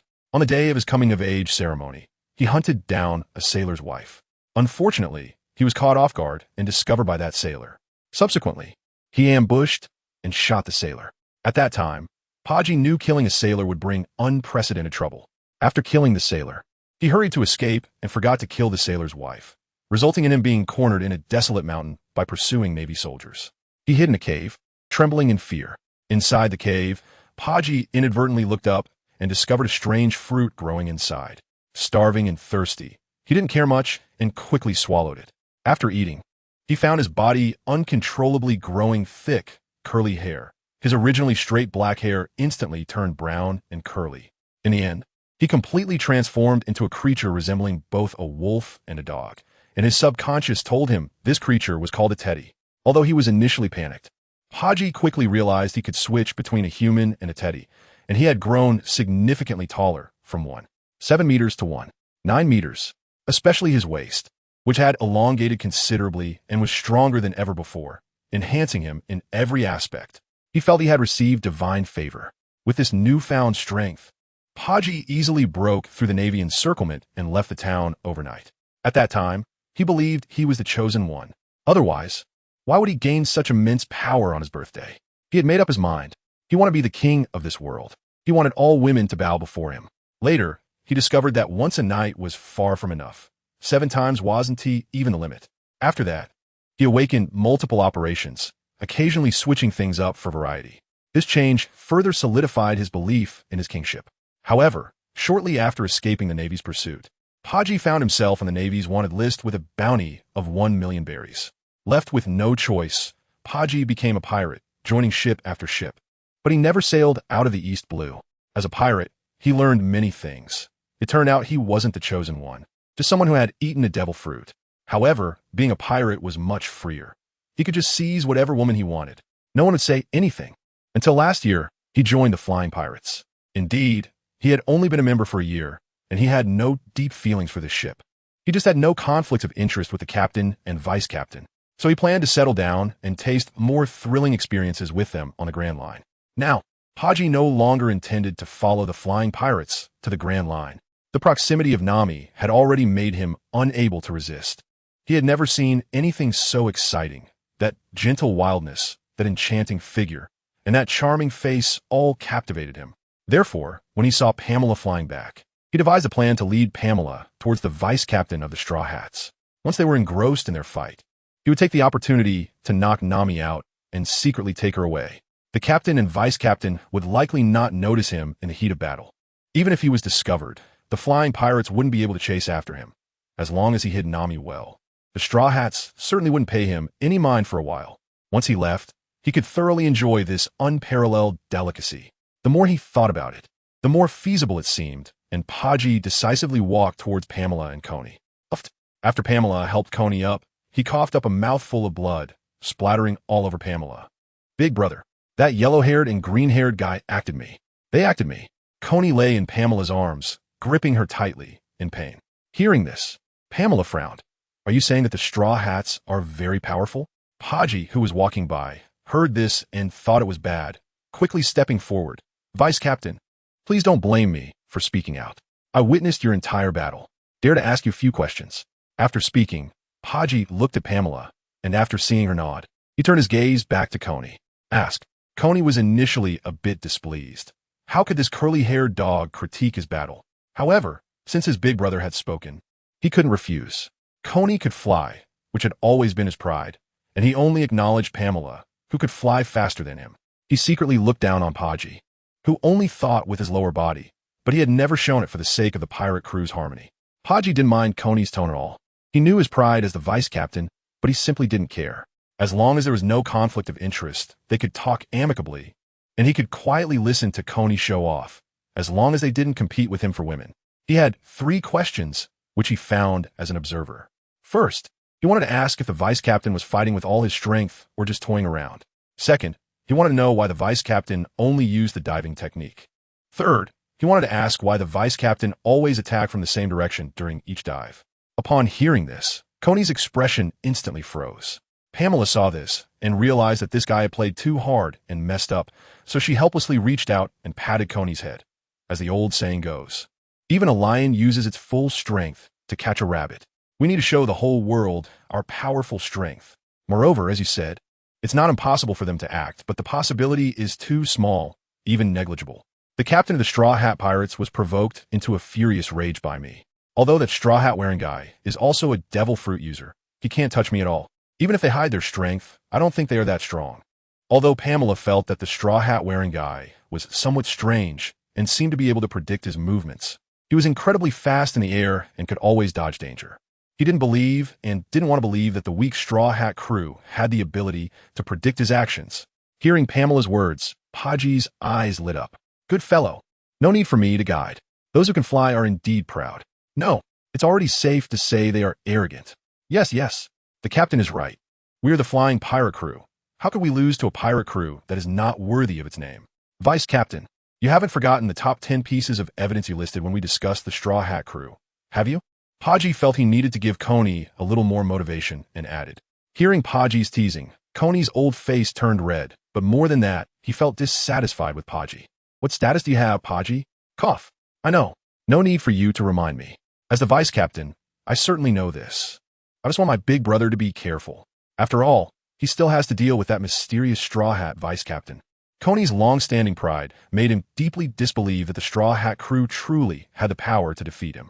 Moreover, Paji was right. He hadn't even shown his true strength. As for his beak being cut off, he was initially terrified. But now he realized that the green-haired guy was merely relying on a good knife. The beak broke, not because the green-haired guy cut it, but because he dove down from a height and crashed. The force is mutual. He understood this. As for being heavily injured by that yellow-haired guy's kick, that was even more absurd. He clearly ran into the yellow-haired guy's foot himself. This time, he had defeated himself.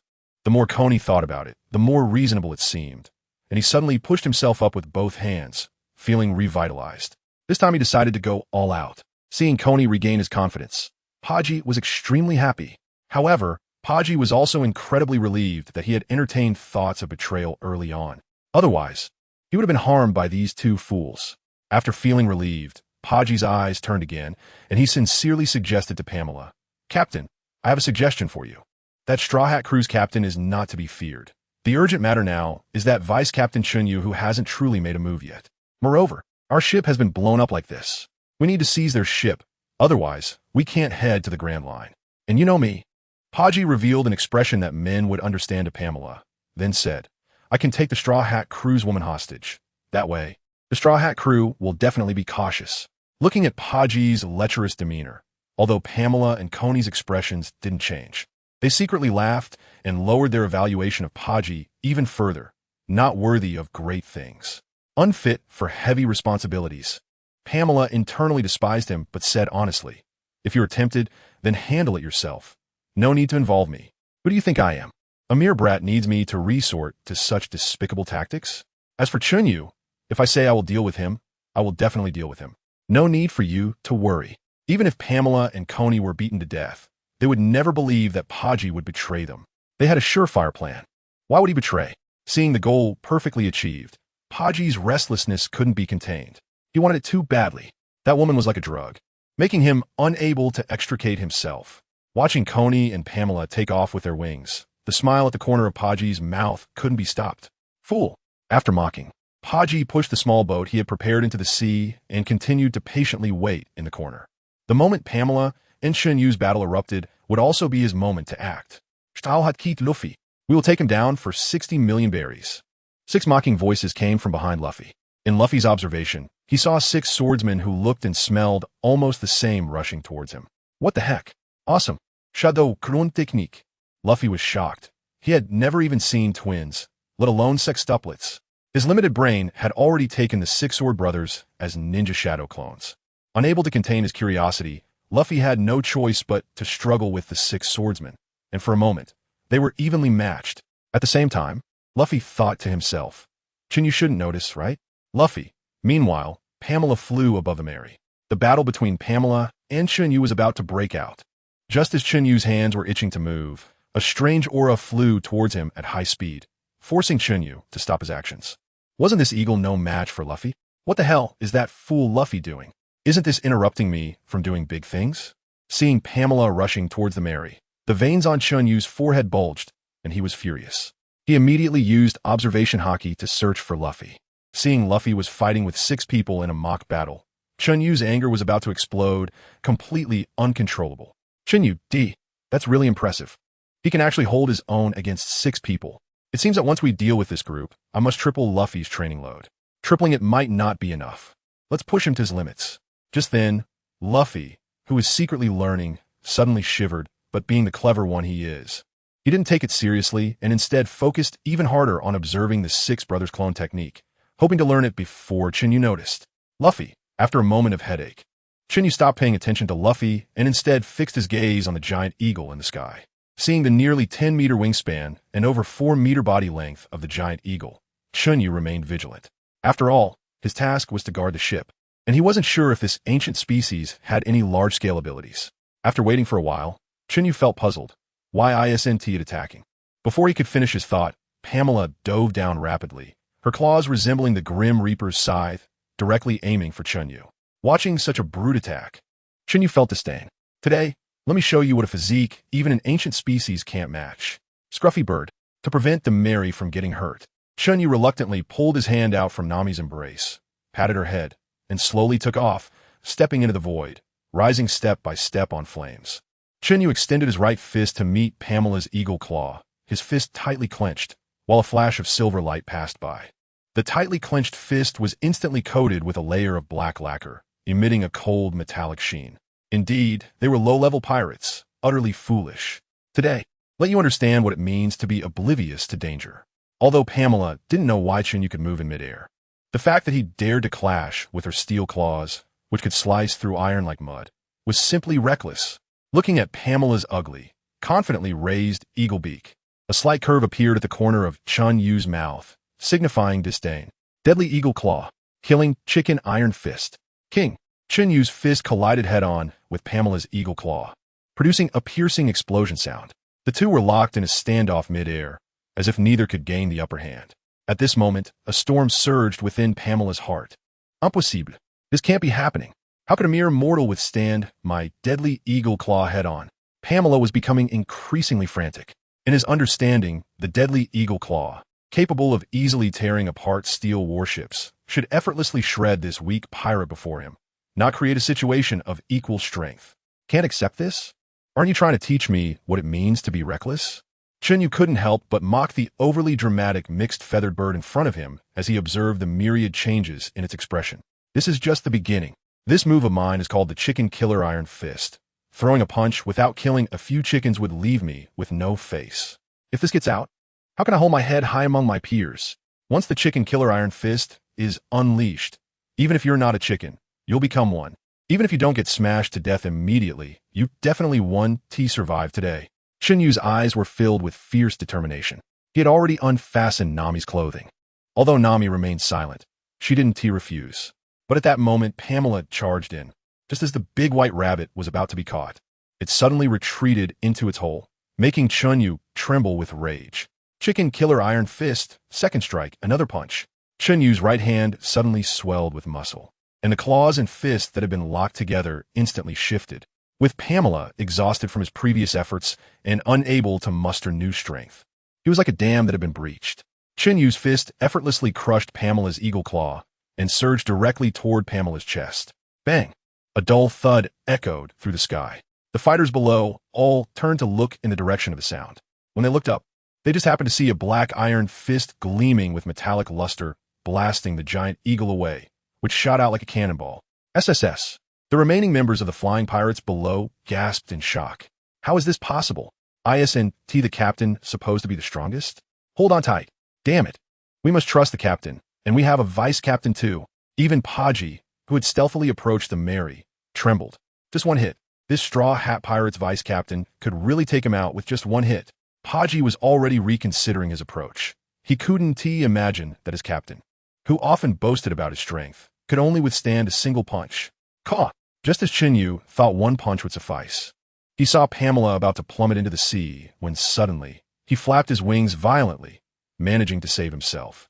Watching Pamela, who was spitting blood while flapping his wings, Chen Yu's gaze turned cold as he calmly said, "It will be better for you to die like this, you know?" These words were spoken by Chen Yu with genuine sincerity. But Pamela was not appreciative. He was furious. He was truly enraged. He couldn't believe that even in his fully beastly form, he couldn't crush this lowly pirate crew's vice captain. Pamela flapped his wings, and a flurry of feathered arrows shot toward Chen Yu. This Chen Yu was experienced. He threw out his right hand again, fire fist. A series of crackling explosions followed, accompanied by a pungent, burnt smell filling the air. Shio! Chen Yu's chest was instantly pierced, creating a large fiery hole. It wasn't that Chen Yu couldn't dodge. Rather, he wanted to see what was happening.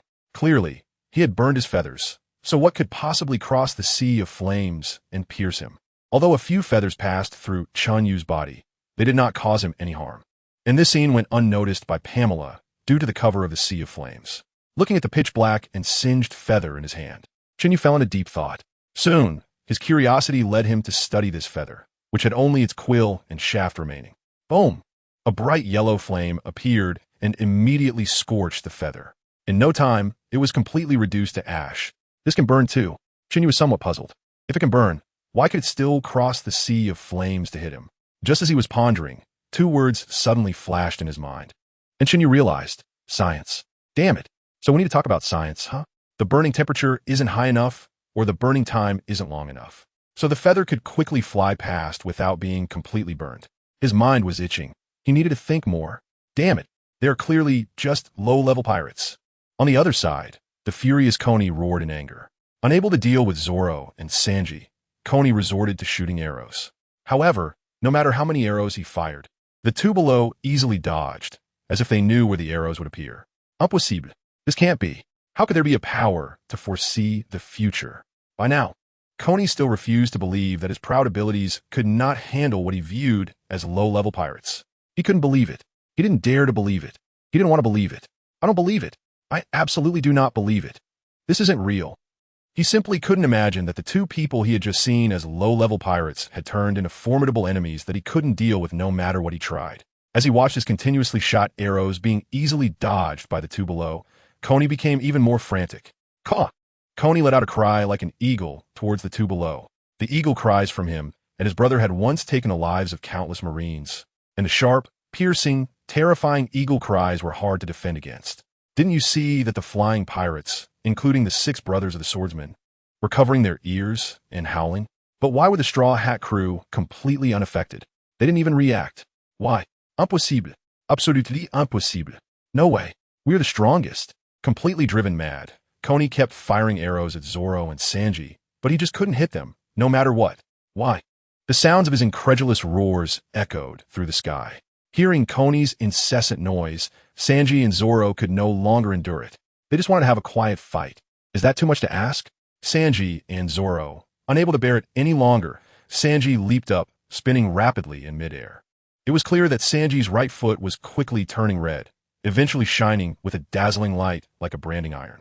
Seeing Koni seemingly higher up, Sanji forcefully stomped down with his searing right foot, causing the air beneath him to explode. Using this force, Sanji reached Koni's front, flipped, and with his fiery right foot, struck down hard towards Koni's head. Below, Zoro also angrily swung his sword towards Koni's position, sending a sword wave slicing directly at Koni's abdomen.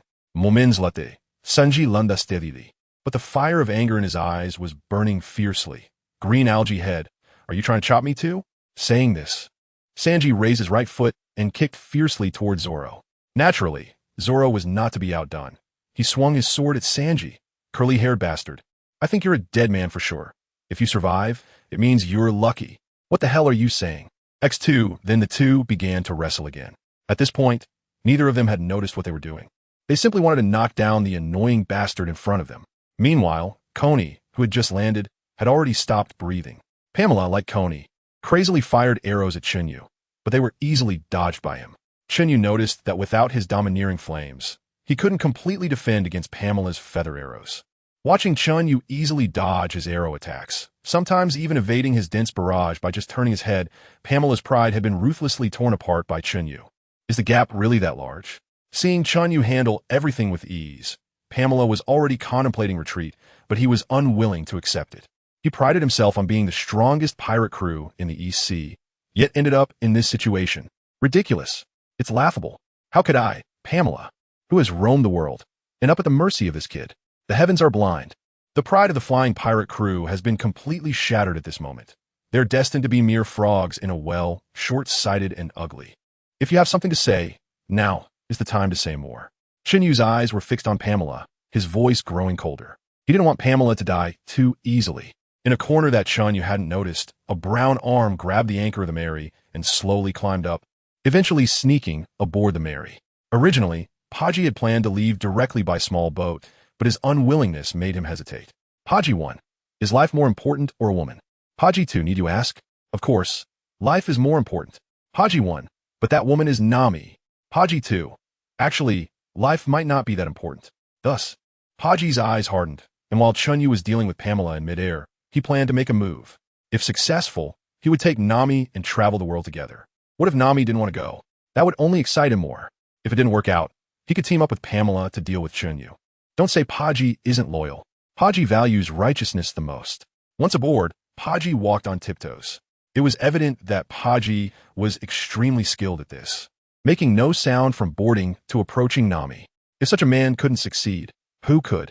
Just 2 meters behind Nami, Paji took out a sleeping towel he had prepared, ready to strike. The last 2 meters was just 1 step for him, and as long as he covered Nami's mouth with the towel, she wouldn't make a sound and would sleep until tomorrow.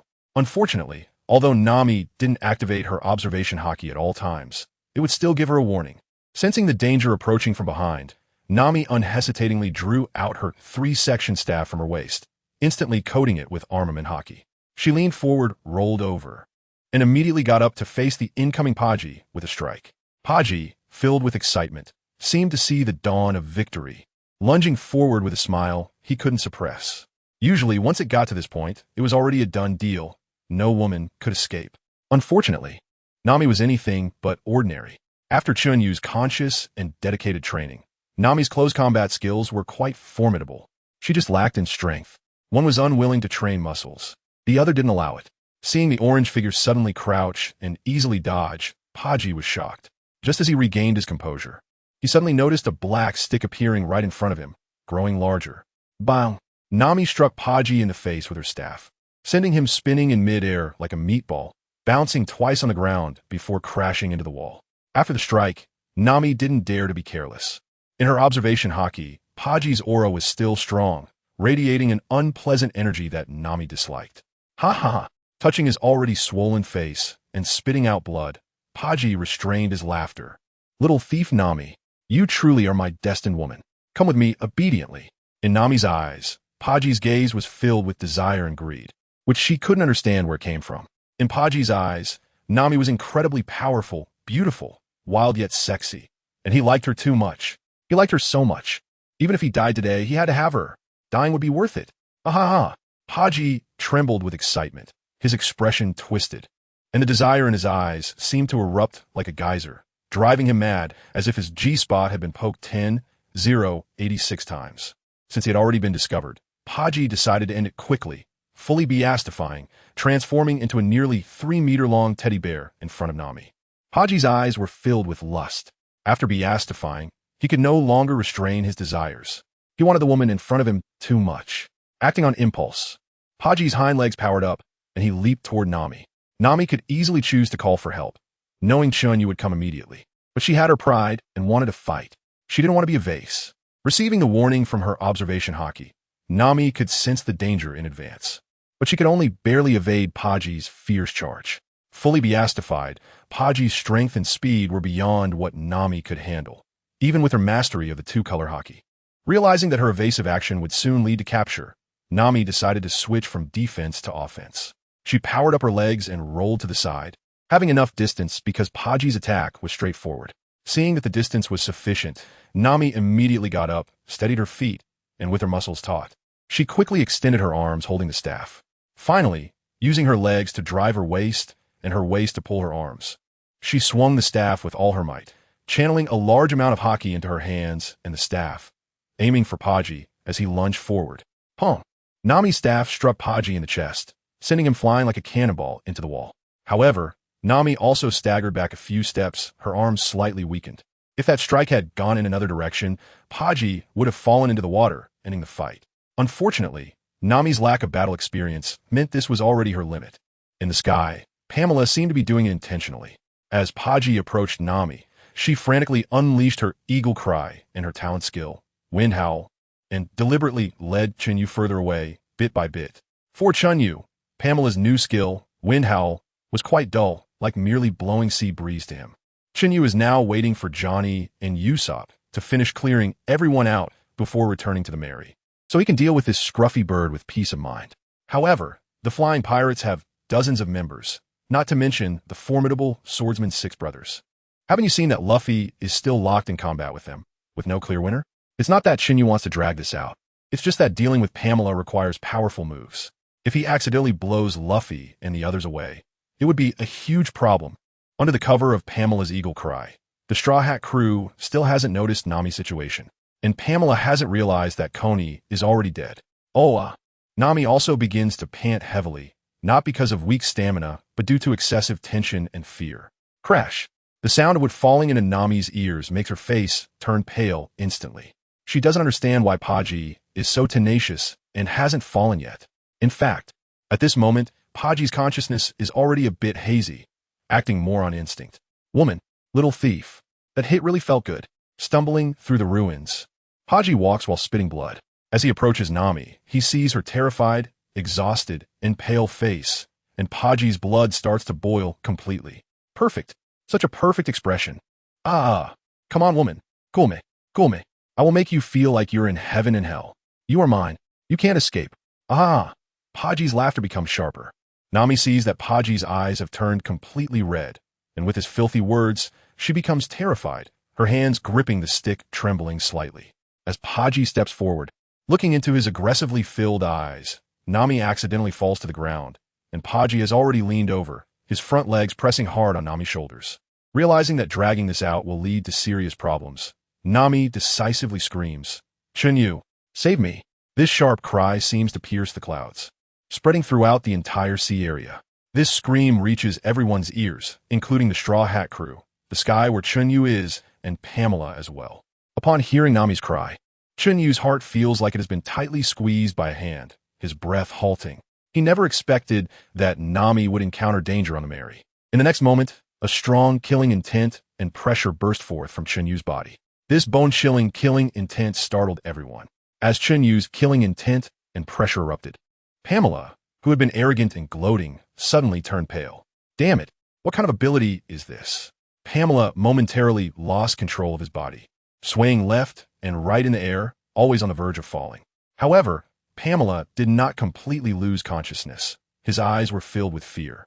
But biting down hard on his tongue brought him pain, gradually restoring his awareness and diminishing the fear in his heart. All the other members of the Flying Pirates turned white-eyed, completely losing consciousness. Even Johnny and Joseph, who had undergone extensive training, could not hold on at this moment. After a while, they rolled their eyes and completely fainted.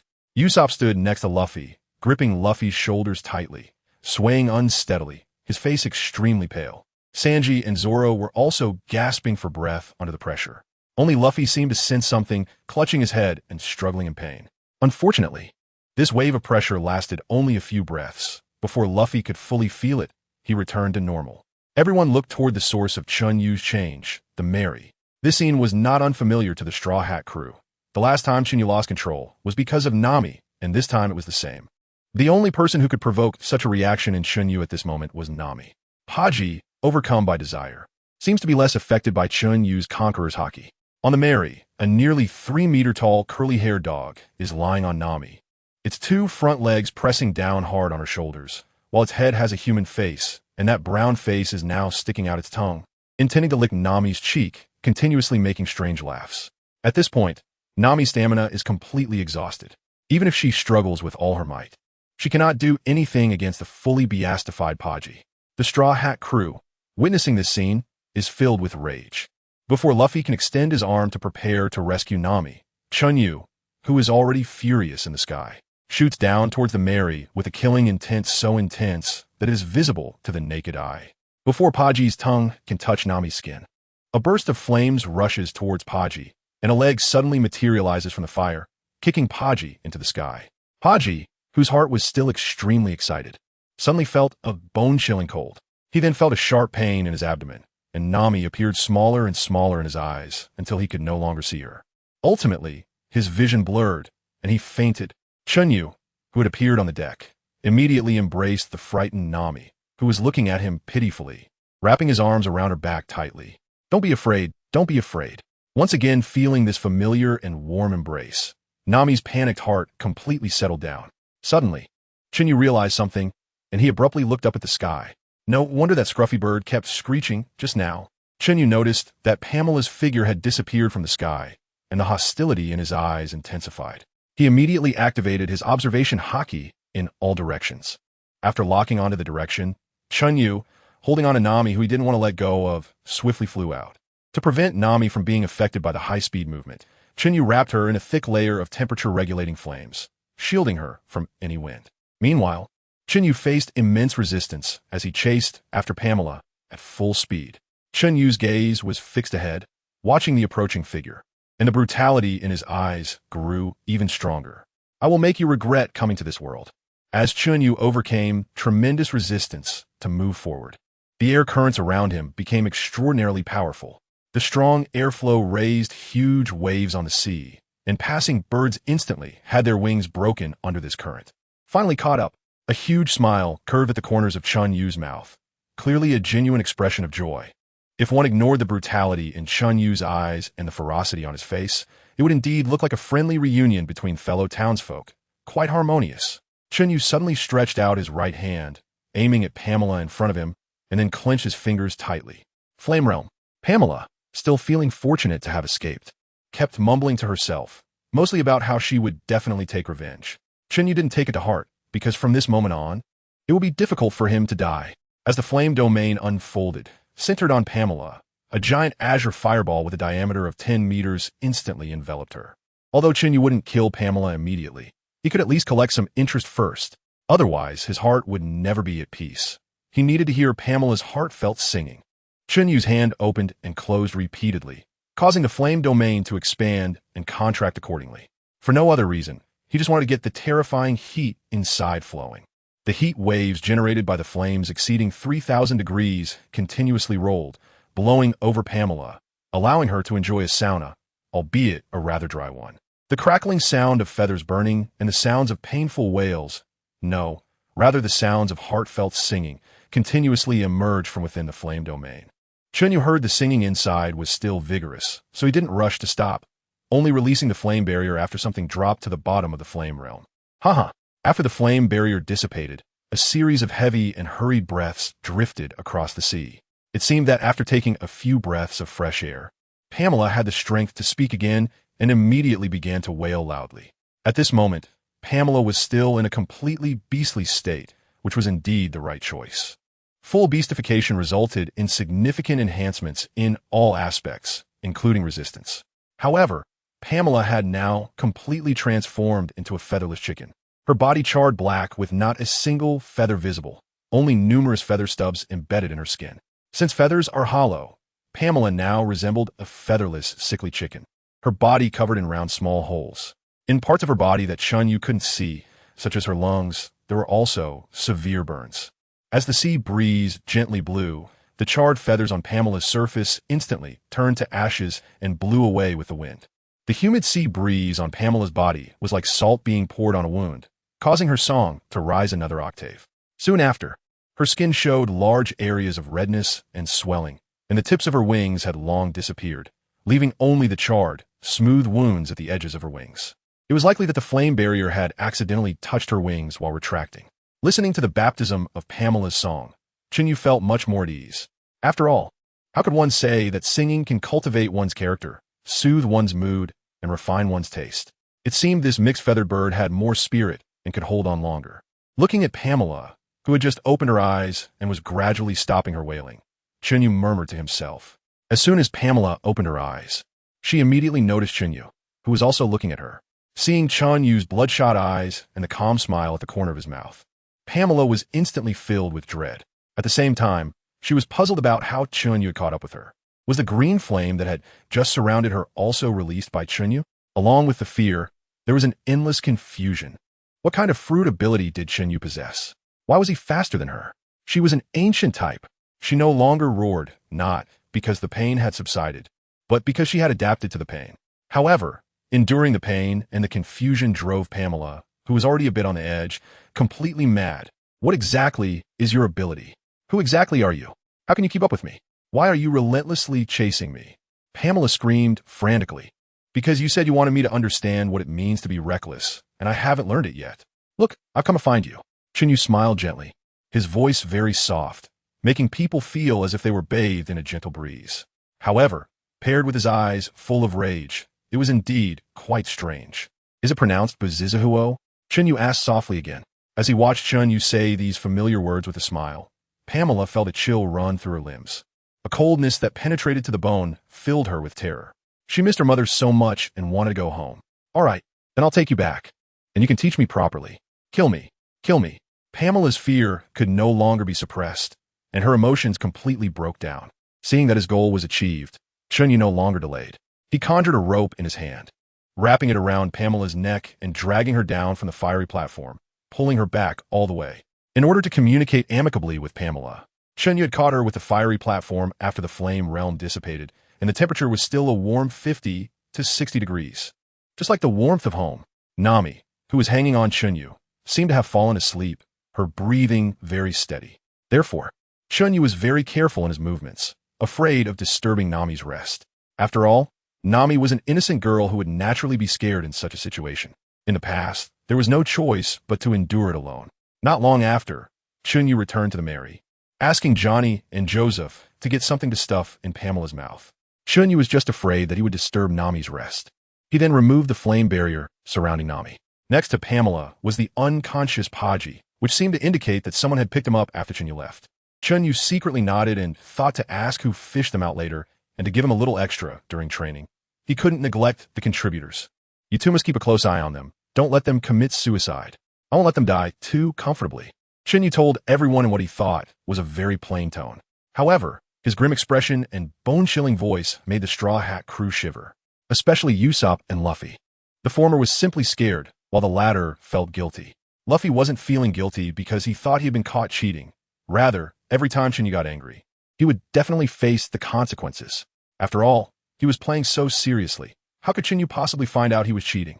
Luffy, after warning everyone, Chen Yu prepared to head towards Nami's room. Hey! A sound of the door opening echoed. Chen Yu. Under everyone's gaze, Chen Yu walked back, and, after soundproofing for Nami, he infused a large amount of armament hockey into his hand and swung a big slap towards Pamela's face. It's all your fault. You made the sound of Nami's room door so unpleasant. This slap was a bit technical. When he slapped down, Pamela spun around 5 or 6 times on the spot, even spitting out the sock stuffed in her mouth. I haven't even been on your ship. Pamela's inner fear hadn't settled yet, and now she was left dazed by Chen Yu's slap. Pia. Chen Yu slapped Pamela's face again, but this time it was with the back of his hand, causing Pamela to spin in the other direction for another 5 or 6 times. I don't know if you've ever been on our ship. Do I still need to remind you? After receiving this slap, Pamela fainted directly. Her already severely burned skin was pressed against the ground, and with every breath, her lungs felt like they were being scorched by flames. Furthermore, the 2 brutal slaps struck at her heart, causing Pamela to have a sudden surge of blood and faint. Useless. Chen Yu kicked Pamela in the stomach, dissatisfied, and then walked straight into Nami's room. It wasn't until Chen Yu entered the room and closed the door that the Straw Hat crew dared to take a deep breath. They were scared. As soon as Chen Yu delivered the first slap, everyone held their breath, fearing that breathing would lead to Chen Yu discovering them and giving them a few brutal slaps as well. Especially Luffy, seeing himself safe and sound. He let out a long sigh of relief and even patted his chest, feeling a weight lifted off his shoulders. Joseph and Johnny straightened their backs, each glaring intently at the 2 on the ground, and at this moment they wouldn't dare to make any mistakes even if they were killed. The one who was most dangerous to provoke in the Straw Hat Pirates was Nami, because if you angered her, you would also get a Chen Yu as a bonus. Sanji, who was planning to make dinner, looked at the cutting board, smoked 3 cigarettes, and finally decided to have sashimi for dinner. He didn't even dare to use the cutting board, the knife never leaving his hand as he filleted the fish with utmost focus. Zoro strategically took a nap, but unusually, he didn't snore. Usopp sat on the ground, quietly sipping hot water from a thermos. What to do if it's too hot? Swallow hard, not daring to breathe. Only Luffy felt that everything was fine and that this matter had nothing to do with him, happily running off to go fishing. Johnny, Joseph, Usopp, and Sanji, brave warrior.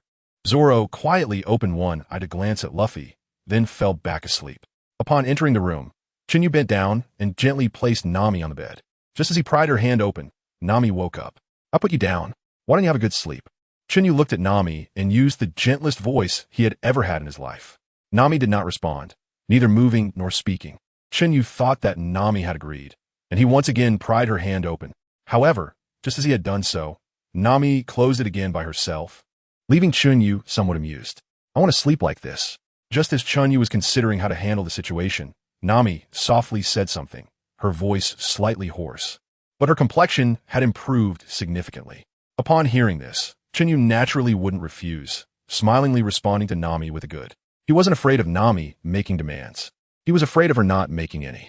After agreeing to Nami's request, Chen Yu sat down at the edge of the bed, his hands clasped under Nami's waist. However, Feeling was a bit uncomfortable, he shifted down a bit, directly supporting Nami's bottom.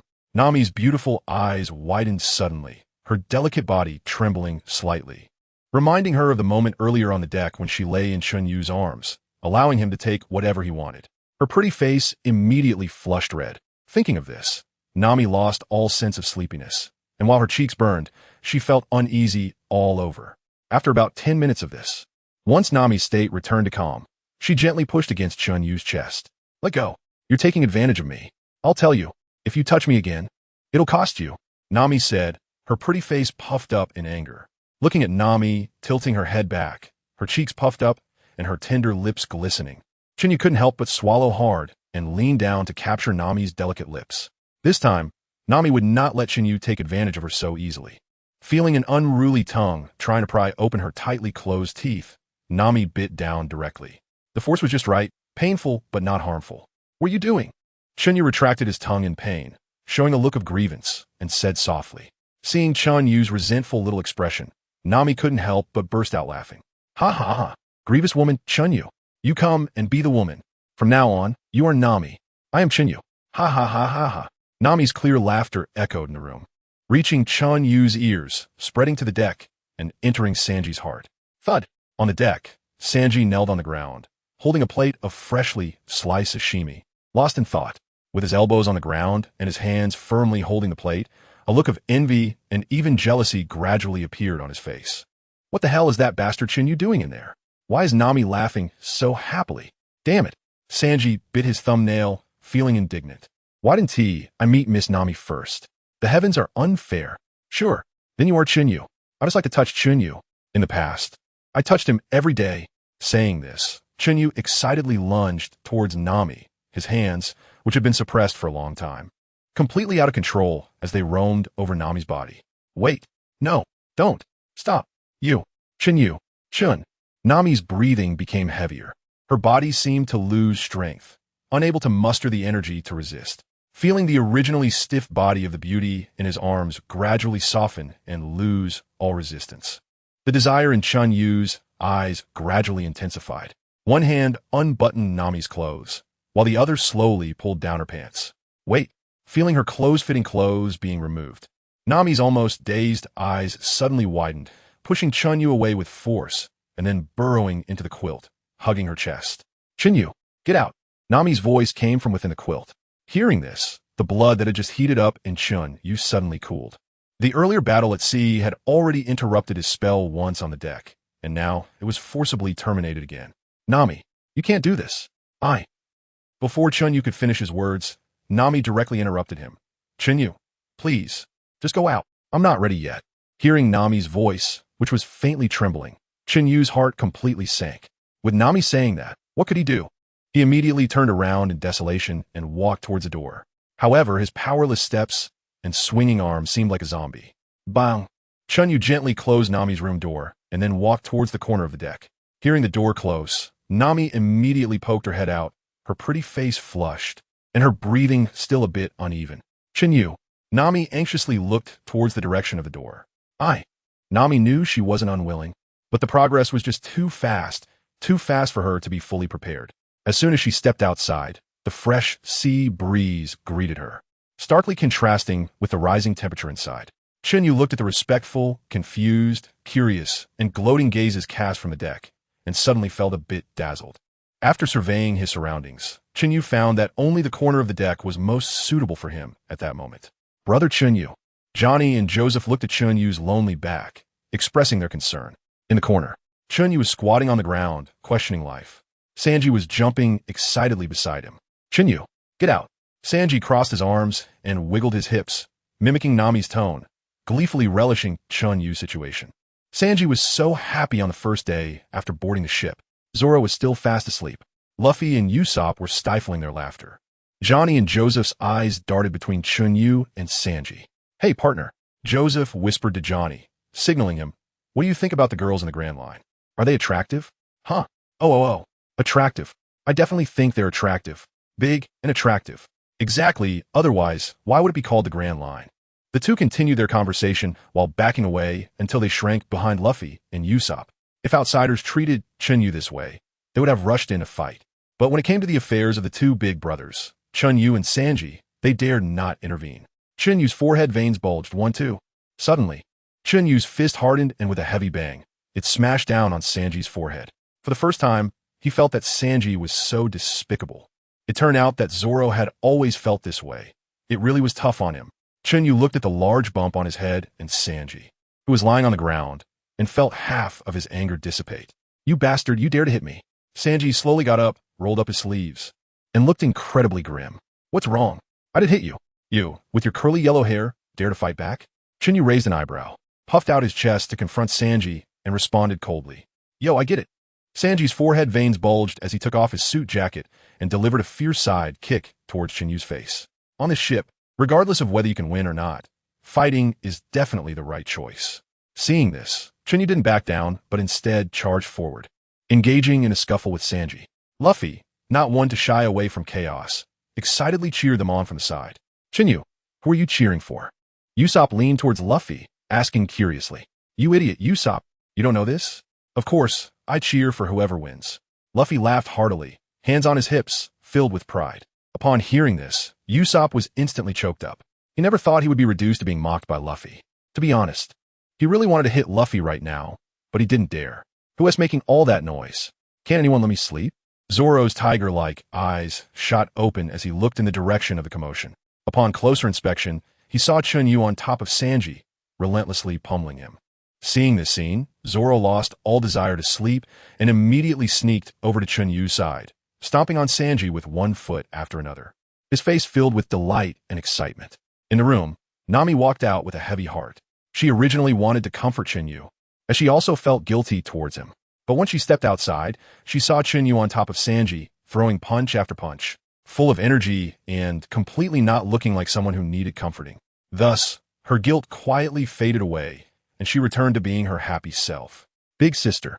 X2 Nami's appearance was first noticed by the Sword God duo, who immediately greeted her respectfully. They were well aware of whose thigh was the thickest on the ship. Nami was already used to this and could feel that she was greatly favored on the ship. Therefore, she really liked and trusted this big family. "Huh?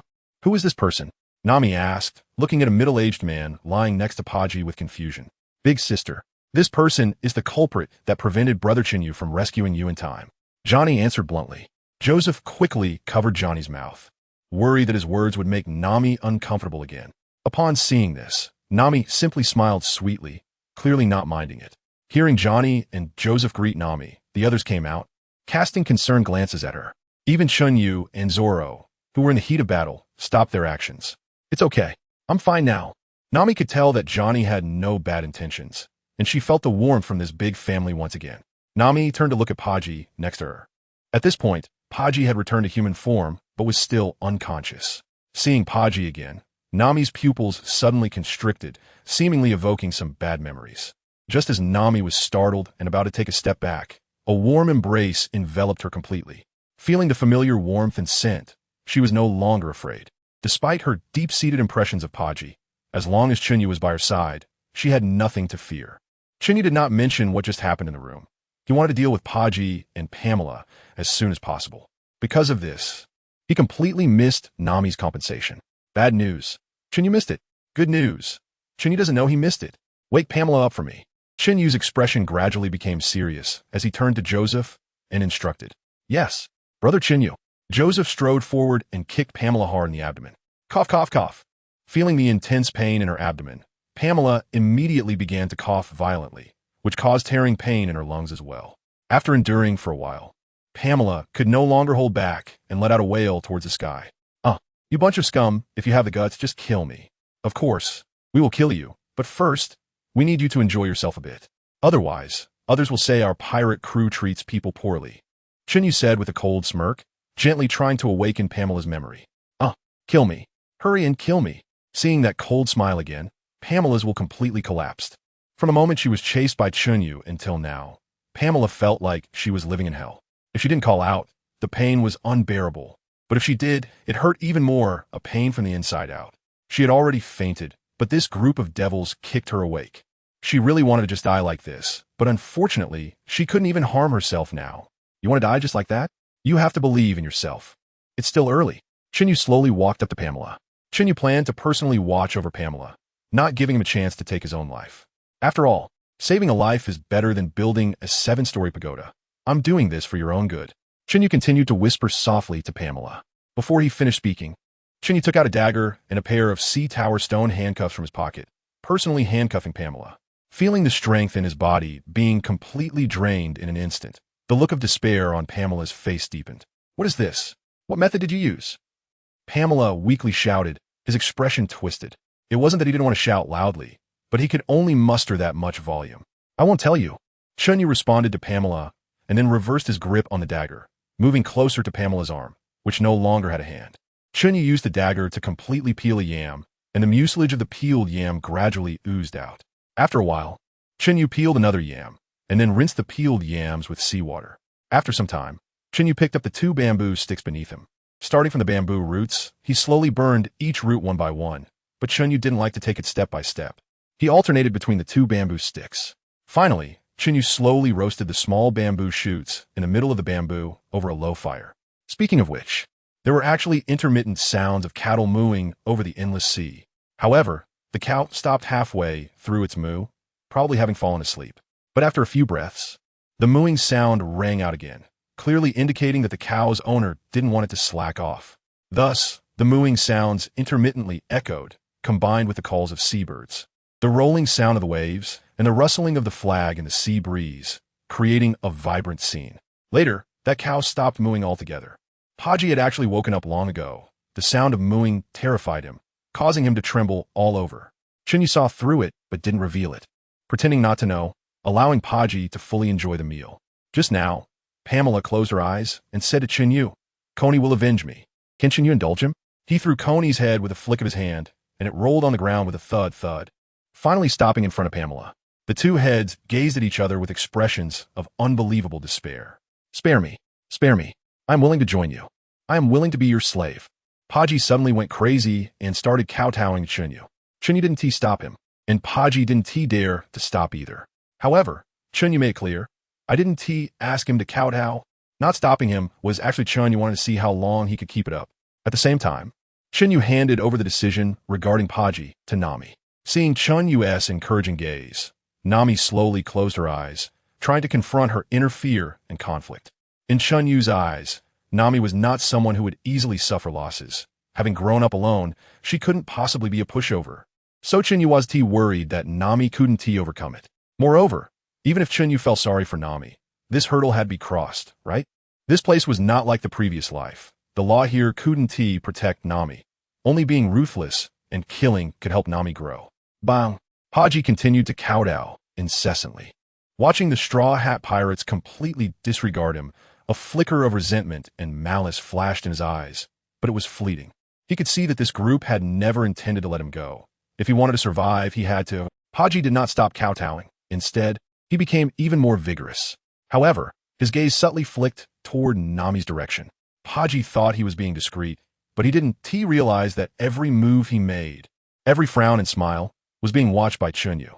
Watching Nami with her eyes closed and her guard down, Paji secretly sneered, while Chen Yu's lips curled into a cold arc. How could he not learn from lessons? He knew exactly what kind of person Paji was. In Chen Yu's view, Nami was still too kind. She was the only one on the ship who couldn't bear to kill, which was not a good habit. It's fine not to kill indiscriminately, but she must know how to kill. They must kill to the point where enemies fear them, to the point where enemies are terrified, so that they can truly be safe. Many on the ship had been deceived by Paji, especially Usopp, who sat down again and started drinking hot water.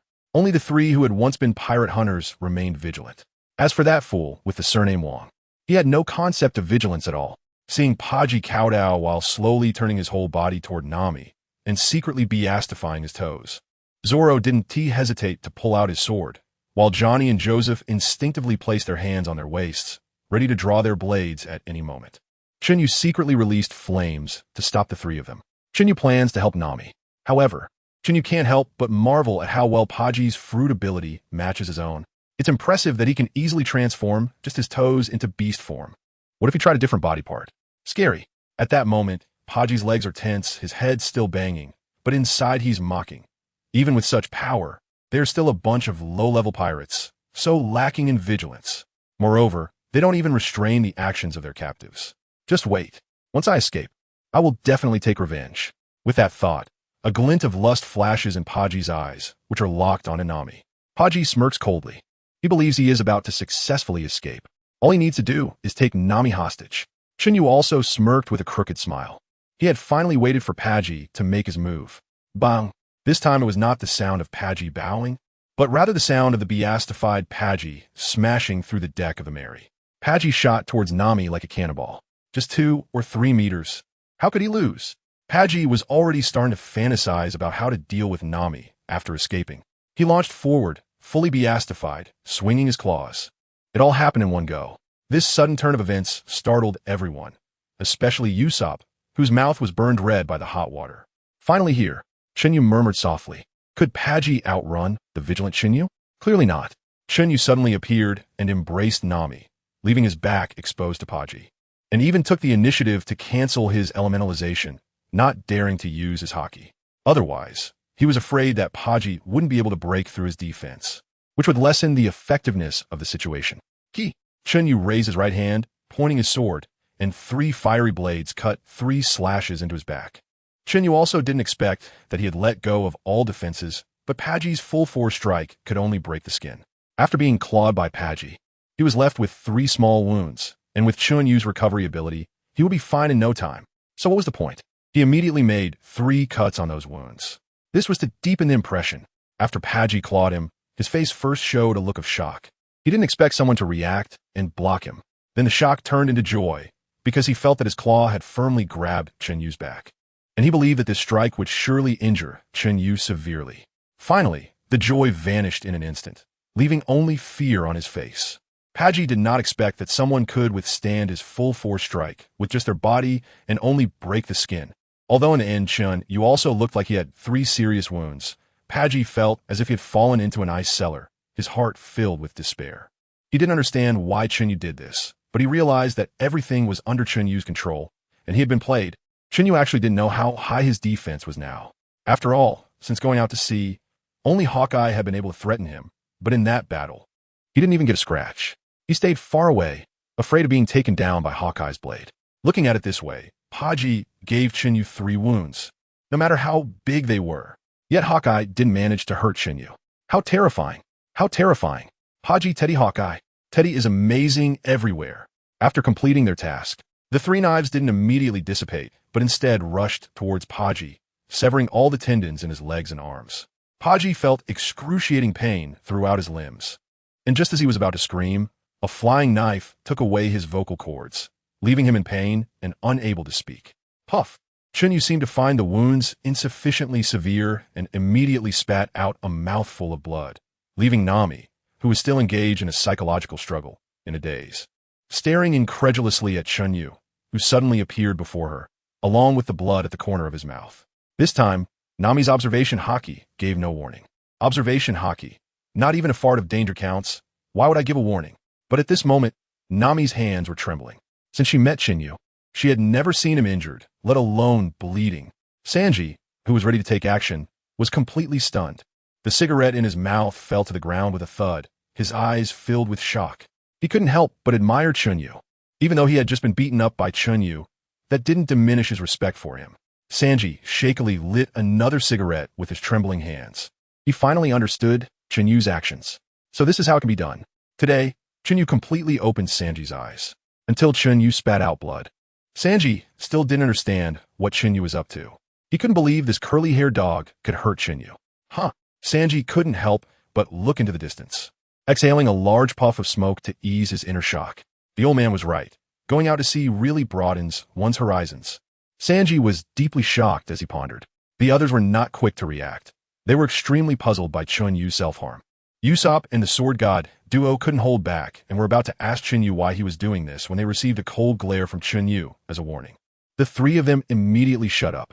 Zoro, on the other hand, didn't have the habit of asking questions. He chose to digest it himself. Although he didn't understand why Chen Yu did this, it didn't stop him from breaking out in a cold sweat from shock. Chen Yu blocked Nami's view with his chest, causing her to completely miss these scenes. Sanji didn't need Chen Yu to worry. Only Luffy spoke up. Chen Yu, why are you? Just as Luffy was about to ask Chen Yu why he was attacking himself, Chen Yu's ghostly figure suddenly appeared in front of Luffy, gripping his chin tightly and directly pressing it down. Chen Yu looked at Luffy with a murderous intent and said ominously, "Luffy, listen to me. From now on, you will keep your mouth shut until I allow you to speak. And forget what you just saw. Swallow the words you were about to say without letting them out. Otherwise, I will make sure you can't eat meat for a whole year. I will increase your training load by 10 times. No, 50 times. I will drag you behind the ship all the way to the Grand Line, and you won't have a single enemy left. I will make sure you become the Pirate King without lifting a finger. Trust me." After finishing, Chen Yu released his grip on Luffy and quickly returned to Nami's side, showing a concerned and slightly anxious expression as he asked, "Nami, are you feeling unwell? Did that scruffy dog scare you?" Once Chen Yu let go of Luffy's mouth, Luffy quickly covered his mouth with both hands, holding it tightly, fearing that any sound might escape. Hearing Chen Yu's threat, Luffy was so scared he was almost in tears. His eyes widened in shock, and he didn't dare to breathe. "Luffy, a demon among us." Chen Yu once again embraced Nami, looking down at her with concern. After a brief moment of distraction, Nami hurriedly wiped the blood from the corner of Chen Yu's mouth, then struggled out of his arms, tightly gripping his arm with her delicate hand. Her voice slightly trembling. "Chen Yu, your back wound." Just moments ago, when Chen Yu had suddenly appeared in front of Luffy with his back to her, Nami had seen the 3 horrific wounds on his back. Without fully processing what was happening, she didn't question why Chen Yu had suddenly gone to Luffy. Once Nami's mind caught up and she understood the situation, Chen Yu pulled her back into his embrace, looking at her with concern. "Why didn't you dodge? Aren't you a Logia user? How could he attack you?" Nami's trembling voice became a bit sharp, her nails digging deeply into Chen Yu's skin. Seeing Nami's eyes redden again, Chen Yu suddenly shouted internally, realizing it was a serious situation. "What would I do if I dodged you?" Chen Yu gritted his teeth and looked at Nami intently. He had to keep up the act. Otherwise, if Nami saw through him, she might bite him to death. But you're bleeding a lot. There's so many wounds." Nami leaned forward, still holding on, her upper body already resting against Chen Yu's chest, looking up at him with tearful, anxious eyes. At that moment, Nami felt not only worry and sadness, but also a sense of guilt. If she had been more vigilant, she could have dodged using her observation haki. If she had made a decision sooner, none of this would have happened. "Observation haki? You're talking nonsense. I can't do it. I can't. With that little skill of that scruffy dog, I could stand there and let him hit me, and he still couldn't kill me. As long as you're okay, I won't worry." Chen Yu affectionately rubbed his face against Nami's head. "You need to stop the bleeding. Stop boasting." Nami was a bit speechless. She had never noticed before that this guy was not only narcissistic, but also loved to brag. He had such big wounds and was still boasting. "Really? If you don't believe me, look." Seeing that Nami didn't believe him, Chen Yu felt a bit unhappy. What he wanted to see was Nami's admiring gaze and then a kiss out of admiration. That would be so nice. After speaking, Chen Yu turned around to show Nami his wounds. The 3 large wounds on his back had already started to scab and didn't even need stitching. These wounds would close up in a few seconds if Chen Yu tightened his muscles together, and he would recover quickly. Looking at Chen Yu's wounds that were almost scabbing over, Nami was dumbfounded. Is this the recovery ability a person should have? She knew that a few people on the ship could heal their wounds after a good sleep, and she was already shocked. But wasn't Chen Yu's recovery ability a bit exaggerated? However, despite her shock, Nami still let out a sigh of relief. She hugged Chen Yu tightly and softly asked, "Does it still hurt?" "It hurts. It hurts so much. Unless you." Before Chen Yu could finish, Nami stood on her tiptoes and pecked Chen Yu's lips, then buried herself in his embrace. "Does it still hurt?" It doesn't hurt anymore. It doesn't hurt anymore," Chen Yu said happily, rubbing the back of his head, his tongue licking his lips. Chen Yu was surprised by Nami's reaction. After all, so many people were watching. He didn't expect Nami to be so bold. "You silly." Nami shot Chen Yu a shy glare. However, in Nami's eyes, which were nestled in Chen Yu's embrace, there were flashes of sharp light. Nami gently broke free from Chen Yu's arms, decisively drew the dagger hanging from his waist, and walked towards Paji, who had basically lost the ability to move. The closer she got to Paji, the colder her gaze became. It was this scoundrel who had hurt Chen Yu, and he even dared to have ulterior motives toward her. Chen Yu had never treated her like this. "You have already chosen the path to death." Nami's icy stare fixed on Paji, as if she was looking at a dead person. With a determined heart, Nami stepped forward, swung the dagger, and directly severed Paji's 2 bells, then with another stroke, cut off Paji's small ham. Unable to make a sound, Paji could only struggle in pain on the spot. SSSX-7, a group of men gasped, their legs tightening. Even Chen Yu didn't expect Nami to take such action. For a moment, he felt a chill in his groin and couldn't help but look down to see if his second brother was okay. When he looked up again, he met Nami's face, which seemed to be smiling yet not smiling at him, and he shivered violently. After that, Nami didn't look at Paji even once. She casually tossed the dagger, which directly lodged in Paji's throat. After struggling for a while, Paji's body twitched and then went limp, where she cut off Paji's bells. A sudden thought emerged in Nami's mind. Her nails couldn't leave any marks on Chen Yu's skin at all. Moreover, how could someone like this cause such serious injury to Chen Yu, who had just endured 10 minutes of full-force punches from Luffy and the others, only resulting in a bit of bruising and swelling? Nami suddenly felt that Chen Yu's reaction just now was very strange. Why did Chen Yu just seal Luffy's mouth? Luffy, that straightforward guy, must have wanted to say something before being stopped by Chen Yu. What would Luffy say? He must have seen something that made him want to speak. He can't even lie, let alone make up stories. Hey, Chen Yu, why didn't you use hockey for defense just now? Don't say you didn't have time. I don't believe that. Nami, after sending off Paji, had her hands behind her back, smiling, and walked towards Chen Yu. Nami didn't plan to break through Chen Yu's defenses. That old fox's expression hadn't changed at all. Suddenly, Nami turned sharply to look at Sanji. Sanji-kun, a real man, should never deceive a girl. At this, Chen Yu couldn't hold it in anymore and frantically gestured to Sanji. Of course, Nami noticed this, but she didn't expose it. Without evidence, Chen Yu would never admit it. Sanji was sweating profusely, caught in a dilemma between principle and morality. It was tough for him. Zoro simply pretended to be asleep, while Usopp, Johnny, and Joseph were secretly backing away, continually praying that Nami wouldn't notice them. Nami's true aim was her dear captain. Seeing Nami walk towards Sanji, Luffy secretly breathed a sigh of relief, but his hands still tightly covered his mouth, fearing he would make any sound. A liar can't become the Pirate King. Nami suddenly jumped in front of Luffy, seriously locking eyes with him. This is bad. Seeing Nami approach Luffy, Chen Yu broke out in a cold sweat. Luffy shook his head while covering his mouth, cold sweat starting to pour out. The shaking of Luffy's head was to express that Nami shouldn't come over. Don't ask him. He knows nothing. Luffy, did Chen Yu just threaten you not to say what you saw? Nami looked at Luffy with a smile, like a neighborly sister. Luffy instinctively wanted to nod, but stopped in time, then started shaking his head desperately. So, was Chen Yu's injury just now caused by that person? Nami gently pointed at the already cold Paji on the ground. Luffy continued to shake his head, or rather, he chose to evade Nami's question, merely maintaining the shaking motion. Luffy, are you shaking your head to tell me that Chen Yu wasn't hurt by that person? Otherwise, why would you keep shaking your head? Nami coaxed him gently. Upon hearing this, Luffy panicked even more. He never said that. He definitely didn't mean that. Don't slander him. Luffy immediately stopped shaking his head and started nodding nonstop. Luffy, are you nodding to say that Chen Yu hurt himself? Nami pressed on. Luffy panicked even more, his hands tightly covering his mouth, his anxious eyes rolling back, cold sweat pouring. But he no longer knew whether to shake his head or nod. Luffy, if Chen Yu hurt himself, then don't shake your head or nod. Nami added quickly when she saw Luffy's nodding slow down. With a simple thought, Luffy decided to ignore whatever Nami asked, neither shaking his head nor nodding, just focusing on ignoring her, just as he wanted to ignore Nami. He was suddenly frightened into alternating between nodding and shaking his head. At this moment, in Luffy's eyes, both Chen Yu and Nami were devils. Oh, I heard you say Chen Yu hurt himself, right? Thank you, Luffy. Nami said softly to Luffy.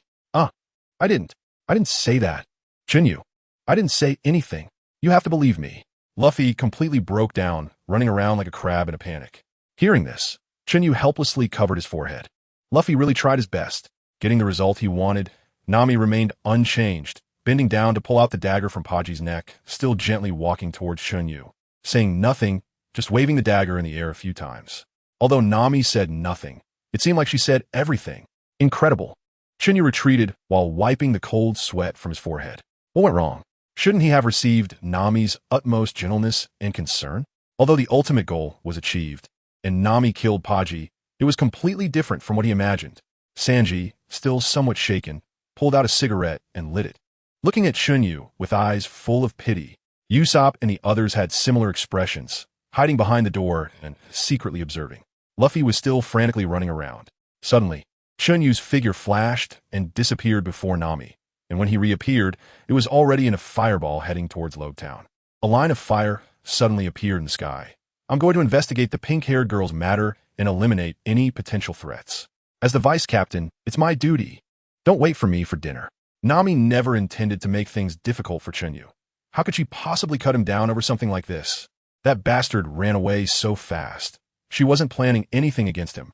Nami looked in the direction Chen Yu had left, somewhat dissatisfied, snorting a few times. Bruce. He wasn't even unfriendly to her, yet he used such tactics. Nami didn't say this out loud, though only muttering in her heart. She still felt her cheeks flush with embarrassment. The sea surface tonight was somewhat tranquil. Suddenly, a bright light streaked across the sea, causing the joyful fish to cheer and leap into the air. Before long, Chen Yu lightly stepped in midair, looking down at Logtown and gently sighed. That smoker is really persistent. He must be at Navy headquarters by now. This kid insists on chasing us. ISNT, that just a pure case of having a major issue in his head? Looking for trouble. Under Chen Yu's observation hockey, he couldn't sense Smoker and Tashiji's presence anymore. Although he didn't know the pink-haired girl's information, she had helped that blonde guy plead before. Even if the chances were slim, he planned to personally ask the blonde guy.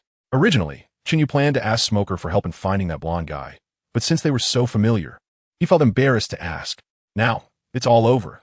The person is gone, and he can only wander around the Navy branch office. A flash of light in the sky flickered and then disappeared. When Chen Yu reappeared, he was standing at the entrance of the Navy branch, dressed in a complete Navy uniform, with a cap pulled down tightly, walking openly into the cafeteria inside the Navy branch. Wow, this is really nice. Looking at the self-service buffet restaurant in front of him, Chen Yu was overjoyed. Just in time, it had been a while since he had a big meal. He couldn't waste the life he had regained. Hey, sea king meat. This is great. And a lot of lobsters too. Saying this, Chen Yu took a piece of sea king meat and a lobster and placed them on his plate. Then he carried away the remaining sea king meat and lobsters, leaving just that small plate. Take as much as you can. He must not forget the virtue of his ancestors. After saying this, Chen Yu turned and walked towards the dining area. Wow, bro, are you eating that much? The sea king meat in your hands must weigh over 50 pounds, right? And a big bowl of lobsters. Impressive. A passing Marine gave Chen Yu a thumbs up. Of course, I can eat a lot back in my hometown. Whatever you give me, I'll eat it all. Chen Yu was quite optimistic. Ever since he became the vice captain, he seemed to be less reclusive. Chen Yu thinks these Marines are very friendly, calling each other brother and handsome. It's all very warm. Could it be that his fear of inadequate firepower after eating the burn fruit has been cured? Chen Yu was about to leave when that brother called out to him again.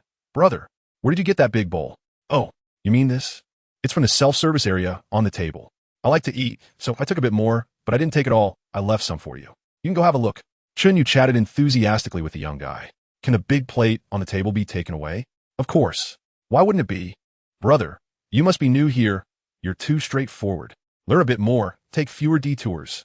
After swallowing a piece of sea king meat, Chen Yu encouraged the young guy. Oh, got it. Thank you, senior. Hey, senior, why are your eyes so red?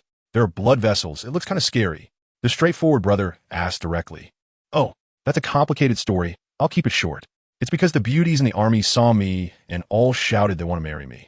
And all the male comrades are incredibly envious of me. Huh, isn't that others being envious? Why are you also envious? Did you get beaten up? The straightforward brother asked again. Of course not. Look at my strong muscles and handsome looks. There's no way I could lose. Those who were envious of me were beaten by me so badly they didn't dare to retaliate. But senior, I still don't understand why your eyes are red. The straightforward brother scratched his head in confusion. Hey, come here.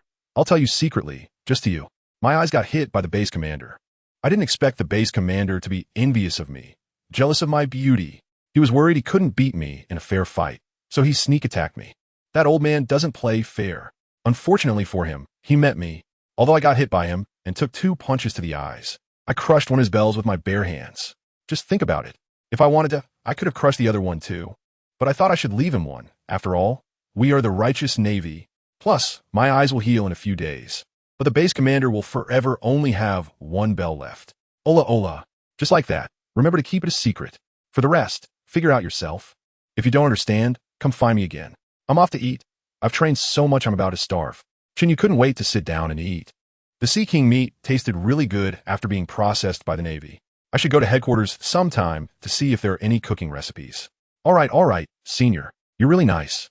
I will definitely keep a secret. Senior, take care. With that, Chen Yu found a corner and focused on eating, especially the Sea King meat. He took another bowl after finishing one. The logistics department kept supplying food, making Chen Yu feel very satisfied. If it weren't for getting tired of the same flavor of Sea King meat, he could have kept eating. I'll come again next time. I'll bring Luffy and Sanji with me. The people around looked at Chen Yu and the straightforward guy with strange expressions. One dares to brag, and the other dares to believe. One dares to teach, and the other dares to learn. Didn't they see the discipline posted on the wall nearby? It prohibits taking away big plates, otherwise there will be disciplinary action. By the end of the meal, Chen Yu had eaten half a ton of Sea King meat and half a ton of shrimp. His muscles were tight, full, and shiny. Chen Yu urged the return of life, compressing the muscles on his body back to their original proportions, and eliminating the blood vessels at the corners of his eyes before leaving with satisfaction. Chen Yu's appetite suddenly caused a stir in the entire branch. After all, it is generally believed that the larger the appetite, the greater the potential. Unfortunately, after tonight, Chen Yu became a legendary figure, and no one ever saw him again. Some speculated that Chen Yu had died, while others speculated that he had been transferred to headquarters. After tonight, the branch was also buzzing with rumors that the base leader was fighting over someone, resulting in a bell being smashed. At the same time, a new Marine was punished for carrying a large bowl of food, resulting in one more sad person in the world. After eating his fill, Chen Yu found a gray suit and a top hat, looking sharp, and also picked up a cane sword, which looked quite impressive in his hand. He walked along, asking questions, and finally found the office of the newly appointed base leader. However, Chen Yu suddenly had a mask in his hand, which he found from the adjacent room, prompting him to think of a way to conceal his identity. Hee. Knock, knock, knock. Chen Yu knocked on the base leader's office while wearing the mask. Come in. A robust voice came from inside the door, indicating that it was someone with a bit of skill. Chen Yu walked in at a leisurely pace. As soon as he entered, he saw a dark-skinned, middle-aged man with brick-red hair and a handlebar mustache. Just as the man was about to speak, Chen Yu cut him off, saying coldly, I am CP9, and I have an urgent mission that requires your cooperation. CP9? The man with the mustache looked puzzled. Given his position, he naturally understood what CP9 represented. It was rumored that those people were extremely rude and wouldn't even knock on the door. The mustached man's eyes narrowed, clearly becoming suspicious. Ah, esteemed CP9, sir. Could you please show some identification? The mustached man secretly exerted strength in his hands under the table. If this so-called CP9 really presented any proof, he would immediately take action to capture this impersonator. The CP organization was not without proof. As a mature intelligence agency of the world government, it was rare for anyone to impersonate CP, and ordinary people wouldn't dare to. Even strong individuals posing as CP would find it meaningless. Thus, a culture developed where some seasoned individuals looked down on showing identification to the Navy. They were a directly governed agency of the world government, holding their own sense of superiority, considering themselves above others, completely different from the Navy. These bad habits naturally persisted over time. Chen Yu has no identification, which is quite awkward. After a moment of silence, Chen Yu suddenly disappeared from his original spot and reappeared behind the mustachioed man, raising his left hand to grip the man's neck ominously and saying, You've got some nerve, daring to question my identity as a mere Navy officer? Have I given you too much face, making you unable to tell the difference between a big shot and a small fry? Feeling the chill around his neck, the mustachioed man's face turned pale with fear. He couldn't imagine how Chen Yu had appeared behind him. He completely failed to react, not to mention that he was just the head of a branch in the East Sea. In terms of speed, only Kizaru in the entire Navy made him feel apprehensive. He didn't take anyone else seriously. Respected CP9, sir, it was my rudeness. Please command me, and I will definitely cooperate well. Although the mustachioed man looked a bit pale, he felt much more at ease inside. The rumors were indeed accurate. Chen Yu looked at the man with the mustache with a peculiar gaze, thinking that this guy was a bit perverted. Or, is this the way to open CP9? The movie doesn't deceive me. This won't happen again. Otherwise, the head of this branch will have to be changed. Yes, may I ask what orders you have, sir? The mustached man said respectfully. There was an incident a few days ago where a noble was murdered in Road Town. His limbs were severed, yet he still survived. I need his information, and I need it immediately. The mustached man looked at Chen Yu strangely. Do they really need the Navy's help for this? Isn't CP9 better at finding people than the Navy? Clearly, the mustached man was suspicious again, but he decided to act as if he knew nothing. Regardless of whether it was real or fake CP, he was going to cooperate fully today. Even Roger wouldn't help. His life was at stake. Please wait a moment. I will have someone bring the information right away. The mustache man walked over to the snail phone, dialed a number, and soon a marine knocked on the door with the information. Chen Yu opened the file bag, took a glance at the contents, and nodded in satisfaction. Unfortunately, the naval branch of Town had no information about the Sakura-haired girl. After achieving his objective, Chen Yu turned and left. Under the watchful gaze of the man with a mustache, Chen Yu instantly disappeared from sight. This speed made the mustached man's pupils contract again. He decided to keep this matter to himself, vowing not to speak of it unless questioned by higher-ups. It wasn't that he was afraid of dying, but rather that there was no need. Speaking out would only affect the unity and friendly relations between the Navy and CP.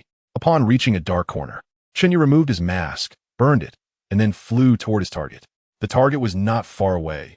It was just a nearby country, and with a few quick efforts, Chen Yu found it. Chen Yu located the sissy's position through his breath. Oh, he's still a prince. Chen Yu watched as a crowned king looked heartbroken at the constantly wailing blonde-haired young man. Next to the king, a beautiful lady leaned against him, crying softly. My son, why are you so unfortunate? You are my only son, she kept murmuring. Upon hearing the news, the king's expression darkened. Although this was not his only son, he was his most valued offspring. Now his most valued child had been incapacitated by a suspected pirate, and he was furious. He had already called the naval headquarters, accusing them of taking money without doing their job. If he did not receive an explanation, he would complain to the world government. Son, don't worry. Your father has demanded the Navy to investigate thoroughly. I will definitely seek justice for you, the king said angrily while looking at his son. Oh, what a lively scene. Who are you looking for? Maybe I can help. Chen Yu immediately transformed into a warm-hearted face, suddenly appearing next to the king. How dare you, you lowly commoner? You dare to intrude into the royal palace. The king showed no fear towards Chen Yu, or rather, he had grown accustomed to his position. He did not hesitate to speak loudly to anyone except for kings of stronger countries and the world government. He looked down on everyone else, even the Navy. Oh my, why so angry? Is it that time of the month? My goodness, would this beautiful lady consider having dinner with me? After teasing the king, Chen Yu turned his attention to the lady beside him. Hearing this, the lady was about to explode, but upon seeing Chen Yu's handsome face, she suddenly felt less inclined to be angry. What a charming young man. Unfortunately, he must be trying to take advantage of her while the king is absent. Now, sister can't save you. You scoundrel. You lowly commoner. You're seeking death. The king was furious upon seeing Chen Yu eyeing his woman, his beard bristling with rage. Guards, capture this lowly commoner, he bellowed. With his command, more than 10 armed guards surged in from outside, surrounding Chen Yu. Dad, it's him. It's him. The blonde-haired young man, seeing Chen Yu, suddenly felt no pain in his body and shouted at his father. Due to his lack of hands and feet, he could only helplessly scream from the bed. Shut up. I have no such son. Chen Yu scolded the indignant young man. No, it's a wasteful daughter. I will kill you. The young man's eyes turned red with anger, shaking left and right despite the pain. You really don't know how to live. Chen Yu sneered at the young man's display. What are you doing? Hurry and take it down. Be careful, or I will drag you all down to be executed. The king could no longer contain his anger. Take him down immediately. I want him to suffer worse than death, and find all his family, relatives, and friends to sell them as slaves. He seems to be a pirate, right? Investigate which pirate group he belongs to, and immediately send the Navy to capture him. The men bring to the palace.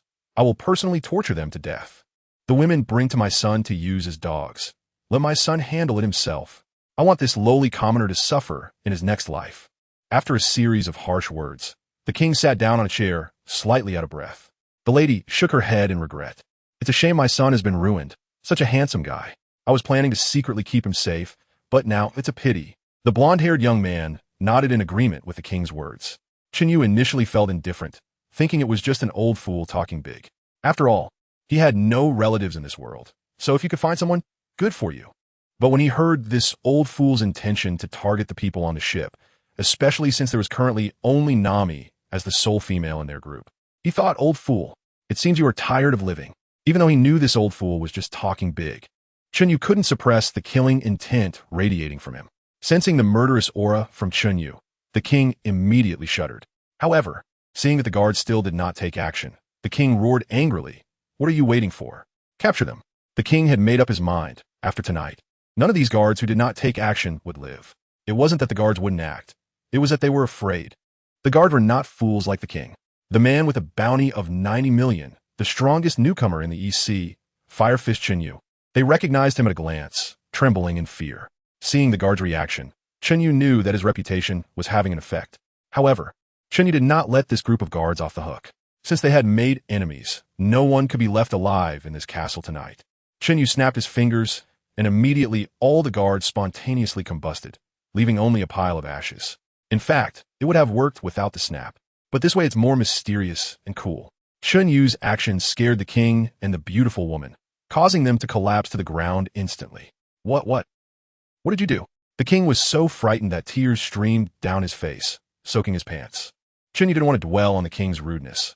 I accidentally incapacitated your son, so just tell me how to handle this matter. The king stammered, unable to say a word.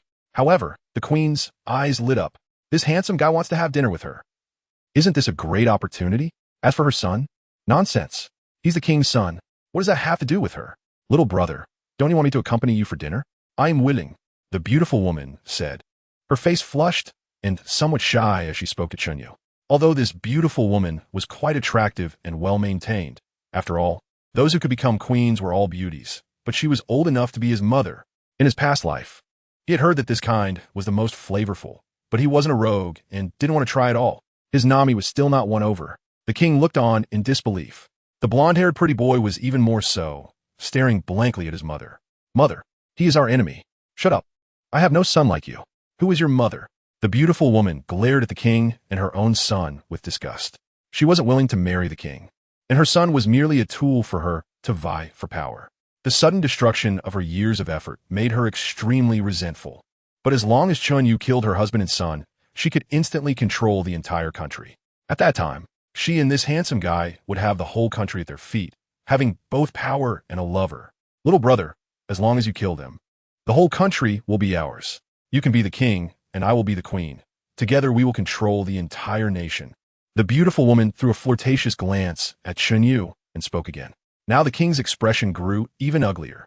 He suddenly felt a sense of impending doom, but he didn't dare to speak. He was even more afraid of death. Chen Yu glanced at the beautiful woman. Can someone who could be a queen really think that I am interested in her? Or is it just for self-preservation? He couldn't figure it out, nor did want to take the risk. Anyway, Chen Yu would ensure that their family would be reunited. With his palm loosely grasping, Wu Yi appeared in his hand, and Chen Yu placed the blade against the king's neck. Take me to see the treasury. If I'm satisfied, I might consider letting you go. I guarantee it with my identity. The king, whose heart was originally deadened, suddenly flashed a glimmer of hope in his eyes. All right. I'll take you there right away. The once proud king now emanated a sense of servility, obediently leading the way. The beautiful woman was about to speak, but was silenced by Chen Yu's glare. Not daring to say a word, he had initially planned to kill the king first, and then have the beautiful woman lead the way. But then he thought, what if there were treasures in the treasury that the woman didn't know about? Watching the king open the treasury using a special method, Chen Yu gradually grew excited. This stronghold, this is my treasury. The king reluctantly spoke. These are the treasures accumulated by our country for generations. Your treasury? Chen Yu once again released a murderous intent that enveloped the king, his tone chilling. No. It's your treasury. Feeling a bone-chilling cold, the king's legs trembled violently, and he immediately changed his words, using honorifics. Chen Yu let out a cold snort, and then glared at the king, signaling him to move ahead. The two wandered around the treasury like this. After looking around, even Chen Yu's composure was somewhat stirred, not to mention the vast amounts of gold and beryl. There are also 2 devil fruits. Chen Yu was very satisfied with these 2 fruits, or rather, he had already thought about how to distribute them after bringing them back. Chen Yu suddenly pressed the knife against the king's neck, causing the king to collapse on the ground in fear. Didn't you say you would let me go after bringing you to the treasury? You're not trustworthy. Don't. You're slandering me. But with this, I have another reason to kill you. I said I would guarantee it with my identity, and it's at my discretion. Moreover, you're not being honest. What about the other treasuries? The knife pressed against the king's neck was now touching his skin, making him scream in pain. There's nothing. There's only one treasury. The king was trembling on the ground, crying out in agony, still hiding the truth, even when death is imminent. Chen Yu raised the knife high and swung it down towards the king's neck. There's nothing. There's nothing. I'm telling the truth. There's nothing. Suddenly, the king's voice stopped abruptly. Oh no, it turns out there really is nothing. Look, if you had proven earlier that there was nothing, I might have let you go. Chen Yu slapped his thighs suddenly, as if regretting killing the king. He initially planned to bluff the king, but didn't expect there to be nothing after all. What a pity. What? You say I'm untrustworthy? I am Jouken. I said it was at my discretion. Besides, I guaranteed it with my identity as a pirate. Okay? Furthermore, it wasn't intentional. I thought he would say there is. That there are more treasures. Then I would have immediately stop, alright? Chen Yu reappeared in the golden-haired man's room, carrying 2 small boxes and a large block of gold that had fused together. The room was left with only the utterly despairing golden-haired man. What a heartless mother. She actually left her son alone in the room. Chen Yu whispered to himself, then he shook his head but said nothing. In this world, such things were not uncommon. Upon seeing Chen Yu appear again, the blonde youth was so frightened that he lost control, tears and snot pouring out, his expression gradually turning to despair. Tell me, where is that pink-haired woman from the restaurant in Rogtown? Chen Yu directly placed Waya on his neck, causing him to scream in pain. I don't know. I really don't know. That was the first time I saw her. The blonde youth's head suddenly flew off, then fell heavily to the ground, rolling a few times. I believe you don't know her. Chen Yu slowly spoke to the headless body of the golden retriever. Originally, he didn't have much hope. In the air, Chen Yu raised one hand, and a bright yellow fireball the size of the Mary instantly formed in his palm. Upon closer inspection, one could also notice a slight hint of green in the yellow. Map cannon. Chen Yu waved his hand, and the map cannon fired down. Everyone below looked up in despair at the map cannon falling like a meteor. The map cannon did not explode upon impact. Instead, it expanded. The map cannon, the size of the Mary, quickly expanded, covering the densely populated area of the palace, roughly 5 square kilometers. The map cannon's lethality did not come from an explosion, but from the spherical flames inside spinning at high speed. The faster they spun, the higher the temperature. If not for Chen Yu's restraint, the map cannon would have expanded into a spherical shape upon landing, melting all buildings and land into magma. After reaching a threshold, the entire shell would spin rapidly at that threshold size and cause destruction downward until the flames inside burned out. This was how the siege cannon operated without Chen Yu's intervention. Sensing that there were no survivors in the palace, Chen Yu flashed and flew directly towards the Mary, not waiting for the siege cannon to dissipate. After a while, when a map cannon was exhausted, the entire center of the palace had vanished, leaving only a standard huge, cylindrical deep pit, with the edges spiraled and turned into magma, resembling the arrival of hell. There must have been innocent people in the palace. But Chen Yu expressed his regrets. Since the king threatened him, he had no choice but to eliminate the root cause. As Chen Yu flew back with his spoils, he frowned and thought. He was initially quite happy, having gathered a lot of loot, but in the treasury, only the devil fruits and gold were useful. The others could not be said to be useless, but their utility was limited. Chen Yu originally thought he could get a few swords, given that he had 2 devil fruits, but unfortunately, they were all fancy swords that couldn't be used for battle, so he was too lazy to take the other items. As Chen Yu flew until he could see the red earth continent, he suddenly felt a bit anxious. His techniques, including the recently used siege cannon, seemed not strong enough to be overwhelming. Take the recently used siege cannon, for example. It was a mimic of the meatballs, and while its power was indeed considerable and could cover a larger area, there was no real need for that. The high-speed rotating flames provided higher temperatures, and even the rotating flames could serve as a defensive technique, but the density of the flames remained a shortcoming. Even if Chen Yu compressed it again, it wouldn't reach the level of a solid, and compression would actually be detrimental to the flames. Flames were inherently active, and the direction he could currently develop was still temperature. However, an attack based solely on temperature had its shortcomings. Hockey users with strong hockey could somewhat resist temperature. At least temporarily, they could absolutely withstand it, as hockey was just unreasonable that way. Even little Kaizi praised hockey highly. You might doubt his character or his strength, but you could never doubt his teaching ability and vision. If he said hockey was strong, then it truly was strong. Teacher Kai's official certification. Therefore, it seemed that his techniques posed little threat to these hockey masters unless he exhausted their hockey and stamina. So, had he developed a new area-clearing technique? Why was Akainu's magma, at over 1,000 degrees, so powerful? Because of its high density, decent temperature, and, combined with hockey, its penetrating power was astonishing. Currently, unless using hockey, it seemed his techniques could not defend against the penetration of magma. He didn't know if the high-speed rotating flames could block magma, even if they could just blow it away. Otherwise, when Akainu attacked with his fruit ability in the future, Would Chen Yu have to reveal his true form and show his haki? That would be quite embarrassing. Dodging was possible, but he primarily wanted to face it head-on. Sigh. The firepower couldn't be said to be weak. Rather, it was strong but not obvious enough, lacking distinct features. Chen Yu feels that this anxiety from insufficient firepower really affects his appetite, making him eat several bites less. No matter how many small minions there are, they are not enough for Chen Yu to kill. He just needs to find a way to hold back a few more big moves. He must not let the fear of insufficient firepower jump around repeatedly. Chen Yu also discovered that his Conqueror's haki awakening seemed to have reached a new level. He could actively sense the presence of the Conqueror's haki, although he was still a bit short of being able to control it freely. Moreover, his fruit abilities had also improved significantly. He had noticed that his flames could reach a blue level even without using haki, successfully breaking the 300-degree mark. Was this awakening of the Conqueror's haki the reason for the awakening of his fruit abilities? Or was it the fluctuations in his emotions that triggered the awakening of his fruit abilities? Should he pursue the path of the irritable mage? Does he need to have a bad temper? Or was it the emotional fluctuations that made his body and fruit abilities more compatible? Emotions really are like glue. They can stick anything together. Unable to figure it out, Chen Yu decided not to get stuck on the details and looked for an opportunity to test his limit temperature. Now that he was home, finally back to his doghouse. As soon as Chen Yu stepped onto the ship, he let out a sigh of relief. With Chen Yu standing at the bow, the entire Mary tilted, indicating that these gold coins were about to be worth billions. Soon, those who noticed the change in the Mary came out of their rooms. The damaged walls had already been repaired by Usopp, but it was still unknown whether the weather stick had been made or not. Chen Yu saw that the first person to come out was Nami, who was the first to notice the bow of the ship sinking slightly. Just now, Nami had been drawing a sea chart, but as the ship rocked, the chart she had just completed was completely ruined, and the ink beside her had already spilled out. Nami came out in a fit of anger.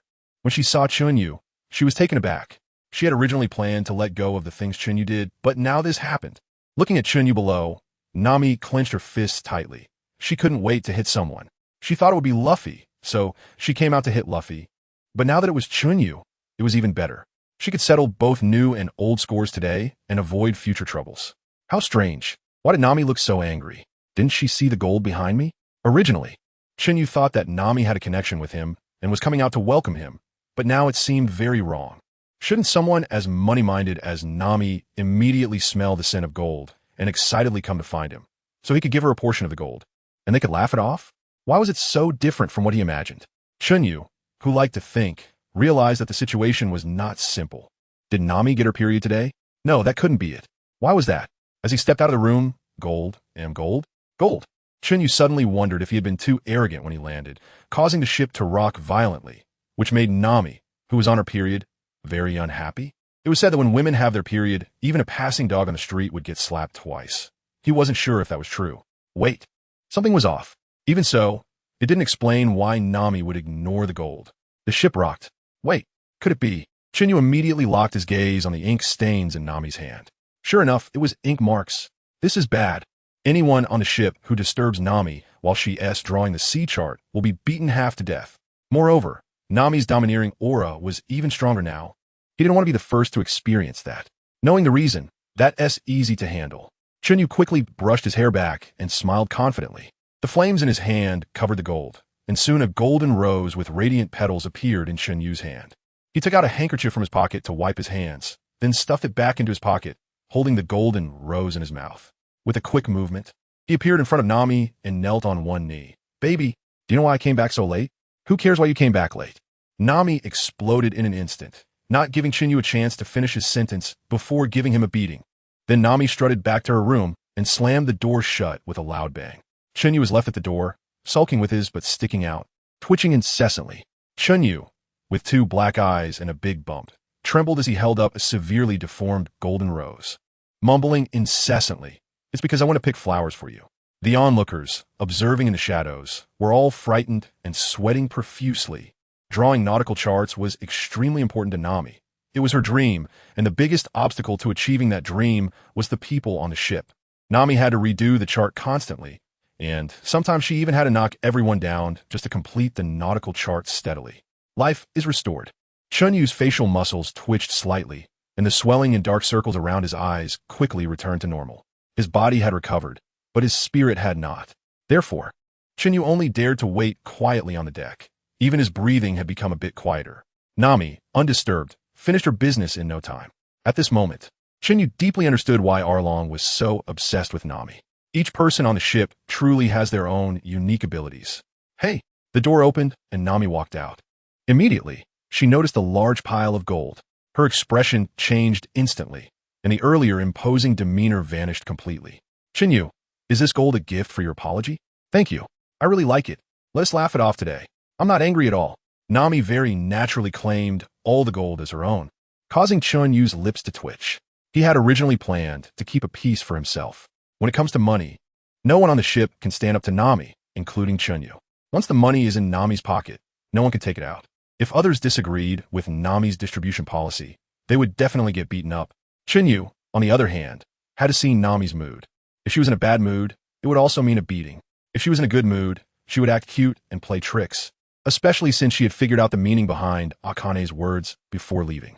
Whenever Chen Yu refused to give in, she would bring up Akane and then act cute and play tricks. However, Nami only did this for small matters. For big matters, Chen Yu was in charge, without exception. Strictly speaking, Nami was just a treasure collector, and her money ultimately went towards the ship. Therefore, Chen Yu often entrusted money to Nami to manage. On the surface, it seemed like Chen Yu had little money, but in reality, he had a beautiful secretary, didn't he? Chen Yu no longer paid attention to Nami's greedy expression and immediately gathered everyone to prepare for a small meeting to distribute the devil fruits. Chen Yu looked around, and even he couldn't help but nod. This was the backbone of their group, venturing into the Grand Line. Finally, Chen Yu gave a disdainful glance at Nami, who was still hugging the large gold ingot with delight. How greedy can this kid be? Can you even carry such a big piece? Chen Yu's eyes twitched in silence. Then he looked at Joseph and Johnny. How's your hockey training going? Brother Chen Yu. X2 Johnny. I've already mastered observation hockey, but it's only at a preliminary level. The range isn't up to your levels yet, and I'm still training my armament hockey. Joseph. My observation hockey is about the same as Johnny's. As for armament hockey, yesterday Johnny was snoring so loudly while sleeping that I punched him out of anger. But I still can't control it freely. What about your swordsmanship and martial arts? Still progressing slowly, X2. We will enter the Grand Line tomorrow, and will continue to recruit new members. You are now the senior. You will also be responsible for teaching the new members, so step it up. Yes. Brother Chen Yu. X2, I'm not too worried about you all, but Usopp. Have you continued training your observation hockey? You are our sniper, so it's only natural that you should be the strongest on the ship, right? Upon hearing Chen Yu call him out, Usopp immediately stood up proudly. I, Usopp, am a brave warrior of the sea. Of course, I train hard day after day. Don't just say it's only observation hockey. I'm the strongest in the world. Hearing the strongest in the world, Zoro, Sanji, Luffy. And Chen Yu immediately turned to look at Usopp. Observation hockey is fine, but as for being the strongest, I'll do my best, Usopp said, feeling a bit guilty as he glanced around and added in a small voice. Well said, but don't say it next time. If you call me Big Shot again, I can show you my new 200-meter long sword. Chen Yu looked at Usopp with some exasperation. Can't you stop bragging for once? Now that the encouragement is done, it's time to start with the criticism. Chen Yu pulled out a tightly bound seabird from beside the gold nugget and untied the rope from its beak. He had caught it when he returned. The seabird was squawking loudly at Chen Yu for a long time. But all Chen Yu heard was a series of GA. Seeing the seabird still squawking, Chen Yu became somewhat irritated and threw a big slap, sending the seabird flipping in place. Then it looked at Chen Yu with teary eyes, feeling wronged. Another one who can't tell the difference between big and small kings. After saying that, Chen Yu glared at the seabird and continued. I heard you were throwing a fake match? The seabird. GA? No? Oh, that's my mistake. Then I heard you single-handedly challenge 6 identical knife wielders, making such a ruckus that it felt like the sky was collapsing and the ghosts were wailing. And you fought from start to finish without a winner, only to be knocked out by me in the end, right? Hearing Chen Yu say this, the certain someone started to sweat cold. How did Chen Yu know? I was clearly fighting seriously. The seabird. GA? How about I increase your training volume tenfold from now on? Otherwise, you won't even be able to beat those 6 losers. So lame. Chen Yu's eyes were fixed on the seabird. The seabird. GA? Pia. Chen Yu threw another big slap. Unwilling? The seabird's eyes were filled with tears. Quack. Slap. Another big slap. Do you dare to retort? The seabird was in tears. Quack, quack, quack. Slap. Chen Yu shook his hand again, refusing to admit it. This time, the seabird did not stand up again, but looked at Chen Yu with empty eyes, tears streaming down, yet it remained silent. Chen Yu turned the seabird around for everyone to see, and by coincidence, ended up facing Luffy. Chen Yu cleared his throat and continued. Everyone, it's shameful not to take this seriously. Since you don't want to fight, I'll help you fight from now on. You can be completely liberated and not have to lift a finger. As Chen Yu spoke louder and louder, Luffy's cold sweat began to pour out faster. His eyes widening in shock. His teeth were clenched tightly on his lips, and his hands were resting on his knees, kneeling in a very proper manner. Just as it seemed to be reaching a climax, Chen Yu snapped his fingers, and the seagull burst into flames. When the fire died down, it had completely burned off its feathers. Of course, the seagull was already dead before it was burned. It was only after its death that the feathers were set on fire. Chen Yu grabbed a bird's leg, lifted it up, and examined it closely. Not bad. It was burned cleanly without damaging the meat. This is the consequence of cheating in a match. I hope you all take this as a warning. After saying that, Chen Yu held up the bird for everyone to see. The others had no reaction. Only Luffy lowered his head.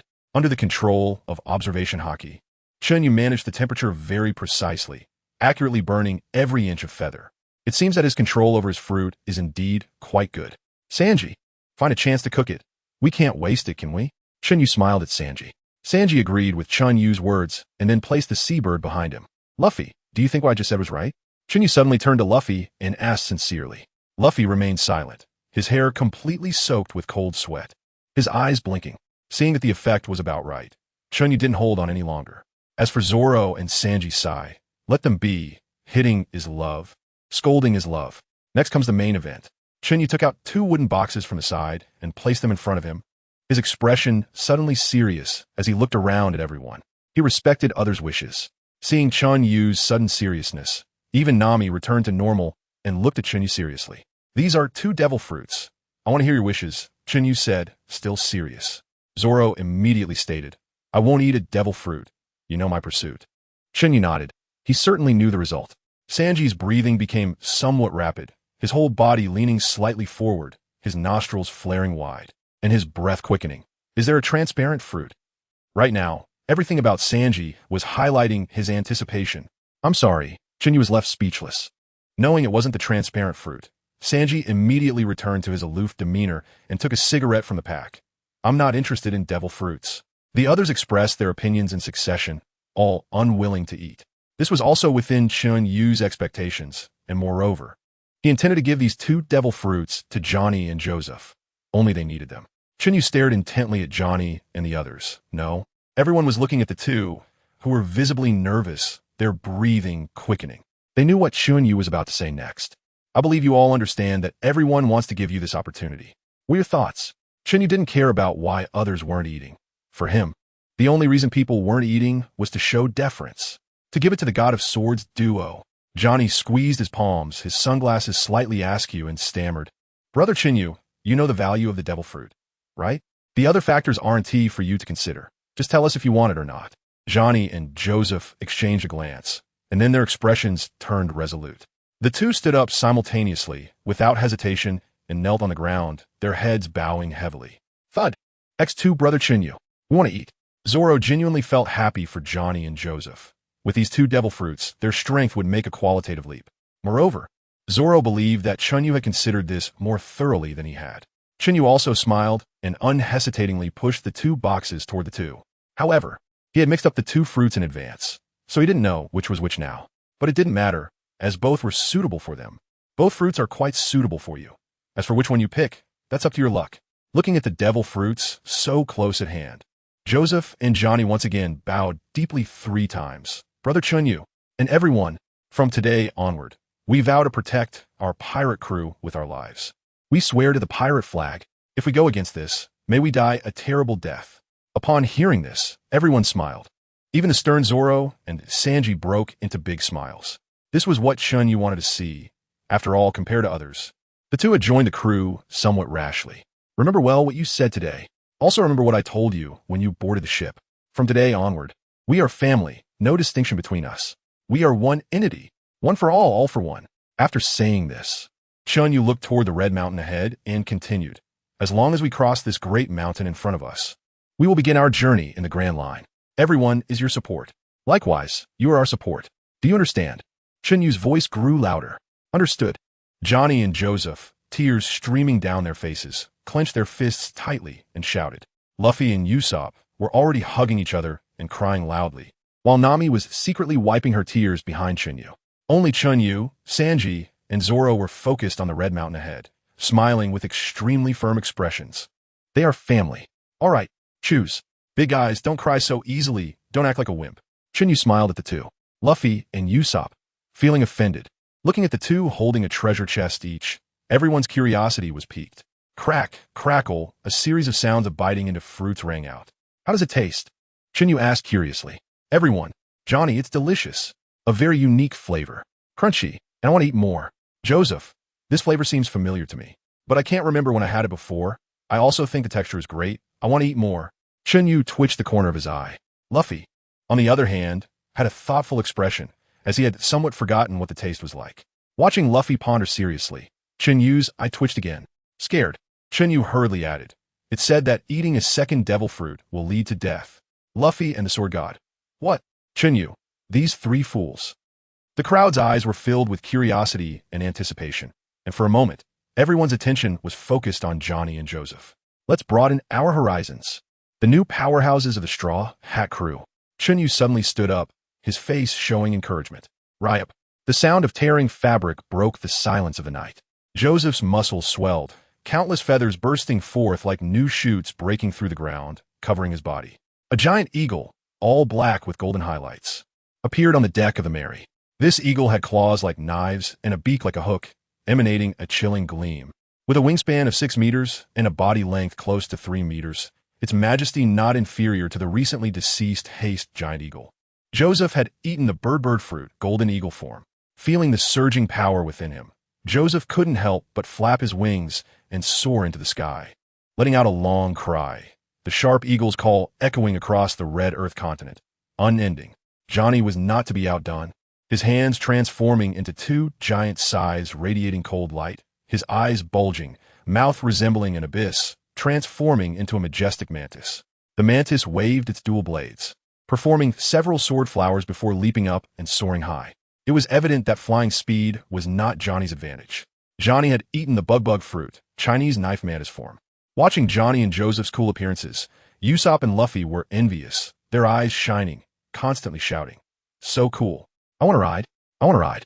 The two didn't indulge too much, adapting to their abilities in the air before returning to the ship to report. Brother Chen Yu, the fruit I ate is amazing.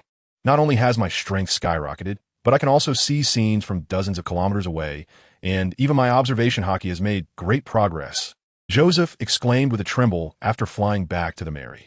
Johnny returned after Joseph, his excitement so high that his sunglasses were askew without him realizing it. I can't see as far as Joseph, but with the rotation of my neck, there's basically no blind spot in my vision, and my observation hockey has increased significantly. My body is as strong as an ox, especially with the dual blades formed from my hands. Cutting stone is like slicing through vegetables. Hearing the two's descriptions, the Straw Hat Crew exchanged knowing smiles. This outcome had far exceeded everyone's expectations, especially in terms of practicality. Chen Yu couldn't stop the smile on his face. Very good.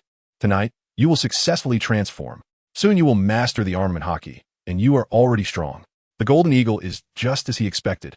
But what is truly unexpected is the mantis's dual form blade. It can serve as both a sickle and a chopping knife.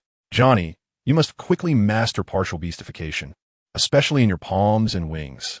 It's time for you to practice the dual sword style. Joseph, I have a suggestion for you to consider. Your wings, especially the tips, are incredibly sharp. I suggest you use your wings as blades, and do not neglect your claw skills. Your claws can also hold knives. How to execute this is up to your own judgment. You both must master armament hockey as soon as possible. Hockey is fundamental. After giving suggestions to the two, Chen Yu looked at everyone again. This is also for you all. We are about to embark on the Grand Line. The real adventure is just beginning. After hearing Chen Yu's words, everyone reacted differently. Some were eager, some drew their swords, and some adjusted their hats. But the common point was immense excitement. Even Usopp and Nami showed no signs of fear. Bang! Seeing the morale of the crowd soaring, Chen Yu didn't waste any time and took out a stack of wanted posters from the room, slamming them heavily on the deck. I've never had the chance to tell you, although we are about to step into the Grand Line, our reputation has already spread throughout the world. Chen Yu's eyes were fiery, and his voice grew louder. All members wanted. Although it's not necessarily a good thing, the wanted posters represent our honor. We haven't even set foot in the Grand Line, yet countless people have already set their sights on us. What awaits us is endless danger. But isn't that exactly what we want, right? Captain. Chen Yu's gaze was intense, locking onto Luffy, his voice booming. Not just Chen Yu. Everyone else looked at Luffy with eager eyes. That's exactly what I want. Luffy clenched his fists tightly, howling to the sky, while the waves crashed violently at the edge of the Red Continent, echoing with rage. Chen Yu was very satisfied with Luffy's reaction. The others looked at Luffy and then at Chen Yu, their gazes firm, fists clenched. They had taken another big step towards their dreams. After Chen Yu issued the bounty notices, everyone was astonished at their own bounties, especially Johnny and Joseph, who excitedly put their arms around each other's shoulders and danced, shouting, "Sword God! Sword God!" While Usopp and Nami were stunned by their sky-high bounties, Sanji and Zoro had already started fighting. "You bastard with curly hair. Your bounty is 15 million less than mine," Zoro mocked, pointing at Sanji. "Green algae head, what's there to be proud of? In terms of strength, I could kick you to death." Sanji angrily pointed at Zoro. Hearing this, Zoro's expression turned cold, and he stepped forward, gripping the hilt of his sword. "With your weak kicking skills, I doubt you can even kick someone to death once we reach the Grand Line." Sanji immediately unleashed his diable jam, getting face-to-face with Zoro, annoyed. "It seems the Navy's judgment is poor, thinking a third-rate swordsman like you is worth 45 million. Today, I'll show you whether I can kick someone to death." Zoro immediately drew 3 swords and faced Sanji. "Watch out, or I'll slice you up, curly-haired, soft-footed shrimp." Since Chen Yu returned, the two had already fought for the 3rd time.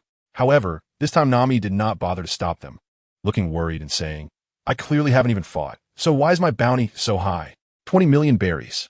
Upon hearing Nami's words, Usopp nodded frantically, then clutched his chest. "Groaning in pain, huh? I've caught the disease that says I'll die as soon as I reach the Grand Line." Chen Yu couldn't help but twitch his eyes again. Chen Yu really didn't expect their reaction to be so intense. Could it be that mastering the domineering power, this superhuman strength, couldn't make them swell with pride? Did all the groundwork he laid out earlier have no effect at all? Chen Yu glanced at the cheering duo of the Sword God, and then looked at the timid pair in front of him, helplessly covering his forehead and trying to think of how to do some ideological work. These two really can't last more than 3 seconds. I was already prepared to cool them down a bit, so they wouldn't get too inflated. But Nami and Usopp were so cautious that they made it easy and effortless for me. Chen Yu walked towards the two with after thinking for a moment, he started praising them, even using Arlong and Kuros examples to help them recognize their own strength and believe in the potential of hockey. Nami, who was slightly flattered by Chen Yu's praise, waved her hand and said, "Oh, come on, I'm just average." Usopp was even more excited, stepping on the railing of the Mary and waving his arms dramatically. Looking at the confident crowd, Chen Yu let out a sigh of relief and sat down next to Luffy, who was staring blankly at the straw hats. The real adventure was about to begin. Luffy flashed a big smile at Chen Yu. "Chen Yu, I will definitely become the Pirate King." "Absolutely. I know. I believe in you. We will definitely become the freest people." Chen Yu added in his heart, "I believe in you more than anyone else."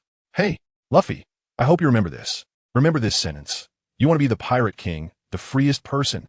Chen Yu's expression became serious again, tilting his head to look at Luffy. At first, Luffy was a bit confused. Hasn't he always been working towards this goal? But Chen Yu only tells him such important things for a reason. So Luffy stopped dwelling on it, firmly remembering what Chen Yu said, then put on his straw hat, lowered the brim, and met Chen Yu's gaze. Okay. This simple answer was the standard response in Chen Yu's heart. The night passed quickly, and the bow of the Mary was now pointing towards the entrance of Reverse Mountain as indicated by Joseph. Since Joseph ate the golden eagle fruit, the Straw Hat crew could worry much less, as Joseph believed himself to be the group's scout and often flew around, frequently running to the lookout when he had nothing to do. With Joseph's guidance, the crew sailed up Reverse Mountain with ease, and the Mary's steering wheel showed no signs of breaking. After sailing smoothly for a while, the Mary reached the highest peak of Reverse Mountain and began a parabolic motion. Yo-ho, this feeling of being pushed back, this feeling of weightlessness. This is a real pirate ship, Chen Yu was shouting in excitement, enjoying the high-end pirate ship service provided by the Mary. Of course, Chen Yu wasn't the only one. As the Mary descended, the Straw Hat crew screamed in unison. Their excitement was overwhelming. After enjoying the thrill, Chen Yu's eyes widened again, staring ahead. The target is Laboon. He didn't say this out loud. He was waiting for the right moment. As the downhill current grew faster, Chen Yu was ready to act at any time. It was at this moment, prompted by Zoro, that the crew finally noticed the black wall of laboon ahead. Chen Yu, you will act, right? Usopp swallowed and looked at Chen Yu with hopeful eyes. Small scene. Chen Yu didn't turn to look at Usopp, focusing on enjoying the sea breeze. Chen Yu, you really will act, right? Now not only Usopp, but even Nami looked like they were begging him to act quickly. The thrilling roller coaster experience was interrupted again by Usopp, and Chen Yu's forehead twitched with veins popping. Suppressing his displeasure, he said word by word, "If you keep nagging me, don't blame me for making the first move." This sentence scared Usopp to hide behind the main mast immediately, with Nami following closely, as if the Mary could protect them from Chen Yu's hands. Violent man, barbarian, heartless man. The accusations from the two rang in his ears, and Chen Yu couldn't hold back anymore. With a wave of his right hand, a long knife pointed right at Usopp's nose, accidentally burning it red and swollen. Seeing this, Nami turned and ran, diving into the nearest room and locking the door behind her. A beat too late, Usopp frantically knocked on the door, accusing her. Nami, you wicked woman, open the door. You're betraying your teammates." Thinking about the timid reindeer that would come next, Chen Yu couldn't help but smile. It seems the ship will be even livelier. Hey! Seeing that the distance was about right, Chen Yu leaped to the bow of the ship, releasing a large amount of flames to push the Mary in the opposite direction.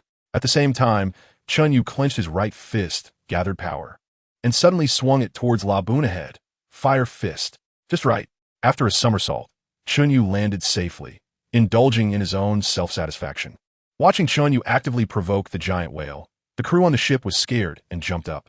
"Chen Yu, you bastard, be careful, or I'll cut you." Zoro instantly drew his swords, pointing them at Chen Yu.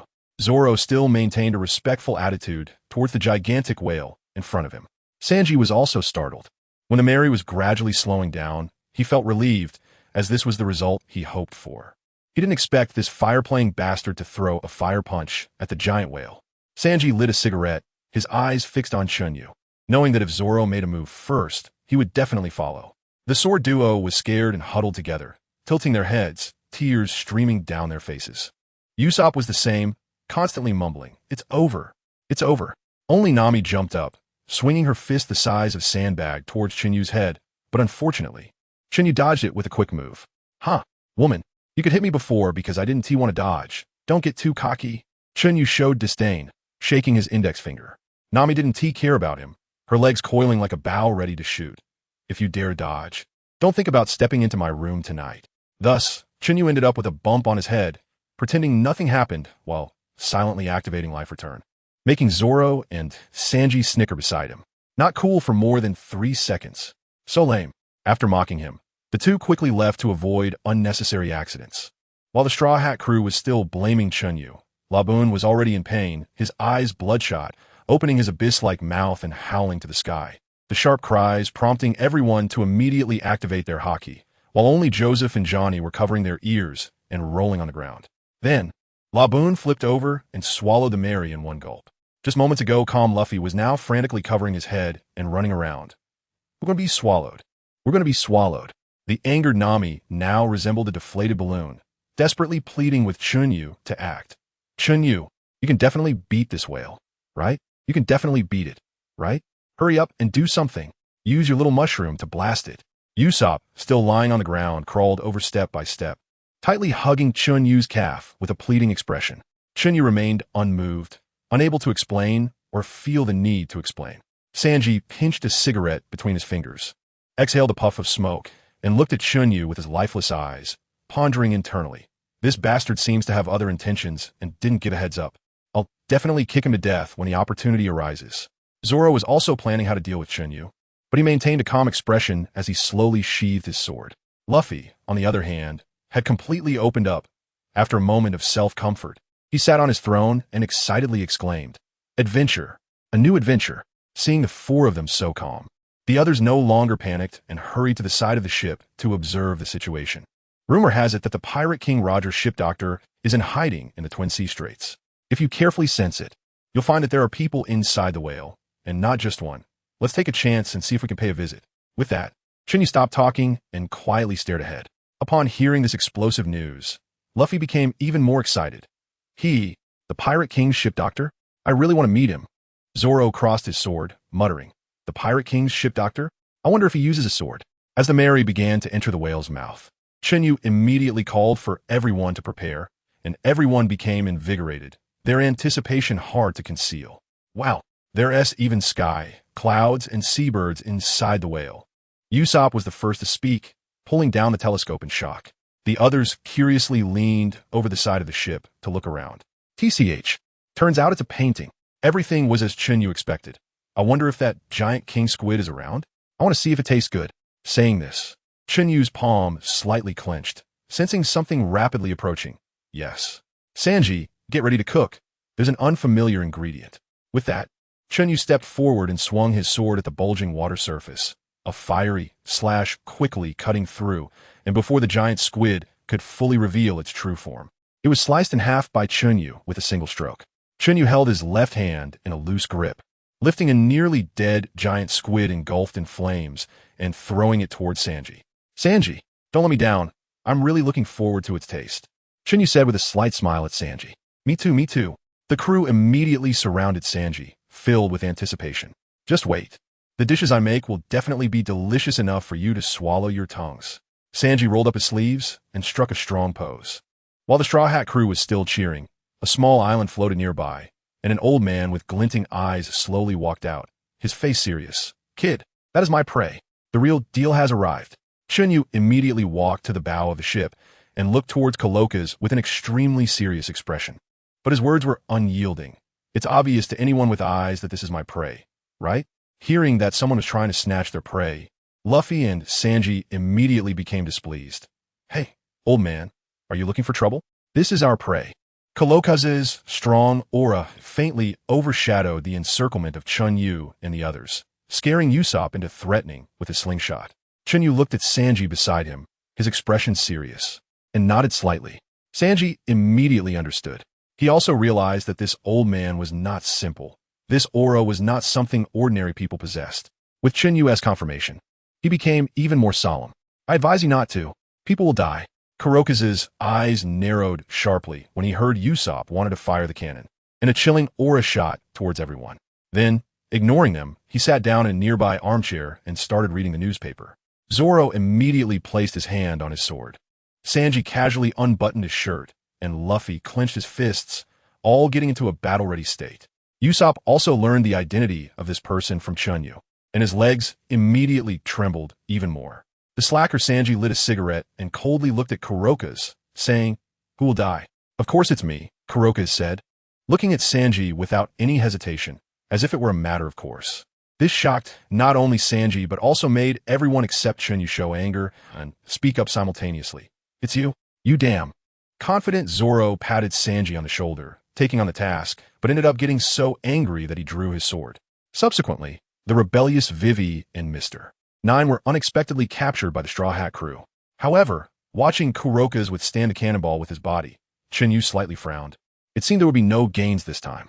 Chen Yu ran to the kitchen to chat with Sanji, and Sanji was equally pleased.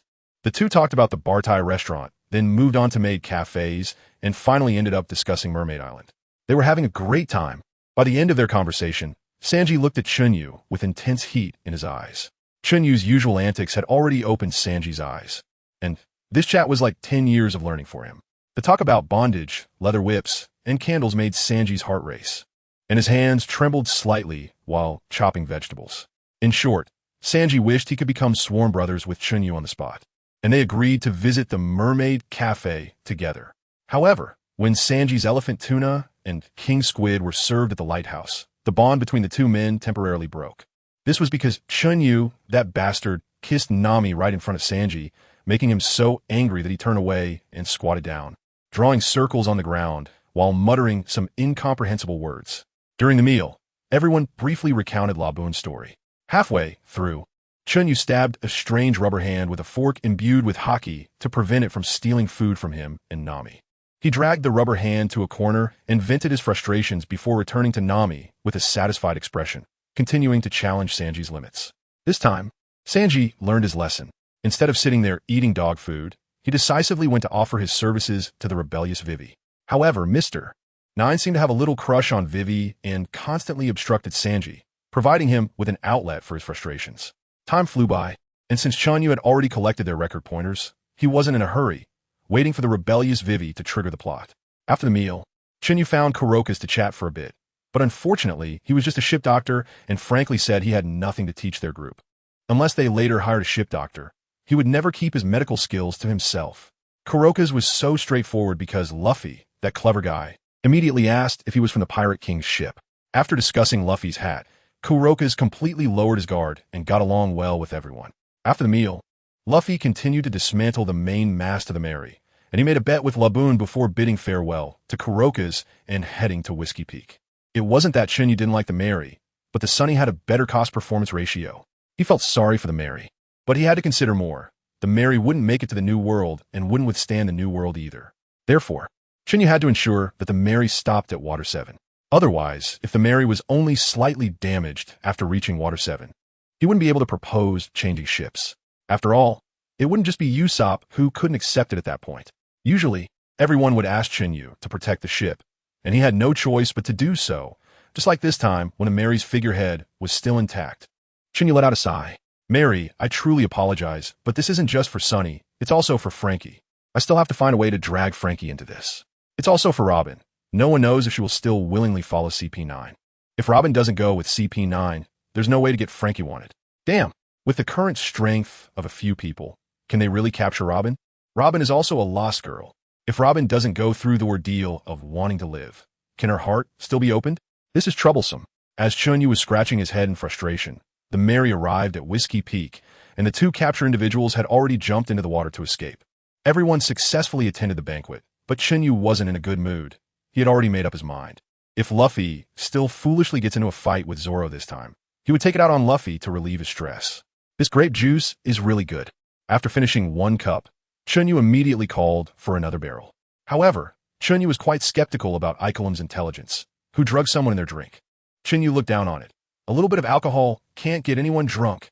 If there was any kind of drug, Chen Yu wouldn't drink too much. But now it's great. He simply couldn't stop. The bounty hunters, seeing how well Chen Yu could drink, felt a pang of pain in their hearts. And after enduring it for too long, they called over a few girls to keep Chen Yu company.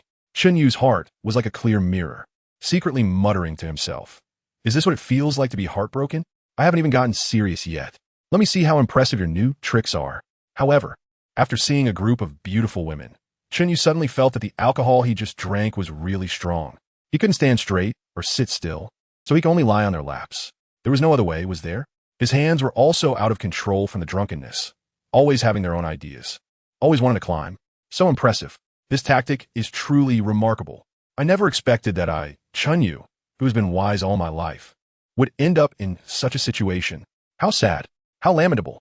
Chen Yu glanced at Nami, who was pretending to be asleep, and calmly sighed. Whenever a woman next to Chen Yu picked up his hand, he would inadvertently twitch his eyelids, appearing as if he was about to wake up, scaring the beauties to blush again and put his hand back in place. Although Chen Yu lost this battle, he still had his honor, just using his limbs to restrain 7 enemies, who were still quite fierce. Sanji happened to be opposite Chen Yu, and every time he secretly observed him, he was amazed, realizing that even opening his eyes would unlock a new pose that could be learned and applied on the spot. Chen Yu couldn't help but reasonably take out his hand, give a thumbs up, and then reasonably put it back. Sanji felt that he was previously too weak. He should be like Chen Yu, able to take on 7 without falling behind. This time, he could barely handle 4. He, Sanji, must strive harder and never become a mere jet soldier. Not far away, Nami was watching all of this, and to prevent her hand from moving and being discovered, she could only tighten her toes. Filled with murderous intent waiting to be released, Chen Yu is doomed. Sanji was even more deserving of death. He actually led Chen Yu astray.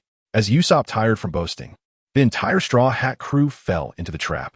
Chen Yu carefully sensed his surroundings and found that only Luffy and Usopp were truly affected, receiving a special training package. However, when he sensed Nami, he fell into deep thought as he looked at her tightly clenched feet. An illusion. It must be an illusion. Chen Yu immediately canceled his observation haki and continued to focus on acting well. After a while, Chen Yu heard Zoro's movements and decided to escape the scene to temporarily distance himself from Nami, as staying would only disrupt the unity of the group. Chen Yu quickly withdrew his palm, instantly knocking out the 7 people he had restrained. Only a few let out slight sounds. Could it be that his skills in knocking people out had declined? not daring to linger for a moment.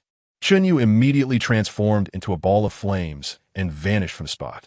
As he came to assist Zoro, Chen Yu hid atop the tallest building in the town, watching the flashes of blades and swords below, feeling an endless sense of emotion in his heart. There will always be someone to bear the burden for you.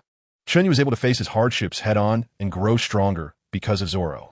Just when Zoro was having fun, Nami dragged Sanji's leg into Chen Yu's view, her fists as big as sandbags still smoking. When Nami stepped out and didn't see Chen Yu, she immediately unleashed her observation haki. Just as Chen Yu realized something was wrong, Nami suddenly turned around, her murderous gaze shooting straight at him. Hunting moment. This is bad. In my past life, my dad was stuck in the Shudao mountain town for half his life, and it seems I'm about to follow in his footsteps. No, I must save myself. Absolutely have to save myself. Otherwise, I can't go on living like this. As Chen Yu held his head and shook left and right, Nami was approaching him at an astonishing speed. Sanji, who was in Nami's hands, was already half embedded in the wall, his fate unknown. Wow, I'm going for it. God bless. I hope the methods of those short video creators from my previous life work. If I can get through this ordeal, I will surely reward you greatly. After saying that, Chen Yu clasped his hands together and sincerely bowed to the sky. Whether above or below, this is a decisive moment. Chen Yu opened his eyes again, filled with determination, and more domineering than Nami. After completing his self-hypnosis, Chen Yu immediately disappeared from his spot and reappeared in front of Nami, facing her directly. Chen Yu, what were you just doing? Seeing Chen Yu suddenly appear, Nami's forehead veins popped, her eyes filled with a smile, and the corners of her mouth slightly curled up. Oh, it's Nami. What did I do? Chen Yu responded sincerely, his eyes full of confusion. Hearing Chen Yu's answer, Nami's smile froze. She didn't expect him to respond like that. Nami, what's wrong? Why aren't you speaking? What did I just do? I have no idea what I did. Tell me, maybe if you say it, I'll remember. Chen Yu was as innocent as could be, as if he had truly been misunderstood. That. Seeing Nami stammer and unable to say a complete sentence, Chen Yu immediately looked at her encouragingly. It's okay. It's just the two of us. Take your time, no rush. What happened to my hand just now? His tone turned slightly playful and innocent as he finished the last sentence. Where's your hand just now? Unlike her earlier anger, Nami's cheeks turned slightly red. After holding her breath a few times, she swallowed her anger. What? Just say it directly. What's wrong with saying it? Where's my hand? Chen Yu placed his hands behind his back and gradually walked towards Nami. Your hand was. Is my hand here? Chen Yu walked in front of Nami, placing his hands on her waist, and then... Nami shivered, her ears instantly turning a shade of cherry red. She didn't respond to Chen Yu, but tried to push him and his hands away. You didn't answer my question. And what are you doing here? Prepared for this, Chen Yu was not someone Nami could push away. He firmly held her in his arms, his actions not stopping. Why you let go of me? Now. Nami was so embarrassed, she couldn't even finish a sentence. Seeing that Nami was still a bit angry, Chen Yu immediately changed his approach and stopped asking questions. Instead, he pulled his hands out, placing his left hand on Nami's lower back and his right hand with fingers spread, supporting the back of her head, gazing intensely into her eyes. Noticing Nami's tendency to avoid eye contact, Chen Yu gently rubbed her lower back with his left fingers, immediately diverting her attention. Feeling the palm on her waist, Nami couldn't help but let out a soft sound.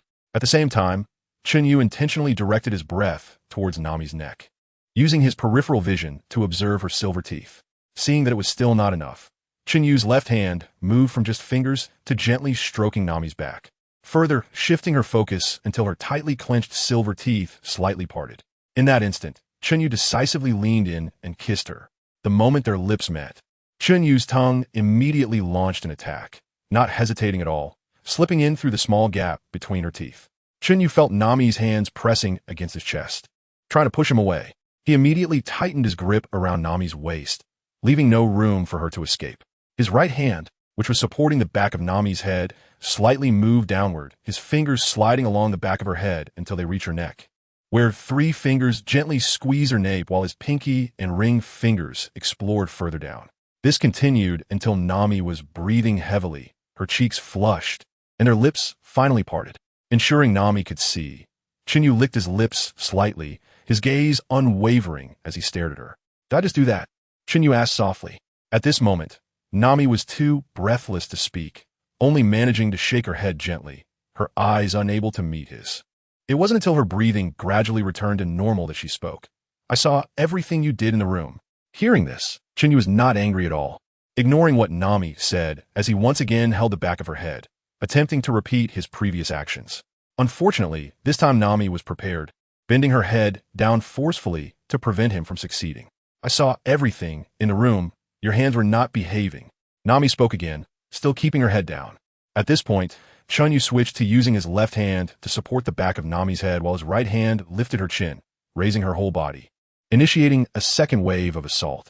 Thus, as long as Nami had something to say, Chen Yu would kiss her, continuing until her beautiful eyes were moist.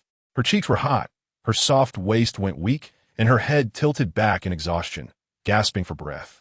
When Chen Yu returned to the ground, Nami was completely hanging on him, her head pressed deeply against his chest, not daring to speak, just holding on tightly, ignoring Nami in his arms. Chen Yu reached out to support Nami's tail, of course, with no ulterior motive, just to prevent her from slipping down. However, as soon as Chen Yu's hands lifted her, Nami suddenly shook violently for a moment, and then hugged Chen Yu even tighter.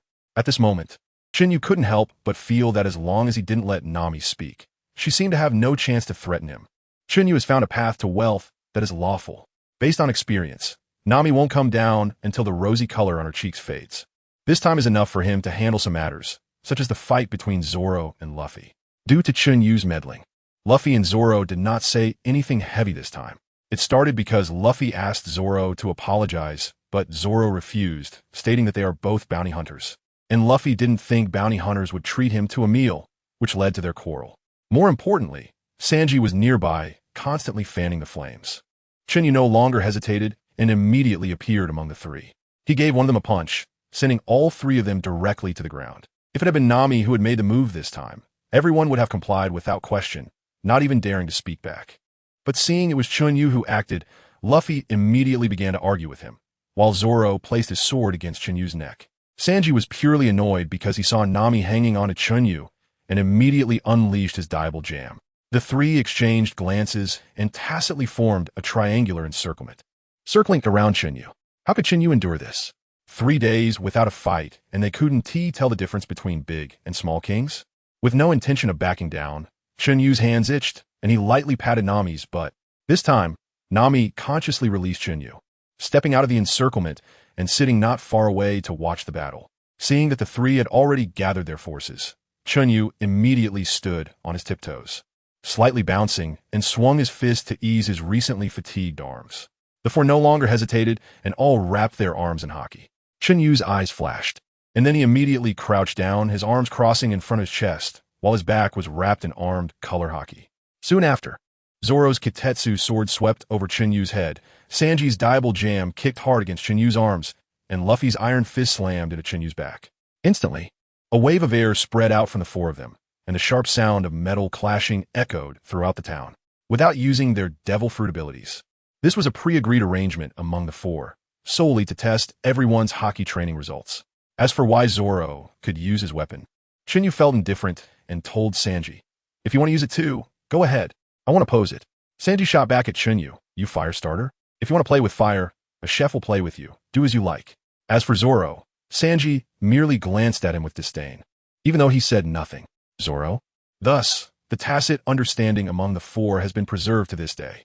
After withstanding their attacks, Chen Yu first executed a sweeping leg kick to knock Sanji's other leg. Unsurprisingly, Sanji jumped into the air. At this moment, the encirclement by the three was broken, and after that, Chen Yu only needed to take them down one by one. Of course, Chen Yu planned to tackle the hardest one first, with his legs slightly bent.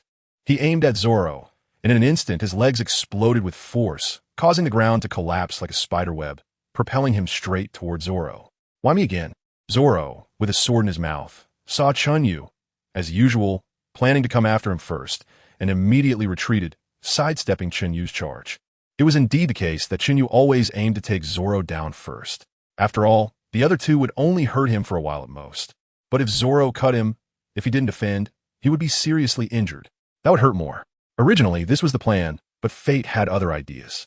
Just as Sanji was about to launch a sneak attack while Zoro and Chen Yu were in standoff, he was not far behind Zoro. And due to the rapidly changing situation, he only had time to sense danger. He couldn't evade in time and hastily wrapped a layer of armed color hockey around his chest, only to be punched by Chen Yu directly in the chest, sending him flying like a cannonball, crashing through a row of houses.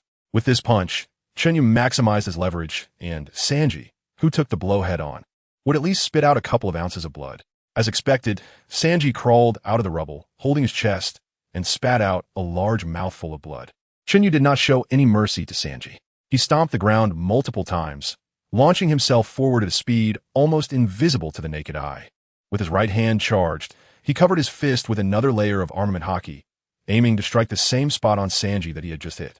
As soon as Chen Yu shot out, he anticipated that after sending Sanji flying, he would be kicked to the sky by Luffy, but he planned to take it head-on. Having already launched himself, Chen Yu couldn't dodge Luffy's attack, so he had to use a large amount of haki to protect his head, especially his chin.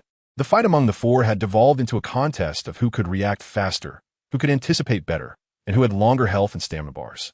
As expected, before Sanji could fully recover, he was once again struck in the chest by Chen Yu, and then slammed to the ground, creating a series of craters like skipping stones on water, while also taking out a row of buildings.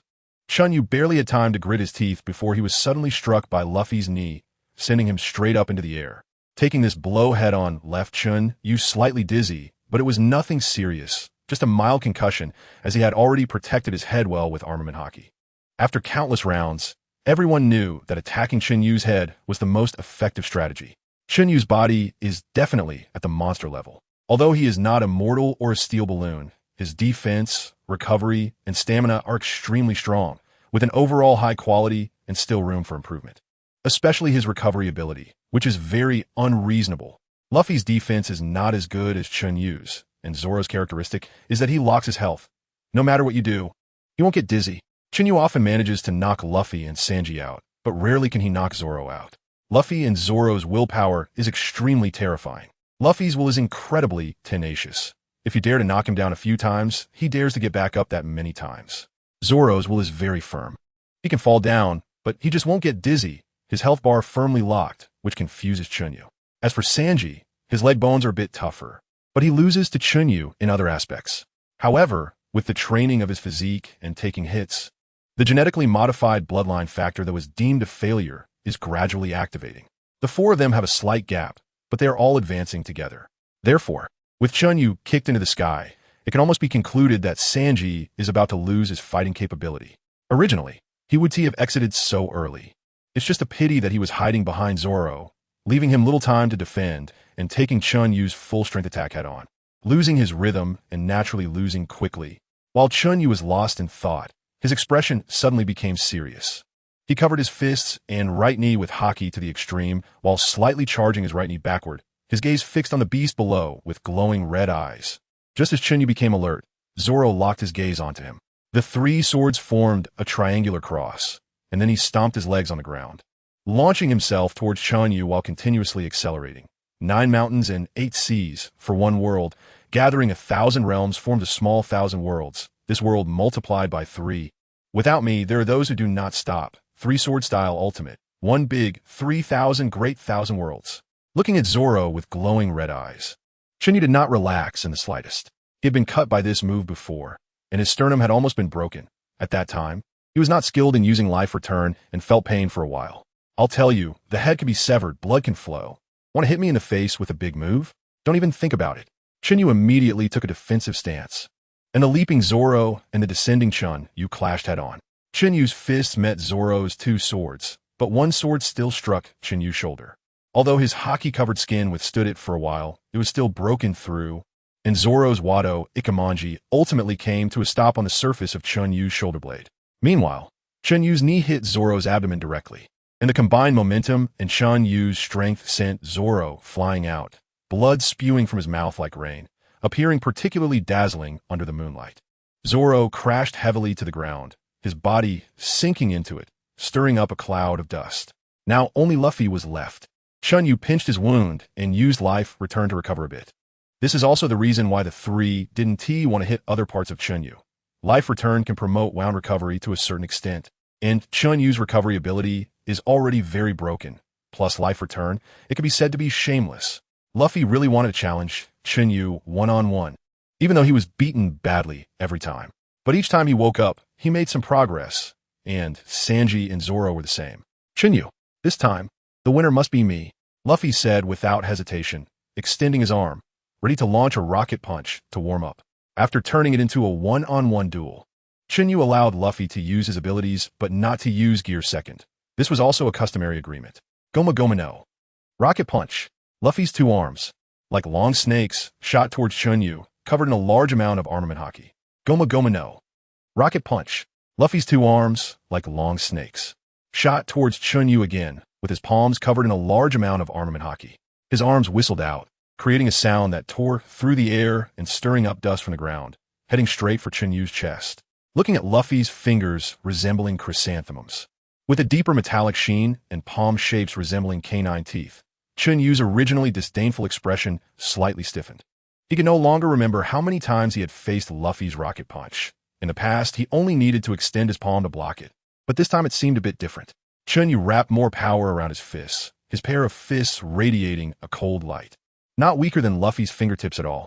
Planning to test his move, Chen Yu only used his fists to block Luffy's palm. He wondered what new technique this kid had developed, murmuring softly as he prepared his defense. Bang! The airflow generated when their fists and palms collided swept across the battlefield once more, and a violent wave surged forth, causing several dilapidated buildings not far away to collapse one after another. As their fists and palms clashed, Chen Yu and Luffy displayed different expressions. Chen Yu, who thought he had blocked Luffy's attack, suddenly changed his expression drastically. In the scene revealed by Chen Yu's observation haki, he saw 10 small wounds, the size of fingertips, suddenly explode on his chest. Chen Yu didn't care much about his injury, but he was quite surprised that Luffy had become so cunning. Just as Chen Yu was lost in thought, Luffy's 10 fingers suddenly elongated, piercing into Chen Yu's chest like bullets.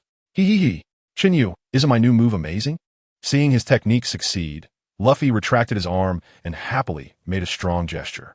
Chen Yu didn't know if this move counted as flying finger gun, but it was definitely something that could catch someone off guard. Not bad. Your abilities are quite flashy, he remarked. Unfortunately, if your finger strength were a bit stronger, you might have been able to pierce right through my chest. But I can't just let you stab me for free.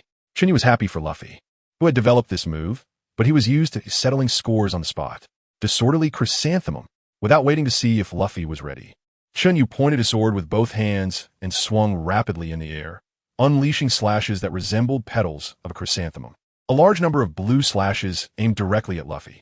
Still feeling smug, Luffy was frightened and jumped sideways, covering his straw hat with his palm as he hurriedly dodged. As Chen Yu's slashes became faster and faster, Luffy gradually found himself caught off guard and decisively coated his face and chest with armament haki, crossing his arms defensively in front of him, ready to endure Chen Yu's attack. Though I don't know why you didn't just dodge further away. If you want to play this way, I can't be blamed. Chen Yu smirked at Luffy's not-so-smart defense. Why did Chen Yu say Luffy wasn't very smart? Because he was wide open. With that, Chen Yu transformed his sword fingers into palms, and then an even bigger slash surged toward Luffy. Disorderly chrysanthemum, discomforting mushroom. As soon as he said this, countless slashes shot straight at Luffy's unguarded lower region. Feeling an intense warning in an instant, Luffy's face turned pale, and he rolled to the left to dodge this wave of attacks, then immediately retreated. Chen Yu, do you plan to kill me? This is a golden egg. If you cut it off, I'm done for. After retreating, Luffy quickly wrapped a massive amount of armament haki around his lower region and transformed into a triangle-eyed state, angrily scolding Chen Yu. Hearing Luffy's words, Chen Yu fell silent for a moment, feeling a bit embarrassed, then scratched his head. It's a golden egg, no doubt. But you won't die. Don't panic. Don't panic. Luffy seemed to think that if the golden egg was cut off, he would die. As a new generation young man, Chen Yu felt it was necessary to help Luffy spread some knowledge. Look, that Paji, his golden egg was cut by Nami. He was still screaming at the time, right? Luffy didn't believe Chen Yu's words and immediately retorted. He is already dead. That seems to be true. But his cause of death wasn't because the golden egg got cut. You have to believe me. Or should I try cutting it off for you? You really won't die. Trust me. Chen Yu's clear eyes looked at Luffy, his tone becoming more and more sincere. You're a devil. After hearing Chen Yu's words, Luffy immediately went crazy, angrily rushing towards Chen Yu, slapping him on the head, and then quickly distancing himself from Chen Yu. Dog biting El Dongbin. Dog biting El Dongbin. Chen Yu could only smile awkwardly, scratching the back of his head helplessly. After Chen Yu kicked Zoro down, he fell directly into the ground, forming a human-shaped pit. In the pit, Zoro moved a bit, realizing he had to exert a lot of effort to get up, so he stopped struggling, spat out some blood, and began to snore. He decided to take a nap to recover. However, this peace did not last long. Ahaha, ahaha, useless. So you were a princess. Miss Wednesday. Several voices echoed. Boom. Another explosion sounded. Zoro, who was enjoying a quality sleep, was completely unaffected, not far from Zoro's resting place. Princess Vivi was also gradually being pushed to a dead end. Nami, who had already reached a preliminary agreement with the Karam, was rushing towards Chen Yu, planning to make a fortune of 10 billion berries. Originally, the Karam wanted to seek help from Zoro, but he found that Nami seemed more capable and could easily handle Zoro. So he chose Nami instead. Boom! Another explosion sounded. This time, the noise broke Zoro's bubble, but soon another bubble formed. Just as the newly formed bubble was about to expand, a small round ball resembling a booger fell into Zoro's pit and exploded with a bang. This time, Zoro was explosively awakened, his green hair turning into an explosion hairstyle. But he was unaware of it. All he knew was that he wanted to slice someone. Thanks to this explosion, Zoro easily stood up, his eyes becoming extremely sharp as he stepped out of the explosion pit. Once outside, Zoro saw Vivi and a pair of men and women. He was about to ask who had blown him up when the blonde girl in the sky spoke first. Ah, Mr. 5, someone actually withstood your explosion. They're not coming to die again, are they? Ah. At this moment, Zoro, extremely displeased, had veins bulging on his forehead and asked coldly, Was it you, you bastard, who blew me up? Mr. 5, wearing sunglasses, casually put his hands in his trench coat pockets, ignoring Zoro, and warned, Our target is only that blue-haired girl beside you. Since you've been given a second chance, don't go looking for death. Ah, that's right. 3 people have already come to die. Do you want to be the 4th? Miss Valentine's Day scoffed. At this moment, Zoro no longer wanted to pay them any mind. He drew his sword, and with a slow stride, approached them, his gaze as if he was looking at corpses. Got it, lowly pirates. Since I've given you a way out, and you don't cherish it, then you can regret it in hell, Mr. 5 said casually, clearly looking down on Zoro, as he picked his nose and prepared to flick it. Zoro was somewhat confused. Vivi thought Zoro was stepping in to save her, and being kind-hearted, she couldn't bear to let someone else die because of her. However, as a princess, she bore the hope of a nation. Therefore, Vivi couldn't bring herself to tell Zoro to leave and not worry about her. She could only remind him, Samurai, be careful. They are both devil fruit users. At this moment, Vivi was also hoping desperately that Zoro could defeat the two. Zoro merely glanced at Vivi, unfazed. He only wanted to kill the two and then go to sleep. With that, Mr. 5 flicked the booger ball at Zoro and then posed victoriously. Sensing a hint of danger, Zoro instinctively slashed the incoming booger ball. Moments later, realizing he had cut a booger with the wad Ikemanji, Zoro was furious. He hurriedly placed wad Ikemanji on the ground, clenched his fist, and massive amounts of armament hockey coiled around his right fist. The veins on his arms bulged, showcasing Zoro's rage. With a sudden stomp of his feet, Zoro shot forward, roaring, You go to hell and repent. Mr. 5 couldn't react in time and was punched away, sliding along the ground for over 10 meters, forming a long trench, his entire head smashed beyond recognition. Without any hesitation, Zoro jumped again, landing beside the still terrified Miss Valentine's Day, and kicked her towards Vivi, turning with wad Ikemanji in hand, ready to properly clean his beloved sword. Nami observed from the side with Chen Yu, and after the battle ended, she immediately rushed out to take over, engaging in intense negotiations with Vivi. Chen Yu didn't care about the outcome. He had come just to go through the motions. Sanji leaned against the wall, quietly recovering from his injuries, smoking one cigarette after another, continuously summarizing the battle. In an unintentional glance, Sanji spotted a walking cactus and rubbed his eyes, thinking he was seeing things. When he opened his eyes again, he still saw that walking cactus and couldn't help but laugh. Ahahaha, green algae head. That new hairstyle really suits you. Zoro had just finished maintaining his beloved sword, and his mood was already not great. After hearing Sanji's mockery, he became even more annoyed. With a sullen face, he thought for a moment and then sneered, You, the weakest, where do you get the courage to mock me? Curly-haired weakling. Huh, I can't pretend I didn't hear that. I've already let you have 3 swords. Did you win or not? Sanji said with a grim face, standing up regardless of his injuries. Let you have 3 swords? You're killing me with laughter. I could let you have 300 swords. Go ahead and try, but you probably can't even hold a sword. Just some childish kicking techniques, right? Zoro completely disregarded this guy who had lost his combat ability first. When I was playing with swords, you probably didn't even know where to play house. Third-rate swordsman. Sanji rolled his eyes, pinching his cigarette with 2 fingers and blowing a puff of smoke at Zoro. You want to compare skills, huh? Who is afraid of whom? Watch out, or I'll slice you into pieces. Curly shrimp. Watch out, or I'll kick you into a cripple. Idiot lost in the streets. What did you say? X2. After just a few exchanges, the two quickly entered battle mode and started fighting again. No matter how much they hurt, all they could say was that the other was in more pain. Nami, holding her good friend Vivi's hand, had just said that their group was very reliable when she saw Zoro and Sanji demolishing a street in no time. The smile on Nami's face gradually froze. Seeing Nami's expression, Chen Yu immediately sensed something was wrong and quickly retreated. He understood the saying that a fire at the city gate brings disaster to the fish in the moat.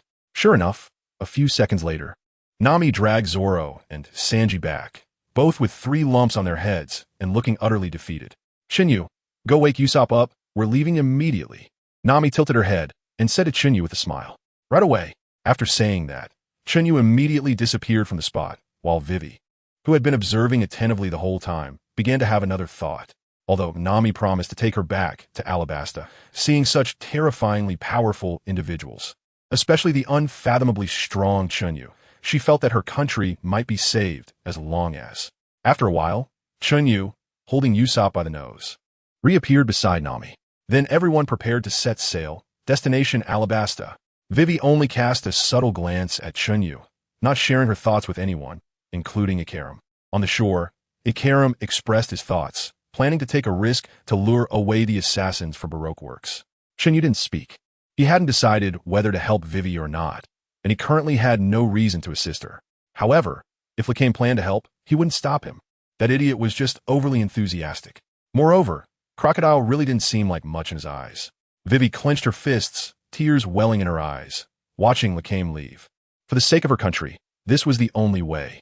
The Straw Hat crew only promised to take her back to Alabasta and did not guarantee to deal with Crocodile. Vivi wanted the Straw Hats to step in and help, no matter the cost. Before that, she couldn't provoke the Straw Hats' dissatisfaction, so she had to agree to let Lacame lead the enemy away alone, which also relieved some pressure from Nami and the others. The Straw Hat crew was their last hope. Lacame, I'm sorry. Vivi watched Lacame leave, continuously apologizing in her heart, while also recalling her conversation with Nami. When Vivi accidentally revealed Crocodile's information to Nami, she became extremely flustered, repeatedly apologizing to Nami. But she realized that Nami wasn't afraid of Crocodile, even after she explained Crocodile's identity. Nami, aren't you scared of Crocodile?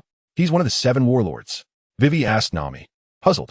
To help Vivi make up her mind to sign a contract with her, Nami decisively told her the reason. Because my companions are all very strong, ridiculously strong. Especially Chen Yu. No one knows how strong he truly is. As for why she wasn't afraid of Crocodile, it was simply because Chen Yu had said, the 7 warlords only need to pay attention to Mihawk and Kuma, the others are not a threat. After saying that, Nami shrugged and looked at Vivi, asking whether she wanted to sign a contract with her. After this village, there wouldn't be this shop anymore. This time, Vivi decisively signed a contract, making Nami jump for joy. Previously, Chen Yu had informed Nami the maximum price was 100 million berries. They couldn't get more because Alabasta was too poor. Nami also learned the true situation of Alabasta from Vivi. Therefore, when signing the contract with Vivi, Nami offered a flat price of 100 million, not accepting any haggling, and Vivi readily agreed, feeling that dropping from 1 billion to 100 million berries was a great deal. Absolutely. I must persuade this group to take action. My country is still waiting for me. Vivi kept reminding herself, her gaze becoming increasingly firm. Boom! Just as Vivi was contemplating, Lacame's sailboat exploded ahead, and when the smoke cleared, the sea was empty. Lacame! Vivi couldn't help but shout, her lips bleeding from biting down hard, blood dripping on her chin as she trembled violently. Seeing this, Nami felt heartbroken. She saw her former self in Vivi and unhesitatingly embraced her, continuously comforting her while looking at Chen Yu with questioning eyes. Sigh. Chen Yu let out a heavy sigh. It seemed that Nami had already decided to help Vivi, and he could completely understand her compassion. One had fought for 8 years to save a village, and the other had ventured into the tiger's den to save a country. In fact, Chen Yu also admired Vivi quite a bit. He could sense that ever since Vivi talked with Nami, she had been very cautious in dealing with their group. He had been eavesdropping on their conversation the whole time. At first, he suspected that Vivi had intentionally revealed Crocodile's identity to Nami, but he couldn't determine whether it was intentional or not. What Chen Yu could conclude is that Wei Wei wanted them to step in and save the country. It wasn't because he knew the direction of the plot, but rather deduced from the information he gathered tonight. Chen Yu discovered that after Vivi realized they were not afraid of Crocodile, her breathing and blood flow became incredibly rapid. Coupled with her later cautious attitude towards them, and her strong suppression of grief, she did not speak up to stop Icolum from going to his death. At this point, Chen Yu could already conclude Vivi's intentions. In the matter of Icolum, Vivi acted correctly. It could be said that if Vivi had asked Icolum to return to Alabasta with them, Chen Yu would definitely be the first to be displeased. What's the deal? Escorting one person back isn't enough, and you want to add another? Moreover, if Icolum didn't go to divert the assassins, wouldn't their group have to take responsibility for the situation? They are pirates, not philanthropists. Although it was just a minor matter for the Straw Hat crew, a trivial thing that could be done with a wave of the hand, Chen Yu had no obligation to do so, and neither did their group. In Chen Yu's perception, Icolum was still alive and doing well. After discovering that Robin intended to blow up the ship, Icolum quickly jumped into the water and avoided disaster. Or it could be said that Robin had intentionally let Icolum go. Now even Chen Yu had nothing to say, as he had already sent Usopp to find Icolum. All he wanted was an attitude. After Vivi learned that Icolum was still alive and they didn't mind escorting one more person, her previously tense nerves slowly relaxed. It was obvious to anyone that this ship was under Chen Yu's command. After Vivi let out a sigh of relief, she cast a grateful glance at Chen Yu. However, Chen Yu did not appreciate it, or rather, it was irrelevant to him. There was no need for her to thank him. If he accepted this gratitude, he would feel uncomfortable all over. Chen Yu directly spoke to Wei Wei. There's no need to thank me. This was just unavoidable. Moreover, if you hadn't agreed to let Icolum lead the assassin away, I would have even annulled the agreement that Nami signed with you on the spot. Upon hearing this, Wei Wei's face instantly turned pale, followed by immense relief. Relief that she had gained Chen Yu's approval, relief that Icolum was not dead, and relief that everything was developing in a positive direction. Hey Chen Yu! Nami glared at Chen Yu, feeling that his words were too harsh. Sanji also came over to reprimand Chen Yu. How can you bully Miss Wei Wei like this? Luffy and Usopp shared the same sentiment, especially after learning about Wei Wei's ordeal and the misfortunes of Alabasta. Zoro, Johnny, and Joseph did not express their opinions, but they did not think Chen Yu's actions were wrong. Chen Yu stared seriously into Nami's eyes. He was now the vice-captain of the Straw Hat Pirates. After hearing Luffy and Sanji say the same thing, Chen Yu suddenly felt a surge of anger. As he looked at everyone accusing him, a wave of pressure erupted from his brow, and everyone, including Nami, felt the weight of Chen Yu's aura.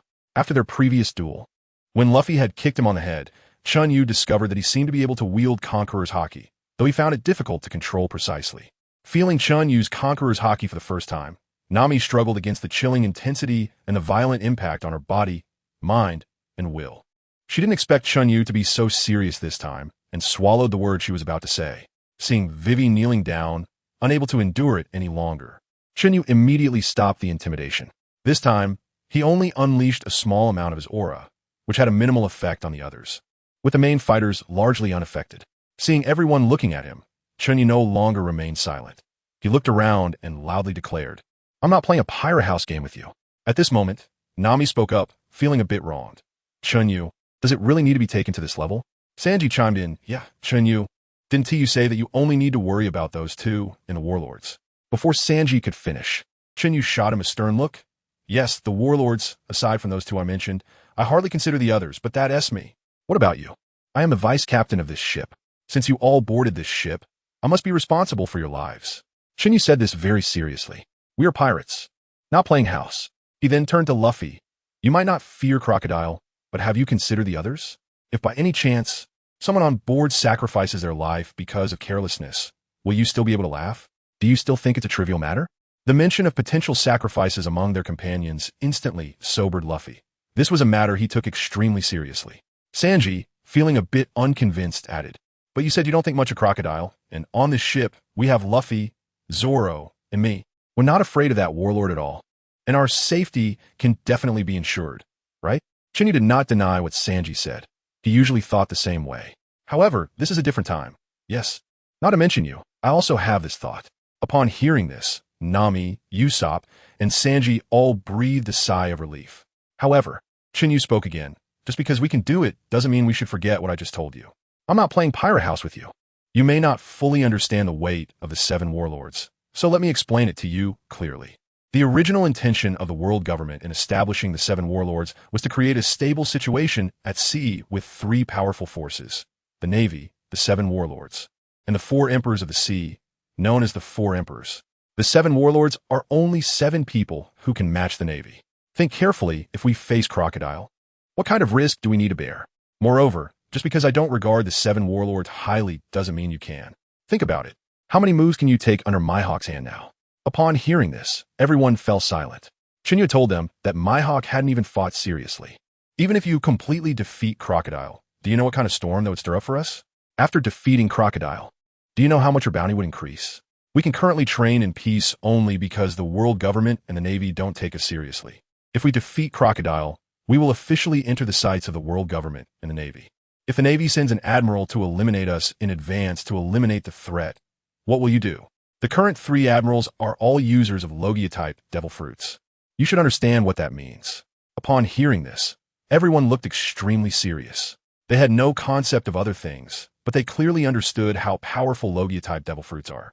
1 admiral might be bearable, but if 2 come, we would definitely be wiped out.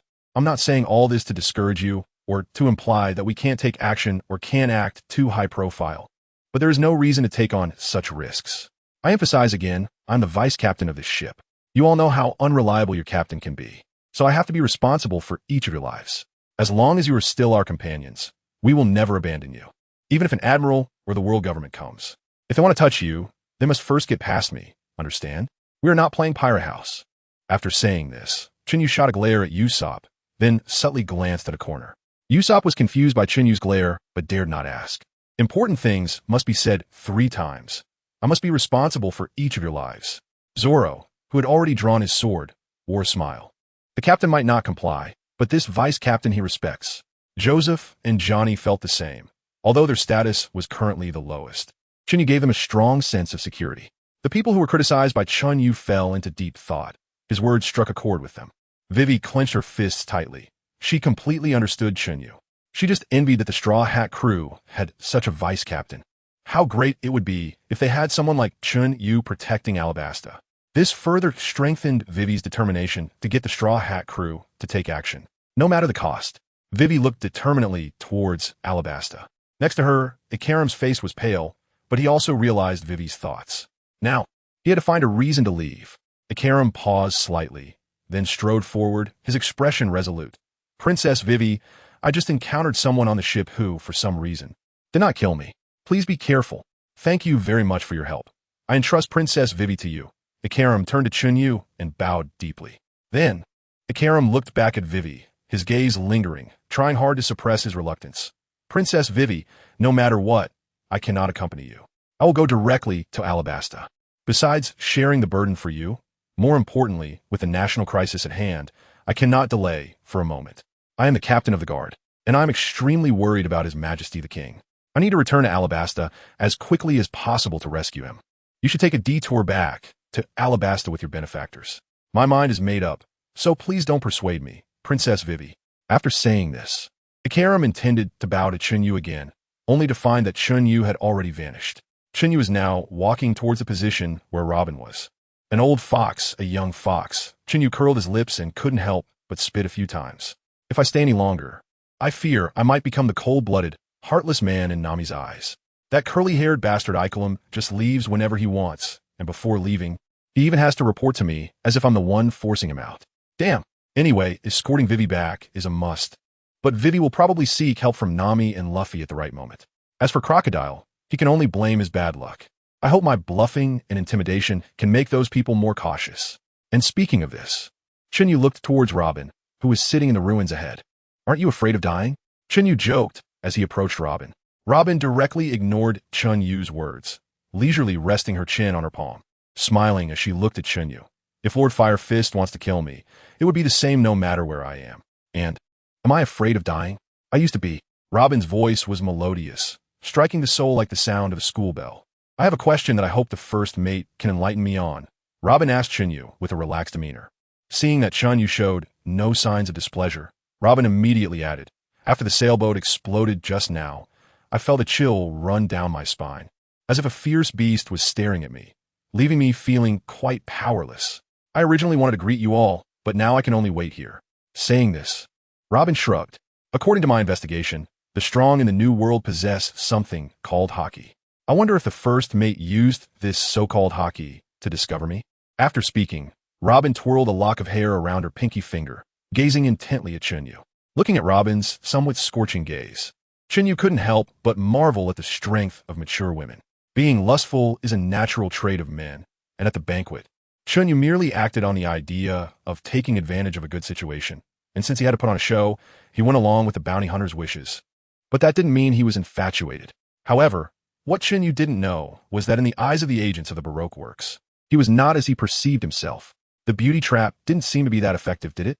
Robin secretly muttered, feeling even more disdainful toward Baroque works. Chen Yu waved his hand helplessly. Stop, stop. I don't remember having such a beauty on our ship. However, your guess is correct. It is indeed imposing. I didn't expect you to be so alert. I just glanced at you, and you could feel that? Chen Yu was somewhat impressed by Robin. After all, it's not easy to detect observation haki, right? This was just the result of years of accumulated vigilance. If one couldn't even manage that, they probably wouldn't get to see the vice captain at all. Robin's expression immediately turned incredibly despondent, as if she had suffered a great injustice. Chen Yu's eyes twitched. No matter where they are, women really excel at changing their expressions. If you only have this nonsense to say, then I will be heading back, Chen Yu said, his gaze fixed directly on Robin, a sense of pressure enveloping her. La, the vice captain is not gentlemanly at all. I'm here to offer help this time. Robin's expression became somewhat aggrieved, her eyes eagerly meeting Chen Yu's, seemingly afraid that Chen Yu might truly grow impatient. Robin stopped wasting words, took out a permanent pointer from her chest, then stood up and walked in front of Chen Yu. She placed her left hand under Chen Yu's palm, and with her right hand, she placed the warm permanent pointer in Chen Yu's palm, finally wrapping her own hands around Chen Yu's hand, pausing for 2 to 3 seconds before releasing it. She then slightly raised her head and smiled at Chen Yu, saying, "This is a permanent pointer directly to Alabasta. Does the vice captain wish to believe it?" Chen Yu felt that this woman was too terrifying. How could she be so capable? He immediately took a silent step back. At this moment, he and Robin were still enemies. For what Robin said, he suspected she was very cunning, and it wasn't a good time to have too much contact with her. If he had been thinking normally, he would have crushed this pointer directly, but today his mind could afford to be a bit slow, so he gave her a chance to explain. If her explanation was unacceptable to him, both this pointer and she would be shattered here today. After saying that, a large amount of flames surged from Chen Yu, instantly distorting the air around him. Robin couldn't help but take a step back, watching the flames that enveloped her in an instant, cold sweat breaking out on her face. While her mind raced, Chen Yu's strength was definitely more terrifying than Crocodile's. Crocodile would never make me completely unable to react. Moreover, Crocodile had recently become increasingly dissatisfied with me. If he really managed to take Alabasta, he would definitely turn against me. With that in mind, Robin decided to take a gamble, wagering her life. The first mate really isn't gentle at all. I really don't know what Miss Nami sees in you. Girls are quite delicate. Originally, my plan was just to have you face off against Crocodile. The more chaotic the situation, the better it would be for me. Although I currently hold a position just below in the Baroque works, without any surprises, Crocodile would definitely not let me go. Once he achieves his goal, Baroque works will become history. After witnessing the strength of the first mate today, I feel that Crocodile is no match for him. As long as you defeat him, I will be free, right? Although Robin spoke playfully, she was extremely serious. That's a solid reason, but why do you think that if I defeat him, he will let you go? You are still an enemy to me. I rarely hold back against enemies, Chen Yu said with a hint of amusement as he looked at Robin. However, Robin just smiled without saying a word, her eyes narrowing into a beautiful arc as she quietly watched Chen Yu. Seeing Robin's reaction, Chen Yu was initially confused, then suddenly stunned. Damn it, TV dramas have misled me. What kind of stupid question did I just ask? Chen Yu thought frantically in his heart, then immediately managed his expression. But his toes couldn't help but start to move. Robin saw that Chen Yu seemed to have figured out the answer and immediately covered her mouth with a light laugh. Then explained again, if the first mate really wanted to get rid of me, he could do so right now. Feel free. After saying that, Robin slightly raised her head, closed her eyes, and assumed a posture of surrender. Originally, Robin didn't want to make Chen Yu feel awkward by explaining, but her explanation only made Chen Yu feel even more embarrassed. What kind of brilliant question did I just ask? Chen Yu felt that if he didn't leave soon, he would have to change into new shoes again. After a long time without a response, Robin opened her eyes, only to find that the surroundings were deserted, and even the flames that had surrounded her were slowly dissipating. However, it seemed that it would take at least 10 more minutes to leave. It appeared that Chen Yu didn't want to see her again, at least not today. This first mate seemed a bit charming. Robin covered her mouth and chuckled again, feeling much more relaxed. In her view, Chen Yu was much more trustworthy than Crocodile. After carefully hiding the permanent pointer in the room, Chen Yu stepped out of the Mary and approached everyone. He planned to speak less during this time. These people had already made their own points. As long as they kept their words in mind, even if only a few did, Chen Yu's goal would be achieved. He didn't dislike their kindness. In fact, it was one of the reasons he was willing to board the ship. Chen Yu allowed the Straw Hat Pirates to contemplate kindness after careful consideration. Kindness and being warm-hearted must have their limits. Chen Yu muttered as he walked. Moreover, kindness is a virtue that aligns with one's own values and educational background. As long as it's not too excessive, he is still willing to accept it, except for, "Are we ready to set sail? It's been delayed for too long." And Chen Yu's magnetic voice attracted everyone's attention. "You're the only one left." Nami glared at Chen Yu, still somewhat dissatisfied. This guy really. After all, Vivi is a girl, and he said something so excessive. Chen Yu didn't even make eye contact with Nami. At this moment, looking at her would definitely result in a glare that could kill, and he wouldn't tolerate such humiliation. "I allow you to sympathize with Vivi's situation, but some things must be said." With this in mind, Chen Yu immediately looked at Vivi. Vivi quickly noticed Chen Yu's gaze, but she didn't show any unusual reaction. It was as if nothing had happened, and she gently gave Chen Yu a puzzled look. After all, she is still a princess. Chen Yu sighed softly to himself. He then broke the eye contact with Vivi and turned to Luffy, saying, "Let us set sail." "Oh, the brothers. Set sail." After saying this, Luffy stretched out his arm and flew toward the Mary. Even if Luffy was carefree, he knew that Chen Yu was right and would never blame him. In fact, Luffy was very happy. He felt that with Chen Yu helping him, he would definitely become the Pirate King. Soon, everyone was ready to board the ship. Cheers filled the Mary as it set sail again. Under Nami's encouragement, even Vivi laughed out loud. If someone paid close attention, they would notice that Vivi was intentionally and unintentionally trying to find out Chen Yu's preferences and would secretly observe him. Of course, Chen Yu had already noticed Vivi's gaze, but he was also puzzled. From Vivi's perspective, he was a complete villain, yet now she often secretly observed him, which left him somewhat confused. Not long after the Mary set off, a beautiful figure appeared on the shore, looking in the direction where the Mary was heading, muttering to herself, "Straw Hat Crew, Monkey D. Luffy, Chen Yu. We'll soon meet again, right? I knew I was right. I really am a brilliant first mate. However, I never expected that my worth of 90 million berries would end up being thrown out. Damn it," Chen Yu mumbled while eavesdropping on the conversation between Vivi and Nami by the door. "Chen Yu, you scoundrel. How could you do this?" Sanji, who came out to call everyone for dinner, saw Chen Yu eavesdropping and immediately transformed into a knight, condemning him. Of course, Sanji's princess is Vivi. Knowing he had been discovered, Chen Yu wouldn't stay at the scene waiting to be caught. After hearing footsteps inside the room, he quickly slipped to the bow of the Mary, leaning against the railing and smoking a cigar, completely ignoring Sanji's accusations. "Don't slander me. I didn't. I've been here enjoying the breeze for a while now." Chen Yu looked at Sanji and Nami, who had come out, with an unflustered expression. Nami, who pushed Chen Yu out of the room, felt bad for him, so she didn't expose him. As soon as Sanji exclaimed, Nami immediately activated her observation haki and naturally discovered Chen Yu. However, during this time, she could only let Chen Yu endure it. She really sympathized with Vivi. During her time with Vivi, Nami saw her own reflection in her and completely understood Vivi's feelings at that moment. However, even with sympathy, Nami had never promised Vivi anything. Chen Yu's words were not something she disagreed with. On the contrary, she found them enlightening. Therefore, Nami only condemned Chen Yu from a girl's perspective. However, Nami's words subtly hinted that Vivi should take the initiative to approach Luffy or Chen Yu, which was the best she could do.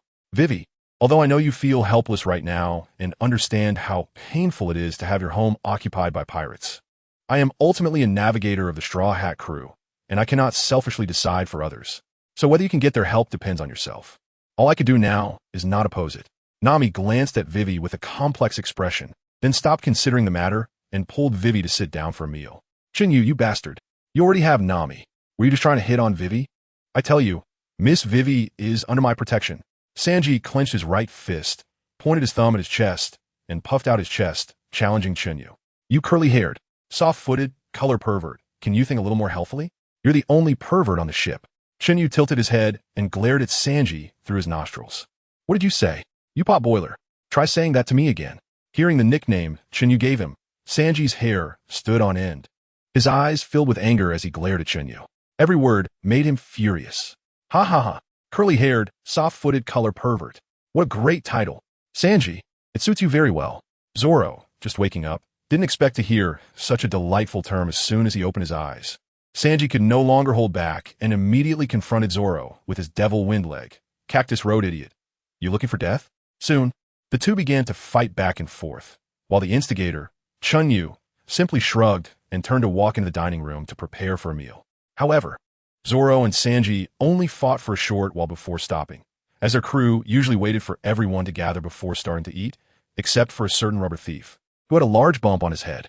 The meal was still quite cheerful, and even Vivi was laughing heartily at Luffy's antics. After the meal, everyone returned to their rooms, except for Zoro, who had slept during the day and was now on watch. The others, including the carefree Luffy, tacitly left the dining room for Vivi. Seeing everyone leave, Vivi showed a thoughtful expression, covering her forehead with her hands, looking somewhat troubled. In the middle of the night, Vivi walked out of the dining room and finally stopped in front of Chen Yu's door, standing there for a long time, seemingly conflicted.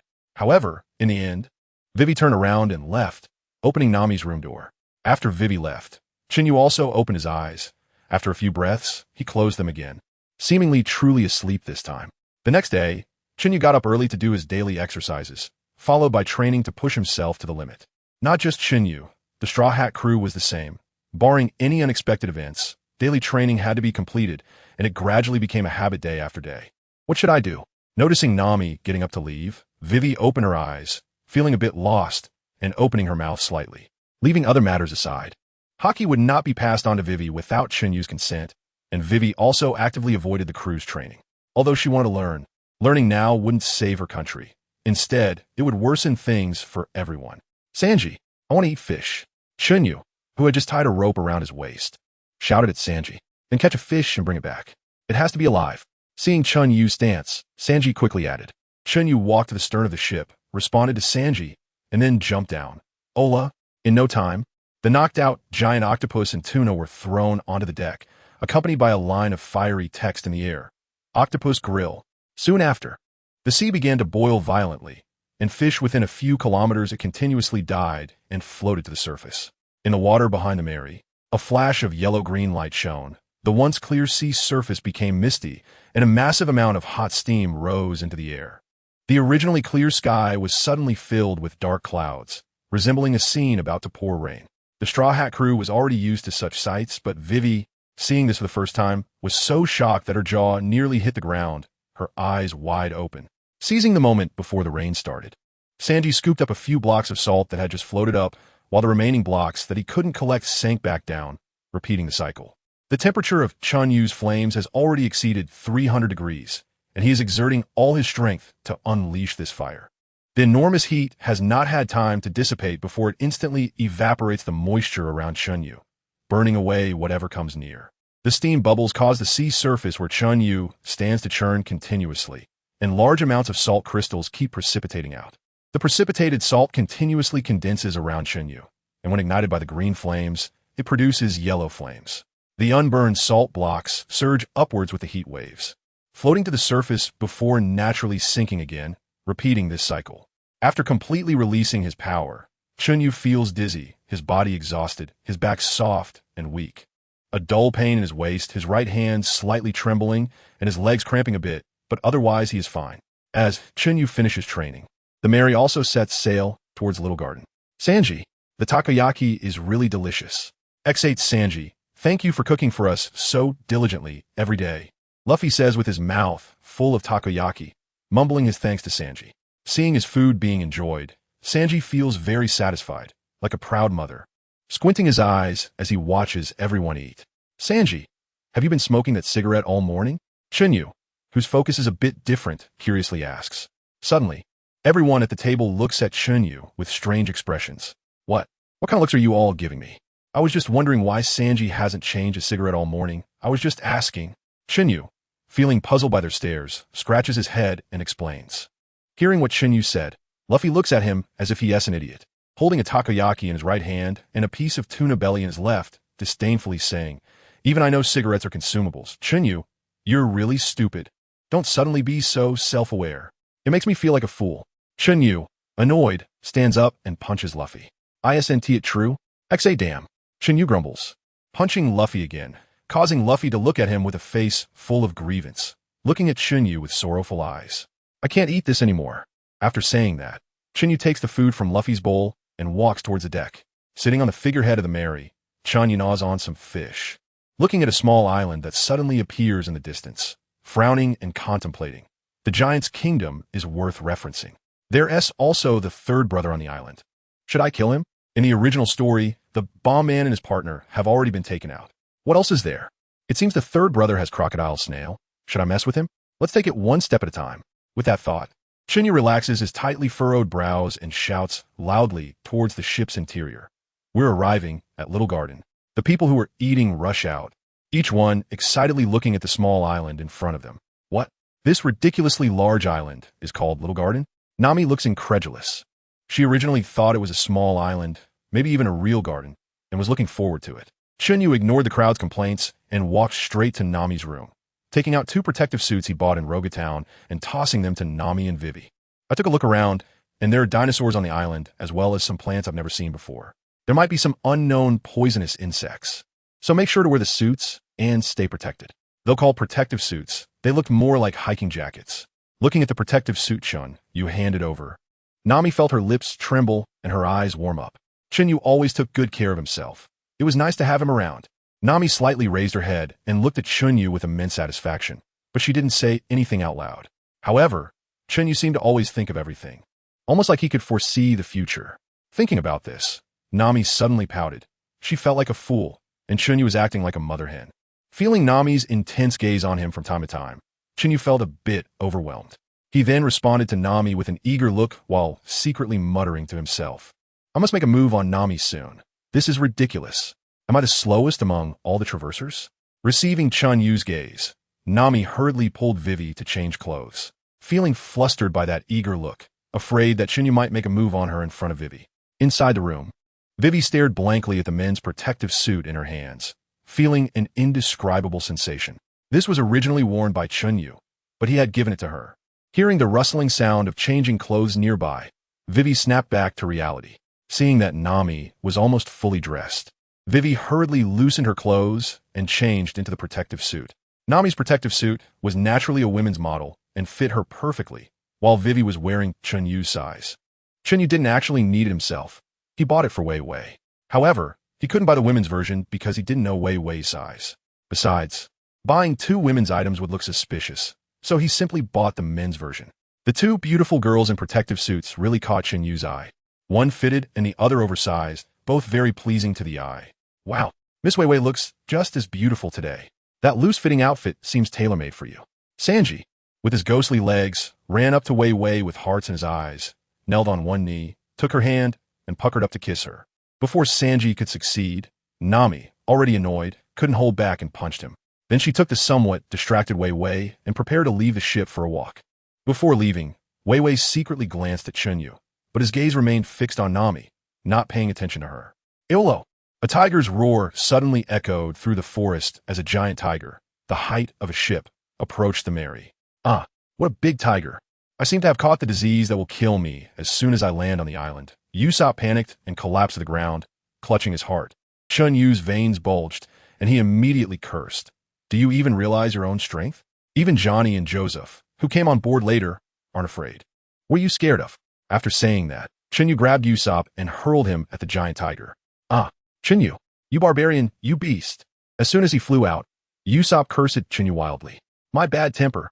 Hearing this, Chen Yu clenched his fists, a burst of flames rising, which scared Usopp into pulling out a slingshot from his pocket and shooting at the giant tiger, not daring to make a sound. Whoosh! Just one lead pellet took down the giant tiger, instantly reviving Usopp. He stepped on the tiger's back, pointed to the sky, and boasted, "Ha! It turns out Lord Usopp is so powerful." Bang! The Mary shook violently, and, at the same time, a shadow flashed by. It turned out that Chen Yu couldn't help but burst out, swinging his fist and giving Usopp a good beating. Do you think I fought with Hawkeye for nothing? You make me feel like teaching you Haki is not worth it. If you act so cowardly again next time, I will definitely crush your nose bone inch by inch. After stopping, Chen Yu heavily exhaled the stagnant energy in his body, completely ignoring the now pummeled Usopp. He immediately ordered, I won't manage the captain, everyone else can move freely, and supplies should be replenished. Then he looked towards Nami. Chen Yu found that Nami was wrapped up tightly. So he nodded in satisfaction and turned to walk into the dense forest. Nami was wearing protective gear and had observation haki, so she shouldn't get bitten this time. As for the others, he didn't want to bother. They wouldn't die anyway. If he had the leisure to care about those roughnecks, he might as well take a good stroll. The ancient forest, huh? Speaking of which, Chen Yu's expression changed from disdain to excitement. On the merry-go, Sanji shouted at Zoro, who was getting ready to go for a walk. Zoro, there's no meat left on the ship. Remember to bring back some game. Oh, got it. Don't worry, I'll definitely catch some prey that you could never hunt in your lifetime. Zoro waved his hand with a smile, responding as if it were a matter of course. Wait, I can't just pretend I didn't hear that. You say you can hunt what I can't. Sanji, biting on a cigarette, looked down from the merry-go with an annoyed expression at Zoro. Isn't that obvious? Zoro grinned, holding his sword. Then let's see who can bring back more. You third-rate swordsman. Watch me scare you with a game I catch. Huh? Who's afraid of whom? You soft-shell shrimp. Oomph. Just you wait. After that, Sanji and Zoro, both looking displeased, walked off in different directions while still cursing at each other. To be honest, the taste of this dinosaur meat was really good. It had a nice chew to it, but wasn't too tough to eat. By the campfire, Chen Yu was savoring a large meat stick. There shouldn't be anything on the island that could threaten them. He still needed to find something to do. Chen Yu patted his butt, and his contemplative expression deepened. How about training? Yes, the timing and location were just right. He aimed to learn the application of haki before reaching Alabasta. No time to waste. After getting up, Chen Yu closed his eyes, contemplating the key points of haki application. Then, he activated his armament haki, gathering it at the tip of his fist as his thoughts flowed. Suddenly, Chen Yu opened his eyes sharply. Looking at the ancient tree in front of him, he stepped forward, twisted his waist, and aimed with deliberate power, throwing a punch without hesitation toward the ancient tree. Bang! The huge ancient tree, which 3 people couldn't wrap their arms around, was easily broken in half. The broken ends looked jagged, as if it had been snapped by brute force, lacking any aesthetic appeal. Chen Yu looked at his handiwork, feeling a bit speechless. Even without haki, I could do this well, right? Isn't this just brute force breaking it? Chen Yu was completely dumbfounded, his mouth twitching, but his gaze was extremely serious as he pondered the problem at hand. The issue was obvious, but how to solve it? Chen Yu looked at his fist, furrowing his brows and scratching his head. The application method of Mihawk's haki was simply to get the haki moving. However, unlike flowing sakura, it was about shaping the edges, elongating and flattening them to form a blade-like layer of haki. Theoretically, the thinner and more condensed the edges of haki, the sharper it would be. The principle was simple. The flatter and harder it was, the sharper it became. The more Chen Yu thought, the more he scratched his head. He could only control the amount of haki wrapping around, but couldn't fine-tune it yet. Seeing that he couldn't come up with a solution, Chen Yu gave himself a loud slap. Damn it, I've forgotten my ancestors' teachings. Practice. Practice makes perfect. That old man carp also smashed a few mountains before he mastered the iron fist. With that thought, Chen Yu joined his hands together and recalled the calming mantra. After clearing the restlessness from his heart, Chen Yu opened his eyes again, his gaze sharp, and he was eager to try. Let's first get the haki moving. Then, a series of explosive sounds echoed in the small garden, drawing everyone's attention. Chen Yu walked along the path, smashing trees with an air of dominance, as if it were free. With haki wrapped around his hands, every punch and palm strike was full of power. The terrifying force shattering ancient trees, leaving a trail of splintered wood in his wake. He transformed into a ruthless bulldozer, seemingly embodying the might to kill gods. On the other side, at the center of the small garden volcano, as the volcano erupted, Dong Li and Brokey began a new round of duel. The shocking battle waves crushing patches of forest, leaving Luffy, Usopp, and others dumbfounded. In terms of sheer strength, the giants were frighteningly powerful. However, Usopp noticed that the giants seemed not to be using haki, or perhaps they simply couldn't use it. Is haki really that powerful? Even giants can't use it? Usopp, with a pig head on, was deeply shocked. He suddenly admired Chen Yu immensely. He had taught them haki even before they set foot on the Grand Line, which was truly far-sighted. At that moment, Usopp suddenly remembered what Chen Yu had said when he had just beaten him. It seemed that Chen Yu was right. Throughout their adventures here, aside from Mihawk, they hadn't encountered anyone who could use Haki. Thinking of this, Usopp frowned. Chen Yu was correct. Haki was indeed very powerful, and he couldn't continue being this weak. He wanted to be a brave warrior of the sea. Usopp lifted his pig head, clenched his fist, and with a determined gaze, he closely observed the giants' battle. After learning the stories of the two giants, Usopp held their beliefs in high esteem. Bang! Bang! At that moment, a series of booming sounds came, and not far away in the forest, a large amount of splintered wood flew through the air, as one massive ancient tree after another was smashed to bits in Usopp's eyes, causing him to break out in a cold sweat as he immediately pulled down his binoculars to observe. Huh? Chen Yu? What is that guy doing? Seeing Chen Yu's reckless behavior, Usopp's cold sweat didn't stop. At this moment, Usopp finally understood what Chen Yu meant. I can break a tree, but to blow up a tree, especially one as absurdly large as this, I wouldn't be able to do it even if I tried. How strong is Chen Yu now? Usopp pinched his chin, looking thoughtful, measuring his own strength while being shocked by Chen Yu's brutality. That monster hasn't even used his devil fruit powers yet. I usually train very hard, but in the end, I can't compare to those four monsters, Chen Yu and the others. Damn it, what am I even doing? Every time there's trouble, those four stand in front while Usopp's expression grew darker as he clenched his fists, repeatedly pounding them against his thigh. Usopp looked extremely grim, his fists still pounding. Then he shouted to the sky. What kind of brave warrior of the sea is this? What is this? Isn't it just like the old me? Damn it. Seeing Usopp suddenly go crazy, Nami and Vivi nearby looked worried. Vivi was completely unaware of the situation. But when Usopp lowered the telescope, Nami also released her observation Haki and naturally sensed Chen Yu's inhumane actions. She didn't know how to comfort him. After venting, Usopp's heart was filled with self-blame. The strongest observation Haki, the strongest sniper. Chen Yu has such high expectations for himself. Will he be disappointed in me? Usopp scratched his nose, his lower lip tightened, and his brows furrowed. Thinking of this, Usopp took out his slingshot and a lead pellet from his bag. Falling into deep thought, Usopp, observation Haki doesn't have to be evenly spread out. For you sharpshooters, focusing your observation Haki in one direction to achieve long-range detection is even more impressive, right? Usopp, armament Haki can do more than just strengthen bullets. Can't your slingshot be enhanced too? Usopp, I heard that mastering observation Haki can lead to predicting the future. If you can do that, wouldn't you be able to hit every shot for real? Why are you frowning? It makes me want to hit you. Why are you deciding you can't do it before even trying? Usopp, maybe your physique and strength can't compare to ours, but you can definitely focus on precision over quantity. I heard there are people in the Navy who can precisely use armament Haki to penetrate objects and change their shape. That sounds strong, right? So, stop saying you're weak.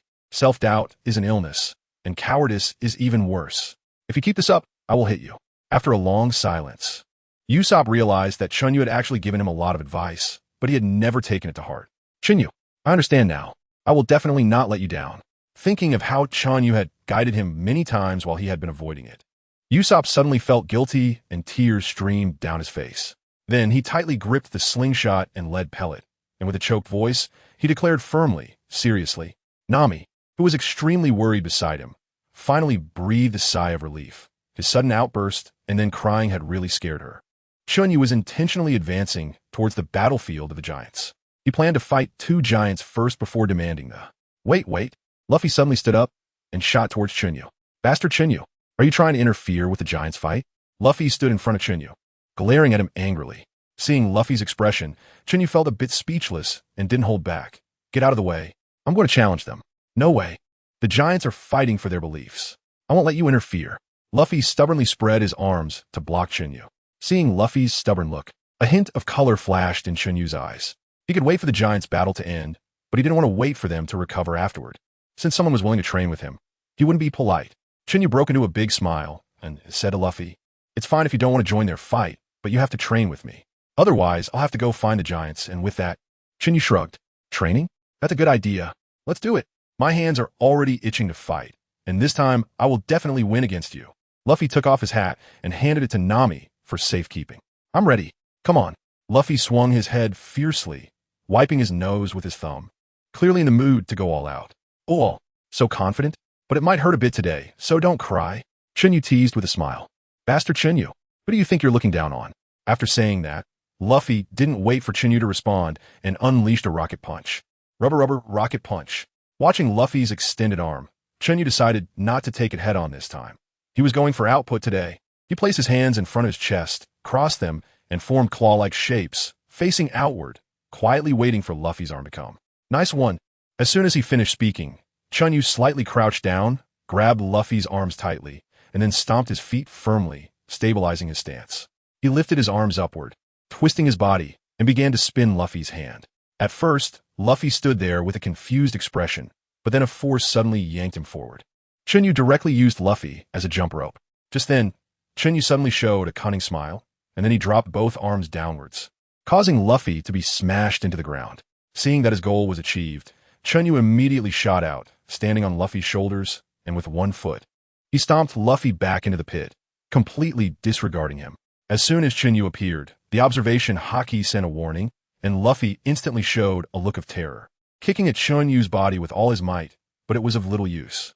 Looks like you've already sensed the danger. Congratulations, your observation haki is really impressive. Be sure to protect yourself. With a smile, Chen Yu's fists were shrouded in a layer of dark color, looking as if to say, don't be afraid. I'll go easy on you. Luffy stopped struggling and without hesitation wrapped his head and arms in armament haki, crossing his arms over his head, bracing himself to protect his skull. Here it comes. A red light shot from Chen Yu's eyes, his expression excited and exuberant. Yura.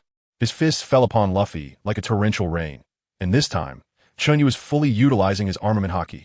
However, Chen Yu was very principled this time, only attacking areas where Luffy was defending. Otherwise, Luffy would really be in trouble. Bang! XN Chen Yu's fists moved so fast that they were nearly invisible to the naked eye, striking Luffy again and again, getting more and more excited with each hit. Waves of energy radiated from the two of them, causing the ground around them to crack like a spider web before bursting apart, sinking deeper and deeper. The shockwaves flattened the surrounding forest, toppling numerous ancient trees, while the distant trees bent outward, their leaves rustling as they brushed against each other, creating waves of foliage that spread outward. So, this is really exhilarating. The trees shattered with just a bit of force, and it's all thanks to you, Luffy. Hold on, I'm about to accelerate. A slightly deranged voice echoed along with the waves. The two giants, just lying down after their battle, were drawn in by the fight, their eyes wide with shock as they stared intently at Chen Yu and Luffy's clash. What are these two up to again? Nami covered her eyes, somewhat speechless. One captain and one vice captain. Can't they be more serious and stop causing trouble every day? Are they not human? Their fight makes more noise than the giants. Usopp's eyes bulged, his fingers trembling as he pointed at Chen Yu and Luffy. Miss Golden Week, let's get out of here. Mr. 3, observing from a distance, abandoned his tea and turned to run. Behind him, Miss Golden Week struggled to keep up. Although I advocate for high IQ crimes, that doesn't mean I'll just take on anyone. What kind of task did that bastard Mr. Zero give me? If he wants me dead, he should just say so. The Misty Man is a genius. I need to find a place to hide. Mr. Zero probably won't have time to deal with me. Wait.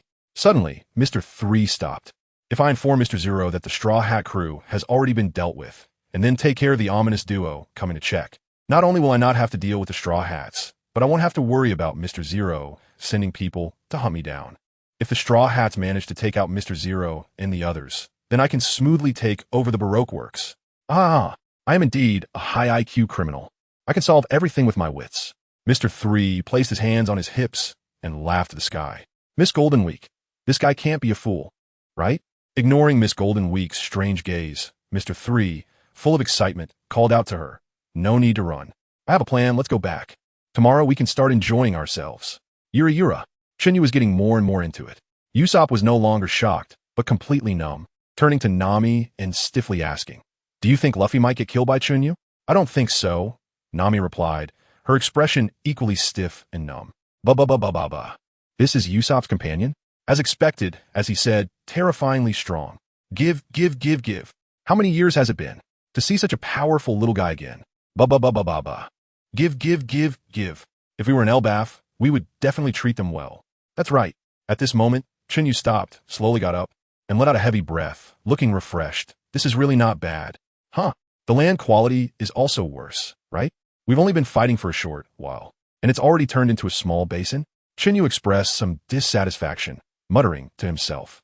Then, He dragged the completely unconscious Luffy toward the spot where Usopp was. At this moment, Luffy's face was swollen to more than twice its size. Both of their haki were still considerable, but Luffy had been beaten unconscious. As Chen Yu's frequency was too high, his intensity too great, and he had given Luffy no chance to rest or catch his breath, directly knocking him out.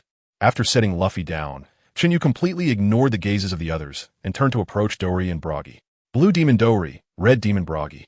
The notorious pirates with bounties over 100 million from a century ago truly lived up to their reputation upon seeing them. Chen Yu thought as he looked at their exaggerated height. Baba Baba, give. Little guy, do you want our heads? Then we can't just give up. Saying this, Dory and Broggy got up, their fighting spirit palpable, their expressions serious as they stared at Chen Yu. Hey. Chen Yu, stop. They're our friends, and we don't need the money, right? Looking at Chen Yu, Usopp felt a bit intimidated but stood firmly in front of him. Usopp, showing a bit of courage. Good job. Not bad. It was worth it to have beaten you up. However, who told you I was going to attack them? You can step aside. I will make a move against friends. Chen Yu pressed Usopp's head down, pushing him aside, and sincerely looked at Dory and Broggy. As soon as Chen Yu finished speaking, the entire venue fell silent, and everyone present showed strange expressions. They glanced at Chen Yu, then at the unconscious Luffy, but no one spoke. This is training. Do you understand training? Moreover, if you don't believe me, ask the giant uncles. Every battle must be fought with full effort. That is the respect for combat. After saying this, Chen Yu looked at the two giants. Right, uncles? Baba, give. Upon hearing Chen Yu's words, Dory and Broggy nodded in agreement and smiled as they responded. I agree with that. Combat is sacred. Every battle must be fought with full effort, so that the god of Elbaf can bless us. That's right. Baba, give. Chen Yu suddenly had a flash of inspiration. The two giants laughed heartily, but Chen Yu was laughing so hard that he was almost out of breath. After Chen Yu took a deep breath, he went straight to the point. Uncle Dongli and Uncle Brokey, I see that you are both very generous men, so I won't beat around the bush. As our journey continues, we will undoubtedly encounter all kinds of opponents. I heard that the giant race has a move called Dominion. I wonder how I can learn that move? After speaking, Chen Yu looked at Dongli and Brokey with a serious expression. Ha, kid, you really suit my taste. To tell you the truth, we believe in the god of Elbaf. So as long as you defeat me, I can teach you. But you humans might not be able to learn it after all. You are too small. Even we giants must give it our all when we use it, Dongli replied. Upon hearing this, Chen Yu's eyes lit up. He didn't ask why it couldn't be learned, but immediately said, Uncles, whether I can learn it or not will have to wait until I have the qualifications to learn. Right? Please guide me. After speaking, Chen Yu placed one hand behind his back and raised the other hand with the palm facing up, looking eager for guidance. Dongli, I'll be his opponent. You can't take this from me. What did you say? It has to be me. Brokey, I am stronger. So I should be the one to step in. I can't just pretend I didn't hear that. You say you're stronger than me? Isn't that obvious? You clearly, I'm the stronger one. Not convinced. Let's settle this. This is exactly what I want. Seeing this familiar scene, Chen Yu couldn't help but twitch the corners of his eyes and quickly intervened. Uncles, stop arguing. I'll find another opponent. Everyone can have a match. No need to fight over it. Without waiting for their agreement, Chen Yu swiftly vanished from the spot. Not long after, Chen Yu returned flying with Zoro and first said to him, Giant Ray Swordsman, let's have a match. Then Chen Yu turned to Dongli and shouted, Uncle Dongli, our ship's swordsman, the future strongest swordsman. Do you want to exchange a few moves? Hearing that it was a giant swordsman, Zoro's eyes lit up, looking eager to try. As for Dongli, he had no objections. The god of Elbaf did not allow him to refuse any challenge. Chen Yu also turned and walked towards Brokey, saying nothing and directly entering a battle stance. The fight quickly broke out. Zoro immediately tied his bandana on his head, drew 3 swords, and charged at Dory. Dory, not to be outdone, swung down heavily with his sword. Zoro had no intention of dodging Dory's attack, besides wanting to test his strength. Chen Yu had also told him that he must win head-on, without dodging a single move. Chen Yu also charged towards Brokey, his armed color wrapped around his right fist, and clashed head-on with the incoming giant axe. The two battlefields experienced the same situation, with 2 little guys surprisingly confronting 2 giants. After exchanging a few blows, Chen Yu found that he had gained better control over his armed color, so he began to manipulate it according to the application method, initially changing the shape of the armed color. Although it wasn't sharp enough, it was definitely sharper than Brokey's large and dull axe. A punch struck the axe, creating several blade-like notches. Indeed very strong. It seems that beating Luffy was not in vain, Chen Yu grinned. This punch maintained its power. But the fist had initially acquired a sharp attribute, directly creating a notch in the axe. Then, Chen Yu unleashed a few more punches, rendering the giant axe useless, followed by a punch that hit Broki's abdomen, sending him flying over 10 meters. The outcome was clear. On the other side, Zoro also quickly achieved victory.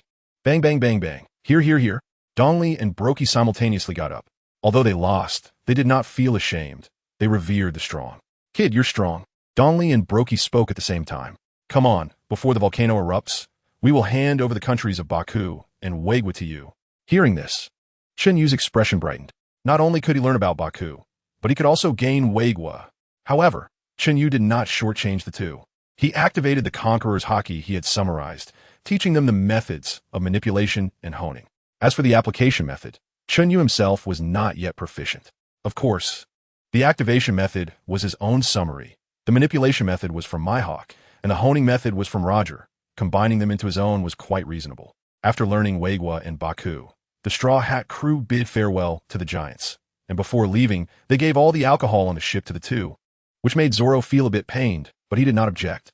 Before departing, Chen Yu also reforged their weapons, incorporating some rare metals sponsored by Usopp, enhancing the toughness and sharpness of the reforged weapons.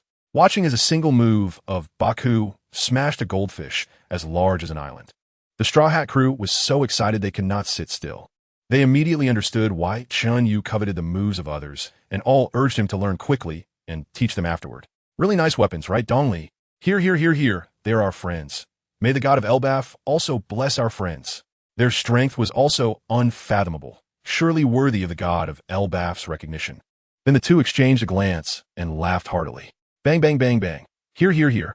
Did you remember the key points of the application method I just taught you? Chen Yu sat on the deck, with the rest gathered around him to listen to his teaching.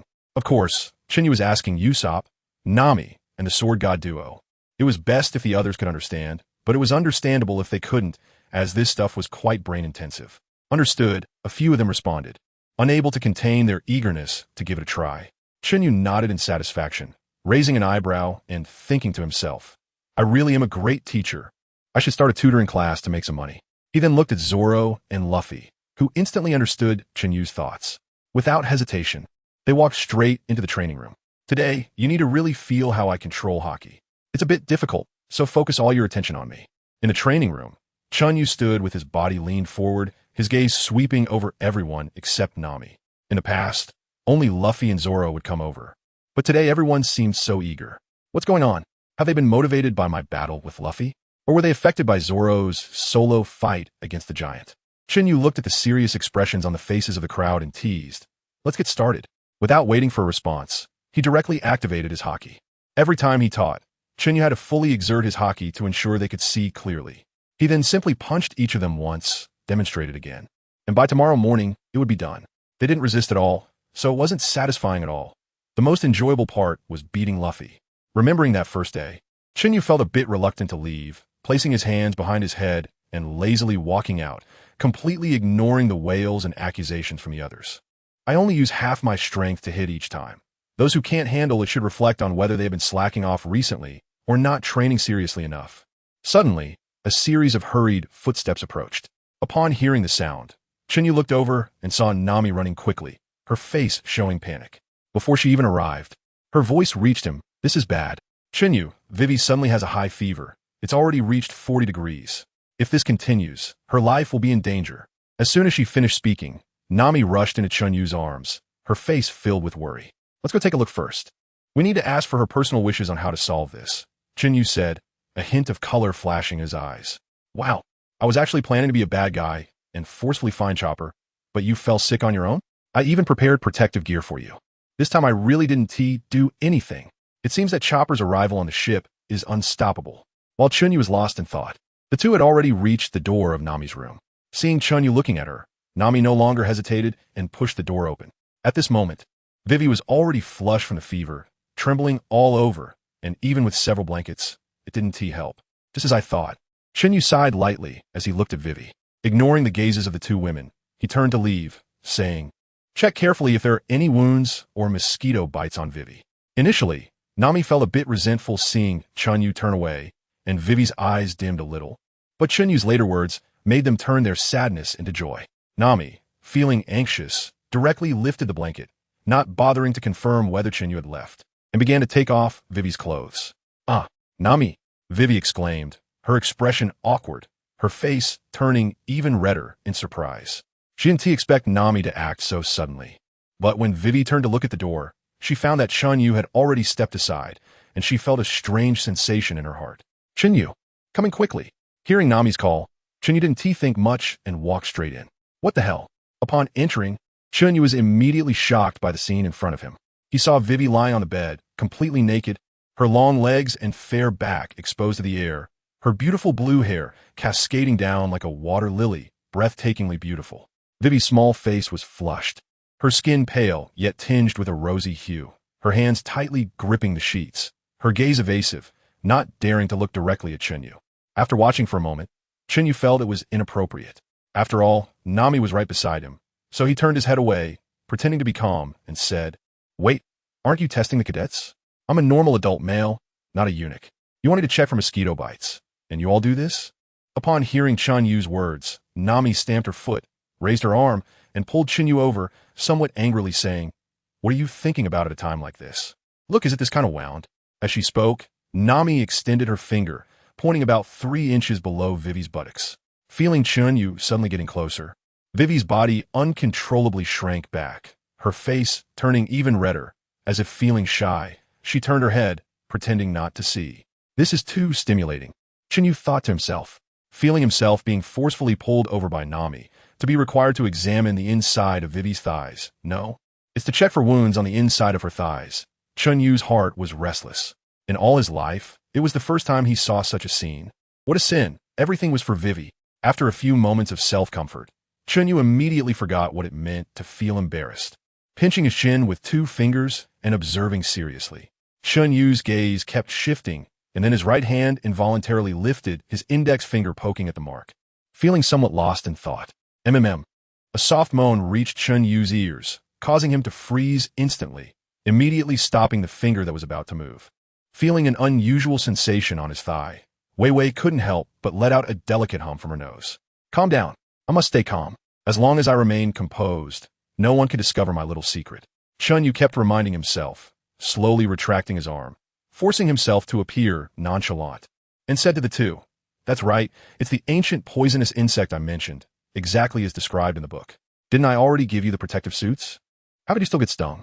Chen Yu immediately turned the tables and questioned the two. After hearing what Chen Yu said, Nami clenched her fists tightly, ready to explode in anger, but then realized Vivi's predicament and hurriedly helped her cover up with a blanket. She then turned to Chen Yu and said, "Big brother, everyone has their own important matters, especially girls. Is this really the focus right now? What should we do? What will happen to Vivi?" The more Nami spoke, the more worried she became, looking at Chen Yu with hope. "What else can we do? If we don't treat her, Vivi might. But we don't have a ship's doctor, and we need to find a doctor, which takes time. You know how Vivi feels. You should communicate with her. I'll go outside and wait." After saying this, Chen Yu left without hesitation, closing the door behind him as he exited the bedroom. That was close. Luckily, I'm a natural type, and I managed to elementalize just in time. Saying this, Chen Yu glanced at the yurt. He took a deep breath to regulate his blood circulation. After enjoying the sea breeze for a while, Chen Yu walked back into the room. Vivi intended to go directly back to Alabasta, where there were doctors. As long as they returned, she could get treated, but there was hope. Before Nami could finish, Chen Yu interrupted her, saying, "Do you want me to speed up? I can speed up without much effort." Hearing this, both women felt relieved. "Don't celebrate too early. Of course, I've considered what you said. It seems I was too tactful. What I mean is after being bitten by the ancient poisonous insect, even if I speed up, I'm not sure Vivi can hold on until we get to Alabasta." Upon hearing this, both women turned pale with fear, especially Vivi, who couldn't stop the tears from flowing. "But finding a doctor will take a long time, right? Our country can't wait too long. I have to get back quickly. The sooner we return, the fewer people will die." Seeing this, Nami was uncertain. Glancing between Vivi and Chen Yu, her face filled with worry. "Let me make the decision for you. You two continue towards Alabasta, and I will look for people along the way. If I find someone, we can change direction temporarily." After saying this, Chen Yu glanced at Vivi and added, "You no longer have a choice. I will do my best to search, If I find someone, it will be great, but if not, we can only regretfully take you back. Then, Chen Yu took out the permanent pointer to Alabasta from his pocket and casually placed it on the table. This was obtained from the unlucky duo when he sent Sanji to wrap things up. Without waiting for the two to respond, Chen Yu disappeared from the spot. In the next moment, he took out the permanent pointer given by Robin and set off on his journey to find Chopper. This was originally Chen Yu's plan. Even if no one was sick, he would still do this. It was just that what was initially a private matter for the Straw Hat crew had now turned into a personal favor, earning a little profit. It wasn't until Chen Yu disappeared that Vivi finally emerged from under the blanket.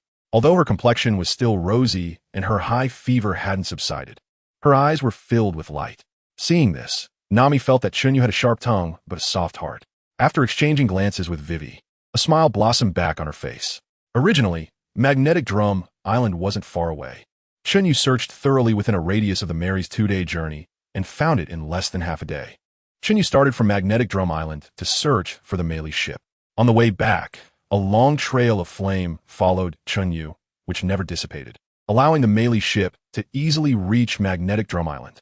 As soon as Chen Yu returned to the Mary, he was spotted by Sanji, who was on lookout duty. Chen Yu is back. Seeing Chen Yu return, Sanji was very excited, running and shouting.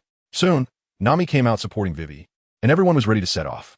Luffy, take down the sails. Sanji, steer the ship towards the flames. Johnny, Joseph, Zoro, secure everything on the ship. We're going full speed. Oh, X7 Nami was carefully taking care of Vivi, who was leaning against the wall. At this moment, Vivi was deeply moved, secretly murmuring, Mr. Chen Yu must be doing his best to find us. Seeing everyone ready, Chen Yu didn't hesitate, lightly tapping his toes on the ground. And in the next moment, he appeared at the stern of the ship, bracing the Mary. Everything was ready. Hold on tight. As soon as he finished speaking, the Mary shot out immediately. Even the main mast bent due to inertia. Vivi felt the sudden push from behind and had an urge to scream. While the Straw Hat crew was all excited, this opportunity was rare. Following the marks they had left earlier, the Mary soon arrived at Drum Island. As they sailed from the ocean into the inland river, Chen Yu no longer pushed forward but stood at the bow with Luffy and the others, enjoying the scenery along the way. Because Chen Yu was too fast, the villagers arrived late. It was only after everyone disembarked that they were surrounded by the Straw Hats. Pirates, listen up. Leave this place at once. Leave immediately. You're not welcome here. The leading man slowly stepped forward, his gaze fixed on the group, speaking sternly. Without waiting for the Straw Hats to respond, guns were aimed at them one by one. Luffy showed no reaction and stepped forward, saying, We just want to find a doctor. We have a patient on our ship. Shut up, pirate. Your excuse is ridiculous. No matter if there's a doctor or not, you will not take another step forward. That's right. The villagers behind them began to speak one after another, their tone unusually firm. Chen Yu showed no reaction. As long as he didn't take action, it was up to others. Sanji felt a bit helpless, seemingly experiencing being hated for the first time, sighing, Oh dear, I really am hated to the core, and this is clearly our first meeting. Bang! Before Sanji could continue speaking, someone in the crowd fired a shot at him, but Sanji gently sidestepped and dodged it, the bullet embedding deep into the deck. Chen Yu's face instantly turned cold. After arriving in this world, Chen Yu discovered that his greatest change was his indifference to life. The habits and beliefs engraved in his memory were gradually fading away, replaced by the rules of this world. It wasn't just Chen Yu. The expressions of the Straw Hat crew also darkened. Since they had taken action, there had to be a result. Originally, they only intended to treat an illness, pull someone in, and then leave, but they insisted on playing it this way. With that said, a wave of Conqueror's haki burst forth, instantly intimidating everyone. After some time of research, releasing Conqueror's haki in a certain direction was no longer a difficult task. Chen Yu unleashed his Conqueror's haki, pressuring the villagers, who fell to the ground like dumplings. Some villagers who were still holding on showed fear, and a few even fired their guns at Chen Yu. Chen Yu couldn't be bothered to dodge. The bullets easily passed through his body. At the same time, he increased the output of his Conqueror's haki, leaving only the leader standing.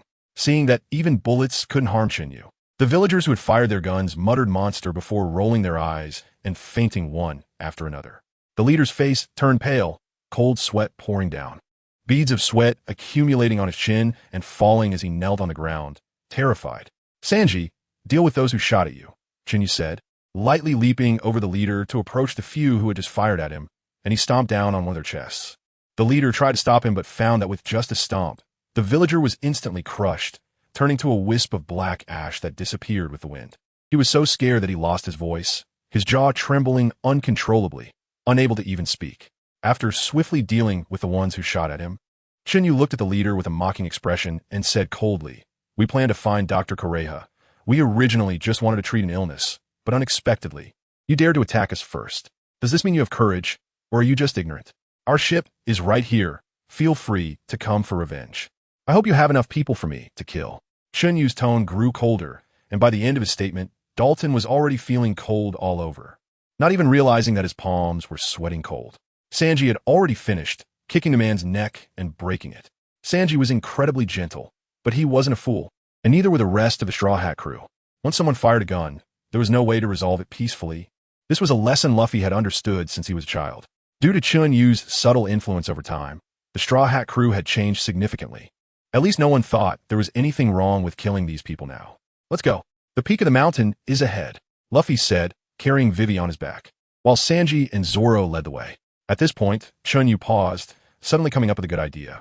"Hee, Usopp, give me 10 minutes to build a basket that can hold everyone, and Zoro will help."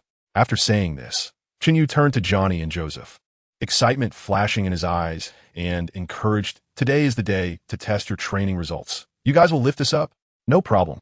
Piece of cake." Johnny flexed his bicep, full of confidence. Joseph also refused to be outdone. "That's right, it's finally our turn to take action." The two exchanged glances, then linked arms and started dancing. Watching these two fools have fun, Chen Yu genuinely felt that letting them on the ship was the right decision. The basket was completed, and Chen Yu then sent Sanji to the ship to grab a gold brick as a consultation fee, and the group stepped onto the basket. Joseph and Johnny fully transformed, gripping the reserve branches, and with a flap of their wings, they lifted everyone off the ground. Since it was the first time for everyone to ride a cable car, they were all incredibly excited, which made Chen Yu laugh. "Haha, humans. Can't help but show off, huh? Just don't involve me next time." Upon hearing this, Nami didn't hesitate and slapped Chen Yu on the shoulder. The group continued to chatter all the way to the mountaintop, still not satisfied. When they got off the basket, although they were still noisy, everyone took their positions.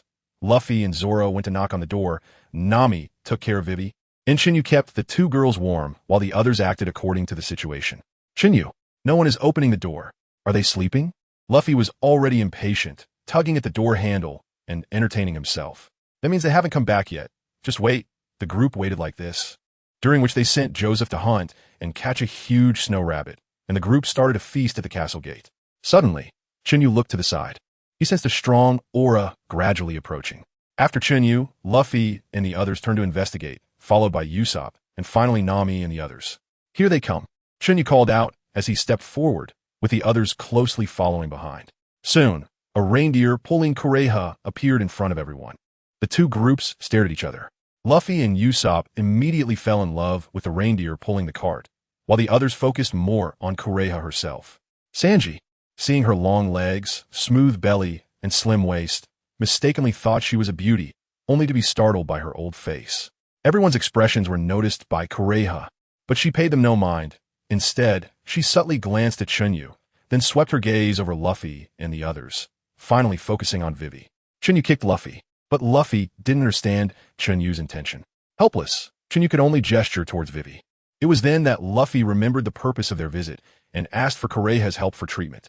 However, Kureha ignored Luffy and didn't respond. Seeing this, Chen Yu glanced at Sanji. Sanji calmly lit a cigarette, took a deep puff, and then tossed a bag into Kureha's cart. Thud!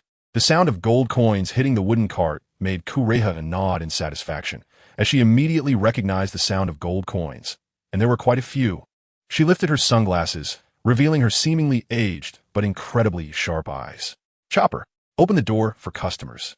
Upon hearing this, Chopper simply nodded and pulled Kureha to the front door, then transformed into a muscular man and pushed open the castle doors. Once this was said, Kureha put her sunglasses back down and allowed Chopper to lead her, no longer paying attention to the Straw Hat crew. Finally, Chopper was about to be in hand. As long as he pointed out that he had medical skills while preparing medicine, the rest wouldn't involve him as the vice captain.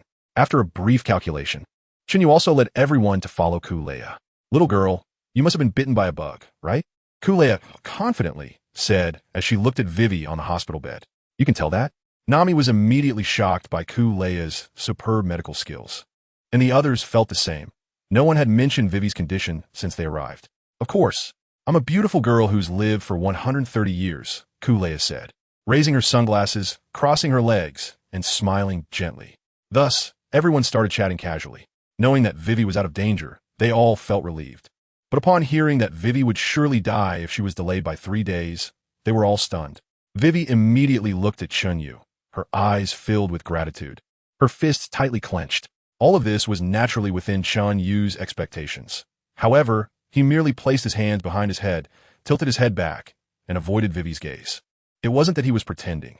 Chen Yu had noticed that Vivi's gaze had been increasingly strange lately, both in frequency and temperature, making him somewhat uncomfortable. I'm going for a walk, Chen Yu said restlessly and turned to leave the hospital room, knowing that Vivi no longer needed to worry. Luffy's restless heart could not be contained, and he dragged Usopp off to explore. Mr. Reindeer, are you also a doctor? Chen Yu leaned against the door, his expression particularly gentle as he asked Chopper. Chopper was startled by the sudden approach and immediately performed the Chopper dodge. Doctor? Doctor, you idiot. Even if you say I'm a doctor, I won't be happy. After saying that, Chopper twisted his whole body. Is that so? I think you're a really amazing doctor. Bakiyaru, who told you to say that? I'm not happy at all. While responding to Chen Yu, he pushed a chair forward, indicating for Chen Yu to sit and praise him. Not happy, huh? Well, you really are super amazing. Besides Dr. Kulea, your medical skills are the best. Chen Yu continued to apply pressure, his expression gradually becoming cunning. You're so annoying. I'm not happy at all. You bastard. Chopper's expression was extremely relaxed, and after pouring Chen Yu a cup of tea, he finally spoke. But I'm a pirate. The skeleton is the most remarkable. I can't lie to the pirate flag. You clearly are the best. After saying this, Chen Yu didn't look at Chopper. He knew Chopper was lost in memories. Chopper, do you want to join us for an adventure? It's really fun. There are many new things and medical techniques you've never seen before. Super cool. And we need the best doctor in the world on our ship. I think it has to be you. What should we do? After a moment's pause, Chen Yu continued the onslaught. After a barrage of sweet talk, Chopper was completely unable to move, floating in the air, but still refused Chen Yu. Chen Yu, although I really want to travel with you, and your stories are all so exciting, I'm sorry, I can't go with you. Is that so? It's okay. Chen Yu patted Chopper's head, ruffled his fur, and then added, as long as you want, you're welcome anytime. We'll be staying here for a while. Please take care of us. The handsome, gentle, caring, and highly skilled Dr. Chopper. Not looking at Chopper, he turned to leave. My task is complete. Luffy, I still have to watch you, Chen Yu mumbled to himself. In the room, Chopper was about to go crazy from Chen Yu's compliments. A few rounds of flattery in a short time were equivalent to a lethal dose. He was overwhelmed. Old lady, do you want to join us? Let's go on an adventure together. Luffy returned to the hospital room with Usopp, saw the sleeping Vivi, and cleverly asked, Doctor. Kulea did not respond to Luffy, but waved her finger to signal him to come over. Usopp, curious, followed along. Who the hell are you calling old lady? I'm a youthful beauty who's lived for 130 years.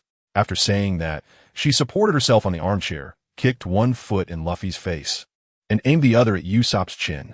With 2 loud thuds, Usopp was stuck in the ceiling, struggling, while Luffy crashed through 2 rooms, finally embedding himself in the wall.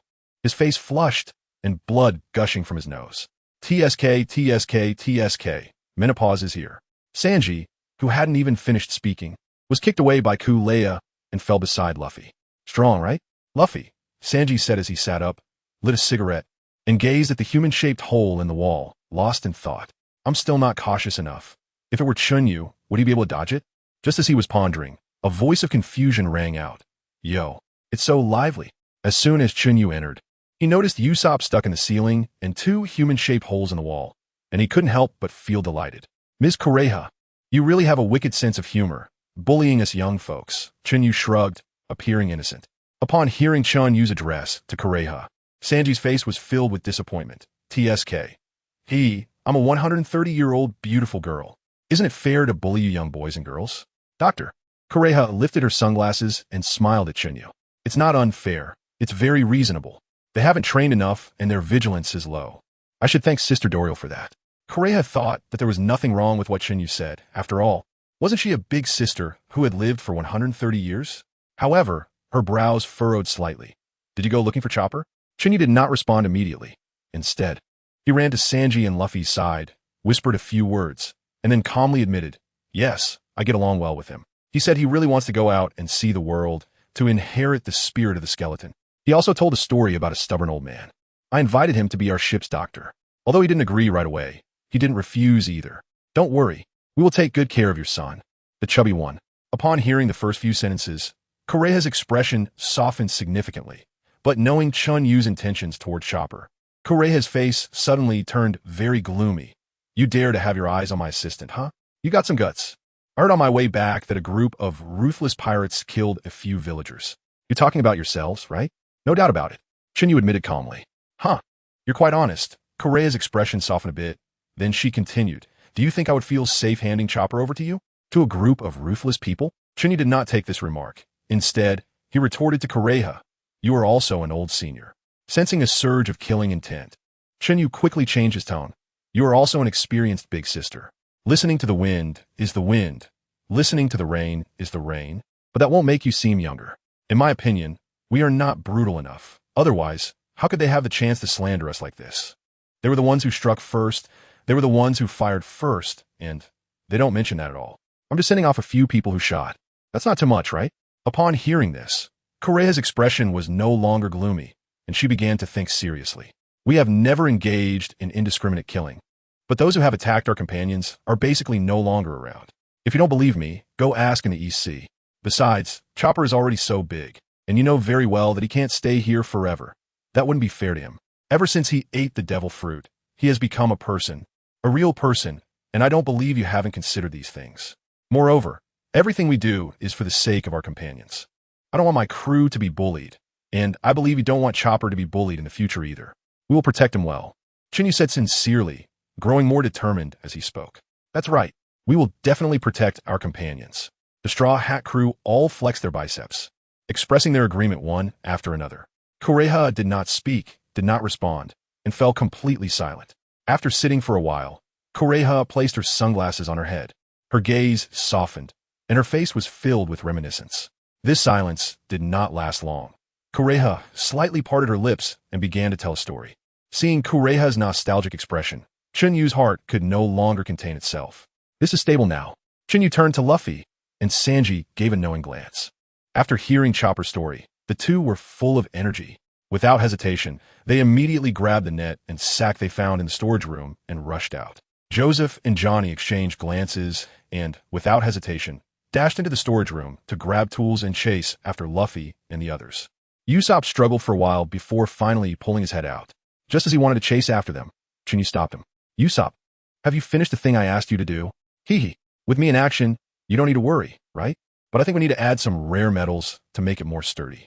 After boasting for a while, Usopp, deep in thought, added, You go to the castle's armory. Don't touch the ready-made weapons inside, especially the cannons and cannonballs. Scrape all the other metals and let Joseph bring them back to the Mary. Is that okay? These are Kureha's things, Usopp said, full of worry. This is Chopper's food expenses, guardianship fees, and special training fees. Just take it, understand? If there's a problem, Chopper will take the blame. After hearing this, Usopp looked speechless but still excitedly ran to the armory, knowing someone had his back. Help! Dr. Doriel.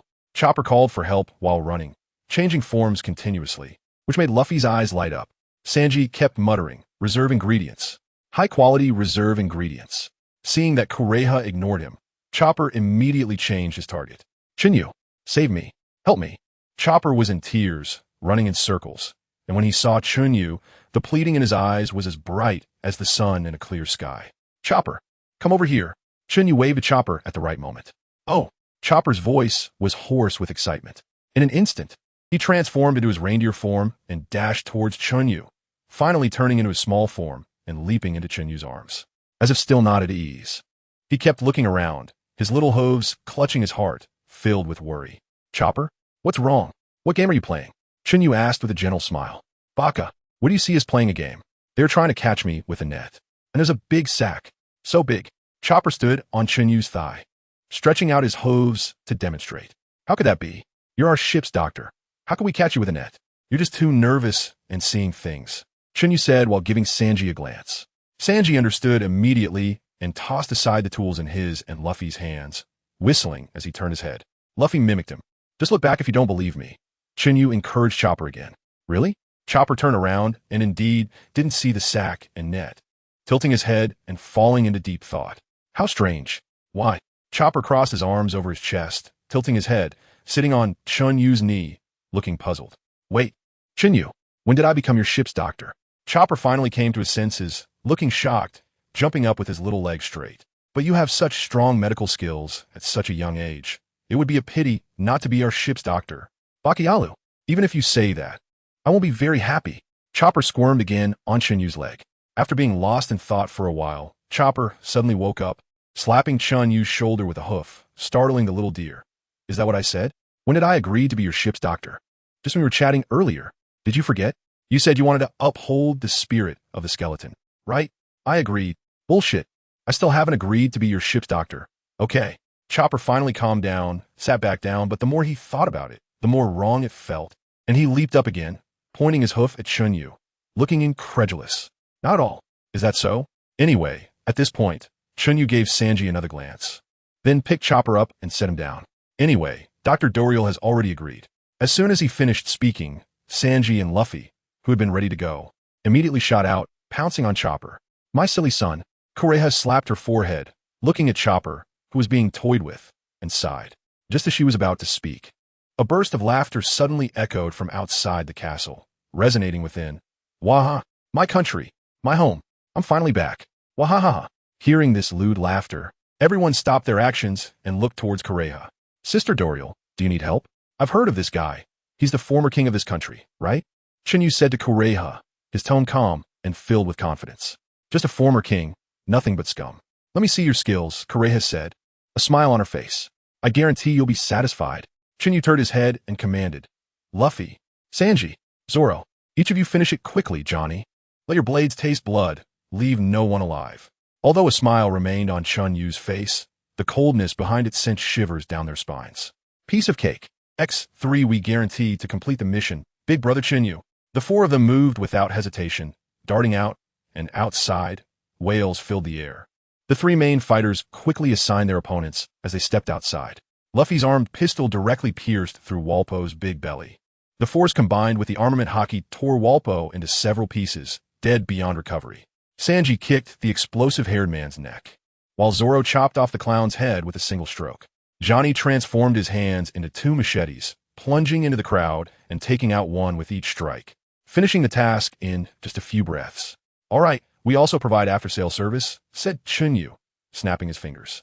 Instantly, the corpses outside the castle turned to ashes and blew away with the wind. At the same time, Kureha opened her eyes and gave Chen Yu a deep look, never glancing at Chopper, and instead turned to give Vivi her final treatment. Originally needing nearly a week of treatment and care, now I will only do one last treatment. As for the care, you all figured out yourselves. Get out of the castle today. Kureha turned away from everyone, and it was unclear who she was speaking to. Upon hearing this, Chen Yu, Sanji, Usopp, and Nami all breathed a sigh of relief. Luffy, as long as you convince Chopper, then he can be our ship's doctor, Chen Yu said softly as he walked over to Luffy. Really? Luffy immediately transformed into a fierce beast, his eyes sparkling, and lunged at Chopper once more. As evening fell, light snow began to fall on Magnet Drum Island. A loud argument echoed from the summit. Of course, even though I really want to be a pirate, I'm not one of your kind. I have a blue nose, and I'm a monster.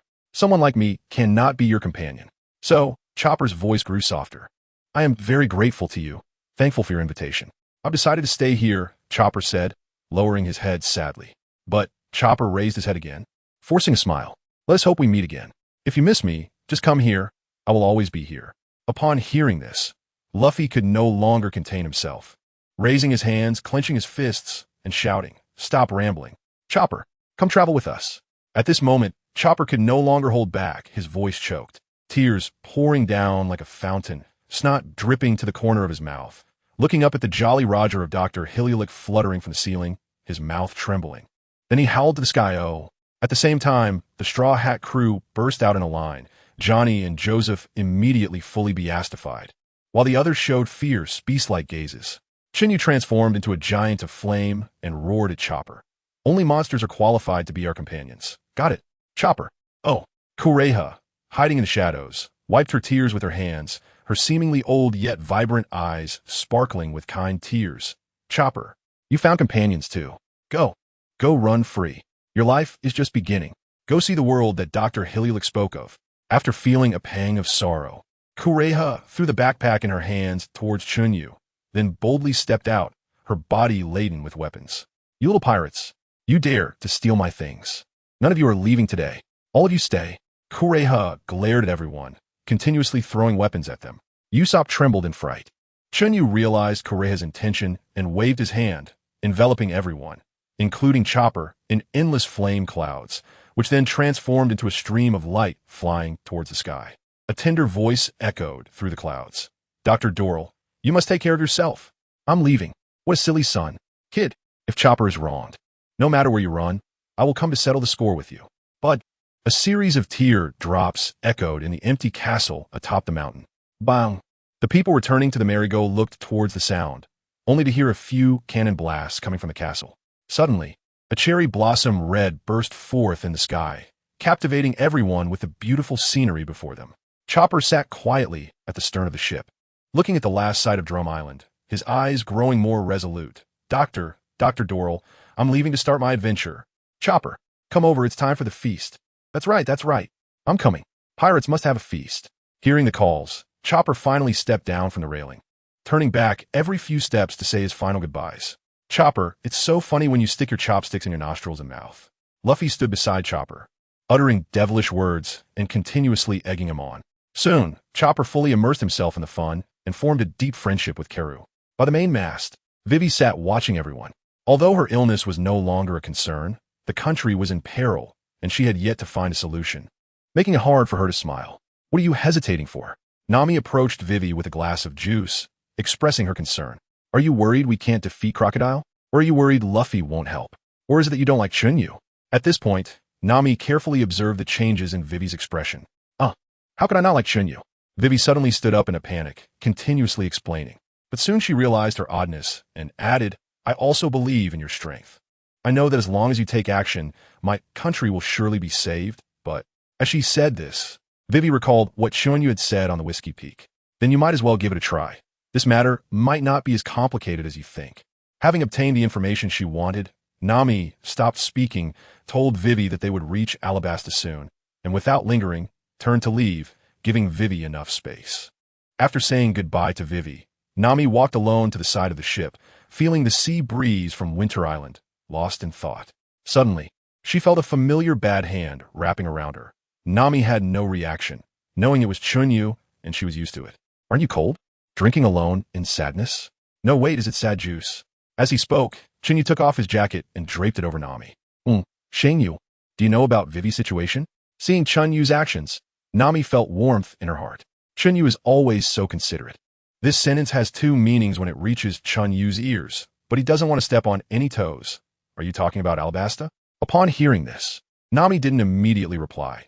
Instead, a radiant smile appeared on her face as she turned around and hugged Chen Yu. Chen Yu, you're the first person who has treated me this well. The one who treated me the best before was Belmir. Of course, Nasageo doesn't count. I often get angry with you and have even hit you. I haven't been good to you at all. But why do you never get angry with me?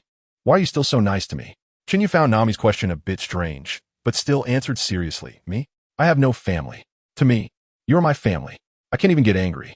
When I think about it, if I were to drive you away, I would be all alone again. With that thought, my anger naturally dissipates. You can find someone else, even more than one, someone with a good temper. Someone gentle, someone who won't get angry with you. I've thought about it, but I'm unwilling. My sincerity is limited. If I change to someone else, wouldn't that mean discarding the sincerity I've already given? Then I will too. Nami didn't intend to let Chen Yu finish and interrupted. Chen Yu, you're so good to me. I don't know how to repay you. Why are you suddenly saying this? The more Chen Yu listened, the stranger he felt. Chen Yu, how about I give myself to you? Right now, let's go into the room. Nami buried her head into Chen Yu's chest, her voice getting softer. Hearing this, Chen Yu froze in place. Refusal? What a joke. Seeing Nami's shy appearance, Chen Yu felt a rush of blood within him. He didn't want to linger any longer, so he embraced Nami and flew straight to her room. Closing the door, Chen Yu filled the room with flames. This was a flame infused with his conqueror's haki, capable of isolating sound. Even if someone tried to use observation haki through the flames, it wouldn't be easy. Chen Yu had studied this flame for a long time, specifically developed for today. Chen Yu's breathing grew more rapid as he gently placed Nami at the edge of the bed, leaving her long legs dangling. Nami clutched the bed sheets tightly, her veins standing out on her hands. Nami, there's no need to be so tense. I'm not a monster. A magnetic male voice echoed in the room. Nami opened her tightly shut eyes, which were trembling slightly from extreme nervousness. What she saw was a handsome, incredibly familiar face. It was clearly a handsome face. But could you please look at me? Look into my eyes. Big brother, are you trying to comfort me? Can you restrain your gaze a bit? Nami complained to herself repeatedly.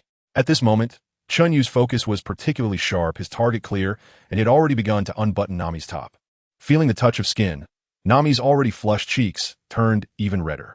She immediately shut her eyes tightly again, glaring at Chen Yu fiercely before closing them. Chen Yu was completely focused at the moment, so he didn't notice Nami's gaze. Even if he did, it would only stir the beastly blood within him. That bastard. He must pay for it tomorrow. Nami secretly muttered in indignation, then fell into an even more tense state. As if sensing something, Chen Yu looked up at Nami's face. A rosy and sexy yet shy face came into his view, and with just one glance, he was completely captivated. Chen Yu's waist uncontrollably bent down, and his lips precisely pressed against the red lips. After a simple entanglement, the hot breath in Chen Yu's nostrils became even more intense.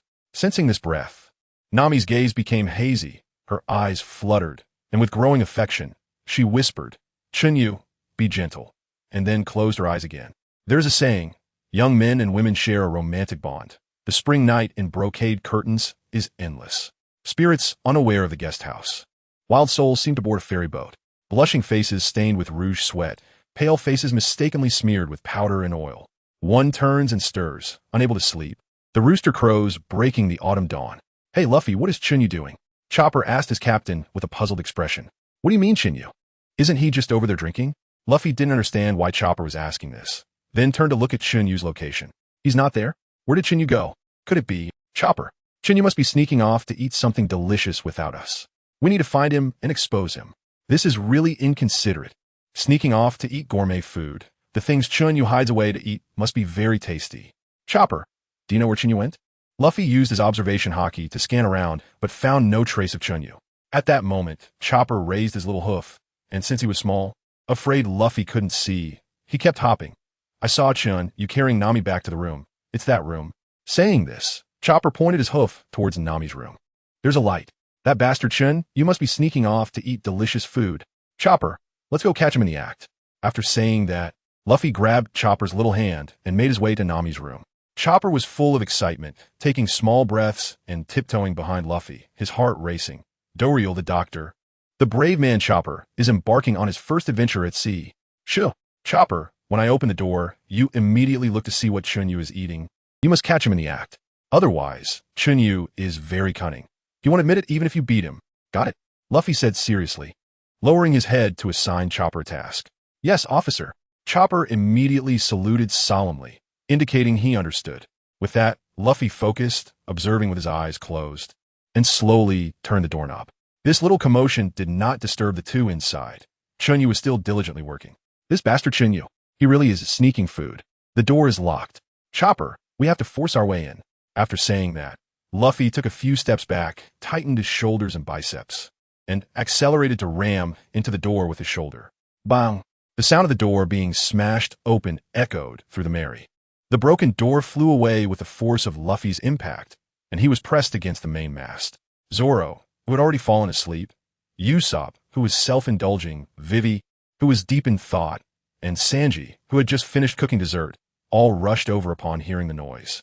Inside the room, Nami realized that their actions had been exposed. Her heart was in a panic, but she felt even happier. Chen Yu's face turned completely dark, but he didn't stop moving. Nami felt a bit ashamed, yet was overjoyed. Suddenly, flames erupted in the room, forming a giant hand that grabbed Luffy and threw him into the sea. After dealing with Luffy, the flaming giant hand ignored the culprit Chopper and instead blocked the door, preventing anyone from getting close. "Oh no, Luffy has fallen into the sea. Hurry and save him." Chopper, who had narrowly escaped disaster, suddenly remembered something and was anxiously bumping around. "Zoro, Sanji, hurry and save Luffy." Chopper was so anxious he rolled his eyes. "Look how scared this kid is," Zoro and Sanji thought to themselves. "Is Luffy calling for help?" Zoro asked Chopper. "No, then there's no need to worry about him. He'll come back when he's happy," Sanji said coolly while pinching his cigarette. "But Luffy is a devil fruit user. If he falls into the sea, he will lose his strength. Chopper still felt a bit worried and reminded them, "Don't worry about him, X2. However, I'm very curious about what Chen Yu is up to."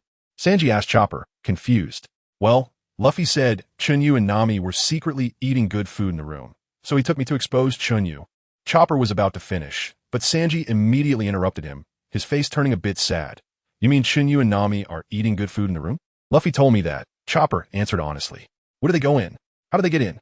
Sanji's expression gradually changed from sadness to madness as he grabbed Chopper's shoulders, shaking him while questioning. Sanji, stop shaking me."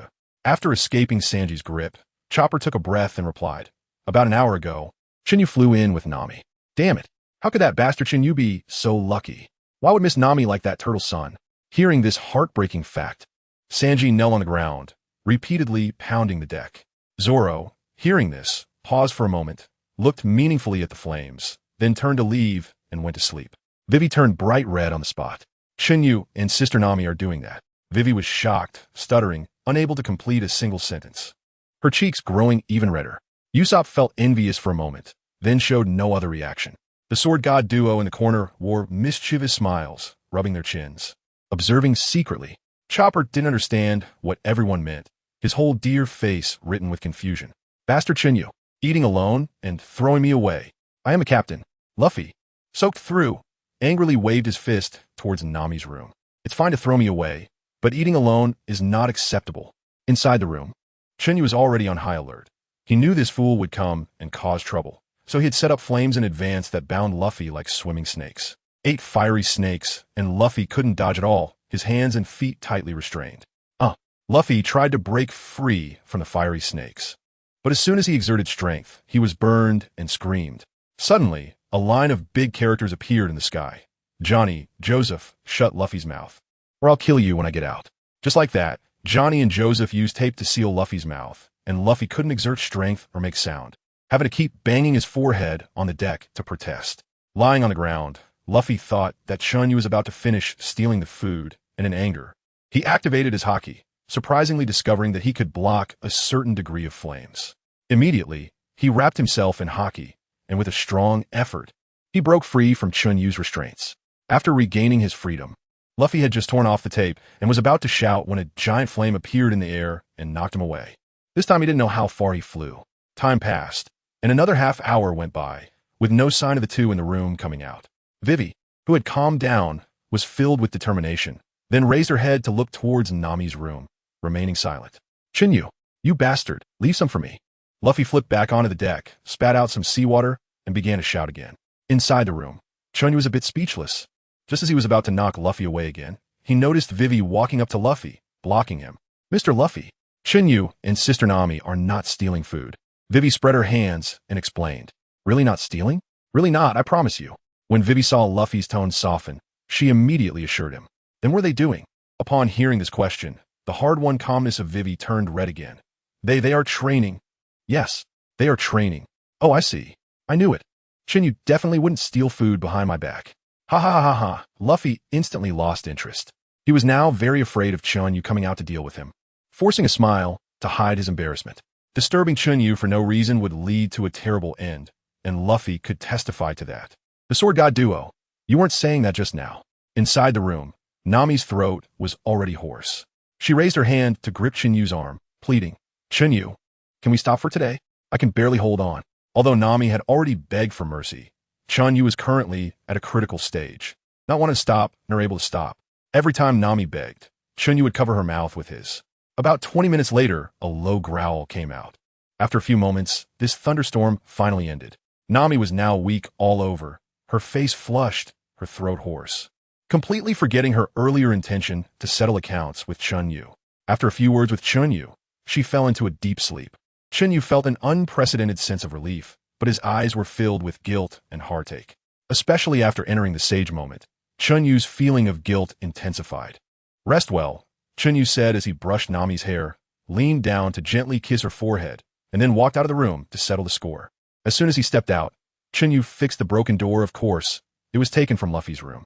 After going downstairs, Chen Yu immediately gave Vivi a thumbs up. He now believed that this little girl had great potential. Sanji, hiding in the corner, was lost in thought. Upon hearing Chen Yu's voice, he floated in front of Chen Yu like a ghost and jealously said, "Is this how you use your armament hockey, Chen Yu? Where's your armed color?" After saying that, Chen Yu kicked Sanji away and continued, "I need to settle accounts with that fool now. Don't mess with me." Knowing that Chen Yu didn't use the armed color, Sanji curled his lips, looking very displeased, and went back to the kitchen to continue making desserts. Chen Yu turned around and scanned the area, discovering that Luffy was hiding in the corner with Chopper. He stepped forward and charged straight at Luffy, coldly saying, "You brat, come here." As soon as he finished speaking, Chen Yu reached Chopper, causing Chopper to scream in fright. Why would Chen Yu make things difficult for Chopper? He picked Chopper up and tossed him back, while pulling Luffy's collar with the other hand, flying up into the sky. After a while, Luffy, swollen like a pig's head, was thrown onto the deck. Seeing this, everyone on the deck didn't dare to breathe, watching Chen Yu return to Nami's room. Tonight, Vivi could only sleep in Chen Yu's room. The night was deep, and aside from Luffy lying on the deck without anyone caring, it was Chopper and Usopp keeping watch. Today, Chopper took the initiative to accompany Usopp during the night watch, as he wanted to ask about any taboos on the ship to avoid ending up like Luffy. In Chen Yu's room, Vivi lay on the bed, unable to sleep. She had just decided to rest early to digest everything that had happened. But as soon as she closed her eyes, she was captivated by a pleasant scent. With her eyes shut, Vivi greedily inhaled the fragrant air. After a while, she realized that the fragrance was emanating from the blanket and pillow, definitely not the smell of cleaning products.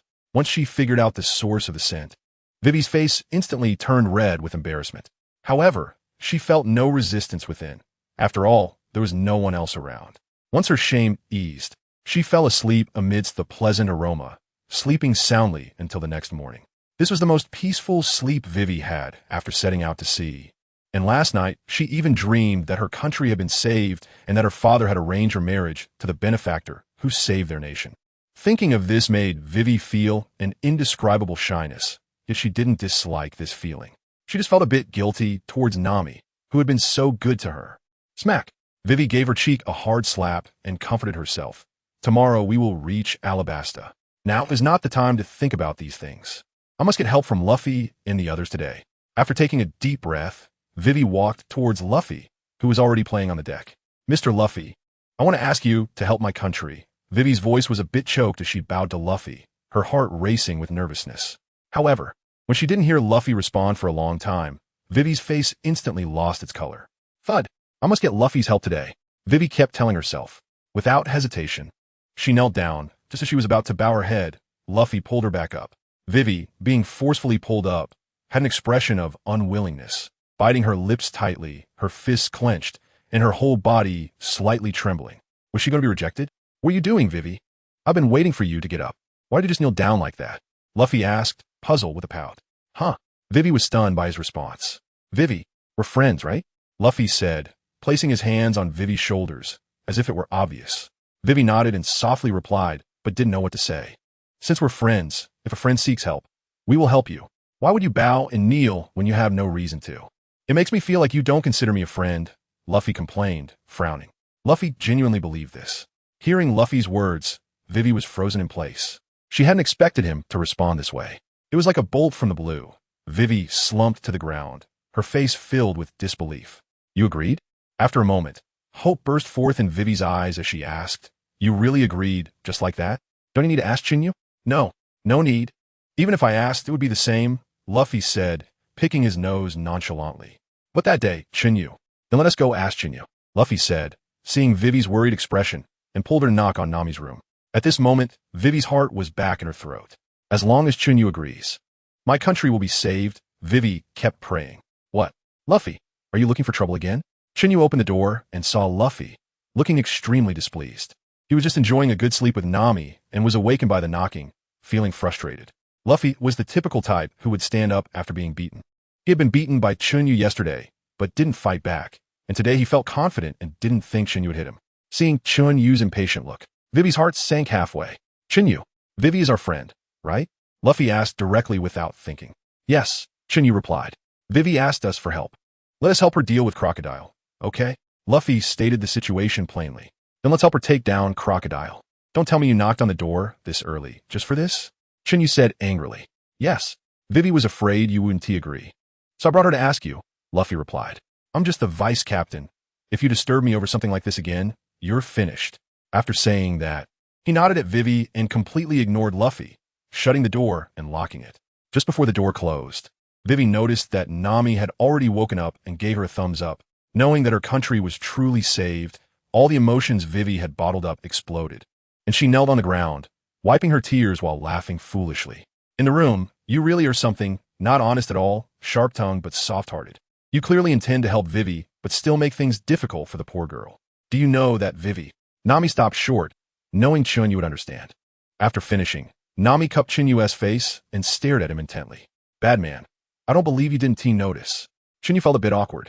He certainly sensed it, but he pretended not to understand. After all, this kind of thing was too cliché, and he didn't know how to deal with it for a moment. How could a plot like this, which only happens in dramas, really occur? Chen Yu stared at the ceiling, lost in thought. Did I not express goodwill to Wei Wei? Even I feel that I haven't been very friendly or enthusiastic towards her.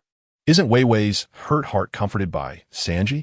Although Chen Yu didn't mind helping Wei Wei now, it was because Wei Wei had the ability to be friends with others, which had nothing to do with him. Furthermore, it was Luffy who ultimately decided to help Wei Wei. It seemed reasonable to like Luffy.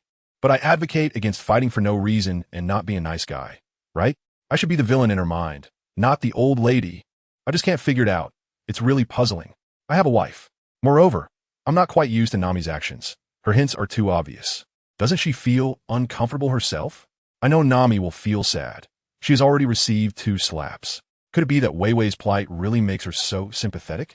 I'm used to killing because I've done it a lot. But this kind of thing, although some things have gradually faded from memory, there is still a barrier that makes Chen Yu not want to pay attention to Nami's hints. Is it that he isn't used to it? Or is it that fate hasn't arrived? However, discussing the values of the past life here feels a bit foolish. The values are good, just not applicable. Can't figure it out? Nami shook Chen Yu's head. Is Wei Wei not beautiful enough? Or is she not your type? After pondering for a moment, Nami also didn't want to dwell on it, looking directly at Chen Yu and asking. Chen Yu only responded to Nami's gaze, but remained silent. Do you not understand why Vivi likes you? Or do you not understand my actions? Nami asked. Hearing this, Chen Yu felt a bit displeased. I don't understand you. I even took a few slaps from you for this, and now you just push me away like this? Chen Yu's expression gradually became stern, with a hint of displeasure flashing in his eyes. Nami was quite satisfied with Chen Yu's reaction, slightly rising and leaning in to kiss him. Feeling Nami's awkward movements, Chen Yu followed his instincts and reciprocated. After a long while, their lips parted. Chen Yu exhaled hot breath, his eyes burning as he fixed his gaze on Nami, breathing a bit heavily. This isn't something you can avoid by just kissing me a few times. I originally had no such thoughts. I just noticed Vivi's feelings for you and didn't think of anything else. But Nami paused for a moment, reached out her hand gently. Her fair cheeks once again flushed with a layer of embarrassment, and said softly, You idiot, I can't handle this alone. Do you think I wanted to push you away? After saying this, Nami slightly raised her head, her flushed face showing a hint of grievance. So this is all my fault now? Damn it. The sudden sensation made Chen Yu's body tremble, his breathing becoming even more rapid, the hot breath spilling onto Nami, causing her to stiffen. Wait, Chen Yu. I just wanted to explain, I didn't mean to. Chen Yu immediately interrupted Nami, sealing her lips with his, as a new round of battle was about to begin. Rip, the sound of clothes tearing echoed, and yet another round of combat officially commenced. The onlookers outside saw the flames raging inside the room, each one frozen in place.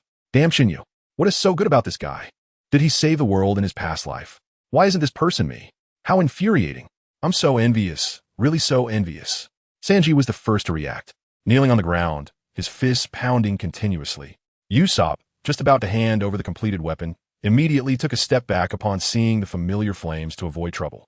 The Blade God duo squatted in the corner from last night, filled with admiration, their eyes glimmering with a hint of worship as they looked towards the room, their lewd smiles spreading across their faces. Chen Yu is really diligent. Training again. I need to work hard too. Chopper shivered at the rising flames, expressing his admiration. Luffy, sitting on a goat's head, kept his distance from the flames, not because he was afraid. As captain, he couldn't disturb his crew's training. That's all. Chen Yu and Nami. It's still daytime. Vivi's emotions had just calmed down, her fair face once again flushed with embarrassment, her palm covering her eyes as she sneakily peeked through her fingers at the room where she once slept. At this moment, Vivi recalled what Sanji and Usopp had just said. Vivi-chan, don't blame Chen Yu. During your time on the ship, you've understood the situation here. This ship is mainly run by the first mate, and you've seen the captain's usual character. Chen Yu is responsible for our training, the ship's everything. And he has to consider the future of this ship, but he never had any intention against you. At that time, you were still our enemy. At most a trading partner, so I hope you don't overthink it, Sanji explained quietly, leaning against the main mast while smoking. That's right. What Sanji said is what I wanted to say, Usopp added. After being on the ship for so long, I've gotten to know Chen Yu's character quite a bit. He doesn't like to fight for no reason, which reduces a lot of unnecessary trouble for us. The main issue is that unreliable captain who loves to do things his way and make decisions. Plus, this is the Grand Line. That's why Chen Yu reminds us. He wants us to think carefully before making decisions. That's all. As long as you think the reason is valid. Even if it's just because the other side's pirate flag is too ugly. That could be a reason to start a fight, Sanji interjected. This is Chen Yu's exact words. Vivi-chan, on the ship, I may not always listen to Luffy, but I never question Chen Yu's orders. I just execute them directly. Everything along the way proves that Chen Yu is a qualified first mate. Vivi quietly listened to the two's explanations, her smile growing wider as she gently said, Mr. Usopp. Mr. Sanji, thank you. But I never blamed Chen Yu. I understand his actions well. Just as you said, he did the right thing. Moreover, I'm very grateful that you treat me as a friend. Seeing Vivi's understanding demeanor, Sanji immediately turned into a lovesick fool, circling around her. After hearing Sanji and Usopp's explanations, Vivi became even more convinced of her thoughts. Chen Yu is indeed a responsible, bold, and kind person. Not only did he seek medical treatment for me, but he's also willing to save my country, Vivi thought, squatting down with her forehead resting on her knees, her arms hugging her chest, secretly grateful. Chen Yu? Chen Yu. I'm not. I didn't tea. You're talking nonsense. 2 hours later, Chen Yu walked out of the room with a refreshed face and confidence. In just one night, the aura he exuded had changed dramatically. Unlike before at this moment, Chen Yu radiated confidence from within, every gesture exuding charm, and a sharply defined handsome face carried a hint of maturity and softness. Wei Wei was the first to notice Chen Yu. Seeing the changed Chen Yu, her eyes lit up, gazing at him with fascination, only to then flinch like a startled bird. She immediately averted her gaze, not daring to meet the eyes of Chen Yu, who had turned to look at her. Noticing Chen Yu's exit, Sanji did not get up, still drawing circles on the ground, muttering to himself continuously. Chen Yu happened to not want to pay attention to him, and both acted as if they hadn't seen each other. Chen Yu, you have fallen. Soon, I will surpass you, and I will become the strongest on the ship, Zoro said, holding Enma toward Chen Yu, speaking earnestly.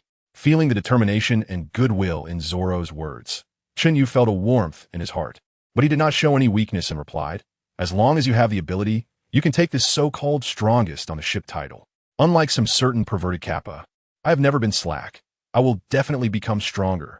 Zoro raised Enma towards the sky again, his tone incredibly firm. Zoro gazed at the sky, continuing in his heart, strong enough to have a reputation that echoes through the heavens. Hearing Zoro's words, Sanji's previously dull, black and white demeanor instantly turned colorful. With his hands in his pockets and a cigarette in his mouth, he walked towards the two. Green algae head, I can't pretend I didn't hear that. The strongest on the ship will only be me.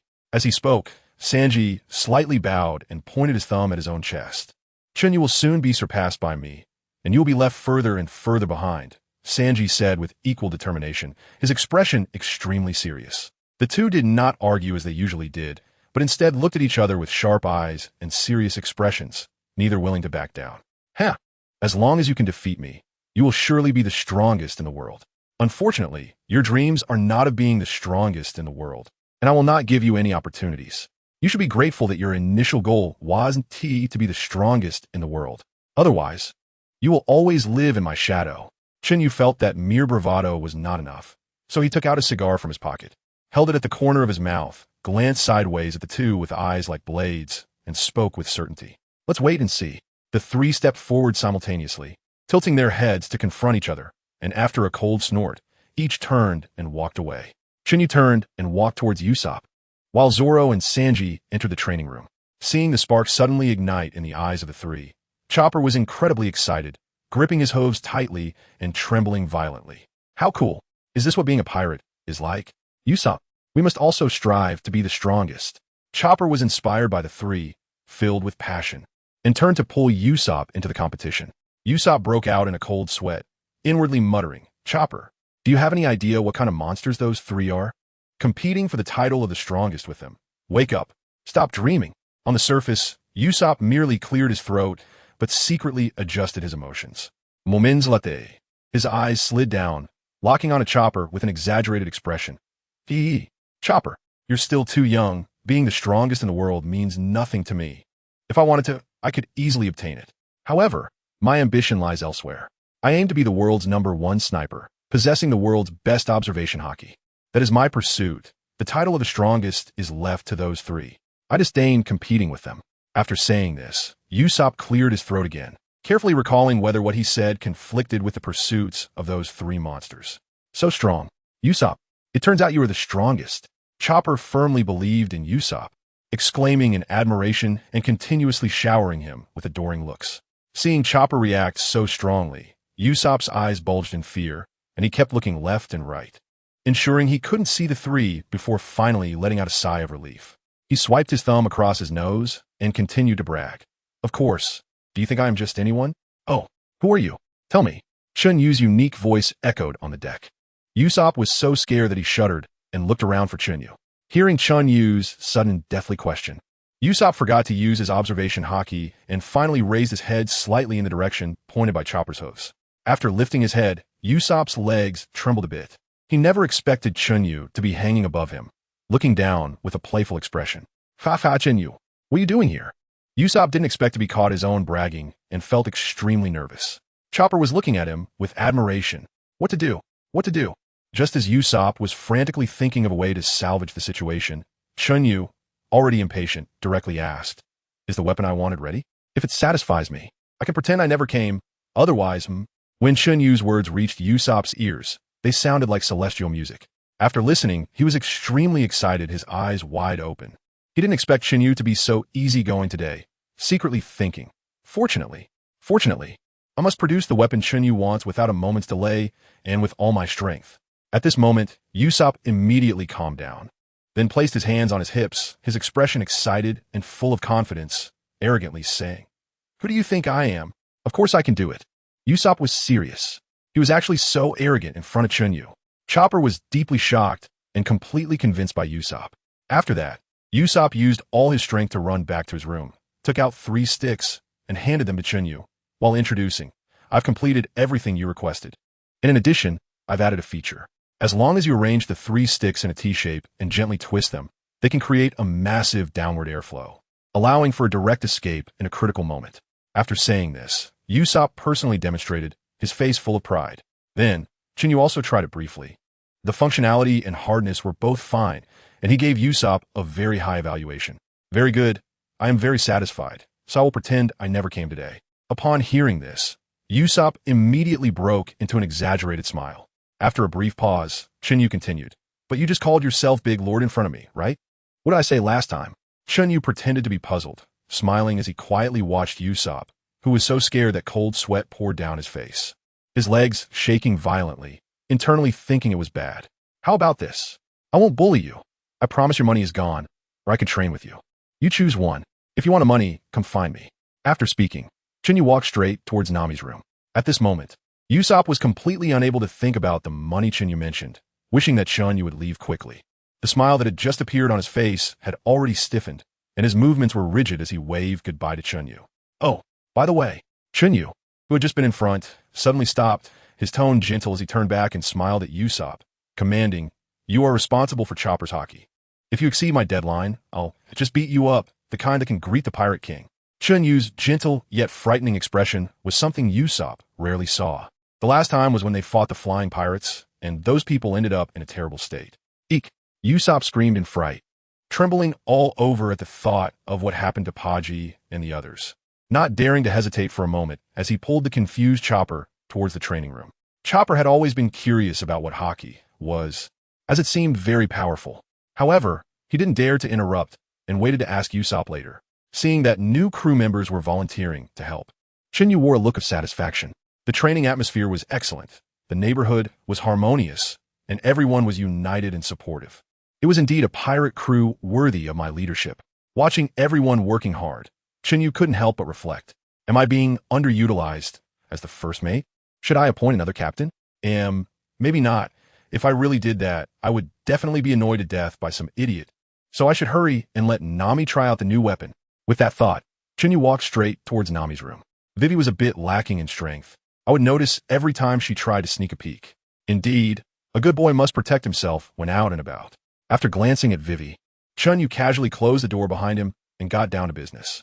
After briefly introducing the weapon to Nami, her eyes lit up, and she snatched the 3-section staff from Chen Yu's hands, unable to put it down. From today on, it's called the weather stick. Nami spun the 2 weather sticks with her delicate hands, continuously generating cold and hot air bubbles, and the room gradually filled with dark clouds. While Nami's eyes became increasingly bright, Chen Yu, hurry, burn those dark clouds, it's going to thunder. Seeing that her guess was correct, Nami was overjoyed and shouted loudly at Chen Yu. You know it's going to thunder, and you're still experimenting indoors? Chen Yu was somewhat speechless, but he obediently started to clear the clouds in the room.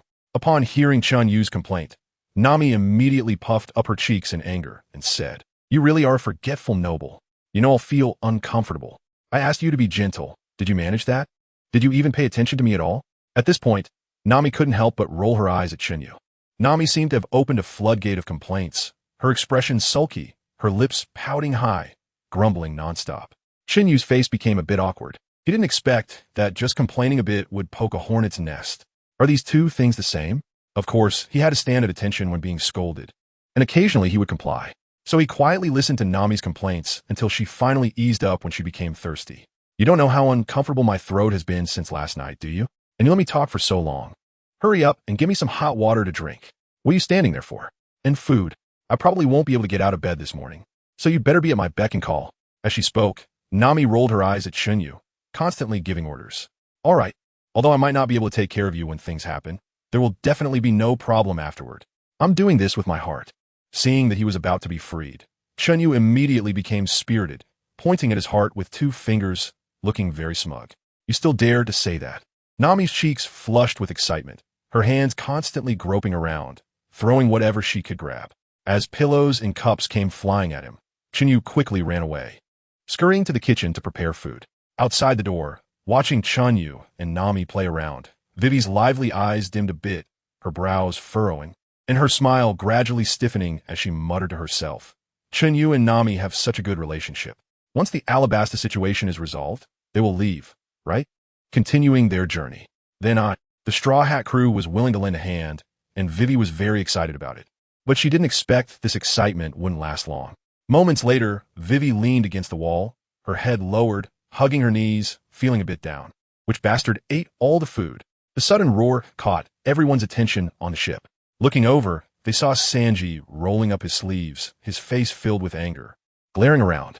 In a corner, sensing Sanji's anger, Luffy, Usopp, Chopper, and Karu all trembled slightly, but dared not turn around. Oh, so it's you guys?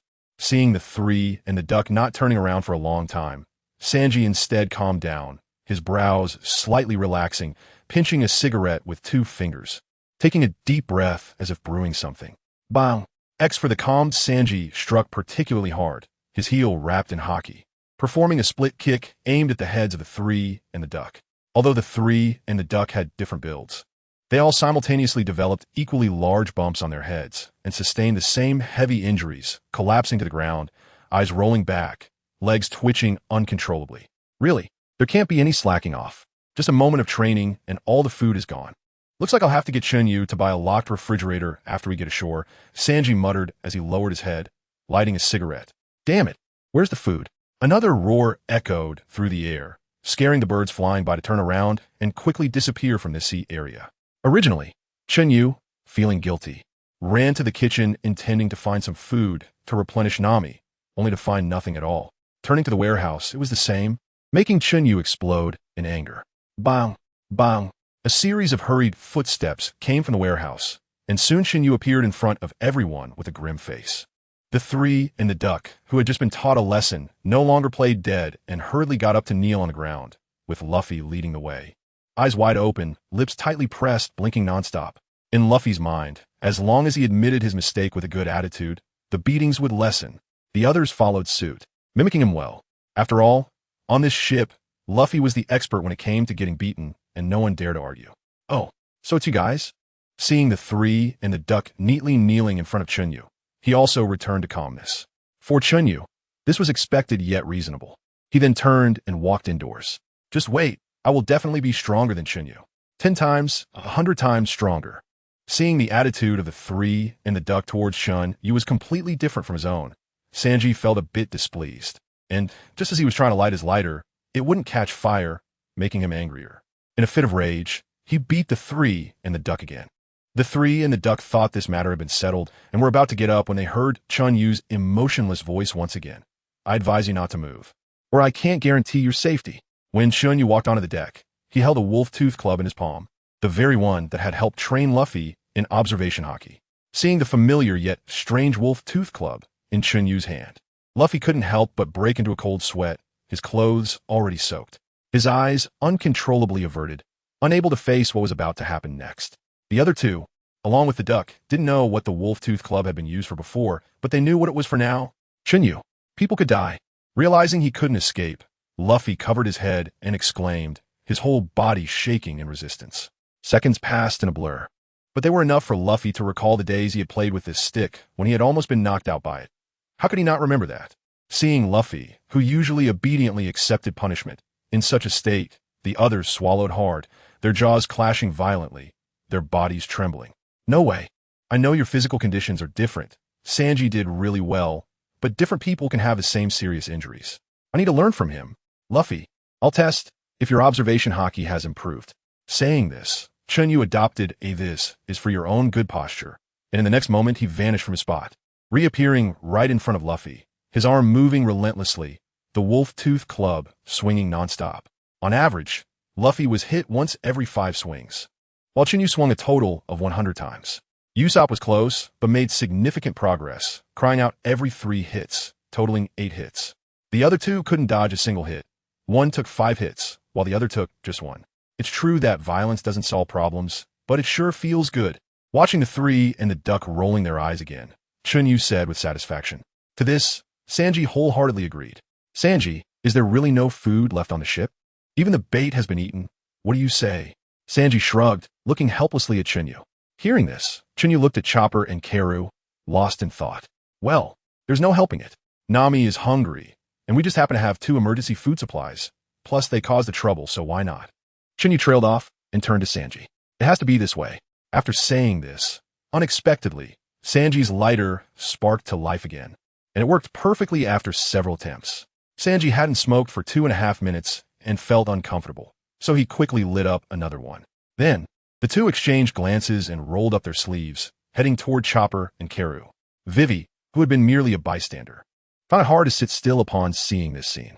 After hesitating for a moment, she grabbed a broom and ran toward the two. No, they're not food. They're our friends. Hearing this melodious voice like a gentle spring, Sanji's eyes filled with love. Ah, what a kind angel. No, it's my Vivi angel. Saying this, Sanji suddenly turned around, puckering his lips, planning to give Vivi a passionate kiss. Unfortunately, Vivi didn't want that at all. She swung the broom with all her might, mercilessly sending Sanji flying. Chen Yu? Sanji can't escape? Ha! This kid is playing so big. He's indeed the #1 werewolf in the pirate world. Chen Yu thought to himself that he didn't plan to let Wei Wei score. Bang! Chen Yu turned his gaze and saw Wei Wei drop the broom in her hands. Spreading her arms wide and positioning herself in front of him, he noticed her lower lip pouting, her eyes filled with resentment, and her face subtly emanating a sense of grievance as she stared intently at him, looking as if she was saying, "It's all aimed at me." Seeing Wei Wei in this posture, the corners of Chen Yu's eyes twitched violently. Good heavens, I was planning to dodge, and now you look at me with such a resentful face. Does that really seem appropriate? That's right, it's resentment. Wei Wei still felt a bit wronged. Karu was clearly her partner, yet Chen Yu wanted to eat it. If you want to eat, then go ahead and eat. Chen Yu really couldn't stand Wei Wei's appearance, looking at him with a resentful and wronged expression without saying a word. As if he, Chen Yu, was the heartless one. Let me be clear, I'm really angry, but Sanji and I only plan to teach them a lesson. Otherwise, they wouldn't have had the chance to wait for you to come. After saying that, Chen Yu glanced at Wei Wei again and turned to leave.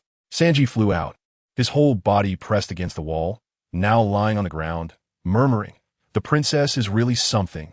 After leaving the deck, Chen Yu, holding a harpoon, activated his observation hockey and easily caught 2 big fish.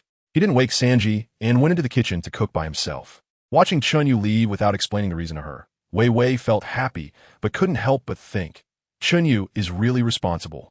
He personally teaches his mistake-making partner a lesson, and he's so gentle too. Chen Yu was completely unaware of Vivi's imagination and was busy in the kitchen preparing grilled fish, pan-fried fish, and fish soup. It didn't take long for him to plate the food and serve it to Nami. As he passed by the deck, he saw Vivi, a girl alone on the deck, and felt a pang of pity, so he called Vivi into the room. Chen Yu then watched the two girls eat in the room. The diners were enjoying their meal, and the observer was even more so. At that moment, Chen Yu couldn't help but mutter to himself, Vivi really seems quite cute. Realizing this sudden thought, Chen Yu immediately shook his head and quietly glanced at Nami, feeling slightly guilty. When he found that Nami hadn't noticed, he secretly let out a sigh of relief. To avoid revealing any further oddities, he quickly said goodbye to the two girls and left the room. After Chen Yu left the door, Nami smiled at Vivi and started a new topic. Help me. I'm a terrible swimmer. Not long ago, when Luffy and the others noticed Vivi was absent, they secretly used Karoo as bait, trying to catch a sea king. However, after passing through a volcanic steam area, Luffy unexpectedly hooked a flamboyant man dressed in a ballet costume. The two locked eyes, and Usopp was shocked beside them. Phone Kale was also wondering why he was there and accidentally fell into the water. Once in the water, Phone Kale splashed around desperately, looking at Luffy with a pleading expression, crying out for help. Hearing that ear-piercing voice and catchphrase, a seductive figure immediately appeared in Chen Yu's mind. Looking over, he indeed saw Luffy pulling a cross-dresser out of the water.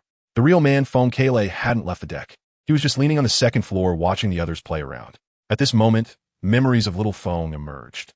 He could be considered one of the few characters Chen Yu genuinely liked, he thought to himself. Let's try to persuade him first.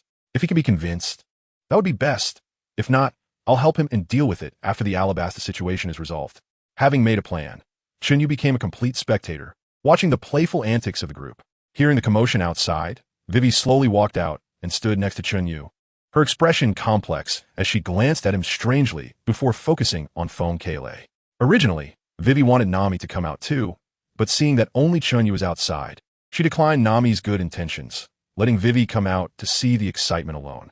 After performing his imitation, Phone Kale was asked to add more to the act, and reluctantly had to showcase the people he had imitated before. At first, Vivi found it novel, until she saw Nefertari Cobra. Seeing her father on Phone Kale's face, Vivi's pupils suddenly constricted. She quickly covered her mouth with one hand, too afraid to make a sound. Her eyes filled with terror as she kept retreating until she had nowhere to go, finally sliding down the wall and sitting on the floor in a daze. Noticing Vivi's reaction, Chen Yu didn't ignore her. He immediately walked over and helped her up. I was planning to find an opportunity to act, and now the opportunity has come, right? Chen Yu thought, but he didn't stop his movements. He lifted Vivi by her armpits and embraced her in his arms, just like he would with Nami. The two were unaware of any oddities. At that moment, Chen Yu's mind was not on this. It was just a habitual action. Vivi was immersed in fear and didn't realize Chen Yu's actions. After making his plans, Chen Yu lowered his head to ask Vivi. However, looking at Vivi in his arms, Chen Yu froze, his hand around her slim waist stiffening, his face filled with shock as he couldn't help but exclaim, "What the hell?" Noticing that Vivi hadn't realized anything was wrong, Chen Yu slowly released his hand, afraid she would notice, and simultaneously asked her, "What's wrong? Why did you react so strongly all of a sudden?" Chen Yu's voice seemed to have a magical power, and Wei Wei was filled with fear upon hearing it.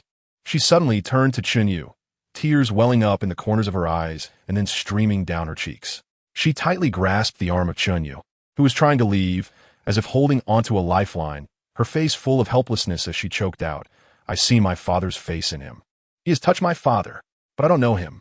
As she spoke, Wei Wei's fingers tightened, her nails digging deeply into Chen Yu's skin, her delicate body trembling uncontrollably. Seeing Wei Wei like this, Chen Yu couldn't care about anything else and once again embraced her, his palm gently caressing the back of her head while the other hand supported her waist, applying slight pressure to soothe her frantic emotions. Feeling this warm and comforting embrace, Wei Wei felt an immense sense of security. Her palms instinctively pressed against Chen Yu's chest, fingers clenched tightly, gripping his clothing. Wei Wei quickly managed to regain her composure. After a few breaths, she stopped choking and trembling. Taking advantage of this moment, Chen Yu pressed on, "Is there anyone in the Baroque studio who is Chen Yu hadn't finished asking when he was interrupted by Vivi, who exclaimed decisively, "I remember who he is now. It's rumored that Mr. Tu is a tall ballet performer. He must be Mr. Tu." After saying this, Vivi seemed to be drained of all her strength, her expression somewhat despairing, as she leaned against Chen Yu's chest and cried silently. She couldn't bear to imagine what her father had gone through and how many terrible things Mr. Tu had done using her father's face. Just when it seemed there was enough reason, new questions came pouring in. Could she really just leave like this? After exhaling a heavy breath, Chen Yu reached out and gently stroked Vivi's head, lowering his head to comfort her softly. "Don't be afraid. No matter what happens, since we promised to help you, I will be there for you, even if the sky falls. I need to capture this Mr. Tu first, so you just wait here." After saying this, Chen Yu exerted a bit of strength with both hands, gave Vivi a firm hug, and then helped her sit down on the ground. In the next moment, Chen Yu disappeared from the spot and instantly reappeared in front of Feng Qiliai, his expression stern, and threw a punch. The group that was casually chatting didn't react at all, and Feng Qiliai was hit in the abdomen by Chen Yu's punch, flying backward along with Luffy, Usopp, and Chopper, who were linked together, all crashing against the wall and wailing in pain. "Damn it, Chen Yu! What are you doing? Little Feng is our friend." Luffy was so shocked by Chen Yu's actions that he immediately stood up to confront him. "That's right. Damn it, Chen Yu! You jerk!" Chopper and Usopp echoed from the side. Chen Yu didn't want to pay attention to these three idiots and fixed his gaze directly on Feng Qiliai. "Hey, army friends, why did you attack me?" Feng Qiliai said with a confused look, weakly standing up and feeling wronged. "Exactly. Baka Chen Yu. X3 Xiao Feng could be our friend, but the Baroque Works agent cannot. What do you think, Mr. Tu Feng Qiliai?" Chen Yu casually lit a cigar, and then it ignited in his mouth. Sensing Chen Yu's hostility toward Baroque Works, Feng Qiliai immediately took a defensive stance, his palms tense and standing like a rooster. "Brother, I genuinely consider you all friends and have never harbored hostility or deception," Feng Qiliai explained again, knowing he was no match for Chen Yu. "Xiao Feng, you are actually Mr. Tu." The three idiots exclaimed in disbelief, their eyes bulging and retreating. "Little Stahlhut, Long Nose, and Tanuki." Feng Qiliai looked at the retreating three with a bit of sadness. "Damn it, this is so infuriating, making me speechless." Chen Yu felt utterly speechless and quietly cursed. He then turned to Luffy and the others, instructing, "You three tell Feng Qiliai about Vivi's situation. Since we're friends, we should understand each other's difficulties. Let him withdraw from Baroque Works, or I'll destroy him, including that swan ship behind." After saying this, Chen Yu reached out and grabbed the swan ship, twisting his wrist upwards, causing the ship to be engulfed in flames and rise into the air, with screams coming from inside the ship. After doing all this, Chen Yu returned to Vivi's side. At this moment, Chen Yu also didn't know how to face Vivi. Vivi, realizing the ambiguous posture between them, felt her cheeks burn red. At this moment, Vivi remembered her earlier conversation with Nami in the room. As soon as Chen Yu left the room, Nami turned her head and smiled slightly. Seeing this, Vivi felt a bit strange. Nami suddenly spoke. "Vivi, you like Chen Yu too, right?" Hearing Nami's straightforward question, Vivi's mind went blank. After a moment, she hurriedly explained, "Sister Nami, there's nothing between me and Chen Yu. Don't think too much. I can tell that Chen Yu loves you very much." As she spoke, Vivi waved her small hands, dancing around to clarify their relationship. "I know, but I hope you answer my question seriously." "Don't worry, I'm not blaming you," Nami said, her expression unchanged, still smiling at Vivi. Nami had thought about this for a long time. Since she couldn't handle Chen Yu alone, it would be better to support Vivi than to wait for Chen Yu to cause trouble in the future. This time, Vivi was even more confused and carefully observed Nami's expression. Seeing that Nami didn't seem displeased, Vivi chose to be honest. Vivi's voice was a bit shy, gentle yet incredibly firm. "But, Sister Nami, I will definitely keep my distance from Chen Yu. Although I don't even know when I started to like him. There's nothing between me and Chen Yu," Vivi immediately added. Initially, she had thought about offering herself to Chen Yu in exchange for his help, but now it was no longer necessary. Everyone had been very good to her, and she couldn't do anything to betray them, especially Nami. Vivi firmly reminded herself, but the bitterness in her heart lingered.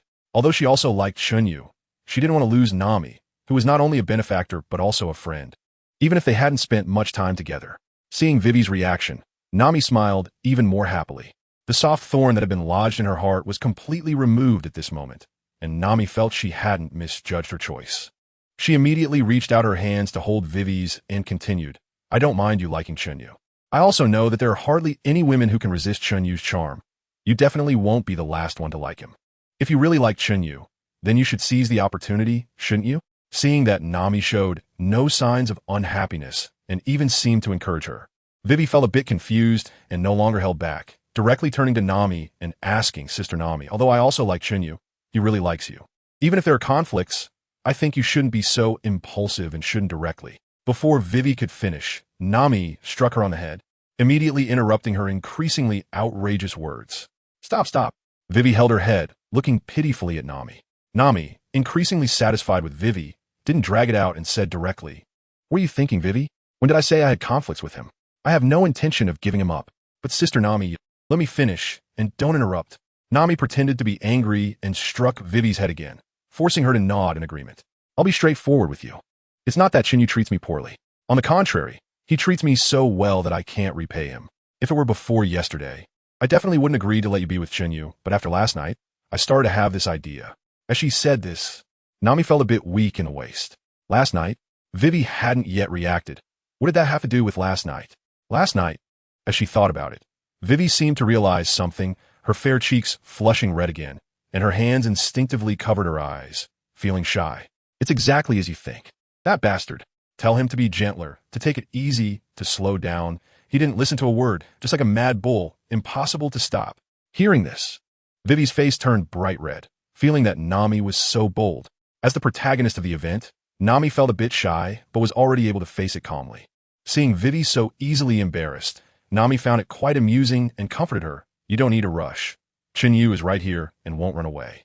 Even if you don't want to, I won't blame you. I do not want to. Of course, I do not want to.